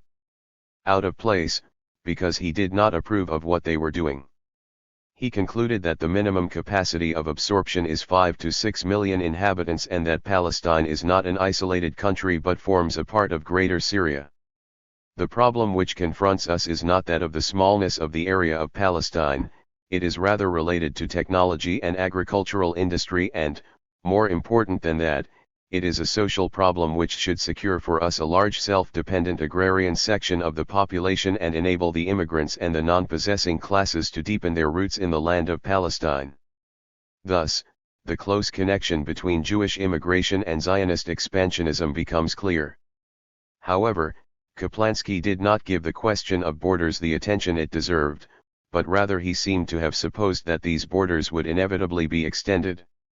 Thus, his first and last concern was to convince those who were hesitant, of Palestine's capacity to absorb millions of Jews who possessed nothing. He was concerned with the question of dispossessing the Arab inhabitants of their land only to enable the Jewish masses to infiltrate into the economic life of Palestine. 174. Rabbi Isaacs and Greater Israel. In the previous chapters, we have encountered the Zionists' territorial and expansionist ambitions in Palestine which were expressed in their publications of the war period, before the Balfour Declaration was issued. We have also come across Herbert Sidebotham's insistence on the military and strategic considerations while we considered in addition, Delim and Solomon Kaplansky's studies. It is now appropriate to examine Rabbi Samuel Isaacs' book, The True Boundaries of the Holy Land, one as the official expression of the historical and religious aspects of the Orthodox wing in the Zionist movement. This will complete the picture which Zionism drew of Greater Israel and its boundaries at this time, in the light of what it designated as the strategic, economic, and historical factors and criteria based on specific religious texts. The boundaries which Isaacs chose for the Holy Land are the ones defined in the Old Testament of the Holy Bible. The aim behind his book was to distinguish between the various contradictory theories related to these boundaries and determine what he considered to be the true historical boundaries of Israel. The biographical sketch of the author informs us that Rabbi Isaacs was persuaded by friends, after the First Hague Peace Convention, to prepare for English biblical scholars his discoveries concerning the true boundaries of the Holy Land. The author's preface preceding the introduction was written in 1906, 1 year before the convening of the Second Hague Convention. In this preface, the author referred to the prophecy of Jeremiah which, he explained, it would be well for Israel's persecutors to heed. He then indicated that this prophecy is but one of the countless prophecies assuring Israel of a glorious future, its restoration to the Holy Land and the establishment of universal peace and happiness. He admitted that these prophecies had not been fulfilled as yet, but explained that the extraordinary signs of the times, of a universal character, may justify the conjecture of a possible partial restoration in a near future. 3. The indications that the time was near, were, in his opinion, the following. The international peace conventions, which though yet but experimental, may in time become practical and achieve their purpose, the prevailing spirit actuating the changes from autocratic and despotic government to constitutional authority. When these two movements for international peace and constitutional government become fairly well established, justice, liberality and toleration may be expected to dominate. The awakened interest in the Holy Land, evidenced by the late explorations therein, which have opened the country to our view and have made it possible to trace its boundaries, after they lay hidden for nearly 2,000 years. However, Rabbi Isaacs did not confine himself to the 3 indications mentioned above to justify the fulfillment of the expected prophecy. He added to them a 4th one, the Jewish question, which had assumed grave proportions, and the Zionistic movement which had developed a great deal. The contemporaneous origin of them all, he argued, makes it appear as if they were intended to coalesce and produce great and good results. He expressed the Zionists' hope, which had been discussed earlier by Max Nordau, for their recognition as the representative body of world Jewry to be allowed to present the Jewish question and their claims before some future peace conference which might find a favorable solution. It is interesting to note that Rabbi Isaacs expected such a convention to gather the masterminds of the world, commissioned to consider the grievances occurring between nations and settle them by justice and right, not by arms and right. He concluded his preface by stating, "Whether this salvation shall come to pass in the manner above described or by additional momentous events which may yet arise, whether it be sooner or later, in either case it is important to know the boundaries of the territories which Israel would see." Aim 5. The Zionists' concern to determine the boundaries of the territory they intended to claim had been evident since the outbreak of the First World War. Once they had assured themselves of the favorable intentions of the British, they turned their attention to the Jews of America with the aim of prompting the Zionist organizations there to double their efforts and organize their activities in order to win over the American Jewish public opinion to their cause and make it side with the Allies against the hostile forces of the Central Powers.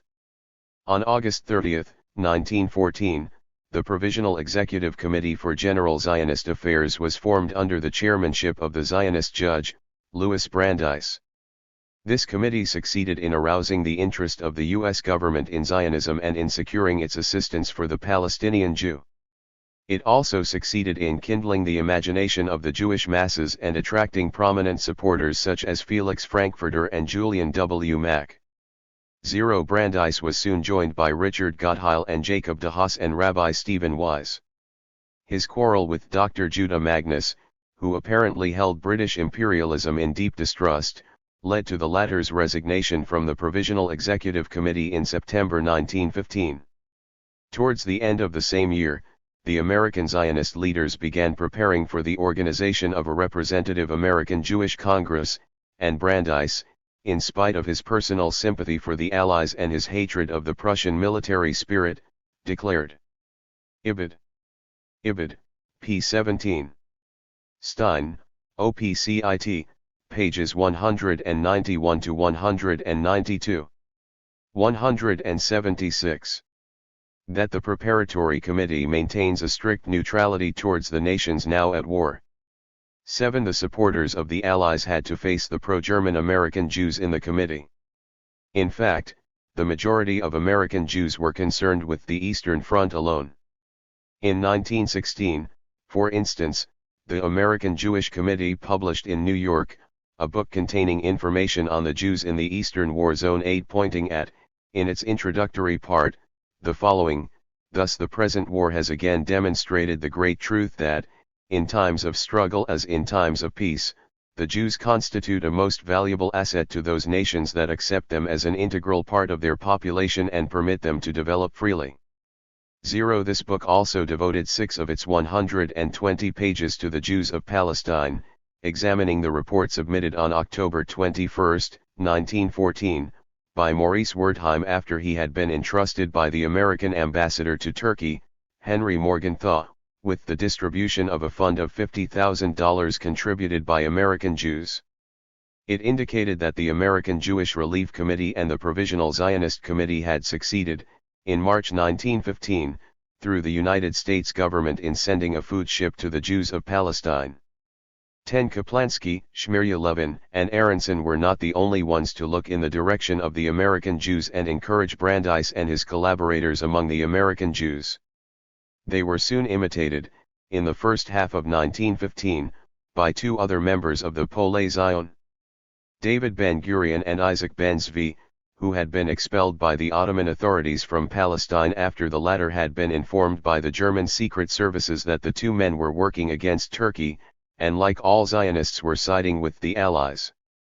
In spite of the statement he made in his first essay in America, namely, "We shall gain our land with labor, with capital, with culture, and with science," 11. Ben-Gurion, together with his friend Ben-Zvi, approved the formation of a Jewish Legion which had been advocated, since the end of 1914, by Jabotinsky. The latter had agreed, with Joseph Trump Elder and J. Ettinger, upon the need to convince the commander of the British force in Egypt, General Maxwell, to open the door for the enrollment of the Jews who had fled from Turkey and taken refuge in Alexandria.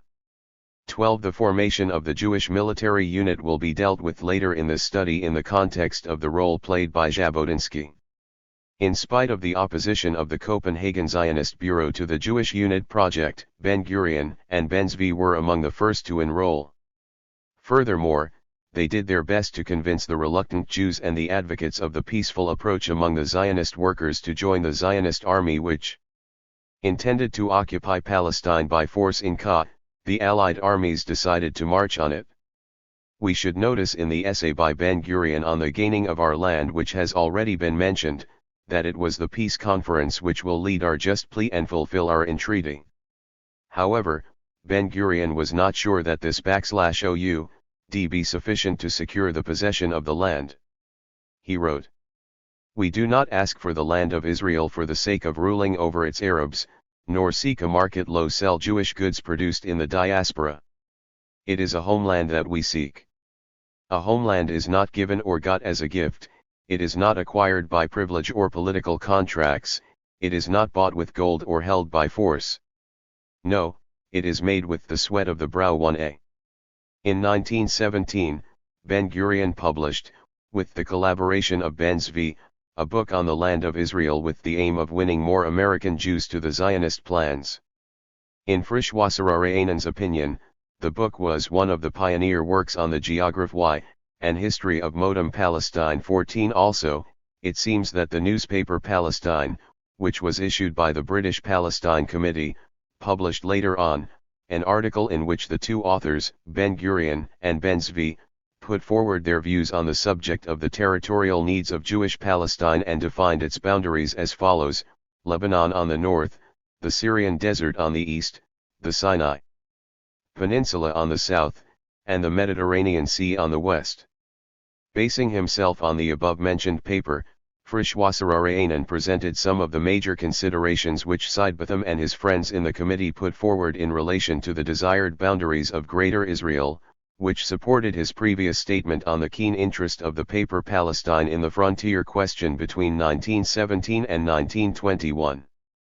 He tried, however, to distinguish between the demands of the Orthodox religious wing inside the Zionist movement and those of the secular leaders. He declared that the Orthodox section claimed the territory mentioned by the Bible, from the Egyptian river to the Euphrates, while the secular one claimed the smaller historical area, from Dan to Beersheba. The latter did not, however, content themselves with this area, for they supplemented it with such regions as would give the country the basis for a sound modem economy and for military defense. 15. They tried to include the desert areas to the south and the east in order to prevent nomadic invasions. Also, for security considerations, they looked for a control over the Bekaa Valley, as it constitutes an entry gate between the slope of the Lebanon and Mount Hermon.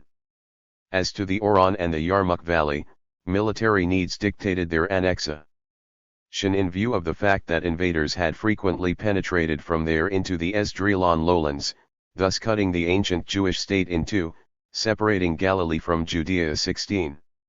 In addition, the Hejaz Railway between Deraa and Ma'an would be under their control in order to enable Jewish Palestine to supply the whole of this eastern front. When they began thinking of the millions of Jews who would immigrate into Palestine and compared their needs with the resources of the country, they drew up plans which would secure a frontier line including the headwaters of the Jordan, the Litani River, the snows of Hermon, the Yarmouk and its tributaries and the Jabbok. They also thought of developing hydroelectric power from the Litani and the Yarmouk. 11 While they considered the importance of the land of Gilead, the desert of the Negev, as well as other areas in Transjordan. Thus, it is not easy for the researcher to determine what great differences there were between the Orthodox and the seculars' claims which could justify their dissociation from each other. In the minds of the Zionists, the religious considerations came, in fact, to complement and complete the secular intentions of the movement. Also, it would be correct to consider the boundaries dictated by the religious motives, explanations, and interpretations as the frontier of the Promised Land, while keeping in mind that the Kingdom of Israel never stabilized these borders under David's and Solomon's reigns and that it did not extend its domination over them except for a very short period of time. In the American Rabbi Stephen Wise's distinction between maximum Zionism and minimum Zionism, we find another piece of evidence which connects both religious and secular claims for Greater Israel. Rabbi Isaac's analysis and discoveries also add to our knowledge of the true boundaries in terms of this Zionist dialectic of the minimum reality and the maximum ideal. There is no doubt that a complete mutual rapprochement has manifested itself between both sections since the June 1967 aggression and the proclamation of the idea of Greater Israel. This will be discussed later in this study. Thus, we will limit ourselves to Frischwasserarianen's discussion, considering it as the summing up of the opinions and claims advocated by the Zionist leaders during the period which preceded the issuance of the Balfour Declaration. We will then proceed to examine Rabbi Isaac's view of Greater Israel, in its maximum and minimum limits. In his book, Frontiers of a Nation, Frischwasserarianen stated that the above-mentioned considerations determine the territorial and expansionist claims of the Zionist organization in relation to the frontier lines between Dan and Beersheba. Speaking of the Zionist leaders, he said, "They required that the country should be bounded by the Mediterranean in the west, by the slopes of the Lebanon, the headwaters of the Jordan and the crest of Mount Hermon in the north and the Syrian desert in the east. In the south the Zionist leaders wanted access to the Gulf of Aqaba, and in the southwest they hoped, by an amicable arrangement with Great Britain, to incorporate the El Arish region of Sinai in the national home. It was thought that since Britain now controlled southern Palestine, imperial interest would no longer need the Sinai Peninsula to defend Suez Canal and might, therefore, be ready to permit the transfer of El Arish from Egyptian to Palestine. Rule 18. The reduced Grant J and the legacy of the F11 tour. Rabbi Isaac's daughter states in the preface to the first edition of her father's book that before Isaac's died, he expressed his desire to publish the results of his research related to the true boundaries of Greater Israel before the convening of the American Jewish Congress, so that the ones concerned with the Palestine question would be able to examine his findings. The first edition of the book appeared before this Congress was convened in Washington on November 18, 1917, a little more than 2 weeks after the issuance of the Balfour Declaration. It is very probable that one of the reasons for delaying the convening of the Congress, which had been under preparation since the end of 1915, was to wait for the appropriate moment after the issuance of the Declaration. The United States had by then declared war on Germany, and the Bolshevik Revolution having broken out in Tsarist Russia, the Soviets had disclosed the secret agreements and treaties the Allies had concluded among themselves in order to divide the Ottoman territories and more particularly the Arab provinces into spheres of influence. Isaac's daughter mentions in the preface that Jewish congresses are being convened in various countries to express the views of their constituents in order that unified action may be taken at the peace conference to be held at the close of the war.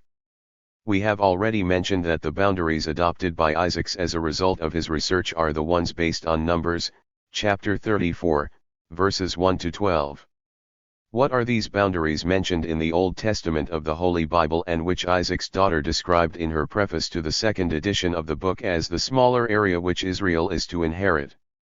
She wrote, "The text of Numbers 30, 1 to 12 is the smaller area which Israel is to inherit, a red 111 ed grant to which he hopes to be restored.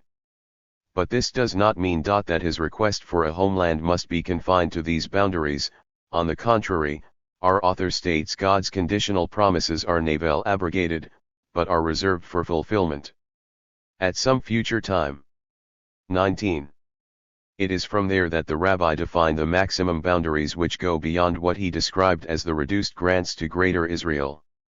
He nannied them provisional grants, basing himself on a proviso included in Deuteronomy 11:22, "For if ye will but keep this commandment which I command you to do, then will the Eternal drive out all those nations from before you.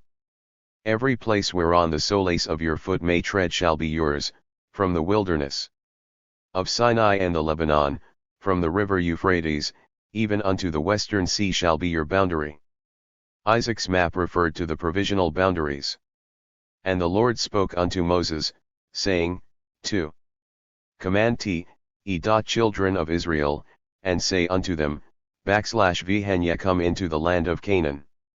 If we referred back to the map which appears at the end of Isaac's book, we would realize how the boundaries of the promised land were determined in conformity with the mentioned text of the book of Numbers. Rabbi Isaacs gave to this huge area to the north the name of reduced grants because it did not include all the allotments of Greater Israel. It was drawn up in conformity with what he considered to be the frontiers of Solomon's empire. To the reduced grants, he added huge areas extending from the Euphrates to the Egyptian river and including the Gulf of Aqaba. It is worthwhile mentioning that the entrance of Hamath has within the concept of the reduced boundaries of the smaller area, extended from the suburbs of the city of Hamath to the Taurus Mountains and the frontiers of Cilicia. The rabbi's daughter took it upon herself to remind the reader that the larger area included extremely fertile lands. She wrote, "In this larger territory are included, though, valuable pasture and farming lands east of the Jordan which were allotted to the tribes of Reuben and Gad and the half-tribe of Manasseh, also such as were acquired by peaceful settlement or justifiable conquest up to the time of King Solomon, who reigned over the Jewish kingdom, which had reached its largest extent before the death of King David. 20. Furthermore, she pointed out that the restoration of a Jewish national homeland under the British Crown seems to be no longer a moot question since the issuance of the British Declaration and its endorsement by France, Italy, and other governments, and by our great President, Woodrow Wilson, to which has been added the approbation of His Holiness, Pope Benedict XV. She also found it appropriate to call our attention to what we would encounter in the book, namely that the biblical, traditional, and historic boundaries include a much larger area than is generally conceded to the Jewish nation. 21. What is worth mentioning with respect to the discoveries claimed by Rabbi Isaacs is that most of them are based on the research work carried out by the Palestine Exploration Fund. He quoted a great deal of what had been done and written by Charles Wilson, Captain Warren, and Colonel Condor in relation to the geography and topography of Palestine, and pointed out that the identification of all the places mentioned in the text of the Book of Numbers would have been impossible without these explorers, who had responded to the necessity of stating the ancient as well as the modern names of the places they were describing. In his opinion, the Great Sea on the west and the Salt Sea with the Jordan on the east were known boundaries, whereas the northern part of the western and eastern borders and the entire northern boundary were forgotten and left to speculation. 22. Consequently, he used the findings of the Palestine Exploration Fund to compare the names given by them to the places they described with those found in ancient Hebrew exposites or targums for the purpose of making correct identification. Thus, he said, he was able to identify many of the scriptural landmarks for the border lines so as to complete the boundaries on all the four sides in a rectangular figure. To conclude his introduction, The author solicited full attention to the reasons given for departing from the sites chosen by the existing expositors, as well as for the elected substitutes, and confessed while offering no justification for that this constitutes a new departure, especially in the northern part, and a bold move. Finally, he told the reader that good reasons are given for each deviating step which, he hoped, would be conceded and the new arrangements welcomed. We shall examine the conditions surrounding Rabbi Isaac's discoveries in his description of the two extremes, the minimum and the maximum, between which the characteristics of the area which he ascribes to Greater Israel fluctuate. The southern border. In the previously mentioned text it is said that the south of Kadesh Barnea is the extremity, cf. the southern boundary. We learn from Ezekiel that the southern border passed by the waters of Meribah. We also learn from the book of Numbers that Kadesh Barnea, whence the 12 spies were sent out by Moses and whither they returned, is situated in the desert of Paran. How are we to relate these two contradictory texts? There, Rabbi Isaacs adopts a different view than the majority of commentators. He did not agree with the commonly accepted explanation that the borders of the wilderness of Zin and that of Paran and Kadesh were not sharp lines as our modern political boundaries are. Rather, he assumed the existence of two different places named Kadesh and identified Kadesh Barnea with En-Quadis, while the second Kadesh is identified with En-El-Waiba, which, in his opinion, makes them both on the border of the land of Israel. The western border. There is no need to argue about considering the Mediterranean as the western border, for it constitutes an unmistakable landmark. Yet, Rabbi Isaacs was worried about the fact that the text does not appear to define how far north on the sea coast this border extends, or the point at which it terminates. Therefore, he supposed that the northern boundary turned to Mount Hor and from there to the entrance of Hamath. Various theories were advanced as to where these landmarks were located, and therefore the northern line of the Promised Land is drawn in different ways by the various explorers and scholars, whose theories Isaac summed up as follows. The old opinion: Mount Hor is one of the peaks of Mount Hal 1 No 11, the entrance of Hamath is the pass to Hamath through the Bukia, beginning southwest of Mount Hermon, the turning point on the sea coast is accordingly directly west of Mount Hermon, so that AIINE drawn from that point extending eastward to Mount Hermon constitutes the northern boundary. The latitude of Mount Hermon, which is 33 degrees 24 minutes north, would thus be the northern extremity of the land. R. Est Horai Haparchi, a celebrated traveler, 1322, Mount Hor is identified with Jebel Lak1 on the sea coast near the 36th parallel north, between Laodicea and Alexandretta, the border thence running southeast to Hamath, crossing the Bukia, which is the entrance of Hamath. This extends the territory about 110 miles farther north than the preceding theory. R. Joseph Swartz, 1850, often quoted by modern explorers. Mount Hor is identified with Jebel Nuriya on the coast, at 34 degrees 19 minutes north, thence the line extends across the Bukia to Hizeta. This extends the border about 63 miles farther north than the first theory. Robinson and Porter, and many other scholars. Mount Hor is Jebel Akar, the northern and loftiest part of Libanus. The entrance of Hamath is the valley which intersects the Lebanon and the Ansariya mountains, carrying the river El Kabir into the sea. This river is 34 degrees 38 minutes north, thus extending their board are 84 miles farther north than the first mentioned opinion 2s. Rabbi Isaacs devoted a special supplement to the second part of his book to deal with each of these theories separately. He declared that in spite of the fact that they were mostly based on religious texts, none of them could be accepted. In answer to the prevailing opinion identifying Mount Hor with Mount Hermon, Rabbi Isaacs quoted several passages in the religious texts which contradicted it and further argued that the said opinion was inconsistent with its own text. Referring to the Tosefta, he declared that this text, which was a supplement to the Mishnah, redacted in the 3rd century, mentions Turi Ammonon or Mount Ammonon, and situated Mount Umanis or Manis along the Bay of Alexandretta. Yet, he confessed that the mountains in question have no com. Ibid. Pages 25 to 26. 183. Mon name, and that the name of Ammonus was lost probably at the time of the Arab conquest of Syria in the 7th century or soon after. One should note, though, that Rabbi Isaacs found no contradiction in the different scriptural passages relating to the extent of the Promised Land. He attributed the divergence in the description of the boundaries to a misinterpretation of the texts whose vagueness, he said, might be judged by the widely different opinions of its expositors, and indicated that the origin of this divergence of opinion lies mainly in the change of the geographical names and also in other causes, chief among which was Ptolemy's geography, the latter's map having misplaced the two mighty ridges, Lebanon and Anti-Lebanon, so far east that they fell beyond the limits of Palestine. 24. The second cause in Isaac's opinion which led to the misconception of the text of Numbers was the general belief that the Holy Land as conquered and divided among the tribes was also the promised land allotted in Numbers 34, 1-12-25. In order to avoid contradicting his previous statement, namely that the different scriptural passages relating to the extent of the promised land do not contradict one another, he chose to remind us that the promised land, in its extent and borders, did not correspond to the conquered land. We have previously encountered the distinction between the ideal and the reality, or between the promise and the fulfillment. This distinction is, in fact, found in most studies and works on the Bible and the history of the Israelites, and goes back in the modern era, to the second half of the 19th century.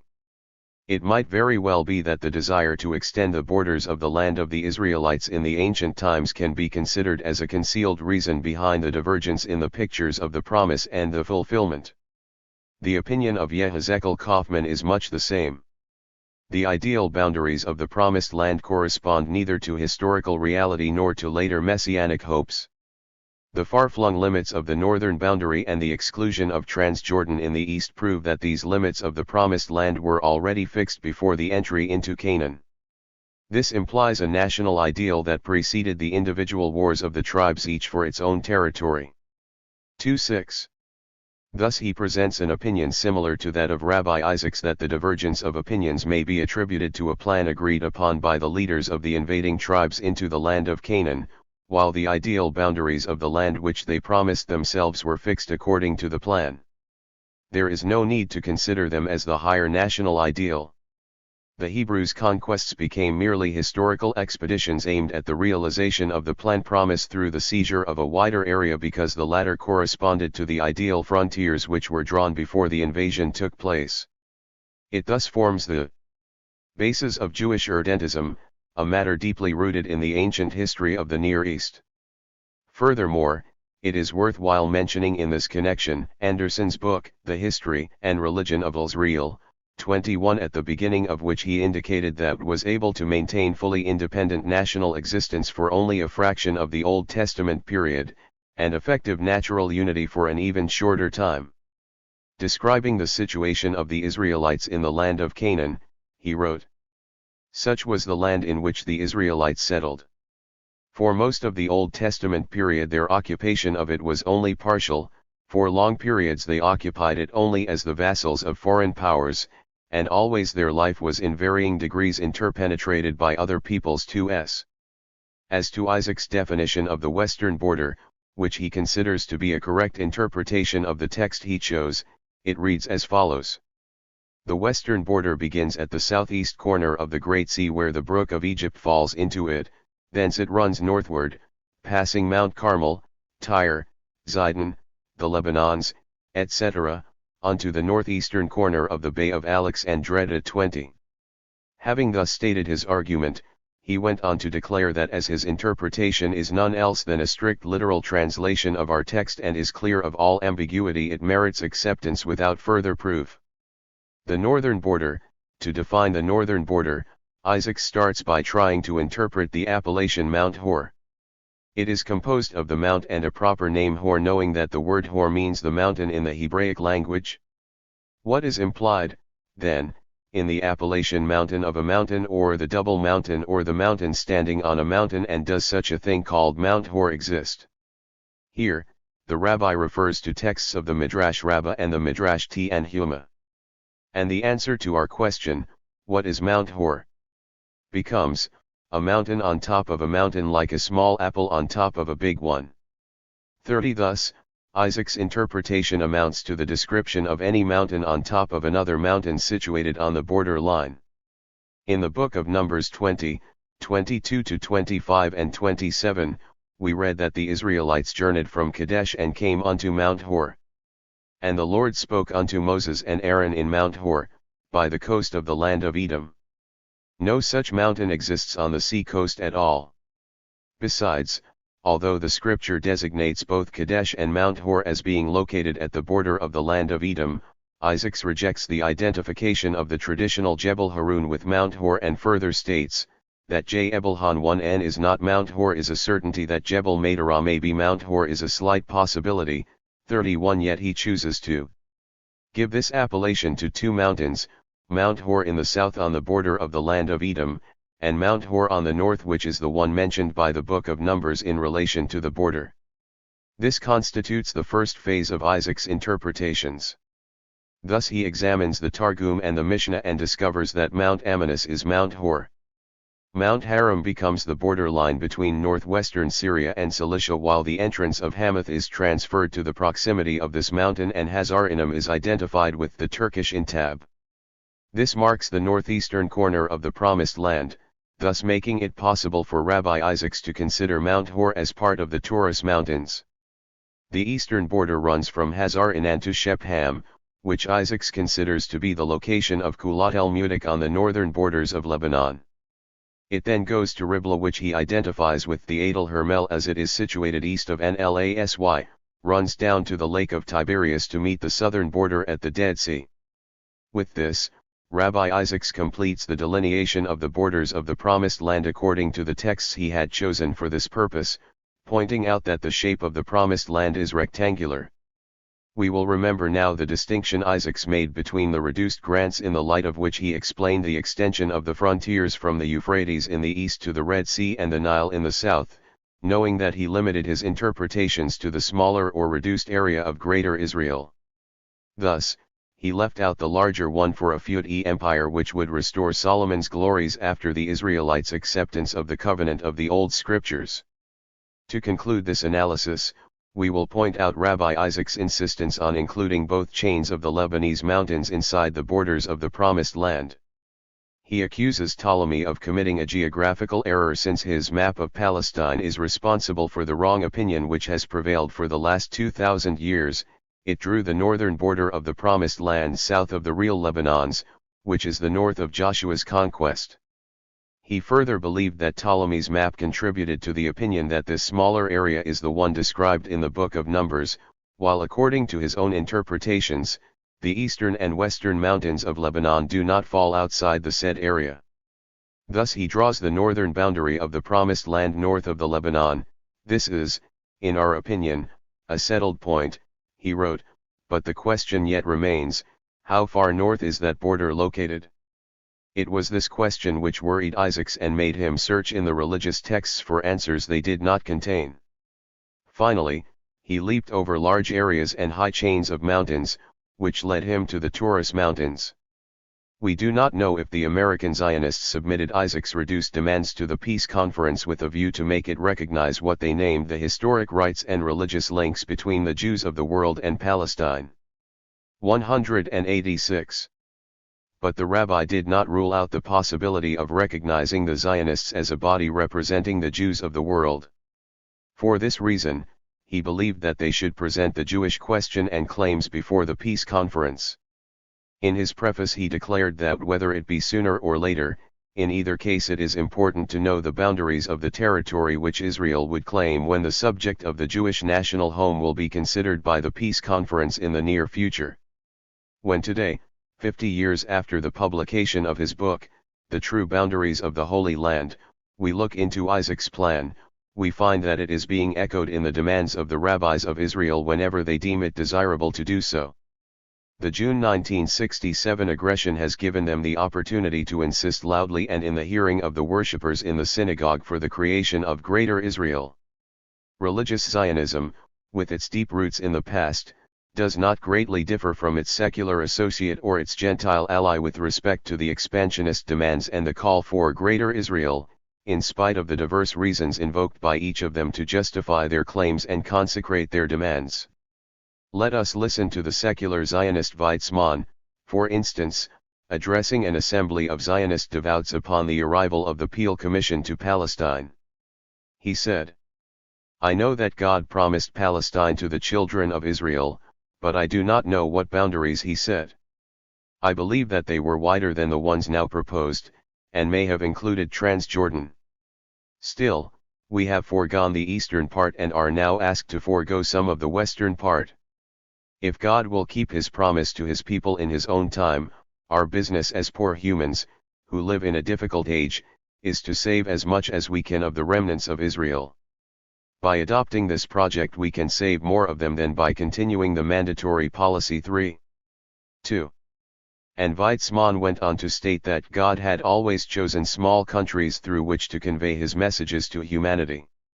He found it more convenient, then, for the Zionist movement to accept a small Jewish state living in peace with its neighbors. In order to obtain a Jewish state with definite boundaries internationally guaranteed, he chose to proceed gradually by phases. The eve of the Declaration. The Zionist Manchester School contributed to the British Zionist tradition. In fact, it succeeded in making Arthur James Balfour the major link in the chain of this deeply rooted tradition. His name has been associated since then, with the declaration by which His Majesty's government pledged to view with favor the establishment in Palestine of a national home for the Jewish people, and will use their best endeavors to facilitate the achievement of this object. On November 2, 1917, the British government published, after approval by the Cabinet, a statement of policy later known as the Balfour Declaration.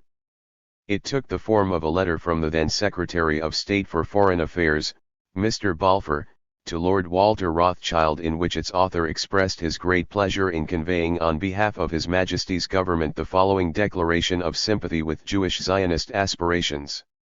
2. However, the second part of the declaration clearly stated that His Majesty's government's declaration of sympathy with Zionist aspirations was conditioned by the following. Nothing shall be done which may prejudice the civil and religious rights of existing non-Jewish communities in Palestine, or the rights and political status enjoyed by Jews in any other country. After the issuance of the declaration, Lloyd George proceeded to clarify the circumstances which prompted the government of his country to publish such a statement. The Zionist leaders gave us a definite promise that, if the Allies committed themselves to giving foci edicts for the establishment of a national home for the Jews in Palestine, they would do their best to rally Jewish sentiment and support throughout the world to the Allied cause. They kept their word. 1.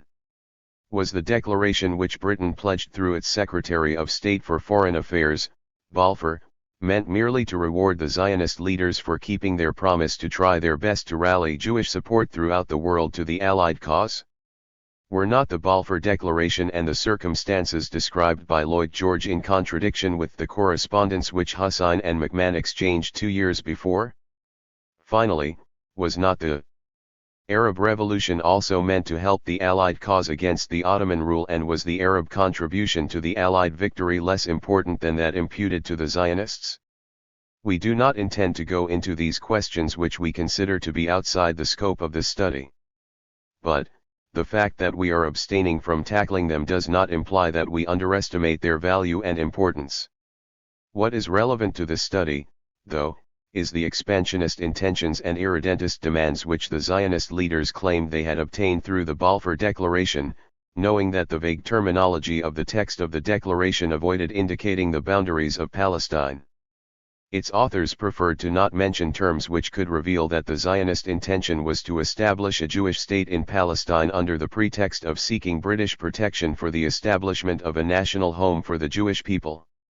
The Zionists decided, or at least pretended, to content themselves with the area described in the secret Sykes-Picot Agreement as the Brown Area, provided they would take the first opportunity, after the issuance of the declaration, to claim more and insist on the expansion of the boundaries to include other areas they had ambitions for, because of their water supplies and economic potentialities.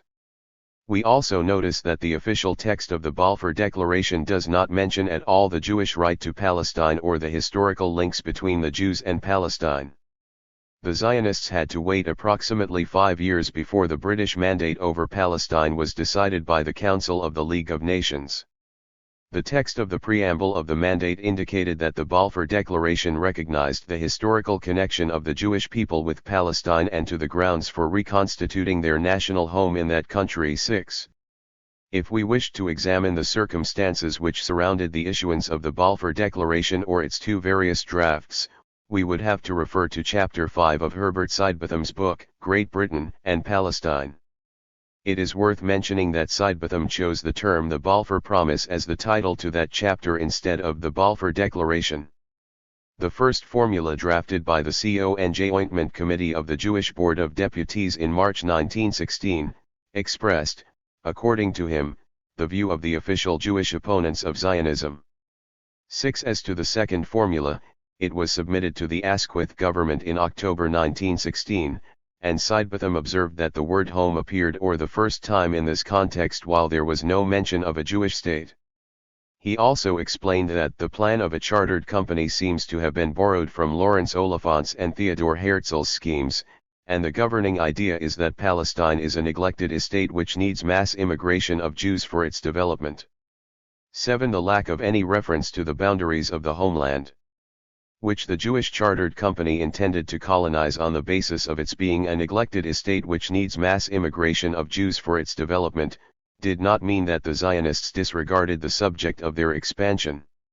We have only to recall the official Zionist position then as expressed in a note on the boundaries, i.e. Zionist and the Jewish future, which we have previously discussed, to know the nature of the boundaries which the Zionists drew up on Weizmann's advice and according to the Manchester Zionist school's teachings. It is obviously these same boundaries which the Zionists chose and thought of when they discussed the homeland, and later the Jewish national home. In a previous chapter, we examined the formation of the British Palestine Committee and the publication, Palestine, since the beginning of 1917. In the first issue the boundaries of the national home were discussed. Jeffreys has expressed the reluctance of the advocates of the idea of the national home to define the boundaries of the land in which it was to be established. In accordance with Sidebotham's ideas, he wrote, "When the question of boundaries first arose, Palestine was quite clear about Palestine. It said that Palestine has never, except for very brief periods, been a political unity, and hardly any definition of its geographical boundaries would agree in detail. On the other hand, Sidebotham discussed in his second book, Great Britain and Palestine, the report of the Zionist executive to the 12th Zionist Congress, explaining that this report ascribed to Manchester the credit of being the first to realize fully the coincidence of British and Jewish interests. He added that the British Palestine Committee, through its organ Palestine, had no doubts about what the settlement should be. It wanted a Jewish state in Palestine. Further, it wanted Palestine to have boundaries wide enough to permit political and economic development on a national scale and strategically strong enough to make self-defense easier than it was in the classic days of the Jewish state. 9. Once the period of tutelage had ceased and the protector had retired. Unlike Sidebotham, Sacker could not imagine that such a mandate could come to an end. When he was asked by the representatives of one of the commissions which often visited Palestine how long the mandate period should last, he spontaneously answered forever, and thus became known since then as Forever Sacker. 10. Towards the end of 1916, a change in the cabinet brought Lloyd George to the head of the government while Herbert Samuel, Asquith, and Gray resigned. The Zionists were to find in Lloyd George and Balfour most enthusiastic support of their movement. The Zionist leaders had, by the end of the summer of 1916, decided to draft a memorandum on the Zionist program in Palestine. Stein has related that a first draft was ready by the end of October, but this was not considered satisfactory and was superseded by a second and drastically altered draft, which, in turn, was thought to need amendment. A revised version was ready by the end of November but does not appear to have been used until it was sent to Sykes by Gaster on 1 February 1917. 11. As to the German version of the memorandum which was published in the report of the Executive Committee to the 12th Congress, it did not mention clearly the boundaries of Palestine, but referred instead to the provisional program to be applied in case Palestine fell under British or French protection or under their joint protection. This program was viewed from two angles, that of the Palestinian Jews, and that of the Jewish masses of immigrants actually living outside Palestine. Stein points out that the version which was submitted to Sykes ended by summing up the scheme as follows: Palestine to be recognized as the Jewish national home, with liberty of immigration to Jews of all countries, who are to enjoy equal national political and civic rights, a charter to be granted to a Jewish companr, local government to be accorded to the Jewish population, and the Hebrew language to be officially recognized. 1. 2.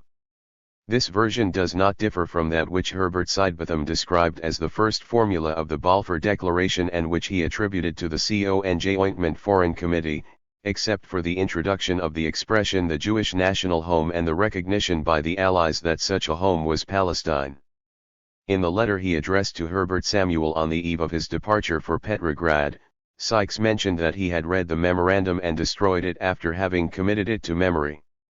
He suggested that Belgium should assume the administration as the trustee of the Entente powers because, in his opinion, it might be more acceptable to France as an alternative to an international administration. Then, speaking of the boundaries, he said, "I think on the whole that the boundaries as marked asterisk are more favorable than if they were wider. By excluding Hebron and the east of the Jordan there is less to discuss with the Muslims, as the Mosque of Omar then becomes the only matter of vital importance to discuss with them and further does away with any contact with the Bedouin, who never cross the river except on business." In conclusion, he wrote, "I imagine that the principal object of Zionism is the realization of the ideal of an existing center of nationality rather than boundaries or extent of territory. 13. By the beginning of 1917, the Zionists had succeeded in securing, vis-a-vis the British government, a position which a number of them were very eager to keep. In February of the same year, 5 Zionist leaders gathered with Sykes in Rabbi Gaster's house to discuss how to obtain official agreement that the national home should be established under British protection. According to Sykes, this meeting has come to be considered as the event which inaugurated the new era. 14. It was clear from certain of their remarks that they had heard rumors concerning an Anglo-French agreement over Palestine and that they had guessed correctly. As to the editor of the Manchester Guardian, Mr. Scott, he soon warned Dr. Weitzman that Sir Mark Sykes, who was a Catholic, would give in to French claims in the East and went as far as telling him all he knew about the question, namely that, when he visited Paris in April, 1917, someone had told him of the Sykes-Picot Agreement. That is how the Zionists came to know about the secrets of the agreement and to act accordingly. Sykes pointed out Herbert Samuel's outstanding role in this respect although he was no longer a member of the cabinet. He mentioned Mark Sykes' desperate efforts to make Samuel tell what he could divulge of the agreement and wrote, "Mr. Samuel gave a guarded reply which could be interpreted as expressing ignorance or discretion." 15. However, the Zionist leaders expressed then, with Samuel's agreement, their acceptance of Sir Mark Sykes' guidance. It is evident that the Sykes-Picot Agreement realized the Zionists' hope in an extremely important respect, for it gave a geographical identity to Palestine for the first time in hundreds of years. 16. It is known that the division into blue and red spheres of influence stopped at the brown area which later became the geographical entity of Palestine. If we referred back to the memorandum which Herbert Samuel submitted 2 years before, we would be able to say that the Sykes-Picot Agreement was of Zionist origin. We would also accept Christopher Sykes' statement that the special provision for Palestine was to a large extent the result of the following: the Samuel Memorandum, Dr. Gaster's efforts to influence Sykes and convert him to the Zionist doctrine, and Sykes' influence on Picot. 17. Although the agreement countered the Zionists' wishes by insisting on an international zone, it served the purposes of the Zionists by breaking the British promises to the Sharif of Mecca for Arab independence. Before proceeding to the discussion of the 3 remaining formulas, it is worth mentioning the part played by Nahum Sokolow in making George Picot accept the British mandate over Palestine and adopt the Zionist views, knowing that the first concern of the majority of the French politicians then was to ensure the continuation of the historical French mission in the Middle East. Sokolow left for Paris with Sir Mark Sykes, who arranged his meeting with a number of French officials from the Ministry of Foreign Affairs, while advising him to go alone to these meetings so as to avoid the appearance of a British Zionist connivance. Then the two men left separately for Rome and the Vatican, where Sokolow succeeded in obtaining an audience with His Holiness, the Pope Benedict XV on May 10, 1917, after he had gathered with Monsignor Pacelli, Assistant Under-Secretary for Foreign Affairs. On the Pope's demand, Sokolow explained the Zionist project in detail. He said, "Our program is twofold. It aims first to create in Palestine a spiritual and cultural center for Jewry, and secondly to establish a national home for oppressed Jews. 18. It seems that the Pope was deeply impressed and that he expressed his enthusiasm for this wonderful idea, but whenever he asked Sokolow a delicate question about the aims of the project, the latter returned a skillfully evasive reply. 19. When the Pope asked him whether there was enough space in Palestine to carry out his plan, Sokolow answered, "There is the possibility of reaching our goal, but first we must prepare the ground." 20. To the question, "Are many Jews likely to settle in Palestine?" he again answered evasively, saying, "The best and those who have suffered most." Then, he led the conversation away from that subject to discuss the great agricultural work of the pioneers and the issue of the Jews of Eastern Europe. The audience was over after the Pope answered Sokolow's request for moral support by saying, "Yes, I believe that we shall be good neighbors." 21. Sokolow then returned to Paris, where he realized the importance of his meeting with Benedict XV. According to Christopher Sykes, by his friendly reception of a Zionist leader, and his openly expressed approval of a Palestinian regime run by Great Britain, the Pope loosened one of the foundation stones of Monsieur Flandin's party.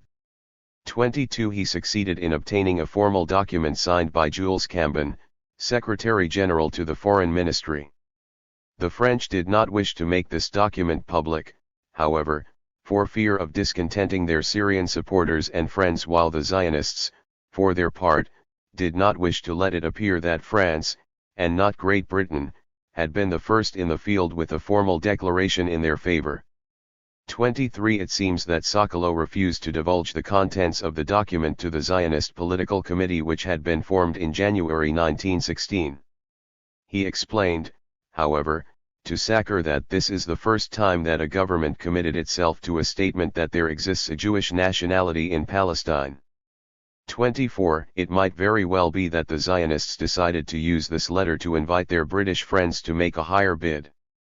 On the other hand, the Allies' aim behind such a document was to make the Zionists use their influence with the Russian Jews after the Bolshevik Revolution and the white Jewish participation in it in the interest of their cause. Besides, French claims in Palestine made them hope to detach the Zionist movement from its exclusive reliance on Great Britain. The Zionists thus found themselves tied to a number of links, but not for long. In fact, after French public opinion had become cooler towards the idea of the establishment of a Jewish state in Palestine, the Zionists decided to return to their British alliance, and the Balfour Declaration was issued without prior consultation with the French government. In the third formula, which the Zionist committee submitted to Balfour in July 1917 after it was shown to Sir Mark Sykes, to Baron de Rothschild, and to Prissy Gent Wilson, Sokolow succeeded in introducing for the first time the expression the Jewish national home. 25. It was devised during Weizmann's absence. The leader of the Manchester Zionist school had, in fact, left London towards the end of June to meet each of Morgenthau and Felix Frankfurter in Gibraltar and defeat the attempts made by the Americans to approach the Turkish liberals in Switzerland with a view to a separate peace. He was not back in London until July 22. Sidebotham and Sacker took the lead of the British Zionist wing, which had planned to include in the text a clear statement of the British sympathy for the Zionist plan to establish a Jewish state in the whole of Palestine, instead of resorting to a diplomatic device by using the expression national home of the Jews in Palestine. However, the amended version avoided referring to the whole of Palestine as a Jewish homeland. Sidebotham and Sacker ignored Sokolow's plea for moderation and diplomacy. Each one devised a draft of his own with the aim of making Palestine just as Jewish as America is American and England is English. Under the title, Fifth Formula, Sidebotham discussed these two versions, pointing out that there was no inconsistency between the Palestinian state with a Jewish character and the proviso of the Balfour Declaration that the civil and religious rights of non-Jewish communities in Palestine must not be prejudiced. 26. He tried to explain that Jewish in character did not necessarily mean the confinement of Palestine to the Jewish race alone. Also, he did not deem it important to reproduce the complete text of the draft he had devised with Sacker, even after 20 years had elapsed since the issuance of the Balfour Declaration. However, Stein filled in this gap by summing up the contents of both drafts. He explained that Sacker had invited the British government to declare that one of its essential war aims is the reconstitution of Palestine as a Jewish state and as the national home of the Jewish people. The definite form of such reconstitution must be an integral Palestine which is a self-governing state. 21. Sacker sent to Sokolow his own draft and another by Sidebotham explaining what was meant by a Jewish state, namely, not a state of which membership is restricted to Jews but a state whose dominant ilatfanal character, will be Jewish in the same sense as the dominant national character of England is English, of Canada Canadian and of Australia Australian. 28. We are not sure whether Sacker and Sidebotham were alone in insisting that the formula should raise the question of a Jewish state. Their drafts, though, were never adopted. The Zionists' demands which had been submitted to Sir Mark Sykes remained as they were, but the tactics of moderation adopted by Sokolow and Weizmann aimed at getting a general approval of Zionist aims very short and as pregnant as possible. By giving the preference to the general approval of Zionist aims, Sokolow was hoping to gradually get more and more. On June 9, Balfour returned from the United States where he had learned that the Americans were trying to approach certain Turkish politicians in Switzerland. On the other hand, the Zionist leaders were informed that a French delegation had been sent there to prepare the ground with the members of the Ottoman League of Peace and Liberation. Weizmann and Malcolm immediately called on the British Foreign Office and Balfour personally arranged for Dr. Weizmann to travel to Gibraltar in order to meet Morgenthau and endeavour to obstruct his mission. In the meantime, the Zionists had resorted to a new maneuver in relation to their British allies. News that the German Empire would extend its protection to the Zionists in Palestine in the event the latter declared their support to Germany and to the Central Powers, reached London. 29. In this context, certain researchers have considered two exceptions to the general rule of non-involvement governing American policy toward Turkey. 30. The first one was Morgenthau's mission, while the second one was President Wilson's policy on the Balfour Declaration. Also, we should not underestimate the role played by the American Zionists since the outbreak of the war. The fourth formula came into existence at that time. It was to become the official text of the famous Balfour Declaration, and Sidebotham pointed out that the second proviso was added to meet the objections of Sir Philip Magnus and Mr. Claude Montefiore. He further explained that the English word home is untranslatable into the other European languages. In fact, the French version of the Balfour Declaration used the word foy one, while the Italian one used that of centro. As to the German translation of the word, it was Heimstatt. Sidebotham also pointed out that the expression Commonwealth or Autonomous Commonwealth is not synonymous with national home, 31, and that the expression the Jewish national home in the Balfour Declaration was interpreted until 1919, as the Jewish state. He explained that the Jewish state was one that gave equal rights to all Palestinian citizens, irrespective of race, and that there was little doubt that that was the meaning in Balfour's mind when he made his promise. He, however, expressed his belief that the 3 years to come were to see a great limitation of this original ideal. 32. While the Gentile Zionists outran the Jews by insisting on a Jewish state with wide boundaries to ensure economic development and security, Weizmann, on the other hand, adopted the principle of gradualism.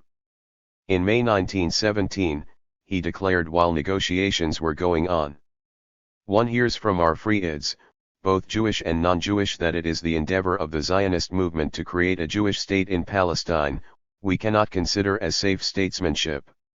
Strong as the Zionist movement may be, it must yet be admitted that conditions are not yet ripe for the setting up of a state ad hoc. States must be built up slowly, gradually, systematically, and patiently. We therefore say that, while the creation of a Jewish commonwealth in Palestine is our final ideal, the way to achieve it lie through a series of intermediary sieges. 33.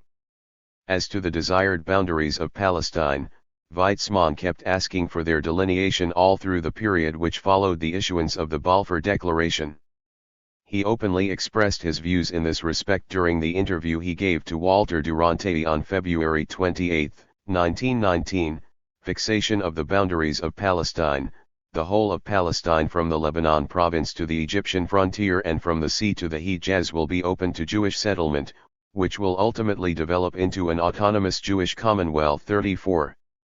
Among the books published in 1917 under the auspices of the British Palestine Committee, two deserve our attention.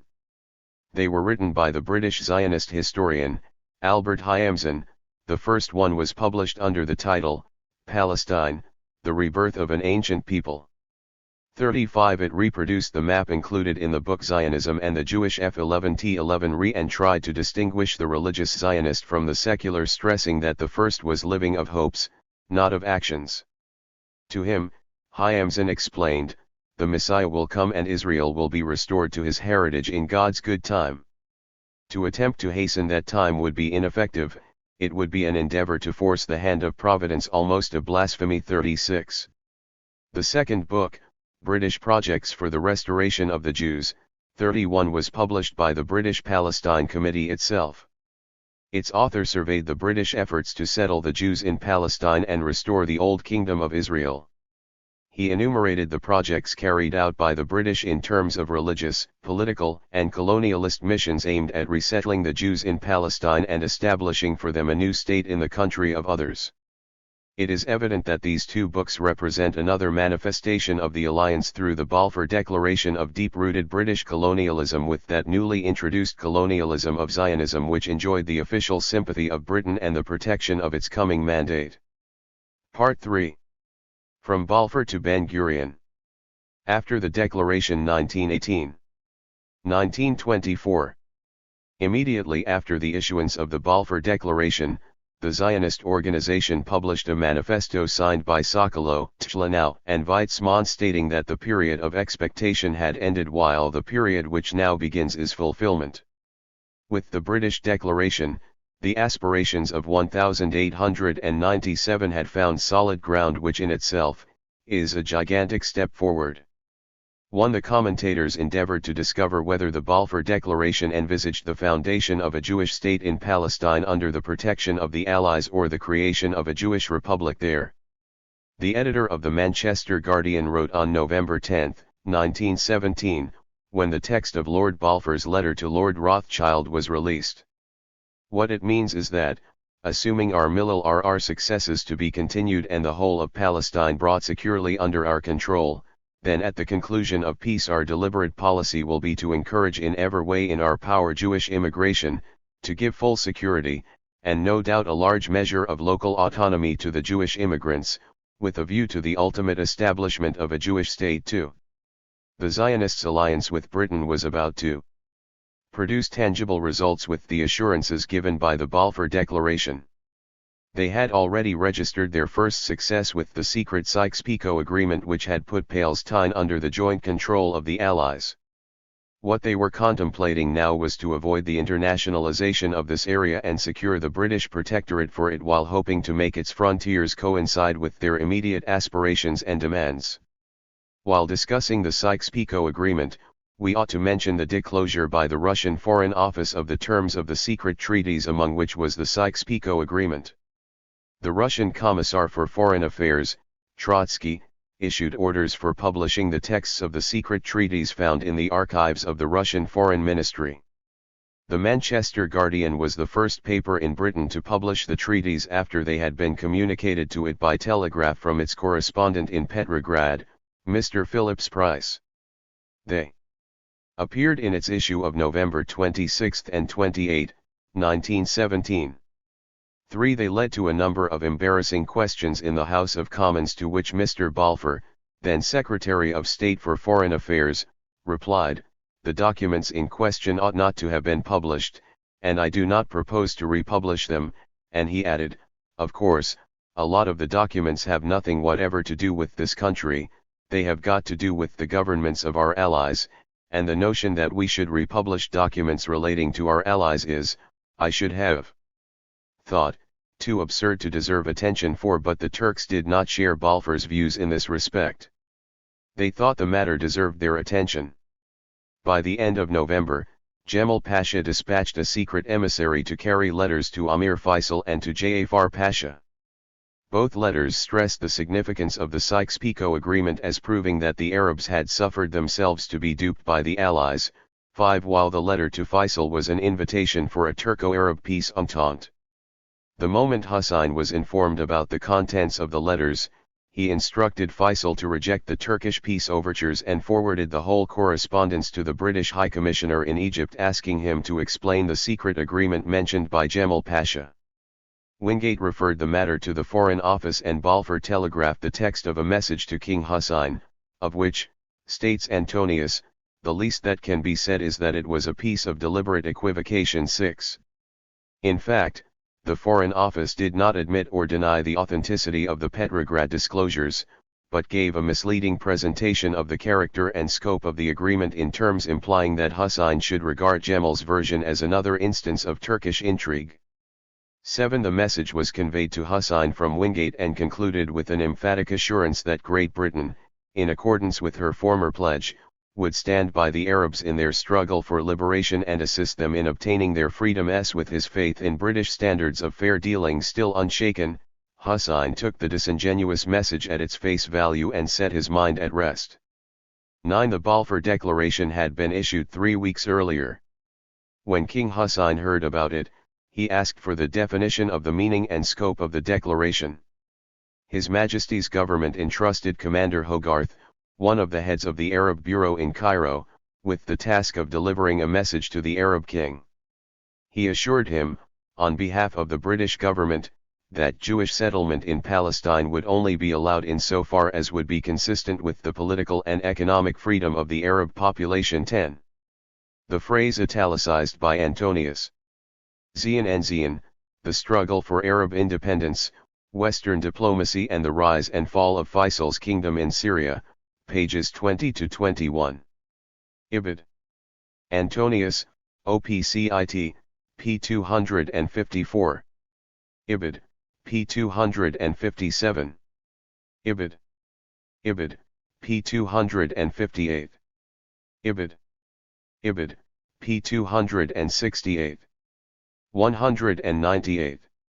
And which Hussein himself had taken down since the message had been delivered orally, represents, according to the Arab historian, a fundamental departure from the text of the Balfour Declaration, which purports to guarantee only the civil and religious rights of the Arab population. 11. Hussein, reassured, replied that insofar as the aims of the Balfour Declaration was to provide a refuge to Jews from persecution, he would use all his influence to further that aim. 12. Yet, he made it clear that there could be no question of surrendering the Arab claim to sovereignty.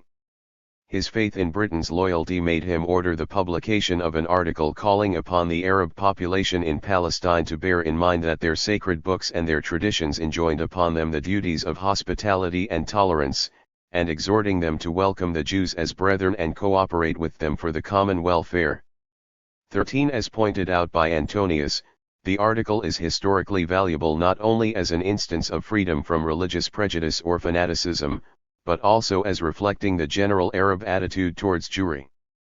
14. Zionism did not hesitate to take advantage of this position and use it to its own ends.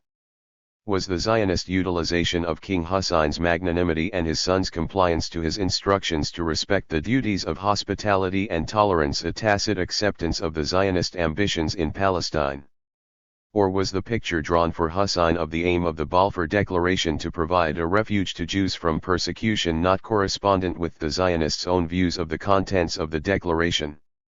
Answering the second question is by far easier than stopping at the first one. It is not unlikely that, in Hussein's mind, Palestine did not extend beyond the independent Sanjak of Jerusalem, which was separated from the Damascus Vilayet in 1887 and fell under the direct control of the Sublime Porte. The historic Palestine the Zionists claimed to reconstitute with the help of the British, did not exist except in history books. The war with Turkey was to offer Herbert Samuel the opportunity of writing a memorandum centering around the future of Palestine. Then came the Brown area of the Sykes-Picot Agreement and the Palestine of the Balfour Declaration. What makes us endorse this view is Sharif Hussein's refusal, in his correspondence with McMahon, to exclude the two vilayets of Beirut and Aleppo and their maritime coasts from the Arab Kingdom, for, he wrote, these are purely Arab provinces. From 1888 on, the new Beirut Vilayet included the following Sanjaks: Latakia, Tripoli, Acre, and Nablus, while, since then, natural Syria consisted of the vilayets of Aleppo, Damascus, and Beirut, in addition to the two independent mutasarrifiyas of Jerusalem and Mount Lebanon. Thus, we see King Hussein speaking, in his reply to Commander Hogarth, of the sea safeguard and control of the holy places by the adherents of each of the creeds who had sanctuaries in Palestine. 1. Had the king realized the implications of the Zionist alliance with Britain with respect to the Brown area of the Sykes-Picot Agreement, we could say that such a tacit acceptance of the Zionist regional and expansionist ambitions in Palestine did exist. It is no wonder he was ready to help in the implementation of the Balfour Declaration after he had understood or been made to understand that the aim behind it was to provide a refuge to Jews from persecution. It is sufficient to note that he stressed the Arab claim to sovereignty, making it plain that there could be no question of surrendering it. But the British Zionist scheme became effective after the British forces conquered Jerusalem on December 9, 1917. It is worthwhile mentioning here that Faisal's forces had occupied Aqaba on July 6, 1917, and the war operations had thus come to extend over the south and the southeast of the Dead Sea. 3 weeks after the occupation of Aqaba, the British War Office ordered Lieutenant Colonel Patterson to form a Jewish regiment. By the end of January 1918, this regiment, which counted 5,000 men at the end of the war, was ordered to proceed on active service to Palestine. Meanwhile, a Zionist commission was to leave England on March 8, for Palestine also. It was headed by Weizmann and carried letters of introduction from Lloyd George and Balfour to General Allenby. In Trial and Error, Weizmann simply remarked that His Majesty's government decided to send a Zionist commission to Palestine to survey the situation and to prepare plans in the spirit of the Balfour Declaration 10. But other sources have argued that the aim was to assist in the rehabilitation of the Yishuv, to act as liaison officers between the government and the Jewish community, and to lay the foundation for the establishment of the Jewish national home. 17. It was not easy for a commission of this sort to fulfill these duties since the war had not ended yet. In June 1918, the Jordan Valley was still in Turkish hands. Weizmann and Ormsby-Gore could not reach Faisal's headquarters in Transjordan except by passing through Suez and going along the coast to Aqaba, then to the Araba Valley and from there to Transjordan. Secondly, that the commission acted as a liaison officer between the government and the Jewish community in Palestine makes us wonder what this government was. It might very well be that the aim behind it was to make the commission appear as a liaison commission between the military forces of occupation and the Jews of Palestine, except that one wonders why the Jews, with their private courts of justice and their numerous organizations, should need such a mediator or liaison officer with the occupying authorities. We are thus left with the third purpose, to lay the foundation of the Jewish national home. It is the nearest to Weizmann's statement on the preparation of plans in the spirit of the Balfour Declaration. This leads us to conclude that the purpose of the Zionist Commission was to implement the terms of the Balfour Declaration. On December 18, 1918, the Commission submitted an outline for the Provisional Government of Palestine to the Zionist authorities for their consideration in presenting the Jewish case before the Peace Conference. It can be summarized as follows. Palestine should be recognized as the national homeland, in the affairs of which the Jewish people, as a whole, shall have a determining voice. England should be the trustee. A Jewish colonization society should be created with the sanction of the League of Nations. The colonization society should have broad powers, to organize Jewish immigration, to take over state lands and develop them, to obtain government concessions to construct railroads, harbors and irrigation works, to administer the agrarian bank of the former Ottoman government, to have the exclusive right to develop all subsurface natural resources, to establish new agrarian institutions, and to grant concessions for these purposes. The proposals aim to bring about a large Jewish majority but, at the same time, to guarantee the rights of the various national and religious groups in all religious, cultural, and philanthropic matters. Arabic as well as Hebrew were to be recognized as official languages. However, the purpose of creating a Jewish homeland should receive recognition by adopting the name of Eretz Israel for the land and by recognizing the Jewish flag as the flag of the country. The principal administrative agency of the land was to be an executive committee over whose action the Governor-General should have veto power. The executive committee should have jurisdiction over all matters except military and foreign affairs, the protection of places holy to non-Jews and their religious, educational, and communal affairs. 1s. At about the same time, the American Jewish Congress was meeting in Philadelphia. It adopted a resolution, instructing its delegates to the Peace Conference to cooperate with the World Zionist Organization to the end that the Peace Conference may recognize the aspirations and historic claims of the Jewish people in regard to Palestine, and there should be established such political, administrative, and economic conditions in Palestine as will assure, under the trusteeship of Great Britain acting on behalf of such a League of Nations as may be formed, the development of Palestine into a Jewish Commonwealth. 19. The resolution also mentioned the traditional expression of the second part of the Balfour Declaration stating that nothing shall be done which shall prejudice the existing rights of non-Jewish communities in Palestine. 20. The issue of the historical claims of Jews to Palestine was considered by the following American Jewish Congress of March 2, 1919. A comprehensive memorandum on the Jewish title to Palestine was submitted to Wilson. Palestine was claimed as the historic home of the Jews while the duty of the government was to help the Jews to continue the development which they had already begun. 21.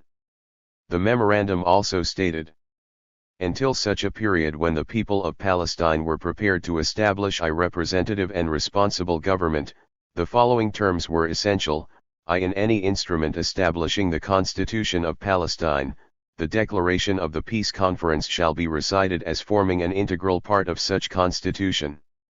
2. The Jewish people shall be entitled to fair representation in the executive and legislative bodies and in the selection of public and civil servants. 3. In encouraging the self-government of localities, the mandatory or trustee shall secure the maintenance by local communities of proper standards of administration in matters of education and communal or regional activities. In granting or enlarging autonomy, regard shall be had to the readiness and ability of the community to attain such standards. Local autonomous communities shall be empowered and encouraged to combine and cooperate for common purposes. 4. Assistance shall be rendered from the public funds for the education of the inhabitants without distinction of race or creed. Hebrew shall be one of the official languages and shall be employed in all documents, decrees and announcements issued by the government. 5. The Jewish Sabbath and holy days shall be recognized as legal days of rest. 6. The established rights of th. present population shall be equitably safeguarded. 7. All inhabitants of Palestine who, on a date to be specified, shall have their domicile therein, except those who, within a period to be stated, shall in writing elect to retain their citizenship in any other country, shall be citizens of Palestine, and they and all persons born in Palestine or naturalized under its laws after the day named shall be citizens thereof and entitled to the protection of the mandator or trustee. 22. Also, the American Commission of Experts submitted to President Wilson the results of its work together with the following recommendations in connection with Palestine. Palestine. It is recommended that there be established a separate state of Palestine. That this state be placed under Great Britain as a mandatory of the League of Nations. That the Jews be invited to return to Palestine and settle there, being assured by the conference of all proper assistance in so doing that may be consistent with the protection of the personal and the property rights of the non-Jewish population, and being further assured that it will be the policy of the League of Nations to recognize Palestine as a Jewish state as soon as it is a Jewish state in fact. That the holy places and religious rights of all creeds in Palestine be placed under the protection of the League of Nations and its mandatory discussion. Ad 1. The separation of the Palestinian area from Syria finds justification in the religious experience of mankind. The Jewish and Christian churches were born in Palestine, and Jerusalem was for long years, at different periods, the capital of each. And while the relation of the Mohammedans to Palestine is not so intimate, from the beginning they have regarded Jerusalem as a holy place. Only by establishing Palestine as a separate state can justice be done to these great facts. As drawn upon the map, the new state would control its own source of water power and irrigation, on Mount Hermon in the east to the Jordan, a feature of great importance since the success of the new state would depend upon the possibilities of agricultural development. Add 2, Palestine would obviously need wise and firm guidance. Its population is without political experience, is racially composite, and could easily become distracted by fanaticism and bitter religious differences. The success of Great Britain in dealing with similar situations, her relation to Egypt, and her administrative achievements since General Allenby freed Palestine from the Turk, all indicate her as the logical mandatory. Add 3, it is right that Palestine should become a Jewish state, if the Jews, being given full opportunity, make it such. It was the cradle and home of their vital race, which has made large spiritual contributions to mankind, and is the only land in which they can hope to find a home of their own, they being in this last respect unique among significant peoples. At present, however, the Jews form barely a sixth of the total population of 700,000 in Palestine, and whether they are to form a majority, or even a plurality, of the population in the future state remains uncertain. Palestine, in short, is far from being a Jewish country now. England, as mandatory, can be relied on to give the Jews the privileged position they should have without sacrificing the rights of non-Jews. Add 4, the basis of this recommendation is self-evident. 28. The Zionist Memorandum to the Peace Conference. Before proceeding to the survey of the official Zionist demands as submitted by the World Organization to the Peace Conference for examination, we will examine the chain of events which occurred during the first phases of the developments in the war, which ended with the signature of the armistice and the ceasefire declaration of Thursday, October 31, 1918. On October 3, 1918, Prince Faisal entered Damascus. Lawrence preceded him. While Allenby arrived on the same day to execute the orders of the British Foreign Office and the War Office, namely, choke off Faisal and Lawrence. Damn the Arab torrent. Remember the Sykes-Picot Agreement. The general pointed out to Faisal that the war was not over and that the territory occupied by his forces, which would be under the administration of Britain for the time being, was enemy territory. Reminding him of the secret Sykes-Picot Agreement between France and Britain, he explained that he had been asked to allow the French to take over control of the Blue Zone, which represented Syria west of Damascus and Aleppo, and which included the chief town of Beirut and the Lebanon one. In addition, he informed both Faisal and Lawrence that he had received a cable from the British War Office recognizing the Arabs as belligerents, while, on the other hand, he expressed his readiness to recognize an Arab administration under Faisal from Aqaba to Ma'an, including Damascus. He then asked Prince Faisal to agree on the appointment of 2 liaison officers, one British and the other French, between the Arab administration and 2 allied governments, and to accept the situation till the peace settlement too. Prince Faisal had to accede. With the knowledge and approval of General Allenby, he established an Arab administration over Syria on October 5, 1918. On October 25, Homs, Ramah, and Aleppo fell into the hands of the Arabs, and British forces compelled the Turkish troops to surrender. 400 years had passed since the victory of the armies of the Ottoman Sultan Selim in the Battle of Marj Dabak, north of Aleppo. The armistice was signed with Turkey, and the Arabs' first concern, then, was when Britain would carry out its wartime commitment. Allenby gave official assurances that the measures taken by the military command were provisional and that they would not be used to influence the final settlement at the peace conference or prejudice Arab aspirations. What were these measures which the Allied military command had taken a few weeks before the signature of the armistice? In reality, they were nothing but the implementation of the Sykes-Picot Agreement. The areas which the Allied forces had occupied, after having denied their access to the Arab troops, were those which were under the effective control of the Ottoman Empire and which formed the Arab provinces under Ottoman administrative rule. The Allies immediately designated them as occupied enemy territories and insisted on T designation, giving the temporary character of their decision as an excuse. On 23 October 1918, before the signature of the armistice and after Weizmann's return to London, General Allenby reported to the British War Office that he had divided the enemy territory, in each of Syria and Palestine, into the three following administrative areas: 1. Occupied enemy territory South, 2. Occupied enemy territory North, 3. Occupied enemy territory East. The OETS was the brown area on the map of the Sykes-Picot Agreement. It included Palestine from the Egyptian frontiers to Acre on the north and to the Jordan River on the east. The OETN was the blue zone which extended from north of Acre to Alexandretta, while the OETE included portions of Zone A, in which Faisal had already established his Arab government in Damascus, and of Zone B. Later on, the OETN was put under the French military governor while Britain considered the OETE as its share. The British focused their attention on convincing their French allies to leave the southern area under Britain's military control. Iraq remained out of the scope of these measures and fell under the direct control of the British. Turkey thus collapsed and the Arab Near East fell under the control of Great Britain and France. This crucial fact alone, the Arab historian, Zion, rightly remarked, was perhaps more important than all the commitments and pledges given during the war. He then explained. For the first time since the Crusades, Jerusalem and the whole coast of what was then known as Syria were once more occupied by foreign Christian forces, while Christian powers had in their hands the destiny of the twin historic capitals of the once vast and mighty Muslim empire, Damascus of Umayyad fame, and Baghdad of Abbasid grandeur. 3.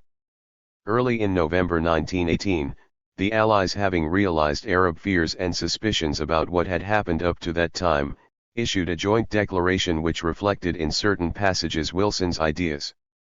It was published simultaneously in London, Paris, New York, and Cairo, and its object was to reveal the policy which the two Allied governments uphold in the liberated territories. It was considered by the Arabs as an amendment to the provisions of the Sykes-Picot Agreement, while Prince Faisal described it, on November 11, the day of the armistice, as one of the great documents of history which reflected noble humanitarian sentiments. 4. The following is the English text of the said Anglo-French declaration. The object aimed at by France and Great Britain in prosecuting in the East the war let loose by the ambition of Germany is the complete and definite emancipation of the peoples so long oppressed by the Turk, and the establishment of national governments and administrations deriving their authority from the initiative and free choice of the indigenous populations. In order to carry out these intentions, France and Great Britain are at one in encouraging and assisting the establishment of indigenous governments and administrations in Syria and Mesopotamia, now liberated by the Allies, and in the territories the liberation of which they are engaged in securing, and recognizing these as soon as they are actually established. Far from wishing to impose on the populations of these regions any particular institutions, they are only concerned to ensure by their support and adequate assistance the regular working of governments and administrations freely chosen by the populations themselves. To secure impartial and equal justice for all, to facilitate the economic development of the country by inspiring and encouraging local initiative, to favor the diffusion of education, to put an end to dissensions that have too long been taken advantage of by Turkish policy. 0. But, the agreement which the joint declaration expressed, in spite of its compliance with Wilson's ideas, was not meant to depart from the provisions of the Sykes-Picot Agreement.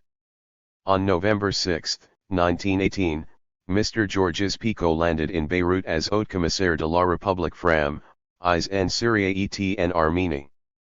The French suspicions of the British intentions greatly increased, and they felt that the continued presence of the British Army in Syria would encourage the elements which were hostile to them. Efforts were made to reach a preliminary agreement prior to the convening of the peace conference. The amendment of the Sykes-Picot Agreement was first considered, and Clemenceau went with Marshal Foch to London on December 1 to prepare, in consultation with Allied statesmen, for the Inter-Allied Preliminaries Peace Conference. While Faisal, who had arrived in Marseilles on board a British cruiser, the Gloucester, on November 26, was visiting the battlefields of the Western Front, Clemenceau and Lloyd George were meeting between December 1 and 4 to modify the terms of the Sykes-Picot Agreement.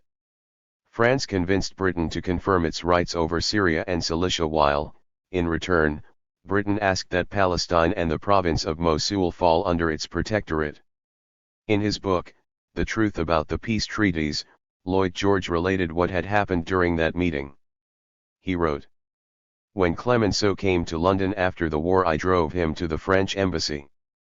After we reached the embassy, he asked me what it was that I specially wanted from the French. I instantly replied that I wanted Mosul attached to Iraq, and Palestine from Dan to Beersheba under British control. Without any hesitation he agreed." 6. Lloyd George succeeded in replacing the international control over Palestine by a British one.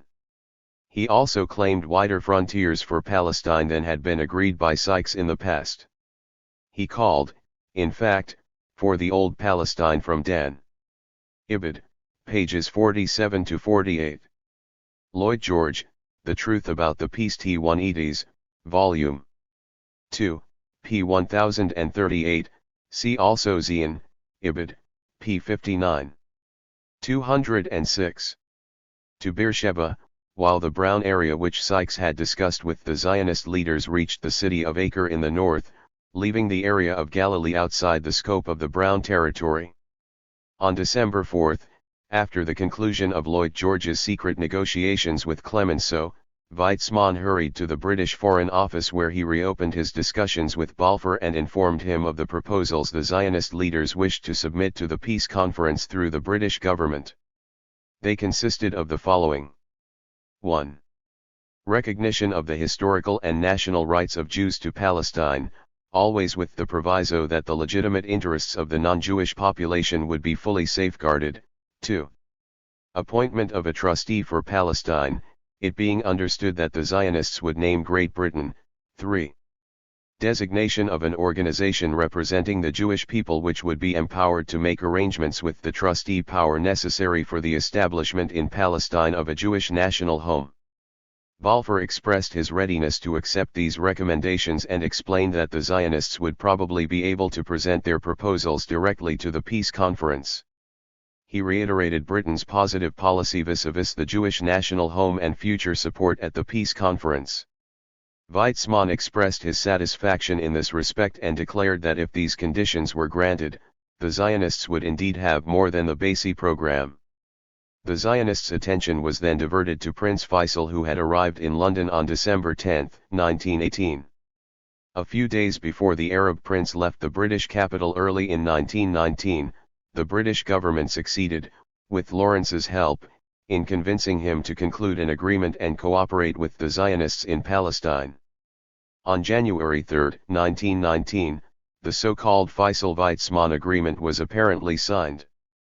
We could not know exactly what transpired between Faisal and the British Foreign Office then, or what pressures the British had exerted on the Arab prince. Did he agree to the British advice to accept French control in Syria, or was he simply forced to admit that Great Britain had no intention of falling out with France on Syrian questions? Dr. Zion argued that Faisal's stay in London gave him the opportunity to become fully acquainted, for the first time, with the Sykes-Picot Agreement and its far-reaching implications.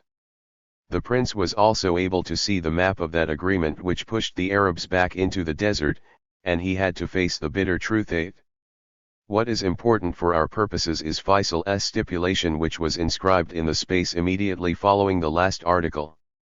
He wrote, provided the Arabs obtain their independence as demanded in my memorandum dated the 4th of January, 1919, to the Foreign Office of the Government of Great Britain, I shall concur in the above article. But if the slightest modification or departure were to be made, he argued, is to crawl into a corner of its own land like a leper colony. To him, such a Palestine was neither Jewish, nor national, nor a home. 19.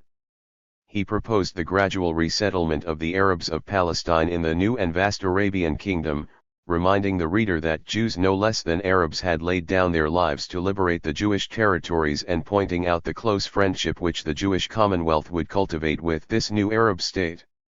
Thus, Zangwill devised a plan which, in his opinion, would make Palestine become a Jewish national home. Quoting Lord Morley's statement that the power of every country always resides in the land-owning classes, he proposed to get rid of the 30,000 Arab landlords and the 600,000 fellahin and to replace them by a Jewish majority. Only thus, he explained, can Israel with his diaspora of 13 millions be told that Palestine is his country. 20. But Judaism looks forward to gain also a minor traditional hope from the peace conference, namely the repossession of Palestine. And if this secondary consummation could be united with the setting up of Jerusalem as the seat of the League of Nations, instead of the bankrupt Hague, the two Hebraic dreams, the major and the minor, would be fused in one, and the Hebrew metropolis, that meeting point of three world religions, would become at once the center and symbol of the new era. 21.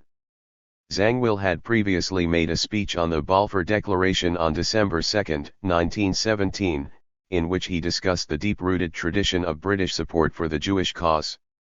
He said, 7 crusades to the Holy Land have all meant massacre for the Jews.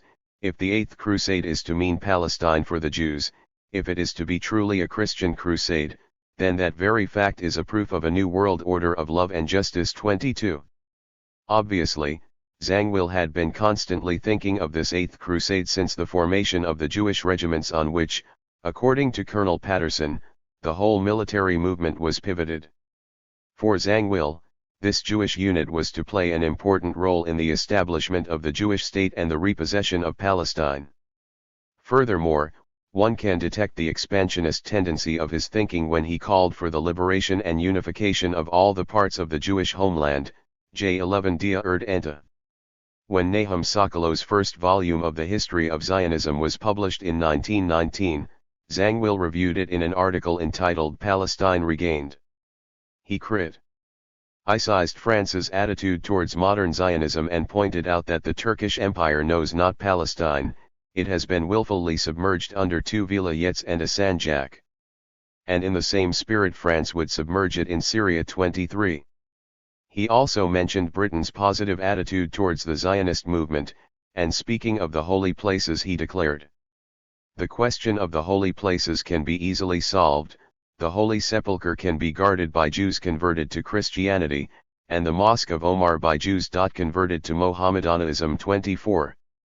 A number of books on the frontiers of Palestine were published in 1919, and thereafter. Among them we will mention, 1. Norman Bentwich's Palestine of the Fused. 25, which includes a map of Palestine from Beirut to the Gulf. To him, the future Palestine did not need to confine itself to its historic frontiers. Colonization and settlement might be extended to include the whole of the Promised Land, from the Mediterranean Sea to the Euphrates, and from the mountains of the Lebanon to the river of Egypt. This was, in his opinion, the land which was given to the chosen people, and which he did not hesitate to confess was nothing but Greater Palestine.